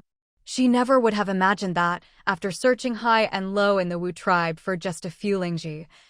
Now they were growing right in her own vegetable patch. But now, what she lacked wasn't spiritual energy, it was a body that could move freely. Let's just keep them for now. Maybe they'll come in handy later. Shiryu Bai looked at the Lingji in her hand. There had originally been 4, but Xiao Jiao had picked 1, leaving 3 in the field. After thinking for a moment, Shiryu Bai handed the one she had to second sister-in-law Shur. She said, "You gave me an enhancement agent before, so now I'm giving this to you." Second sister-in-law Shur's vision was shrouded in darkness. She slowly blinked in Shiryu Bai's direction. Even though it was all black, she could still make out Shiryu Bai's large figure through the haze. "You Bai?" She reached out to touch. "What is this?" Shiryu Bai casually placed the fingernail-sized Qiji in her palm. "It's called Qiji. Nothing special. Just eat it." Second sister-in-law Shur silently put the Qiji in her mouth. She lowered her head. "I'm sorry, you Bai. I'm so useless now." Everyone else could do something, but she was blind and couldn't do anything. She used to be able to feel her way around and carry stones out of the Sher family's tent. Now she could only sit here every day, listening to the sounds around her. Gradually, second sister-in-law Sher felt more and more useless. With Sher Yubai's temperament, she should have been kicked out of the Sher family long ago. Sher Yubai never kept people who couldn't work. Says who? Sher Yubai sat down beside her. Weren't you the one who killed all those people chasing Dajjal last time? She patted second sister-in-law Sher on the shoulder. Second sister-in-law, there are plenty of people who can do chores. One more or one less doesn't matter. But you're the only one who can use a crossbow to kill people from a distance. The little cheesy she'd just swallowed seemed to get stuck in second sister-in-law Sher's throat. A burning sensation spread from her throat, filling her whole body. She couldn't help but cry. I really miss your second brother. Just a few days ago, I dreamed of him wandering outside all alone, being bullied like a fool, Yubai.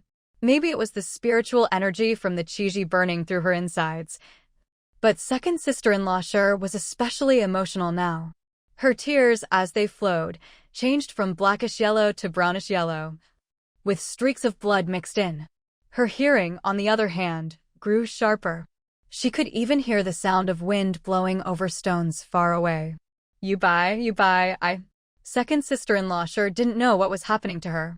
So many sounds poured into her mind. Crying, she grabbed Sher Yubai's hand.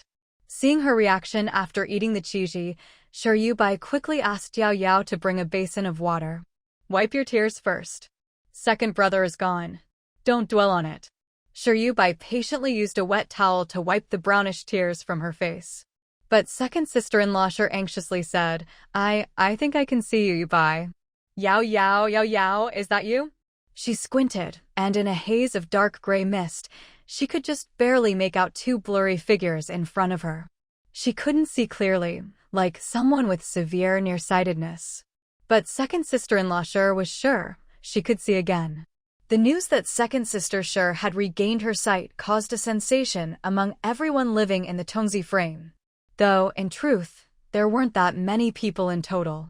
Everyone crowded around, introducing themselves by pointing at their own noses. I'm Nong Yasi, second sister, can you see me? I'm Ahong. Second sister, can you really see now? I'm. Second sister Sher actually recognized them all. She could tell who was who just by their voices. But not wanting to disappoint everyone, she still leaned in, squinting her eyes to look carefully. Then she smiled and said, Oh, it's you. A wave of joy swept through the entire Tongzi frame, a lively sense of hope filling the air. It felt just like New Year's before the Wasteland days. Now that second sister Sher could see, life really did seem like it was going to get better and better. That night, Sher Yubai was about to go to sleep.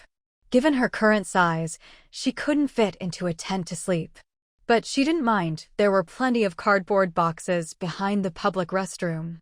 She used those boxes, still full of goods, to build herself a little house. She covered the top with a tarp and put a big mattress inside. That's where Sher Yubai slept now. As she slowly and awkwardly climbed up to the public restroom, Sher Yubai saw second sister Sher with a black cloth tied over her eyes. She was sitting on the flat ground in front of the restroom, facing the Tongzi frame below. Second sister, not sleeping? Sher Yubai lumbered over, moving slowly and clumsily. Second sister Sher had already heard her coming. She held a crossbow in her hand and turned her head toward Sher Yubai. Yubai, I've thought it through. You were right, I can do things others can't. So now I'm here, quietly listening.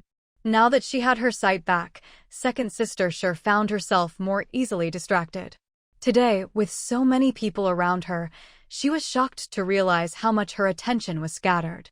Yubai had said her strength was in long-distance killing, which was very useful. That way, she could stand in a relatively safe spot and kill anyone who came to bully the Sher family. Second sister Sher was determined not to waste her strengths. So she waited until late at night, when everything was quiet, covered her eyes, and found an open space to practice her listening skills. Sher Yubai nodded and stood beside second sister Sher at the high point, closing her own eyes as well. Everything around them quieted down, except for Zhang Xueyao, who was returning.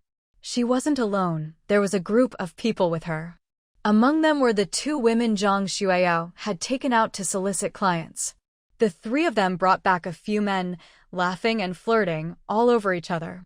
Because people in the bridge team didn't like those women, Zhang Xueyao and her two companions were ostracized. They, in turn, looked down on the older members of the team, afraid the old folks would pester them for food. So Zhang Xueyao led the other two women to move across to the other side of the riverbed. From a layout perspective, the wide, dry riverbed had become a dividing line, perfectly separating Zhang Xueyao and her two companions from the rest.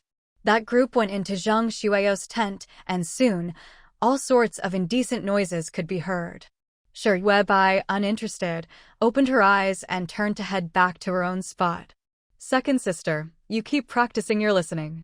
I'm going to sleep. Second sister Shi frowned tightly. Her hearing was so good now that she couldn't help but hear things she'd rather not. Even plugging her ears wouldn't help.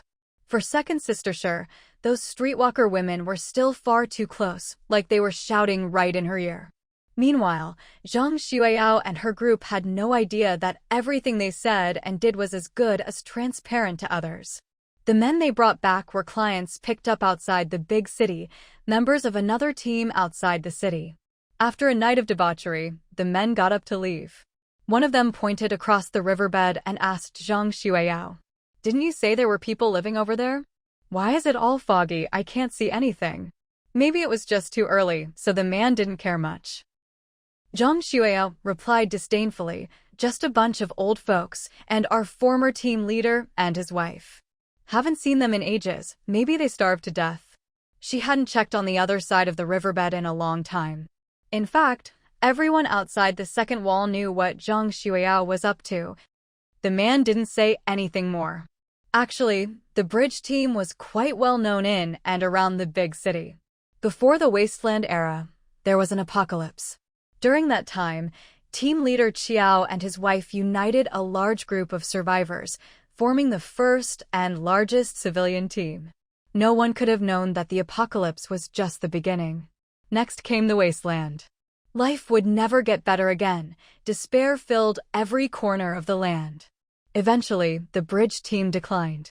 But the spot where the team was based was still the best and safest location outside the city. The man pulling up his pants was named by Hansong. His team was based farther from the city. Whenever they came into the city for business, it was impossible to get back in one night. People in the Wasteland didn't dare move around at night. Besides the threat of mutant beasts, they also feared being attacked by people. So, if they could find a suitable place to stay near the city, it was perfect to rest for the night and head back to their team in the morning. Bai Hansong had his eye on the bridge team spot. The only downside was that there weren't many people in the team, so security was lacking. But that didn't matter, they could always leave together as a group. Bai Hansong took out a few packs of biscuits and candy and handed them to Zhang Xueyao. "You did well last night. We'll be back again. Find a few more fresh faces for us. The more women there are, the more fun we'll have." Zhang Xueyao happily agreed. She exchanged a look with the other two women. The meaning was clear. Thanks to her leadership, the three of them would never have to worry about food or drink again. After the men left, one of the women asked Zhang Xueyao, "I wonder if Yu Zhizhen has starved to death yet." Another woman spat, "Serves her right. She should have listened to Sister Zhang. If she had, she'd be eating her fill now." Zhang Xueyao, acting like a big boss, said, "All right, let's go check on her. Didn't those men say it? They'll be coming often from now on. If she's not dead yet, we should try to persuade Yu Zhizhen to join us. If she works with us, she'll never go hungry." Zhang Xueyao, full of swagger, took a pack of biscuits and headed toward the Shi family. Right near the second wall, she spotted Yu Zhizhen, looking anxious and hurried. "Well, no food, no water, why are you in such a rush?" Zhang Xueyao, flanked by the two women, stood tall and proud, looking down at Yu Zhizhen like a victor. At first, Yu Zhizhen was only standing sideways to Zhang Xueyao and the other two women. To be honest, when they saw the anxious look on Yu Zhizhen's profile, the three of them actually felt a bit schadenfreude. But when Yu Zhizhen heard what they were saying, she turned to face them. The three women were instantly stunned. How could they even describe what they saw? Yu Zhizhen's face was incredibly clean. In fact, it wasn't just her face, her hands, and all the skin she had exposed were spotless. Her skin even had a kind of indescribable, delicate fairness. It was as if Yu Zhizhen had suddenly become several years younger. In that instant, a tidal wave of jealousy surged in Zhang Xueyao's heart. She lifted her chin and looked down her nose at Yu Zhizhen. Well, look who it is. Haven't seen you in days, whose coattails have you latched onto this time? We're all sisters here. If you've found a good place, why not introduce us too? In the Wasteland, who isn't living covered in dust and grime? So why does Yu Zhizhen get to look so clean and fair? Just look at her skin. It looks so tender, like you could pinch water out of it. With looks like that, if she stood at the city gate, she'd be the undisputed queen of the streetwalkers. Right now, Yu Zhizhen was so anxious it felt like smoke was coming out of her head. She'd been working underground in the drainage ditches, packing vegetables day and night. If it weren't for Su Xuejiao dragging her out to eat, drink, and wash up, Yu Zhizhen would have lost all track of time. But even though she'd worked so hard packing, there were still so many vegetables left. Su Xuejiao was anxious, Commander Qiao was anxious, and Da Jiao was anxious. Even Yu Zhizhen herself was anxious. They were all worried the vegetables would spoil if they sat around too long. But even though they were feeding everyone in the team boiled vegetables with every meal and making sure everyone ate until they were stuffed, they still couldn't use them all up. And the stockpile was visibly growing every single day. What to do? The vegetables they'd picked 5 days ago still weren't all packed, and today there was another big batch. Da Jiao was calling her to breakfast. No, Yu Zhizhen didn't want breakfast at all. She just wanted to hurry back to the ditch and pack more vegetables. Just let her go pack the vegetables. Zhang Xueyao looked Yu Zhizhen up and down, her tone sharp and sour. What, you've made it big now and can't be bothered to talk to us anymore? I'm just saying, the way you look now, you're really putting it out there. Yu Zhizhen looked totally refreshed, her skin so plump and hydrated it seemed to glow. But she and Zhang Xueyao were the same age, both around 30. Yu Zhizhen was so anxious she could jump 3 feet in the air. She didn't even hear what Zhang Xueyao was saying. I've got things to do, I'm leaving. She turned to head back inside the second wall. Zhang Xueyao grabbed her arm. No matter which man you've hooked up with, I've got a good thing going here. We've just gotten in touch with a new team. They said they'll be coming here regularly. Their group is huge, and they want to use our place as a fixed stop. As long as we have enough women, there'll be even more fun. Before Zhang Xueyao could finish, Yu Zhizhen yanked her arm free. Why are you still doing this? She stared wide-eyed at Zhang Xueyao. The eyes that used to be full of suffering and anxiety were now much clearer. I don't need to follow you and do this kind of thing anymore. She was living better than Zhang Xueyao now. She ate more every day and, well, went to the bathroom more too. Those vegetables were delicious, and after every meal, everyone would go to the public toilets once or twice. Some changes happen so gradually no one notices at first. But later, people realized even the old and frail had become several years younger and stronger. It was probably because they were finally eating their fill and their bodies had strength again. Yu Zhizhen could eat her fill, drink water, and at night, sleep with the elderly inside the second wall. Sure, Yuebai had given them permission to sleep inside the second wall. They just had to be careful not to fall into the ditch in the middle of the night. To help, Guai Guai had even strung up lights on both sides of the ditch. These days, Ija's side kept sending tents over to Yuebai. The kind of simple tents that used to sell for 99 yuan each in the pre-apocalypse livestream shops. Ija would send dozens at a time. Webai told Su Xuejiao to distribute the tents to the elderly, children, and pregnant women. Everyone got one. Even though they were just simple tents, they were much better than tarps. Everyone could line up to shower at the public toilets every day. Each person even got a bottle of body wash, a towel, and a set of new clothes. For the elderly and children who couldn't take care of themselves, each got 100 diapers. Life was just too good now. Why would Yu Zhizhen degrade herself, fighting over a few bites of spoiled food just to be some man's plaything? Zhang Xueyao looked at her coldly and mocked. "Tsk tisk, you've really changed. Do you really think your good days are guaranteed now? What a man gives you, he can take away at any time. Take my advice, you'd better rely on yourself."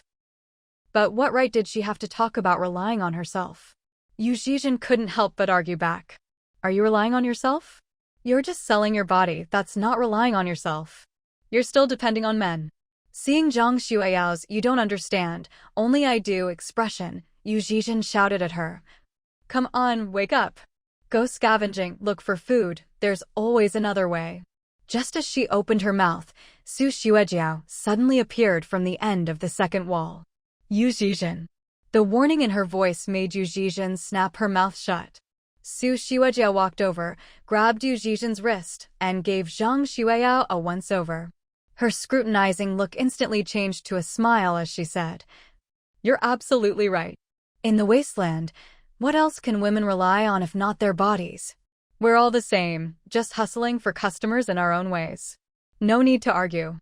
Zhang Xueyao snorted, "All that righteous talk just now, but now you've shown your true colors. You're only living well because of men." Right, you're absolutely right." Su Xuejiao smiled, pulling Yu Zhizhen away. "We're busy entertaining guests, so we won't chat. If you find any good men, introduce them to us too." Watching Su Xuejiao and Yu Zhizhen walk away quickly, the women behind Zhang Xueyao were full of jealousy. "See that? Yu Zhizhen's landed herself a big fish, and even Su Xuejiao too. Maybe their daughters are the top girls here." Another woman said, "Why don't we just work with Yu Zhizhen? She seems to have more to offer. After all, it's all about spreading your legs. That team we served last night was nothing compared to what the mercenaries give." "That's right, other than mercenaries, who else can keep women looking so fresh and radiant? Mercenaries never lack supplies." Zhang Xueyao was both angry and jealous. But what could she do? Yu Zhizhen really was living better than her now. Zhang Xueyao watched as Su Xuejiao and Yu Zhizhen gradually walked away. She remembered that back in the day, Yu Zhizhen hadn't even been doing as well as she was. Clenching her fists, Zhang Xueyao called out to Su Xuejiao. "Weren't we supposed to share our contacts with men? How about we exchange business resources?" Su Xuejiao didn't even bother to look back. "No need. You guys aren't good-looking enough, mercenaries won't be interested." With that, she ignored Zhang Xueyao and the other two, leaving them fuming with frustration.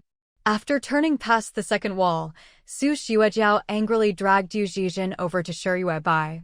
Shi Yuebai was leaning against the wall of the Tongziquang, about to teleport to the big city to seeing Ruoying for today's physical training.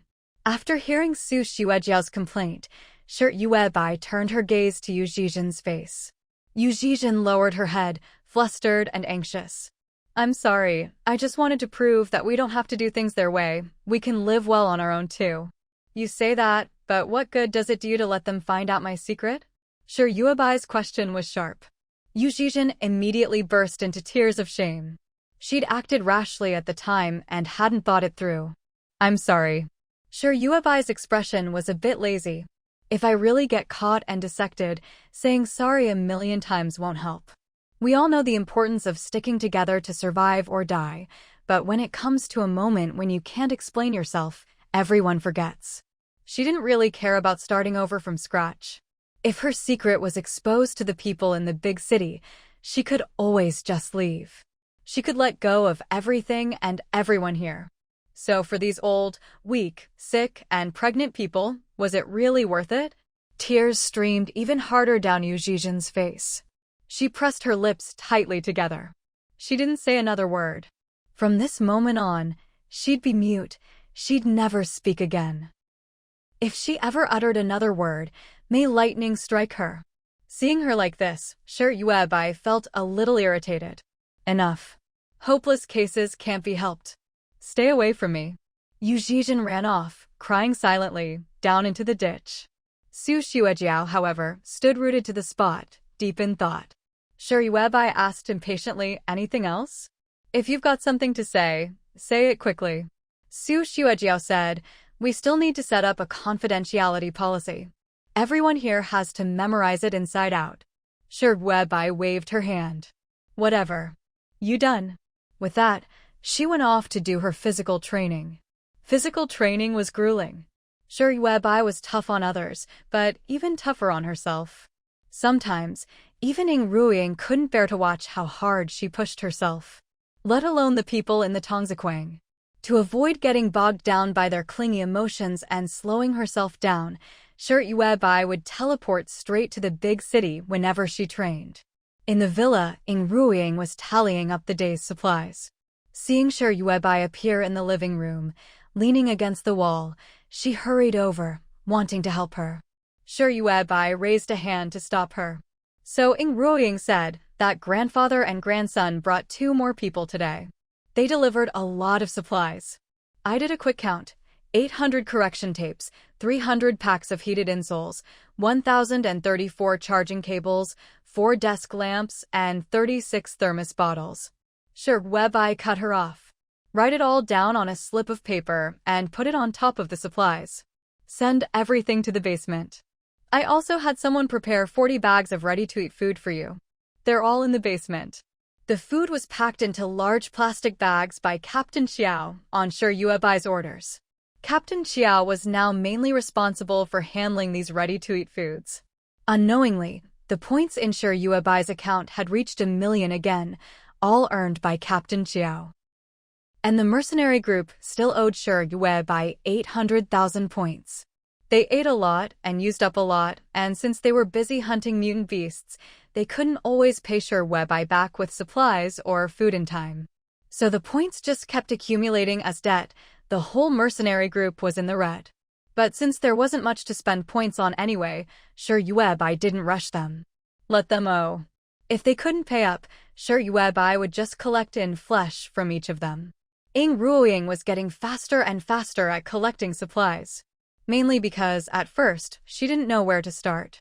Now, with the grandfather and grandson helping her gather supplies, she was getting bolder.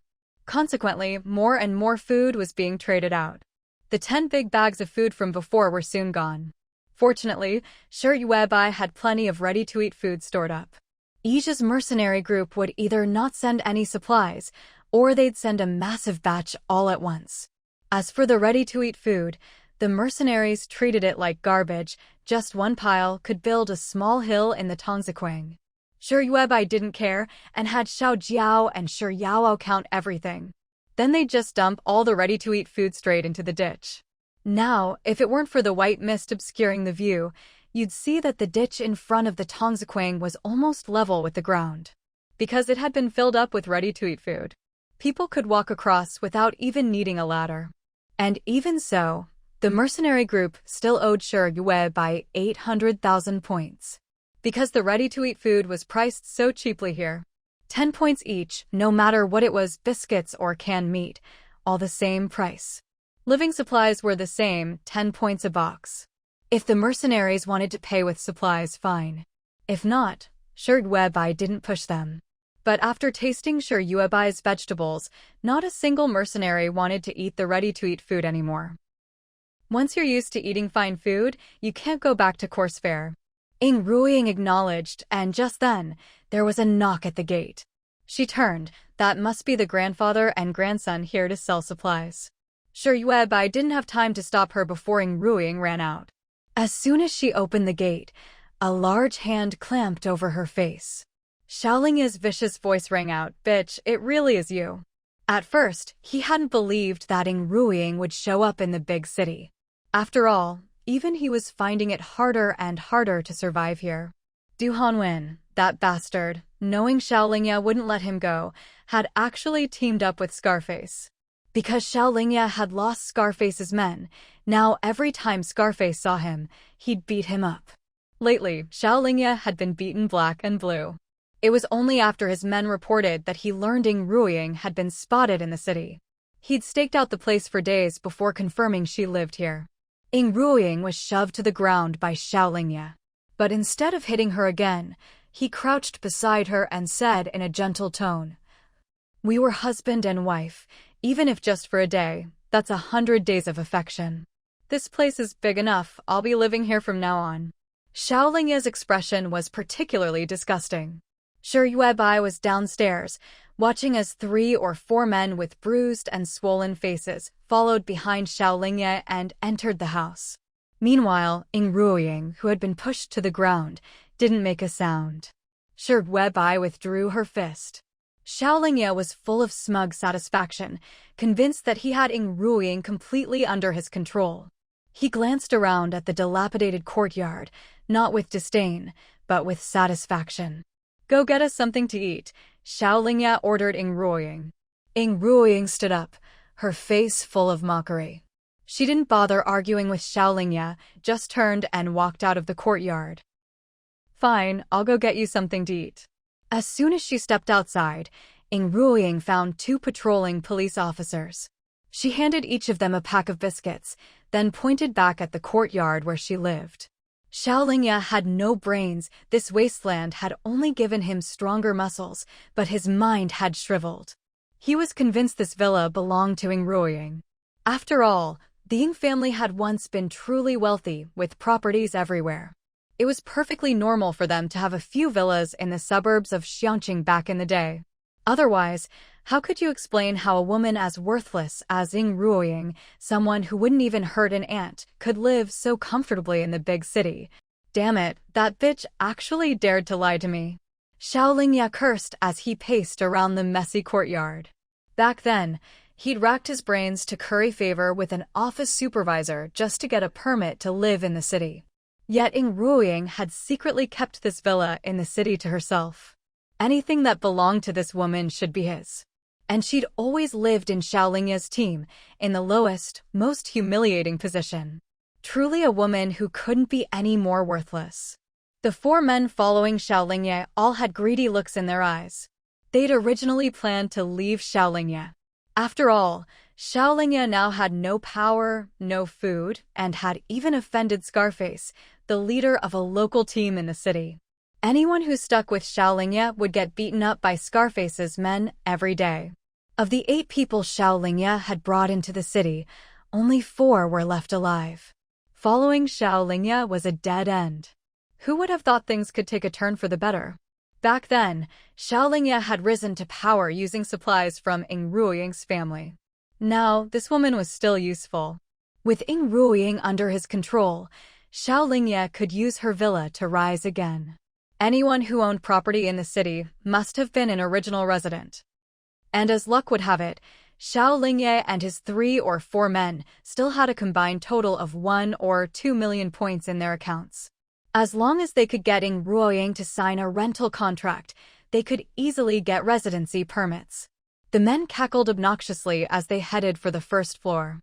They didn't have high expectations for the environment. After all, in the Wasteland, just having a place to live in the city was already a stroke of luck. But as soon as they stood at the door, they were stunned by how clean the villa was. The first floor was spotless. Ing Ruoying had scrubbed away every trace of blood with bucket after bucket of clean water. Compared to sleeping in tents outside the city, this living environment was a world apart.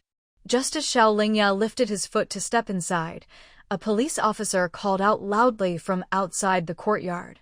"Show us your residency permits." Xiaolingye and his group were notorious in the city. Everyone knew that Scarface's team would beat up Xiaolingye every time they saw him. That's why, even though Xiaolingye had 1 million or 2 in points, he couldn't find a single landlord willing to sign a rental contract for him. No one wanted to offend Scarface. The police in the Wasteland were very different from the police before the fall. Here, the police only cared about order within the city. And Scarface's team had considerable influence in the city. Maintaining a good relationship with Scarface helped the police keep order. Sometimes, the line between black and white was just that blurry in the Wasteland. So when Ing Ruoying came to report them, and even gave them a gift, the police had no reason not to intervene. The 2 officers stood at the door, watching Xiaolingye with stern, wary eyes. Xiaolingye cursed under his breath. "Our residency permits haven't come through yet. This is my house. This woman." He pointed at Ing Ruoying, gritting his teeth. "She's my wife. I'm here today to get my wife." Ing Ruoying owned property. If Xiaolingye married Ing Ruoying and registered with the authorities, He wouldn't even have to pay the monthly 300,000 point fee to the management. That's right, Xiao Lingya's eyes lit up. Why hadn't he thought of that before? Ing Ruoying said nothing, looking at Xiao Lingya with utter loathing. Xiao Lingya pretended to be affectionate. Honey, stop making a scene. Come here to me. He was sure Ing Ruoying couldn't escape his grasp. But the police at the gate just sneered. Even if she's your wife, it doesn't matter. This house isn't hers. The officer speaking was responsible for this area. So he knew very well that Ing Ruoying only had a residency permit, not ownership. Xiao Lingye was stunned for a moment. He and his men all looked dumbfounded. Ing Ruoying wasn't the owner of this house? So she'd latched onto someone powerful? But what kind of big shot would take a liking to someone as lowly as Ing Ruoying? You fucking bitch. Xiao Lingye lost control. He raised his fist, ready to hit Ing Ruoying. Whether or not he'd been mistaken, he just couldn't stand seeing anyone he considered beneath him living better than he did. Ing Ruoying, a worthless, dispensable whore in the team. How could she be so lucky, chosen by a city native? Why was Xiao Lingye's luck so bad? He defended Scarface as soon as he entered the city. Ing Ruoying quickly darted behind the police. She knew all about Xiao Lingye's violent stupidity, so it was no surprise when his punch missed its target. Instead of hitting Ing Ruoying, his fist landed on a police officer. Well. Xiao Lingye, who'd already offended Scarface, had now assaulted a police officer. The two officers immediately drew their laser guns and fired at Xiao Lingye. The smell of roasting meat filled the air. Unable to dodge in time, Xiao Lingye was shot in the shoulder by a laser. One of the officers blew his whistle, and soon a group of police arrived. With Xiao Lingye's personality, there was no way he wouldn't resist. And the more he resisted, the harder the police beat him. After a brief but violent shootout, 2 more of Xiao Lingye's 4 remaining men were killed. The other 2 immediately raised their hands and surrendered, squatting on the ground. Xiao Lingye was still shouting and struggling, but was soon knocked to the ground by a rifle butt to the head. Blood gushed out. Ing Ruoying stood with her arms crossed, coldly watching Xiao Lingye's pathetic state. Not enough. Xiao Lingye still hasn't suffered enough. A few police officers dragged Xiao Lingye out of the courtyard. The corpse was quickly hauled away by people from the city. The other 2 men who had surrendered were also thrown out of the city, along with him. Ing Ruoying handed each police officer a piece of chewing gum. She couldn't give them too much, she had to show she knew how to handle people, but she couldn't afford to hand out real food. Food scarcity was a universal truth in the Wasteland. If Ing Ruoying got too generous and gave each officer a pile of food, she'd disappear without a trace the very next day. After Ing Ruoying thanked the police profusely, treating them like saviors as she saw them off, she finally wiped the grateful tears from her face and turned to enter the first floor of the villa. Shi Yuebai had already climbed the stairs to the 2nd floor by herself. By the time Ing Ruoying found her upstairs, Shi Yuebai was already pacing circles in the 2nd floor living room. Xiao Lingye's arm is ruined, Shi Yuebai said, having seen it clearly. She asked Ing Ruoying, so, how are you planning to finish him off?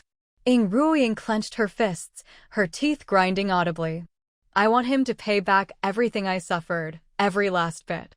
How's he supposed to pay? Shi Yuebai asked. Was she going to make Xiao Lingye sell his body? Shi Yuebai looked quietly at Ing Ruoying, who didn't answer. In an instant, Shi Yuebai knew she'd guessed right. She laughed. All right then. You handle the food in the basement. But if he's selling his body, Xiao Lingye should be able to support himself, right? Shi Yuebai really did love Ing Ruoying's ruthlessness. Not bad, Ing Ruoying was just her type. With Shi Yuebai's support, Ing Ruoying immediately grabbed a bag of food and waited for that grandfather and grandson pair to show up. She handed the bag of puffed rice snacks to them and asked them to find a few people for her. Find a few trustworthy people, keep Xiao Lingye and his men under control, and take them to the area near the bridge where that group hangs out. There are a few women there who specialize in picking up clients outside the city. Set up near them. Spread the word as much as possible. You should be able to find customers with that kind of taste. If you get it done, the boss says you'll be well rewarded. That grandfather and grandson were actually quite shrewd.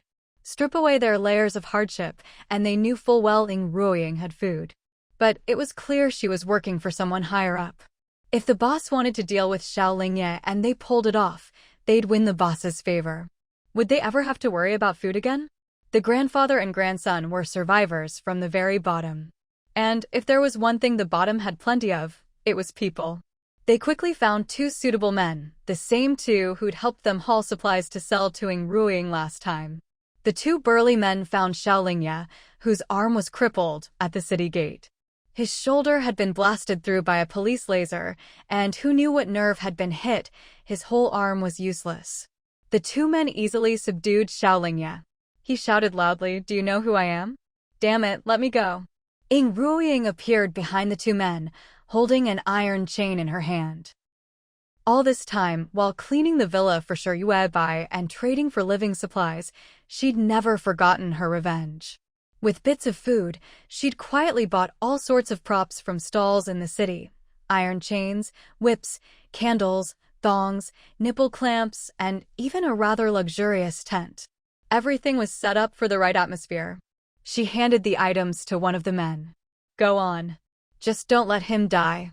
The man grinned as he took the props, tying up the struggling, cursing Xiao Lingye with the iron chain. Xiao Lingye cursed her out, calling her every name in the book.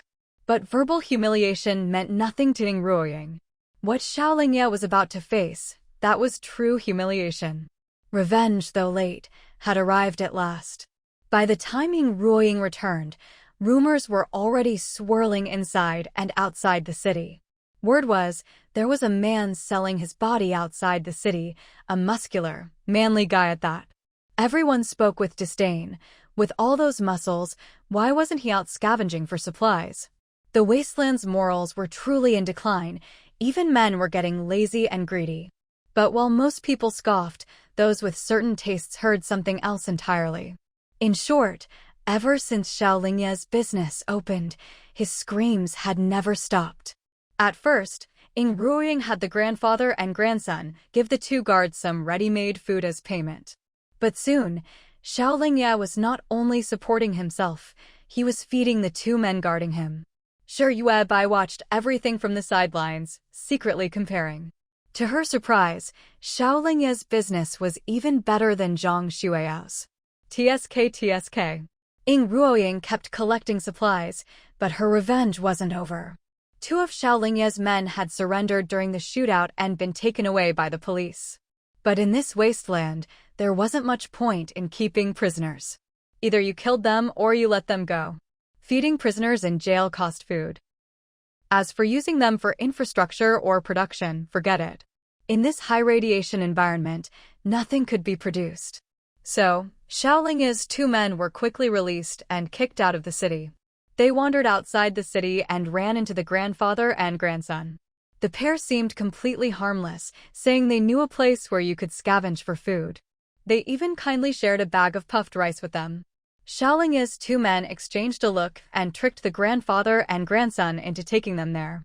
The old man and boy seemed honest enough, so they led the two men along. But when they saw a luxurious tent, before they could react, someone knocked them out from behind.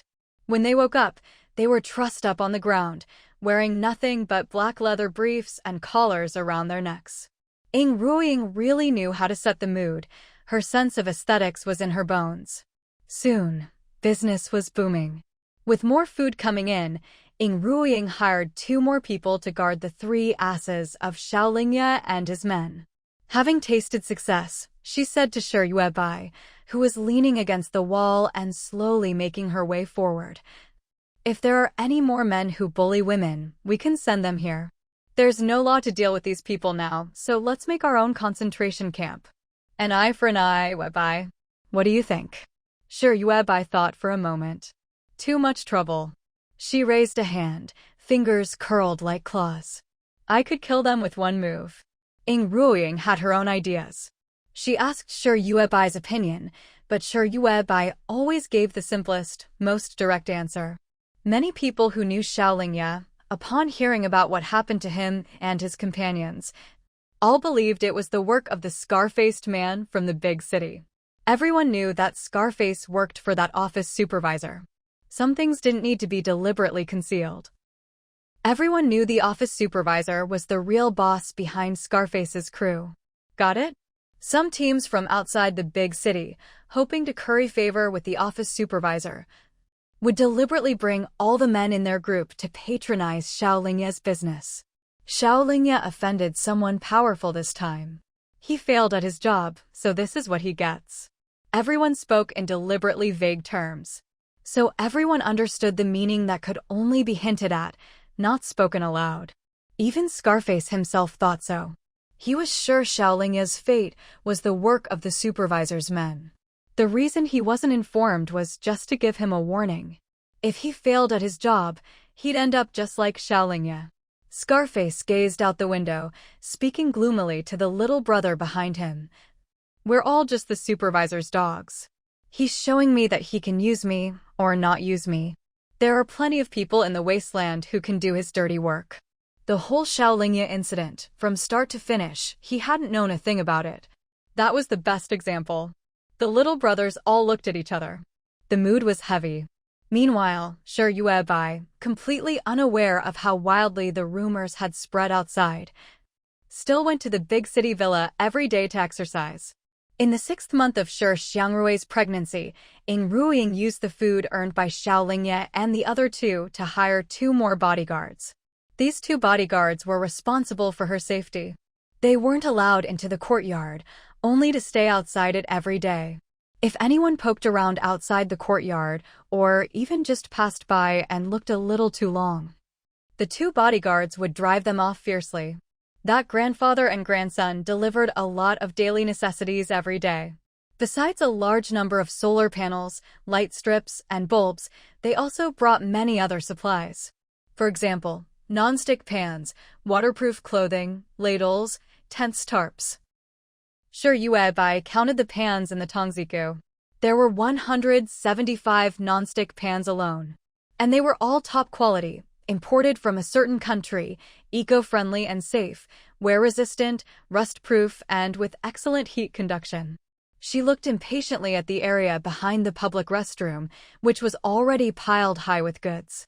Thanks to Su Xuejiao's arrangements, she now had 20 elderly people assigned to clear the open space behind the public restroom every day. Actually, a large area had already been cleared. It was about the size of a soccer field. But because the whole area was stacked with goods, it was especially crowded. There wasn't even a place to set foot. Luckily, it hadn't rained yet. Otherwise, all these goods left out in the open would be ruined. Shi Yuebai glanced up at the sky. If it rained in the Wasteland, it would probably be a catastrophic disaster. Thinking about her current weight, she began to draw a new array. A protective array. This protective array was different from the previous dizziness array.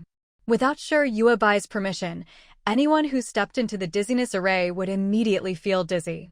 But that array had its flaws. If someone was physically strong and specially trained, they could endure the vertigo. They might not feel dizzy at all.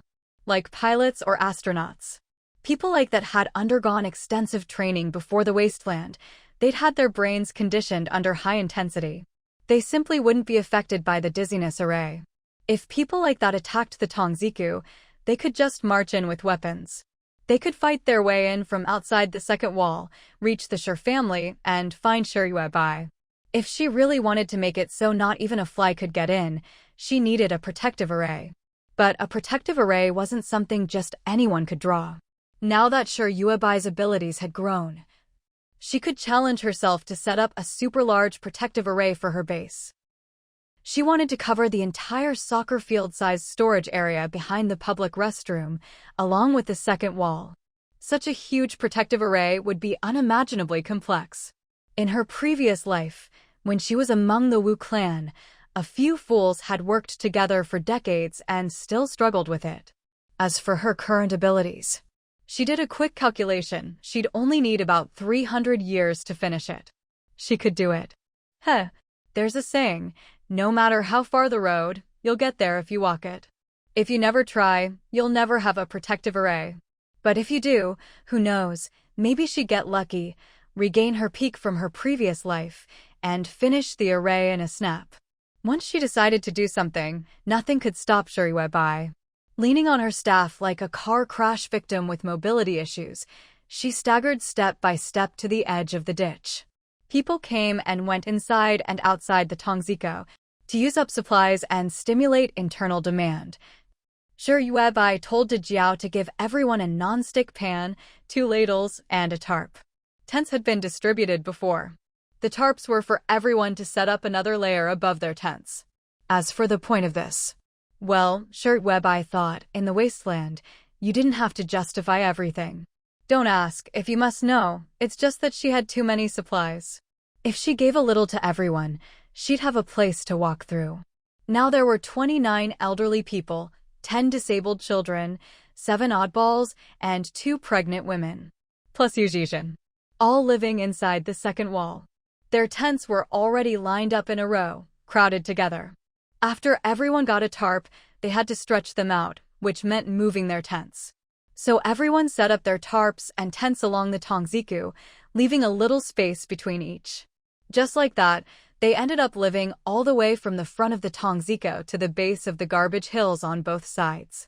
Looking down from the public restroom, it was quite a sight. Webai, I'm off to work. I'm leaving Shi Xiangrui and Shi Fuse here with you, keep an eye on them. Nong Yasi pushed over a shopping cart and gave Shi Webai a heads up. Shi Webai lifted her eyelids and sneered.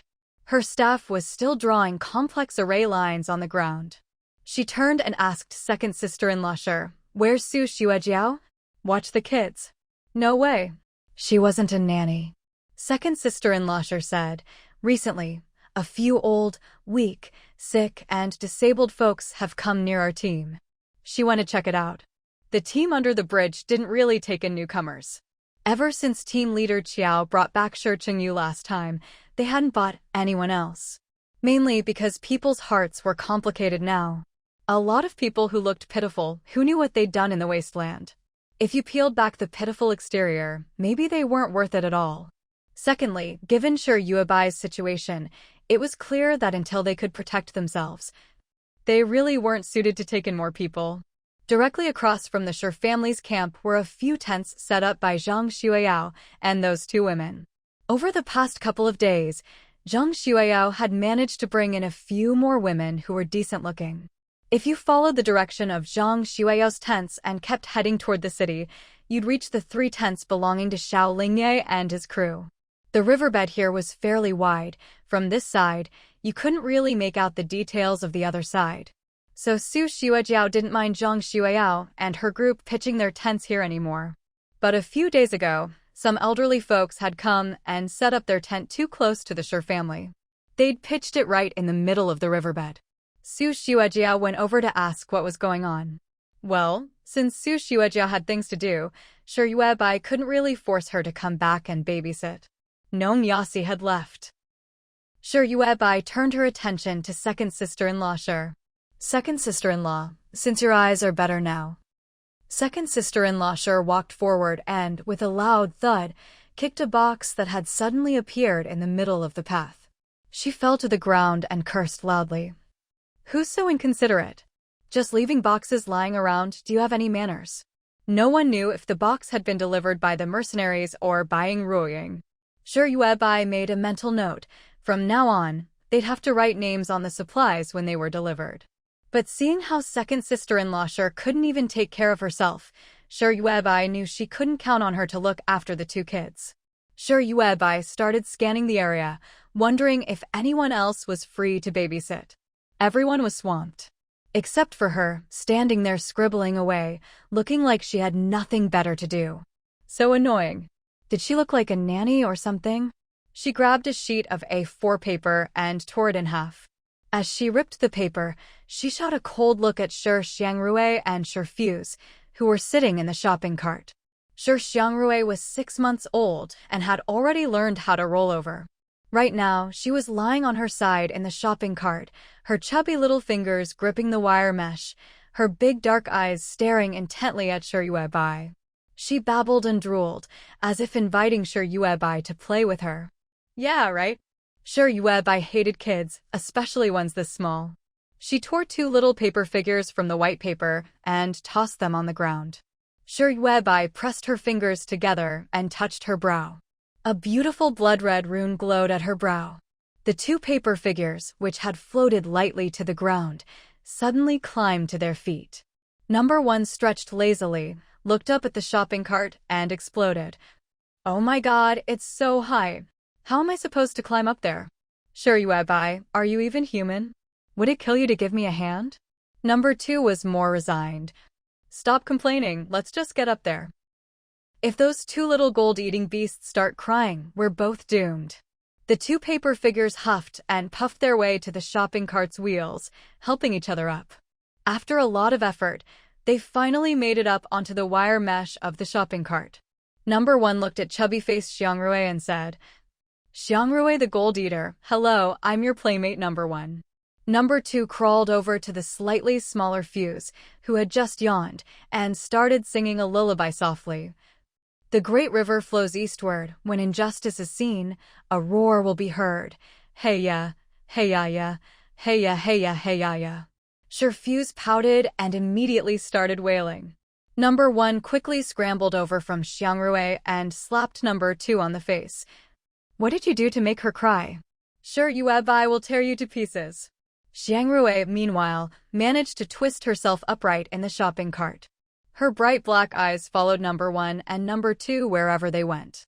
Shi Yuebai ignored all this, leaving the two kids to the paper figures and busying herself with drawing her protective array. Before long, Number 2, feeling wronged, started arguing with Number 1. Do you think babysitting is easy? What am I supposed to do if she cries? Oh heavens, I'm so busy. From the moment I open my eyes, it's all about the kids. I have no self, no freedom, no friends. One day I'm going to get depressed. Crying, Number 2 grabbed Xiangrui's drool bib and wiped its own eyes. If it even had eyes. Number 1, furious, somehow found a toothpick and started waving it like a sword at Number 2. You still won't admit your mistake? Taste my Huashan sword technique. Number 2 got poked, leaving a hole in its body. It looked down at itself. Oh no, I'm torn. There's no love left in this world. We're mortal enemies now, irreconcilable. Number 2 started fighting Number 1, who was wielding the toothpick. Hey, ha! Dragon subduing palm. Jade Maiden swordplay. Pretty punch. Chuanjin's sword technique. Just moments ago, these two paper figures had been helping each other up the shopping cart, sharing hardship and camaraderie. Now, they were locked in a fierce battle inside the cart. Xiangrui was delighted, giggling away. When Shi Yuebai finished her array and came over to check the cart, she found Fuse already asleep. Xiangrui was still awake, sitting in the cart and trying to grab playmate Number 1. Number 2, full of holes, was lying behind a milk bottle. Number 1 did a backflip and landed on the bottle. Kneeling on one knee, using the toothpick as a staff, it declared passionately, "A gentleman can be killed, but not humiliated. Number 2, hang in there. Don't die, I'll save you." Number 2 clutched its torn chest and coughed. Don't worry about me. We're mortal enemies. Why pretend to care now? Number 1, no, I won't leave you. Number 2, go. Just go. Xiangrui was having a blast, reaching out her little hands again. Number 1, Shi Yuebai, hurry up and save us. If we die, no one will babysit for you. Shi Yuebai walked away expressionlessly and entered the Shi family's compound. After a while, she came back with a roll of clear tape, picked up the battered Number 2 from behind the milk bottle, and patched up its holes. Number 2 covered its face with its hands. Why would you do this to me? Now I look even uglier. Ugly or not, who cared about two paper figures? Shi Yuebai tossed Number 2 back into the cart. She threw the tape in as well. If you get torn again, patch yourself up. She was exhausted. She'd been on her feet all day, and her knees were killing her. Inside the shopping cart, the epic saga of love and hate continued. Shi Yuebai shuffled over to her mattress and collapsed into sleep. She still weighed 683.9 Jin. From across the ditch came Di Jiao's shout. Dinner's ready. Di Jiao had taken over cooking for the group. Luckily, it wasn't too difficult. Everyone gradually finished up their work. The team led by Peng Zhonggong, who had gone out scavenging, also returned inside the second wall. No one noticed. Inside the shopping cart, number 1 and number 2 sat side by side on the handle. They quietly watched the two little gold-eating beasts, who had fallen asleep after playing. Number 1's toothpick was slung across its back. Number 2's head gently leaned on number 1's shoulder. Su Xuejiao returned with a numb expression, stepping through the Shi family's walls. These days, she could be considered Shi Yuebai's right-hand woman in charge of personnel. She'd even drafted a set of confidentiality rules. There were only 3 rules. Anyone who hasn't moved into the second wall isn't considered one of us. You must never discuss anything about the inside of the second wall with outsiders. Anyone who breaks Rule 2, no matter who they are, will be eliminated. Su Xuejiao, troubled, pulled the 3 rules she'd racked her brains to write out of her pocket and asked Shi Yuebai for her opinion. What do you think? Shi Yuebai was lying on her mattress, her breathing labored. She struggled to lift her head and snatched the paper from Su Xuejiao's hand. Pen. Shi Yuebai took the pen Su Xuejiao handed her and changed the word punished in Rule 3 to eliminated. Anyone who leaks secrets about the second wall, eliminated, no exceptions. Su Xuejiao took back the paper and pen and sighed. Shi Yuebai closed her eyes, forcing herself up from the mattress, and asked irritably, "Anything else?" "Spit it out," Su Xuejiao said numbly. Those old folks living in the middle of the riverbed were sent here by their sons from the big city. As for the reason, same as the 20 elders left behind in the team before. Their sons simply didn't want to care for their aging parents. Out of filial duty, they couldn't let their parents starve to death. But they also couldn't sell their own parents to cannibal gangs. When they heard there was a group of elders under the bridge, the city sons sent their old folks over. As for whether the bridge team leader would eat their parents, here's what they'd heard. The bridge leader actually had a stash of real food. If he wanted meat, he'd fatten up the old folks with that food, then slaughter them one by one. So at least their parents could eat their fill every day before they died. That was important. It was a way for them to comfort themselves, to feel they'd found a good place for their parents. What a mess. Su Xuejiao frowned. She wanted to curse those sons for being heartless. But in the Wasteland, people are forced into these choices. There was never enough food, and now they had to spare some for the frail elderly. Even if you worked yourself to the bone, food was only getting scarcer. Shi Yuebai sat up on her mattress and said to Su Xuejiao, "Find something for them to do. Aren't they living in the riverbed? Have them dig the river channel." Outside the second wall was the riverbed. Shi Yuebai wanted to redirect the river, have it circle the second wall, and turn her base into a true island. It was a massive project. Su Xuejiao's jaw dropped in shock. "Yuebai, this is no small task."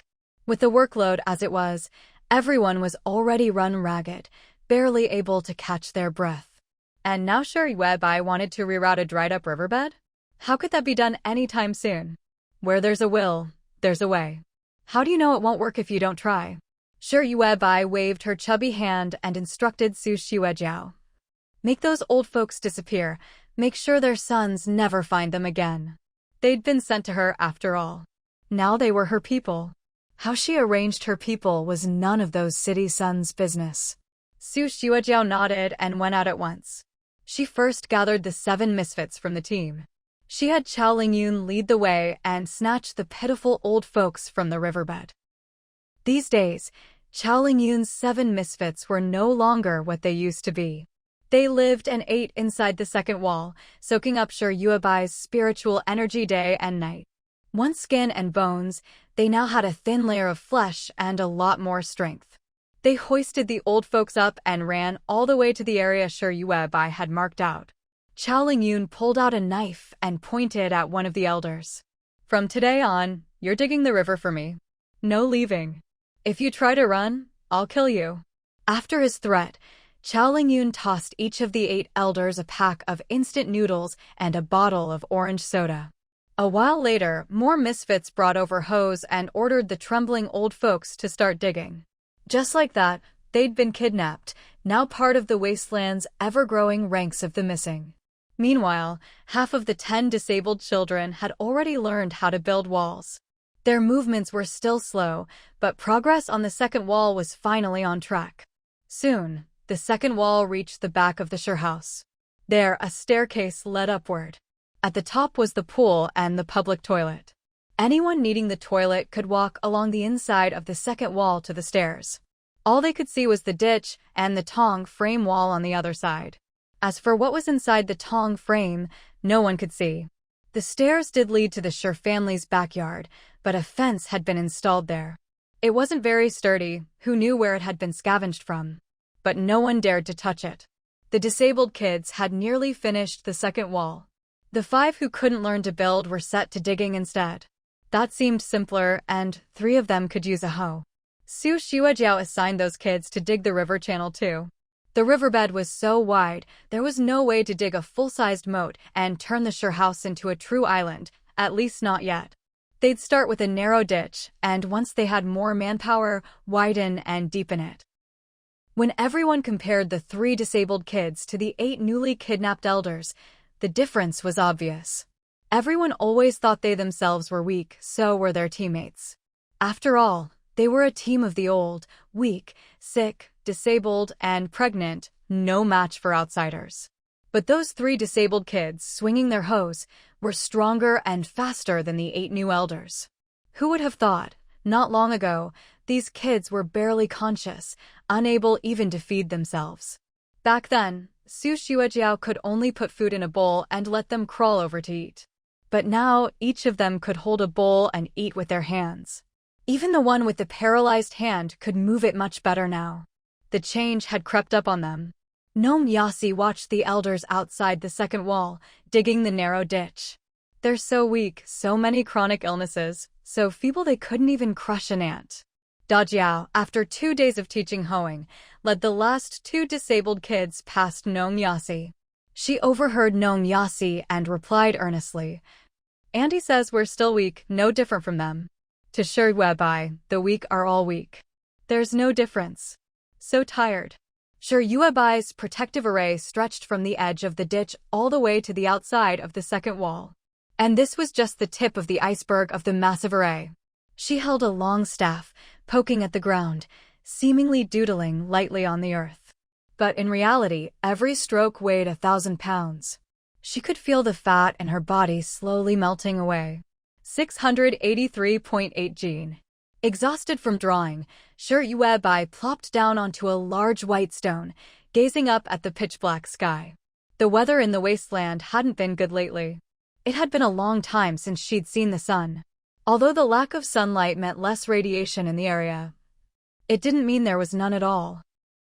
Zhang Xueyao, freshly dressed, had wiped her face over and over with wet wipes, finally revealing a yellow, deeply wrinkled face. She stepped onto the stone and walked over, grinning at Sure Yuebai. "Well, look at you. You can actually stand up now." The sarcasm in her tone was obvious. Sure Yuebai, with her big, pale, bun-like face, stared at Zhang Xueyao expressionlessly. Zhang Xueyao rarely came up to Sure Yuebai. To outsiders, Sure Yuebai was the lowest of the low, a total good-for-nothing. She was rarely seen outside. In fact, ever since the construction of the second wall sped up, no matter how much Zhang Xueyao and the other women tried to peek, they couldn't spot a single person. "I heard those old folks living on the riverbed got kidnapped by bandits recently." Zhang Xueyao walked over with a cheerful smile, looking down at Sure Yuebai. Don't be fooled by her smile, there was clear disgust in her eyes. If she hadn't happened to see Sure Yuebai outside the second wall today, waving a staff around and scribbling on the ground like a lunatic, Zhang Xueyao wouldn't have bothered talking to this fat pig. Sure Yuebai lifted her eyes slightly, narrowing them. She said nothing. Zhang Xueyao didn't notice Sure Yuebai's impatience at all. She still had no idea how dangerous Sure Yuebai could be. "Do you know where those people went?" Zhang Xueyao's tone hardened. "Doesn't your Sure family have a good relationship with the mercenaries?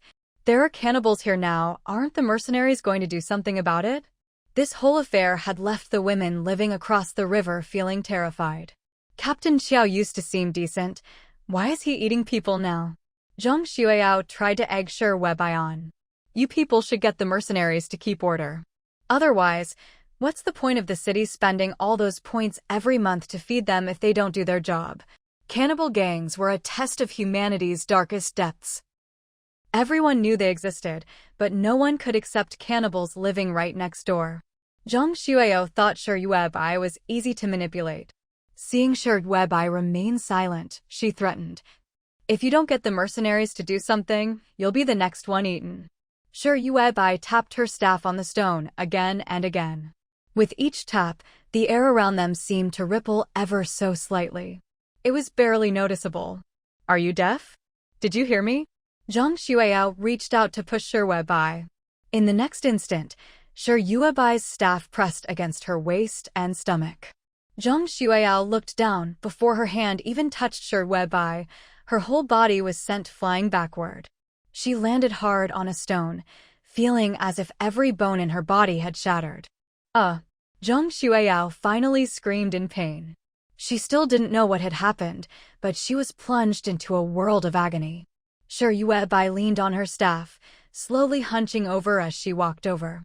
Her big, bun-like face loomed into Zhang Xueyo's field of vision. Zhang Xueyo was in so much pain she could barely speak. If you can't speak properly, then don't speak at all." Shi Yuebai lowered her head, letting Zhang Xueyo see the icy look in her eyes. That gaze was downright chilling. "If you'd just asked me nicely, and I was in a good mood, I wouldn't have hit you. But your attitude stinks." Who was Shi Yuebai? If a stray dog barked at her, she'd pluck it bald. Let alone someone like Zhang Xueyo, who thought she could push Shi Yuebai around. "If you think it's not safe here, then move somewhere safer. No one's forcing you to stay. And by the way, the ones paying the mercenaries are the city authorities, not you. If they weren't out there clearing the front lines, you wouldn't even have time to pitch your tent and turn tricks. And finally, even if someone gets eaten, it won't be me. I'm not stupid, I just can't be bothered with you." Shi Yuebai tapped Zhang Xueyo's face with her staff. "Ugly as hell. Go home and wait to die." Zhang Xueyo didn't have long to live. She wasn't actually that old, but she'd been used up so badly that her face was covered in wrinkles. She stank, probably riddled with diseases. For Shi Yuebai, killing someone like her wasn't even a challenge. She called 2 people over to carry Zhang Xueyo back to her own tent. The women who hung around Zhang Xueyo all knew she'd gone to the other side today. When they suddenly saw her being carried back, howling in pain, they were shocked and furious. One woman, braver than the rest, glared at Chao Lingyun and snapped, "Our Xueyo was perfectly fine. Why did she come back like this after going to your side? You're just going to leave like this? Aren't you going to compensate us?" Blocked by the crowd, Chao Lingyun puffed out her cheeks and shouted, "Who told Zhang Xueyo to mess with someone she shouldn't have? If you want to leave, then go. Don't come running over here whining like we don't know what you're up to. Weren't they just trying to use the mercenaries to minimize their own risk?" These women thought the Shi family were fools. Where did they get that confidence? The women were stunned by Chao Lingyun's outburst. Once she left, they all started cursing in outrage. What's so great about the Shi family? They just latched onto the mercenaries, that's all. So infuriating. Chao Lingyun's just a freeloader, and yet she dares yell at us like that. Did you see how she talked to us? They think we don't have anyone backing us? The only reason they could settle here was because they had a team supporting them. Rumor had it the team was semi-combat capable and active on the front lines. Thanks to that team, more and more women had gathered here. Zhang Xueyo was in so much pain she couldn't speak. She listened to the women around her chattering, demanding that the team deal with the Shi family and Captain Qiao. She groaned a few times, but it was unclear what she wanted to say. A couple of days later, people from that team arrived. They planned to rest here for the night before heading back to their group. Zhang Xueyo hadn't planned to take any clients. But remembering the humiliation she'd suffered at Shi Yuebai's hands, she forced herself to get up. She wanted to use this team to deal with Shi Yuebai. But before her plan could even take shape, Zhang Xueyo felt like she was dying. She was tormented to within an inch of her life. "It's so cold today." Shi Yuebai said that Zhang Xueyo didn't have long to live. And she really didn't. If she hadn't forced herself to keep taking clients, maybe she could have hung on a little longer. But Zhang Xueyao was too determined to take Shi Yuebai down with her. She thought she still had a chance to survive, but in the end, she just couldn't catch her breath. She died in a very undignified way. The next morning, the team that stopped by every other day had just left. That's when everyone discovered Zhang Xueyao's body. A few women went into her tent and looked at her corpse, their faces numb and expressionless. On this wasteland, human life was truly worthless. So, what do we do now? Are we just going to let this go? The one who asked was Duan Xiangtong. She was a girl Zhang Xueyao had found outside the big city. She didn't look very old, maybe 17 or 18. She was quite pretty, and rumor had it that before the Wasteland, she'd studied dance for as long as she could remember. She was strong-willed and opinionated. Ever since she arrived, she'd insisted they use any extra food to trade for water in the city, so everyone could wash their faces and bodies. Men liked women who were clean. That way, business would be better.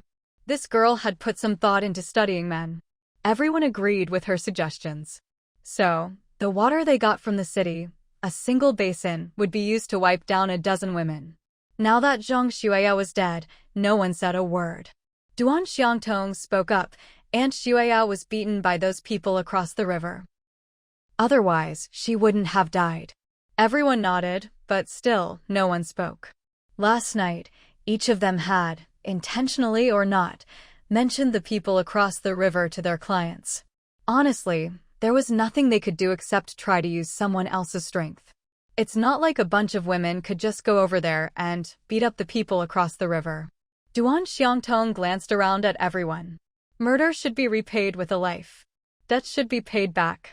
If those people across the river don't give us something, this won't be settled so easily.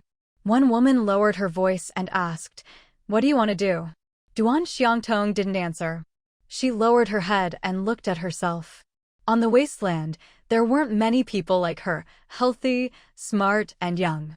And she was beautiful. Compared to the other women here, she had her own advantages. So why should she have to become a plaything for so many men? Ever since she'd come here with Zhang Xueyao, Duan Xiangtong had taken good care of herself and never taken a client. She was good at working the situation, getting food from men without having to give up her body. In her opinion, people on the Wasteland weren't very smart. A little trickery was enough to get food. She was waiting for her chance. The clients across the river are mercenaries. They're not short on supplies. And that Captain Qiao, he doesn't keep all those old people just for himself. He's feeding them for the women across the river. In Duan Xiangtong's mind, it all formed a perfect closed loop. This was a wasteland that ate people alive. In her telling, the women across the river were extravagant and inhuman. Duan Xiangtong said, "I've already told a squad leader in our team that there's a ton of food across the river. They'll send someone over soon to help us." That squad leader was a bit slow, and he had a thing for Duan Xiangtong. He thought she was different from the other girls who only knew how to beg men for food. And Duan Xiangtong played coy with him, flirting, acting shy, giving him just enough hope to keep him interested. After hearing what Duan Xiangtong said, everyone, for their own safety and for a shot at the spoils from across the river, carried Zhang Xueyao's body to the second wall. Whether they meant it or not, they all knelt on the stones and wailed together. Life is cheap on the Wasteland, but Xueyao was our sister. If she hadn't brought us together, we wouldn't have made it this far. You have so much food, even meat to eat, can't you show us a little pity? Without Sister Xueyao, we've lost our backbone. Heaven knows how hard it is for us to stick together like this. Shi Yuebai slowly made her way down from in front of the public toilet. She saw second Sister Shi crouched on the steps, clutching her head and covering her ears. Yuebai. Second Sister Shi's face was pale. Her hearing, after deliberate training, was getting sharper by the day. To most people, the shrill wailing of the women outside was just a bit annoying. After all, there were only a dozen or so of them. But for second Sister Shi, so many people screaming at the top of their lungs was pure torture. Her eyes were misty as she looked in Shi Yuebai's direction, tears falling. She looked pitiful beyond words.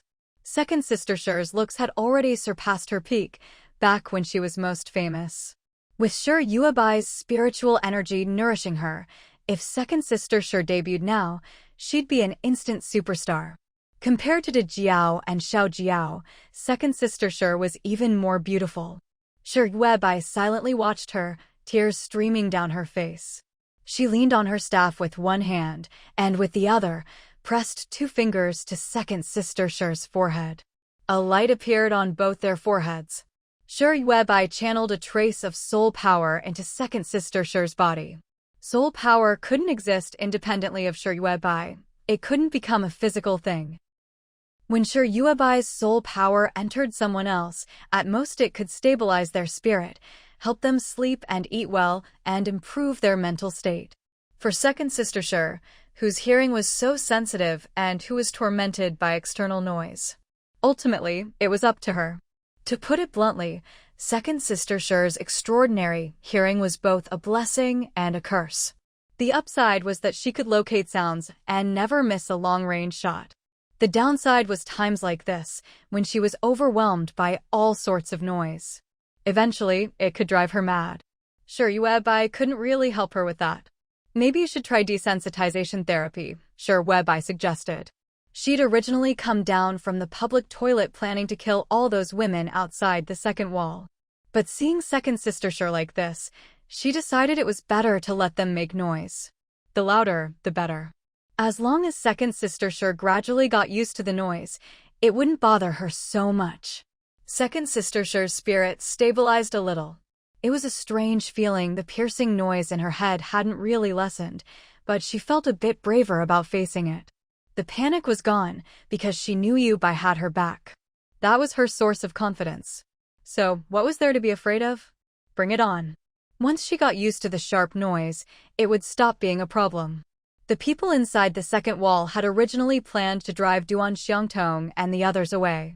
But then Shi Yuebai gave the order, let them argue. So everyone held back and stopped paying attention to the wailing women.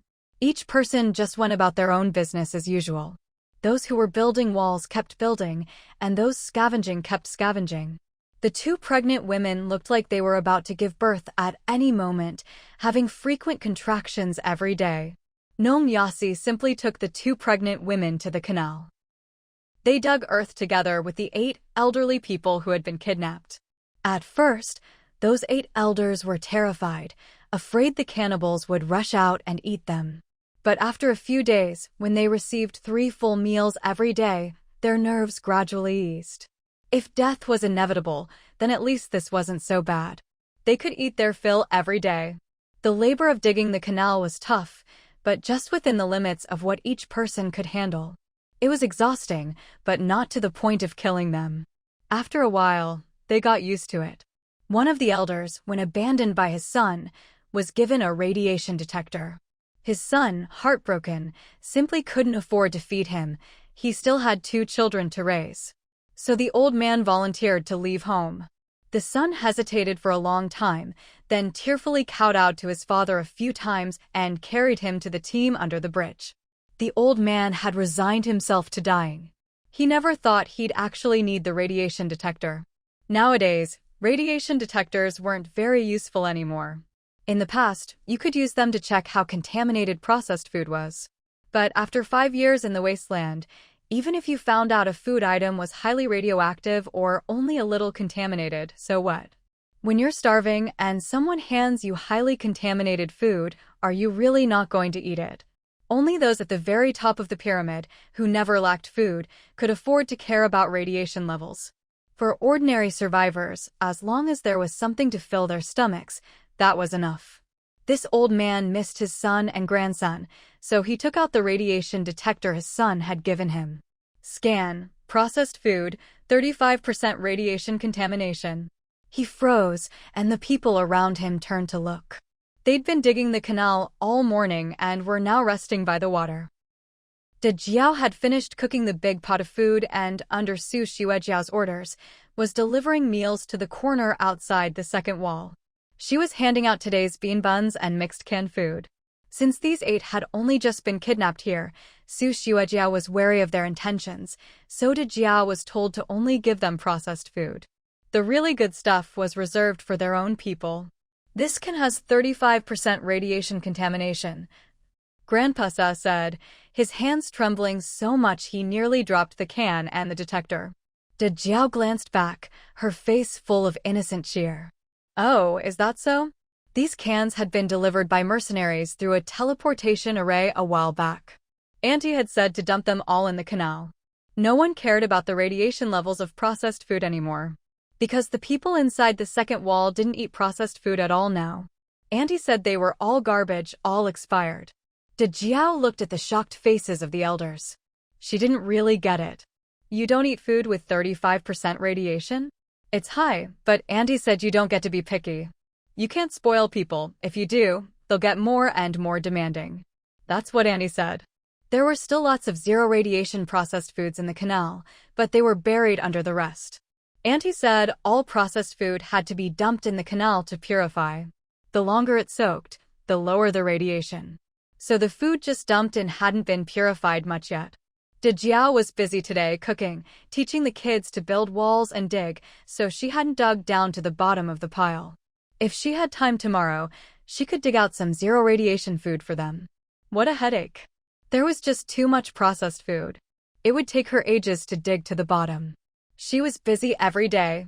Auntie said the freshly picked vegetables had to be washed, or they'd cause stomachaches. Jiao took Auntie's words as law, making 3 big meals a day. Now everyone inside the Tong enclosure and the second wall ate together. Every meal, she washed all the vegetables spotlessly clean. No. Grandpa Xie hurriedly shook his head and immediately opened the can to eat. He trembled as he ate. It wasn't that they thought 35% radiation was too high. It was they were shocked. 35% radiation was already very low. The city authorities had already determined that most processed food now had over 100% radiation. Anything under 100% could fetch a lot of points in the big city. Grandpa Xie ate with a heavy heart, thinking how wonderful it would be if his little grandson could eat this can. The others shivered, looking at Grandpa Xie with envy. And everything that happened here was reported to Shi Yuebai by second sister-in-law Shi. Shi Yuebai looked at Su Xuejiao. Su Xuejiao's face went pale. I'm sorry, that was my oversight. She stood up and sprinted to the canal, shouting coldly. Jiao, search everyone. Qiao Lingyun, who was guarding the 8 elders, quickly stood up. Sister Su, what's wrong? Su Xuejiao pulled out her little notebook and wrote a new rule in the confidentiality code. Rule 4. No one may carry a radiation detector without permission. This really was a huge oversight. Team leader Qiao took food out to sell every day. Most of that food, which no one ever tested, was actually zero-radiation processed food. Team leader Qiao was just lucky. Also, radiation detectors were expensive. When you're starving, they're a luxury. More and more Wasteland scavengers didn't even bother with detectors anymore. Qiao Lingyun realized what was going on and strode over to Grandpa Xie, looking fierce. He clenched his fists, his knuckles cracking. Old man, you dare hide a radiation detector? Hand it over. See? Wasn't he scary? Webai said he'd be her henchman in the future. A henchman has to be fierce. Grandpa Xie was so frightened he handed over the detector, shaking all over. Jiao pointed at the other 7. Uncle Lingyun, search all of them too. They can't keep their old clothes. Make them change into ours. Qiao Lingyun clenched his fists even tighter, knuckles popping louder. Did you hear Jiao? Hurry up and strip. He turned back and gently said to Jiao. Kids should go now. What comes next is R-rated, don't look. All the elderly people had been stripped of their old, tattered, and foul-smelling clothes. Under Qiao Lingyun's watchful eye, they changed into brand new outfits. He looked at the group with satisfaction, admiring the fresh pullovers they now wore. Following Shi Yuebai's instructions, he handed out a leather apron, a pair of leather arm guards, and a pair of tall boots to each person. After all, the elderly and pregnant women digging in the earth were bound to get bumped and scraped by rocks. It was also easy for them to get themselves dirty. With this full set of leather gear, they suddenly looked much more professional at digging. Right now, Shirt Yuebai had plenty of leather equipment on hand. All of it had been scavenged from the danger zones by the mercenary corps. They didn't need it themselves, they wanted combat gear. So, they passed along all the leather aprons, arm guards, and tall boots they could find to Shirt Yuebai. A few of the elderly people digging by the canal looked at each other, unsure. They really couldn't tell if they'd been kidnapped or if they'd come here seeking survival. So far, aside from the hard labor and some exhaustion, everything about their treatment here was far better than their previous lives. If a person could live out their final days with this kind of treatment, they'd want to bring every elderly friend they knew here to eat well and dress warmly. And then, in peace and comfort, just wait to be eaten. Meanwhile, Duan Xiangtong and the others, still terrified that one day Commander Qiao and the Shi women would eat them for meat, kept up their wailing outside the Shi family's second wall. The squad leader Duan Xiangtong had called over was all muscle and sinew. He looked at Duan Xiangtong's grief-stricken face with concern. I think we should just let this go. Honestly, you can't really blame the Shi family for this. The night Zhang Xueyao died, Gong Chen happened to be in the tent next door. He genuinely liked Duan Xiangtong, so that night he didn't go looking for a woman, he just slept alone in his tent. Zhang Xueyao had been tormented all night by people from their own team.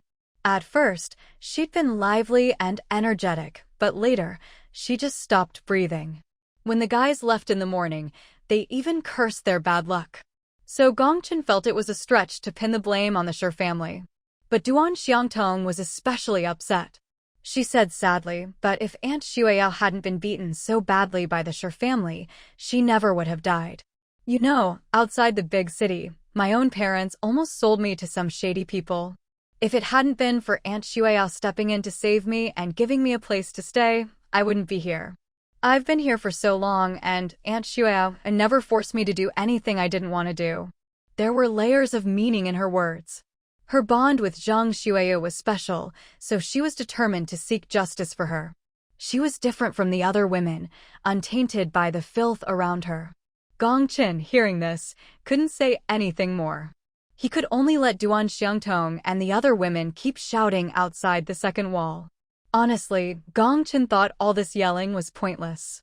Inside, it was perfectly quiet, not even a hint of unrest. Gong Chen couldn't help but wonder what the people inside were up to.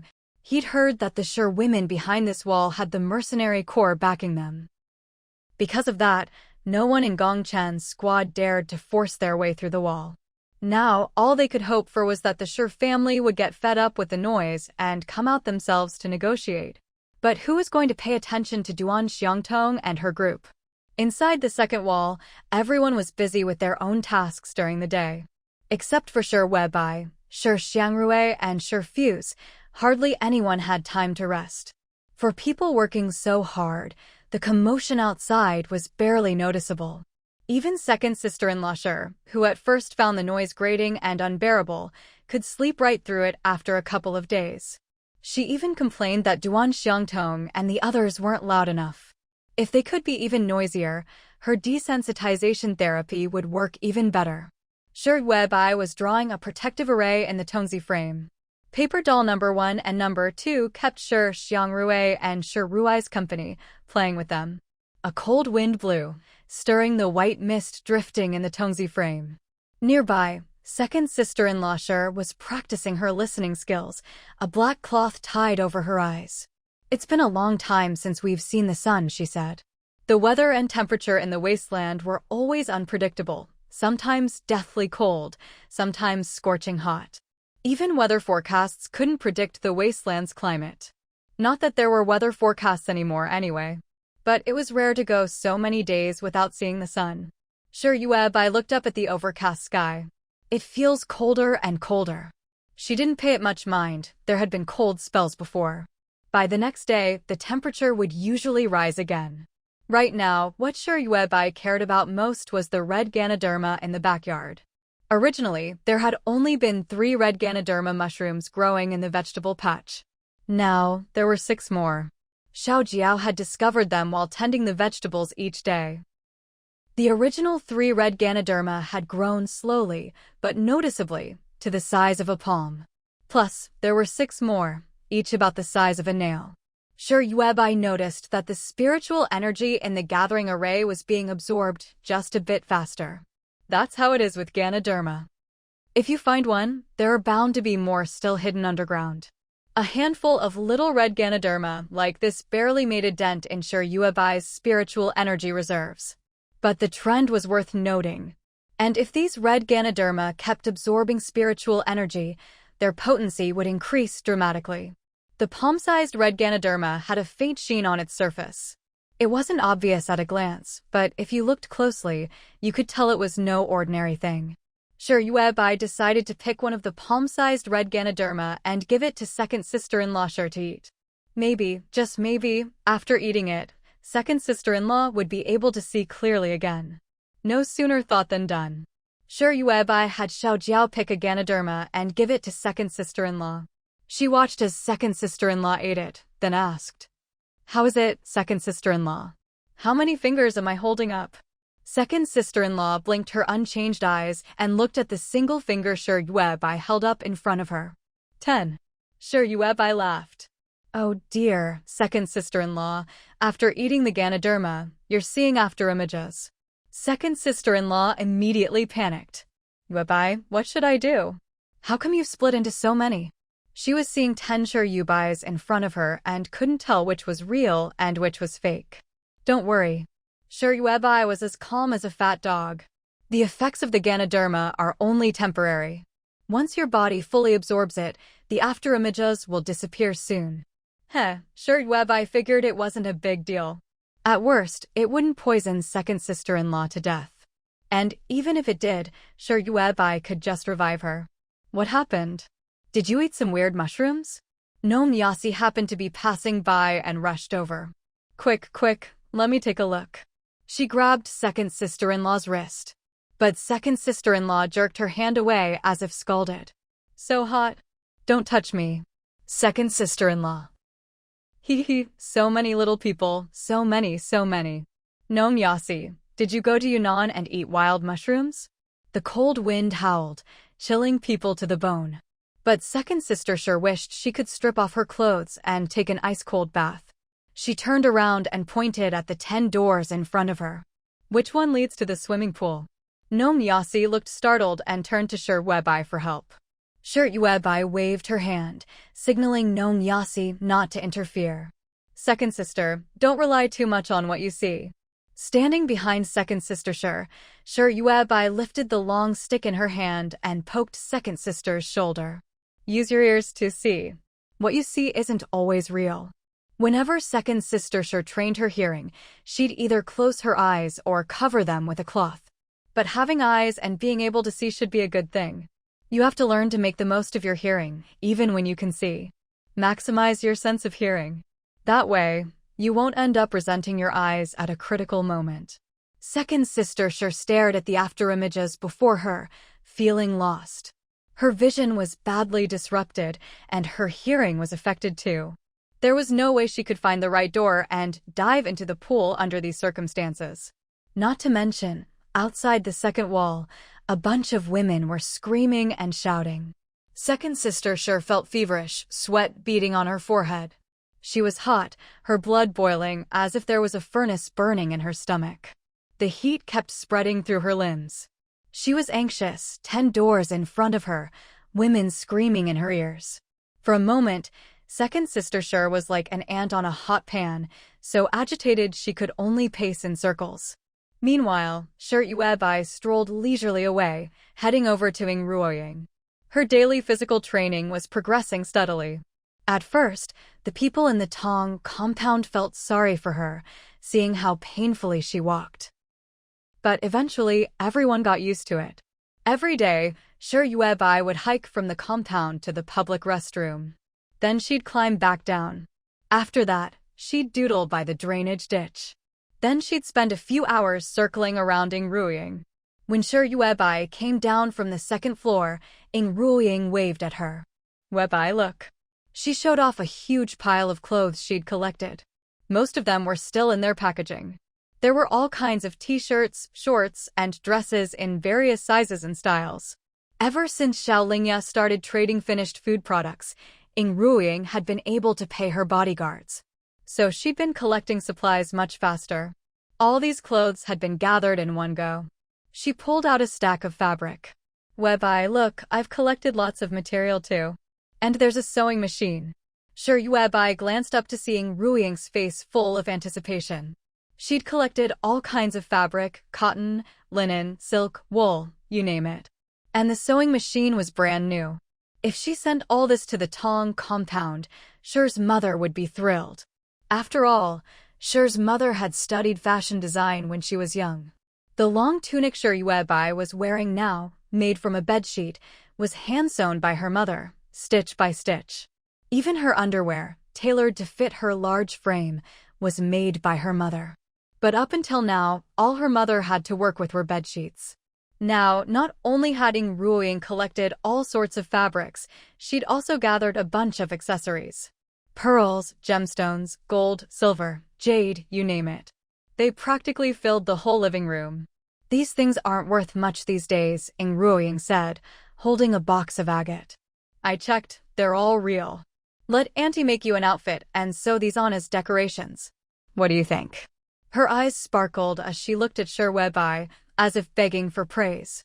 Sher Webai curled her lips. Sure. She realized Ing Ruiying had a bit of her mother's flair. Both loved dressing her up. Sher Webai pinched the fat at her waist. Oh, right, she didn't have a waist. She couldn't figure out why she'd managed to attract both her mother and Ing Ruiying's attention. After Ing Ruiying huffed and puffed, making several trips to move everything from the living room into the basement and piling it onto the teleportation array, she ran back up to check on Sher Yuebai.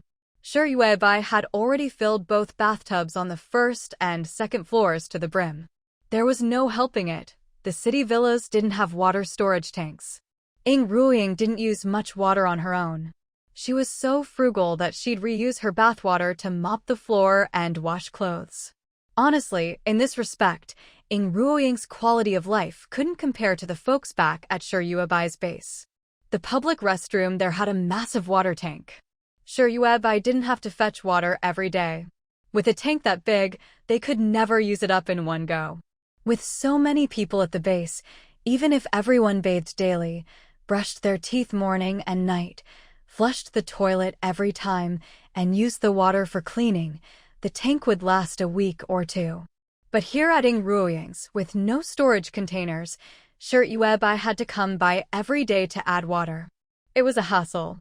If she ever skipped a day, Ing Ruiying would be parched in no time. Next time, see if you can find some water tanks. Collect as many as you can. Sher Yuebai sat on the second floor sofa. Don't drink dirty water. Just drain the bathwater after you're done.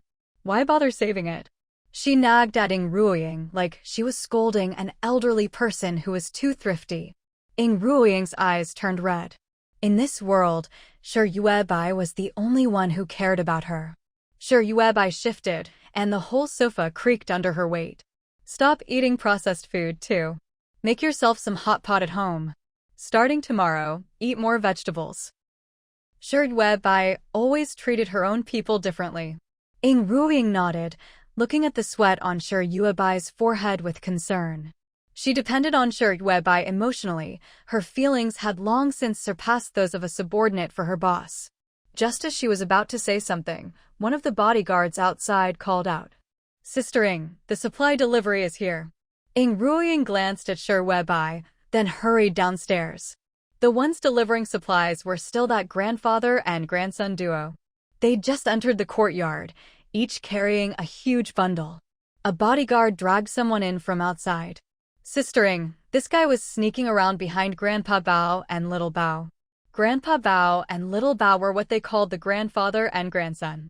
They'd been eating well lately, and their frequent trips in and out of Ing Ruiying's villa with supplies had drawn attention. Sher Yuebai sat on the second floor, eyes closed, resting. A white paper airplane landed on the wall. In the cold wind, Ing Ruiying wrapped her fur coat tighter around herself, looking every bit the boss lady. Send him to Xiaolingya. Time to head out into the freezing wind to pick up the delivery. Ing Ruiying was looking more and more like a boss these days. Lately, she'd been having Bao Yi and Bao Zai deliver supplies to her, doing it all very discreetly. But no matter how careful they were, there were always people tailing Bao Yi and Bao Zai. Anyone who tried to follow them would be caught by the bodyguards Ying Ruoying had stationed in advance. Then, they'd be sent off to Xiaolingya's place for a little persuasion. With the supplies she got from Xiaolingya and the others, Ying Ruoying traded for all sorts of beautiful, luxurious things both inside and outside the city. For example, all kinds of ambient lighting, high-quality velvet bed sheets. In short, she was all about high-end enjoyment.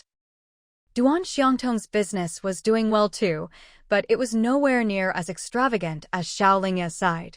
They both ran tents, but visiting Xiaolingya's setup felt like stepping into some exclusive club. On top of that, Ying Ruoying would regularly bring in new faces. She was a master at keeping things fresh for her customers and setting the mood just right. So naturally, her business was booming. She didn't even need Yue Bai's ready-made food anymore. She could earn her own. And with the food she made, she traded for large amounts of daily necessities to send back to Yue Bai. The people who got caught tailing her would shout, "Don't you dare! Bitch, do you even know who I work for? I'm warning you, you'd better let me go or Scarface won't let you off easy." Yue Bai, who'd been resting on the sofa upstairs, suddenly opened her eyes. Out in the yard, Ying Ruoying sneered. "So you say you work for Scarface, and that's supposed to scare me? Scarface is that tasteless? He's actually sending people to tail a woman like me." But it was precisely because Ying Ruoying was a woman and had hired so many bodyguards that people started watching her. The captured tailor looked smug. "You've been way too high-profile in the city.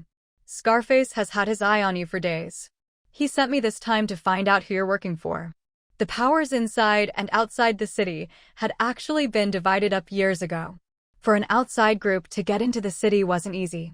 And there were only a handful of major civilian teams inside the city. So when Ying Ruoying suddenly appeared, of course Scarface got suspicious. He guessed she was a pawn for some outside group, trying to muscle in on the city's turf. That meant taking a slice of the pie from the established teams. After all, survival resources were limited. If someone new joined the game, everyone else's share got smaller. Even though Ying Ruoying had been buying up daily necessities, who's to say she wasn't playing a long game? In any case, Scarface wanted to test the waters first. Ying Ruoying eyed the tailor, weighing whether it was worth offending Scarface. Honestly, she didn't want to cause trouble for Yue Bai. A paper airplane landed on Ying Ruoying's shoulder. Yue Bai's voice came through. "Hesitating will only make things worse. Mute him and send him away. Don't let him show up in the city again. The more you're afraid to offend someone, the more trouble you'll get." If Scarface didn't know what Ying Ruoying was about, and she let this guy go, soon every team in the city would know she was afraid to cross Scarface. Ying Ruoying waved her hand, signaling her bodyguards to take care of it. These bodyguards had all been hired with ready-made food. They glanced at each other, none of them daring to offend Scarface. Ying Ruoying snorted. "If you work for me and do as I say, you'll have food to eat. If not, we'll all starve. If Scarface gets mad, he'll come after me, not you. If I've got the guts to cross him, I'll take responsibility." Without Ying Ruoying, these bodyguards wouldn't have survived in the city at all. Most of them were skinny, weak, or missing limbs, or had mental issues. Some had serious chronic illnesses, always coughing, or unable to do heavy labor. The city's civilian teams never wanted people like this. So there was a whole group of original residents on the verge of starvation. Working as Ying Ruoying's bodyguards, all they had to do was catch peeping Toms and follow her around the city's street markets. Easy work and plenty to eat. After hearing Ying Ruoying's words, they obediently dragged the tailor away. First, they made sure he couldn't talk. Before sending him to Xiaolingya, they'd put an exquisite mask on him. Once he arrived, they'd dress him up, leather thong, 2 big feathers for decoration. So well disguised, even his own mother wouldn't recognize him. Before leaving, Yue Bai told Ying Ruoying, "Now that you're being watched, it's fine. We'll just face them head-on. If anything happens, you know how to reach me." Yue Bai's body was still clumsy, but after all this time, The exhaustion from her soul leaving her body had faded. She wasn't afraid of Scarface. If he had the guts, let him fight. Scarface's man never came back. At first, Scarface didn't believe a woman like Ing Ruoying would dare cross him so openly. Could she really detain his man? But by the next day, Scarface realized his man had vanished. He was furious. There's actually someone this bold in the city? Don't they know who's backing me? His boss was an office manager in the city's ruling class. Any team that could hold its own in the city had some connection to the authorities. Scarface immediately took a dozen men and stormed into Ing Ruoying's villa. Honestly, Ing Ruoying's bodyguards were no match for Scarface's crew. Each of Scarface's men was armed with a watermelon knife, looking like gangsters from an old movie. Ing Ruoying's bodyguards didn't even dare stand in their way. Bitch! Scarface's men found Ing Ruoying and lunged to grab her. Ing Ruoying spun around, hurried into the basement, grabbed the stone token Shi Yuebai had given her, and stepped onto the teleportation array. Before Scarface's men could find the basement, Ing Ruoying's figure vanished. Shi Yuebai had thought, given how little people valued life in the Wasteland, that Scarface would take a few days before coming after Ing Ruoying. Who knew he'd show up the very next day? Shi Yuebai was in the fields checking on her Lingji mushrooms. In 2 days, 12 more red mushrooms had sprouted. Xiao Jiao came running over in a panic. Auntie, someone just appeared out of nowhere up ahead. Xiao Jiao had never met Ing Ruoying. None of Shi Yuebai's people had. Ing Ruoying stood up from the wooden frame she'd been sitting on. She looked around, dazed, then was drawn over by the sound of a baby laughing in a shopping cart. Ing Ruoying swayed a little, then slowly walked over. Paper figure number 1 screamed. Alert! Alert! Demon woman approaching the gold-eating beast. Number 2 had found a little button these past 2 days. Waving it at Ing Ruoying, it shouted, "Don't come any closer. If you do, I won't be polite. Shi Yuebai, hurry up, emergency." Ing Ruoying stared in shock at the 2 children in the shopping cart. And at the 2 panicked paper people. She felt like she'd stepped into a fairy tale world. For a moment, Ing Ruoying didn't even know what to say. Shi Yuebai might look fierce and act cold on the surface, but she was actually a very gentle person. No, in this wasteland, Shi Yuebai was the gentlest of all. What she gave Shi Xiangrui and Shi Fuse was a world full of fairy tales. When Ing Ruoying was little, she too had dreamed of having a tiny friend from a miniature kingdom. But when she was a child, everyone laughed at her for being naive and fanciful. Shi Yuebai was different. She had brought friends from the miniature kingdom into reality. How could someone as gentle as Shi Yuebai even exist in this world? Ing Ruoying covered her mouth, grabbed the shopping cart with one hand, crouched down, and tears streamed down her face. Paper person number 1, Demoness, don't you dare hurt the gold-devouring beast. Ah, take this, my sword. Paper person number 2, I'll cover you. We'll definitely overcome this challenge and protect the gold-devouring beast. A toothpick poked the back of Ing Ruoying's hand. It didn't hurt or itch. Ing Ruoying pulled her hand back. Number 1 and number 2 were about to keep going when Shi Yuebai came out from behind the wall, leaning on her staff. Shi Xiangrui gripped the wire of the shopping cart with his little hand, sitting inside and babbling at Shi Yuebai. No one knew what he was trying to say. Shi Yuebai said, "Why are you here?" Ing Ruoying ran over in tears, collapsed in front of Shi Yuebai, and hugged her leg tightly. Scarface sent people to break in. Honestly, she'd been really panicked at the time. After all, she'd suffered so much before and had seen the worst of the Wasteland. Who knew what Scarface's men would do to her if they caught her? Tears still streaked Ing Ruoying's face. What do we do now? They've taken over the house. Shi Yuebai sneered. Obviously, we take it back. Don't ask her what to do. There was only one option. Take back what was stolen. Shi Yuebai patted Ing Ruoying, grabbed her by the back of her collar, and pulled her up from the ground, pushing her aside. Go call Chao Lingyun. She gave the order, and Xiao Jiao hurried off to fetch Chao Lingyun. Ing Ruoying didn't know what Shi Yuebai was planning, and asked nervously, "I want to go back too. I can kill people." She touched the ring on her finger. Later, when she was in the big city, she'd bought all sorts of rings, but never wore any of them. The only ring she wore was the one Yuebai had given her, the one that could pull out a thin steel wire. It could kill, even decapitate. Yuebai glanced at Ruoying. We'll see. Soon Chao Lingyun arrived. He'd heard the story from Xiao Jiao and asked as soon as he arrived, Webai, do you want me to go find Commander Yi? In situations like this, survivors like them who lived outside the city and didn't even have the right to enter. All they could do was call on a more powerful backer. Let Commander Yi of the Mercenary Corps negotiate with Scarface. Yuebai snorted. When something happens, all you can think of is relying on others? Seeing Chao Lingyun's confused face, Yuebai continued, I have a security team captain position now. Want it? Chao Lingyun was surprised. When did that become available? Just now. Yuebai said it as if it were the most natural thing in the world. She waved at Guai Guai.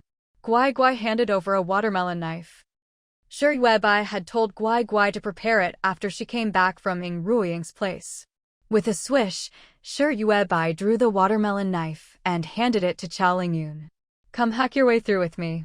I'll make you the security team captain. All you need to do is keep swinging. If you die, I'll take responsibility. Chao Lingyun, do you dare? Give me a straight answer.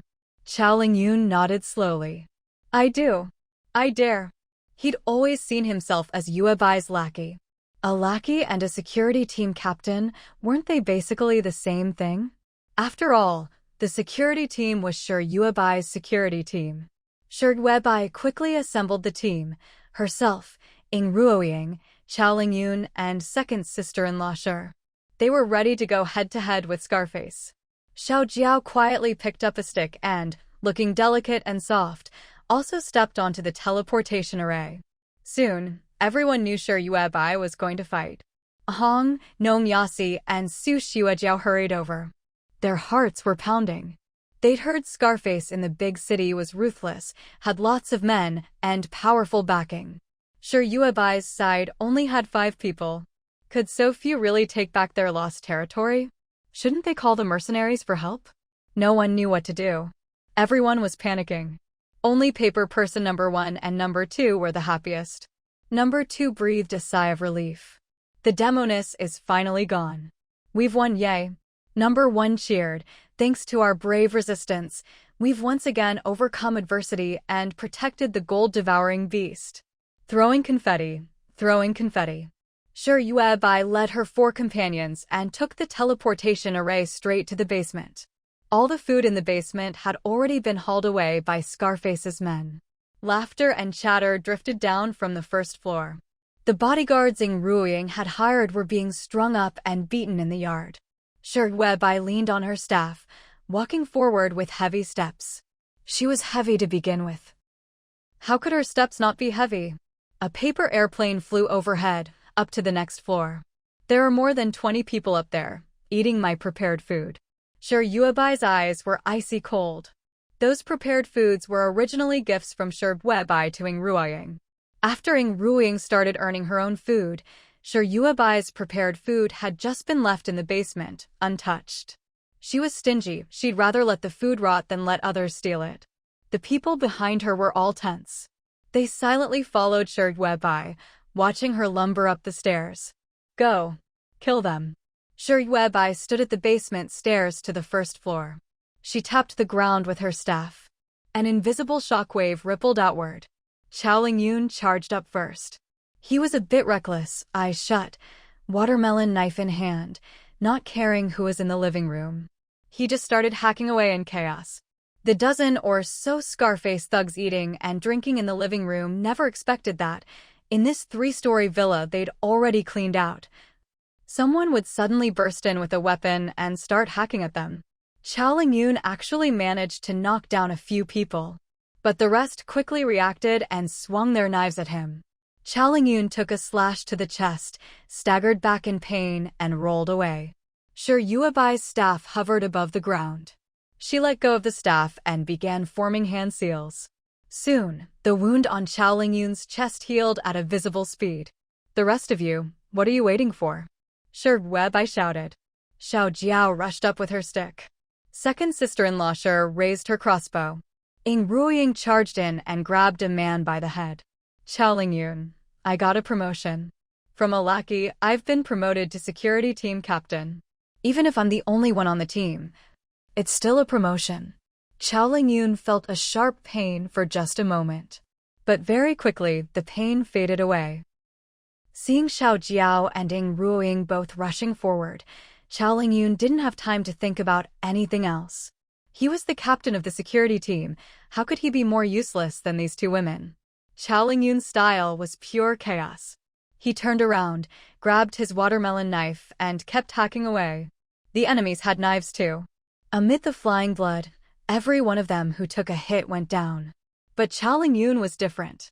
He had been slashed countless times, he'd lost count of how many times he'd felt pain, and his clothes were in tatters. But that was all. The wounds hurt for a bit, then stopped hurting. Other than his ragged clothes, his body was perfectly fine. The enemies, on the other hand, couldn't withstand their injuries at all. Someone realized something was wrong and tried to run out of the living room. Xiao Jiao, wielding her staff, jumped out the window. With a sweep and a strike, she knocked the guy to the ground. She'd learned her staff skills from her aunt. Whenever she had free time, she'd practice by the vegetable patch. After enough practice, she could swing through a whole basic routine with impressive vigor. Even Shi Yaoao couldn't help but applaud her. Xiao Jiao herself didn't think her staff skills were anything special. She also took a few hits from the people rushing out of the living room. But just like Qiao Lingyun, the pain only lasted a moment before fading. Someone made it to the courtyard gate. A paper airplane landed, and Shi Weibai ordered Xiao Jiao, "Don't let a single one escape." Xiao Jiao kicked up her staff and in 2 or 3 steps reached the gate. She stared at the man in front of her with timid eyes and a flushed face, and said in a small voice, "You're not allowed to leave, okay? Auntie will get mad." The men's eyes turned red with anger. What kind of monster was this? Xiao Jiao looked so cute and delicate, with her 2 braided pigtails and a Barbie-style red pinafore dress. But when she swung her staff, she could beat someone to death. She still thought she was weak and pitiful, her eyes brimming with tears. "Don't come any closer, okay?" Before the men could approach, Xiao Jiao unleashed a flurry of staff moves. The men trying to escape the courtyard were soon writhing on the ground in pain. On Ying Ruoying and Shi's second sister-in-law's side, things were much more brutal. Those who fell into Xiao Jiao and Qiao Lingyun's hands at least had a chance to live. But Ying Ruoying either slit throats or cut off heads. Shi's second sister-in-law stood beside Shi Weibai, her crossbow never missing its mark. Every bolt she fired went straight for someone's throat. She'd even blindfolded herself. If she didn't, she'd see 7 or 8 overlapping images in front of her. The effects of the Qiji mushroom hadn't worn off yet, and soon Shi's second sister-in-law was drenched in sweat. But everyone else was freezing. Especially in this weather, the entire villa inside and out had been swept clean by Shi Yuebai's people. The wounded survivors on the ground looked terrified. They were so scared they felt chilled to the bone. The cold nearly froze them in place. Shi Yuebai released her hand seal, her chubby hand gripping her upright staff. "Take all the survivors back. We're still short on people to dig ditches. So much free labor, it would be a waste to kill them." Even though these people had committed all sorts of heinous crimes, bullying men and women alike. But Shi Yuebai had no intention of paying them. Feeding them 3 meals a day with processed food was enough. They weren't even worthy of absorbing spiritual energy. Anyway, Ying Ruoying could be self-sufficient, and Shi Yuebai's processed food stockpile barely took a dent. It was perfect. Ying Ruoying put away the steel wire she'd pulled from her ring. "Weibai, what should we do with these bodies?" "Burn them. Leaving corpses around will just feed mutant beasts." Shi Yuebai had Qiao Lingyun and Ying Ruoying carry the bodies to the basement. When everyone returned, Qiao Lingyun quickly locked up the wounded survivors with ankle chains. The chains had been hastily made by Guai Guai. They even had built-in alarms. If anyone tried to escape and got more than 200 meters past the second wall, the ankle chain would emit a piercing alarm. Guai Guai always managed to come up with weird, but surprisingly useful, gadgets at critical moments. Yue looked at the pile of wounded men. Your wounds will heal up slowly. She pointed at Shi's second sister-in-law. Don't even think about running. Anyone who tries will die fast. Shi's second sister-in-law's crossbow was no joke. She could shoot blind, following the sound of the alarm, and never miss. After spending just a day in the villa in the big city, that night when Yue returned to her base, 24 Chiji mushrooms had sprouted. Each one was only the size of a nail. But with so many growing at once, they were absorbing more and more spiritual energy. She hadn't realized Lingji mushrooms were so easy to grow. Sure enough, with her spiritual energy combined with the Wasteland, even something considered a rare treasure by the Wu tribe was growing like weeds in her vegetable patch. Yue didn't have any extra spiritual energy to activate the healing array for Scarface's men. At most, she could feed them some processed food with 0 radiation. There were about 15 men with knife and staff wounds. Scarface wasn't at the villa. After charging in, he'd left 20 men there and gone off to handle other business. Otherwise, they could have caught Scarface this time, either kill him or make him dig ditches for Yue. The 15 wounded men, now locked in ankle chains, all looked terrified. Who could have imagined?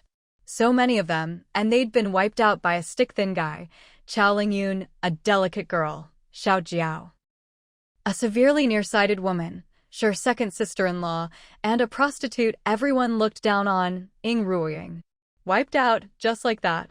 Dear Lord, had the Wasteland become this absurd? But being wiped out wasn't even the most shocking part. What was going on now? One moment they were being beaten like dogs in a city villa. The next, they'd been dragged to this place shrouded in white mist. The harsh reality gave these 15 no time to figure things out. Soon, the rest of the bridge team, 6 oddballs, came over, each dragging 2 or 3 people. Without a care, they hauled the 15 men off to the ditches. Cries and wails rang out. Yue turned to Ying Ruoying and said, "You've still got a few bodyguards hanging in your courtyard, right? Send them all back, they're useless." They were grown men, perfectly healthy. Yet they couldn't even beat Xiao Jiao. Yue didn't even know how to comment on Ying Ruoying's taste in people. She pointed at the 6 oddballs who'd returned. "These 6 are yours to use as you like. If any die, just get the body back to me within 4 hours." Yue had a total of 9 adult men under her command. Squad leader Qiao needed people for the points system, Peng Zhonggong needed a team for scavenging. The remaining 7 oddballs, Chao Lingyun had already been promoted to security captain. The other 6 adult men, Yue assigned all to Ying Ruoying. Fighting for territory in the big city was never going to be peaceful. But when Ying Ruoying returned, she brought back 6 rather unimpressive people. At some point, Old Bao and Little Bao had come back as well. They had already rescued the nearly dead bodyguards who had been strung up in the courtyard. 7-year-old Little Bao stood up and said to Ying Ruoying, "Yingjia, you're back." Ying Ruoying nodded. "I'll have someone bring you food in a bit. But you shouldn't follow me anymore. Boss says you all have to leave." Little Bao's eyes turned red. "Yingjia, we don't want to go. Can boss give Grandpa and me another chance?" On the Wasteland, there was nowhere better to survive than with Ying Ruoying. Before meeting her, he and his grandfather had lived in constant hunger. They'd often have to split a single meal into several portions, and even then, they'd hesitate to eat it. At over 7 years old, Little Bao was severely malnourished. He wasn't even as tall as a 5-year-old from before the Wasteland. As for Old Bao, he'd hovered at the edge of starvation more times than he could count. If not for his grandson, he would have given up on life long ago. Dying was easy, just close your eyes and the pain would be over. This Wasteland was just too hopeless, with no joy in living. It was only after following Ying Ruoying that Old Bao and Little Bao found a glimmer of hope for survival. Ying Ruoying frowned as she looked at Old Bao and Little Bao. The bodyguards, who had been cut down and were covered in bruises, also looked at her with sorrowful faces. They knew they were weak. If they weren't, they wouldn't have to beg for scraps just to survive. They'd seen with their own eyes how Boss's people had fought their way through the villa and courtyard. Compared to Boss's people, they weren't even worthy of carrying their shoes. But they desperately wanted to live. If they couldn't follow someone as powerful as Boss, they'd have no chance of surviving in the city. Today, they defended Scarface. He would never let them go. Ing Ruoying thought for a moment, then said, "You should go to Xiaolingya's place for now and lay low. I think Scarface has his eyes on me at the moment." These people had no ability to protect themselves. If Scarface brought more men, Old Bao and the others would just end up as his spoils. At this point, it was impossible to drive them away. They'd probably rather die than leaving Ruoying. Old Bao, Little Bao, and the others quickly wiped away their tears and, before Scarface could react, hurriedly left the city. After making arrangements for them, Ing Ruoying turned to the 6 people Shi Yuebai had sent her. To be honest, none of the 6 looked particularly bright. But they all had a layer of muscle and were much stronger than the average survivor. And they were fiercely loyal to Shi Yuebai. Ing Ruoying took a deep breath and pulled herself together. Everyone needs to be extra careful from now on. Let's gather all the supplies we can from the surrounding area first. Scarface still didn't know that all the people he'd left in the villa were either dead or captured by Shi Yuebai. But that was only a matter of time. Shi Yuebai couldn't stop collecting supplies. So Ing Ruoying decided to change her approach. All the finished food Xiaolingya and his group had acquired would be delivered by Old Bao and Little Bao to Shi Yuebai. Ing Ruoying would then use the points she got from Shi Yuebai to collect supplies in the city. She shared this idea with Shi Yuebai. Shi Yuebai handed her a communicator. Made by Guai Guai from spare parts, Shi Yuebai said matter-of-factly. He said it's not very technical. It can connect to the city's communication network, but we can also set up our own private channel. The communicator on the Wasteland was much like a pre-apocalypse cell phone. But it didn't have any of the fancy features of a phone. Wasteland communicators were extremely tough, drop-proof, and durable. Holding one felt like holding a small brick, heavy and solid. The downside was that they only worked in specific cities and their outskirts. You couldn't use them in the territory of another city. Shi Yuebai explained. Each city has its own network. If you want to make a living in another city, you have to buy that city's communicator. Only then could you connect to that city's communication channels. But communicators weren't cheap, and everyone was struggling to get by. If you had points, wouldn't you rather buy food? Why spend them on a communicator? That's why communicators were considered pretty useless on the Wasteland, and their prices kept going up, requiring more and more points.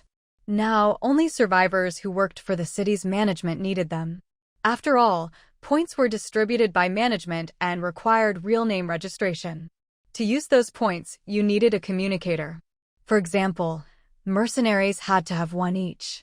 Otherwise, they wouldn't receive their monthly points from management. Ordinary survivors preferred to use unregistered points cards. That way, they could save the money they'd spend on a communicator. And they wouldn't have to pay a monthly fee to management for using the communicator. But the communicators Guai Guai made could not only connect perfectly to the city's network, they also didn't require any extra points to be paid to management. Plus, the materials Guai Guai used for the communicators seemed to be old pre-apocalypse cell phones. He made a total of 100 communicators, and Shi Yuebai gave one to everyone for free. Each one was unique. Ing Ruoying looked at the small communicator in her hand. There was even a Hello Kitty sticker on the case. Once again, she marveled at how many talented people Shi Yuebai had. They could even find loopholes in the city's technical systems. Shi Yuebai said to her, "I'll transfer you 1,000,000 points. Use them to collect whatever supplies you want." Ing Ruoying was startled by Shi Yuebai's generosity. That many points? Isn't that too much? As soon as she finished speaking, her communicator chimed. 1,000,000 points had arrived. Shi Yuebai didn't mind giving her so much. Commander Qiao was just too good at making money. In a short time, he'd earned over 4,000,000 points for Shi Yuebai. He'd also brought back a huge pile of points cards. Those cards were all crumpled and messy. Jiao spent a long time sorting them out and finally counted over 2,000,000 points worth. So Shi Yuebai wasn't short on points at all. She figured that everyone in and around the city had probably been cleaned out by Commander Qiao. Now, Commander Qiao spent all day sending mass texts on his communicator. But with Guai Guai's communicator, he didn't even need to pay extra points to send mass messages. Some survivors found him annoying and blocked him. But Guai Guai could even get around those blocks. In short, there was no spam message that Commander Qiao couldn't send. In the short time Ying Ruoying had her communicator, she'd already received 10 spammy messages that looked like scams. All from Commander Qiao. Ying Ruoying took the 1 million points Shi Yuebai gave her and handed out 100,000 points each to the 6 oddballs. She also got 2 more communicators from Guai Guai and gave them to Grandpa Bao and Baozi. At the same time, she gave Grandpa Bao and Baozi 100,000 points each. With these 100,000 points, they could stock up on a lot of daily necessities. Daily necessities weren't worth much: an item of clothing, a jar of facial cleanser, things like that. If you tried to exchange them for points with the management class, you might only get a few points per item. But Ying Ruoying was offering 100 points per item. Even at 100 points each, it would take a long time to spend all of Shi Yuebai's 1 million points on daily necessities. Grandpa Bao, Baozi, and the 6 oddballs went into sweeping mode outside the big city. Each of them carried a large burlap sack, and whenever they saw someone with daily necessities, they'd go up and ask for a price. No one could refuse an offer of 100 points. Even if they took big bundles of daily necessities to sell to the management, they might not even get 100 points per item. Selling just 10 items would net them 1,000 points. According to the spam messages, 999 points could be exchanged for a portion of ready-to-eat food.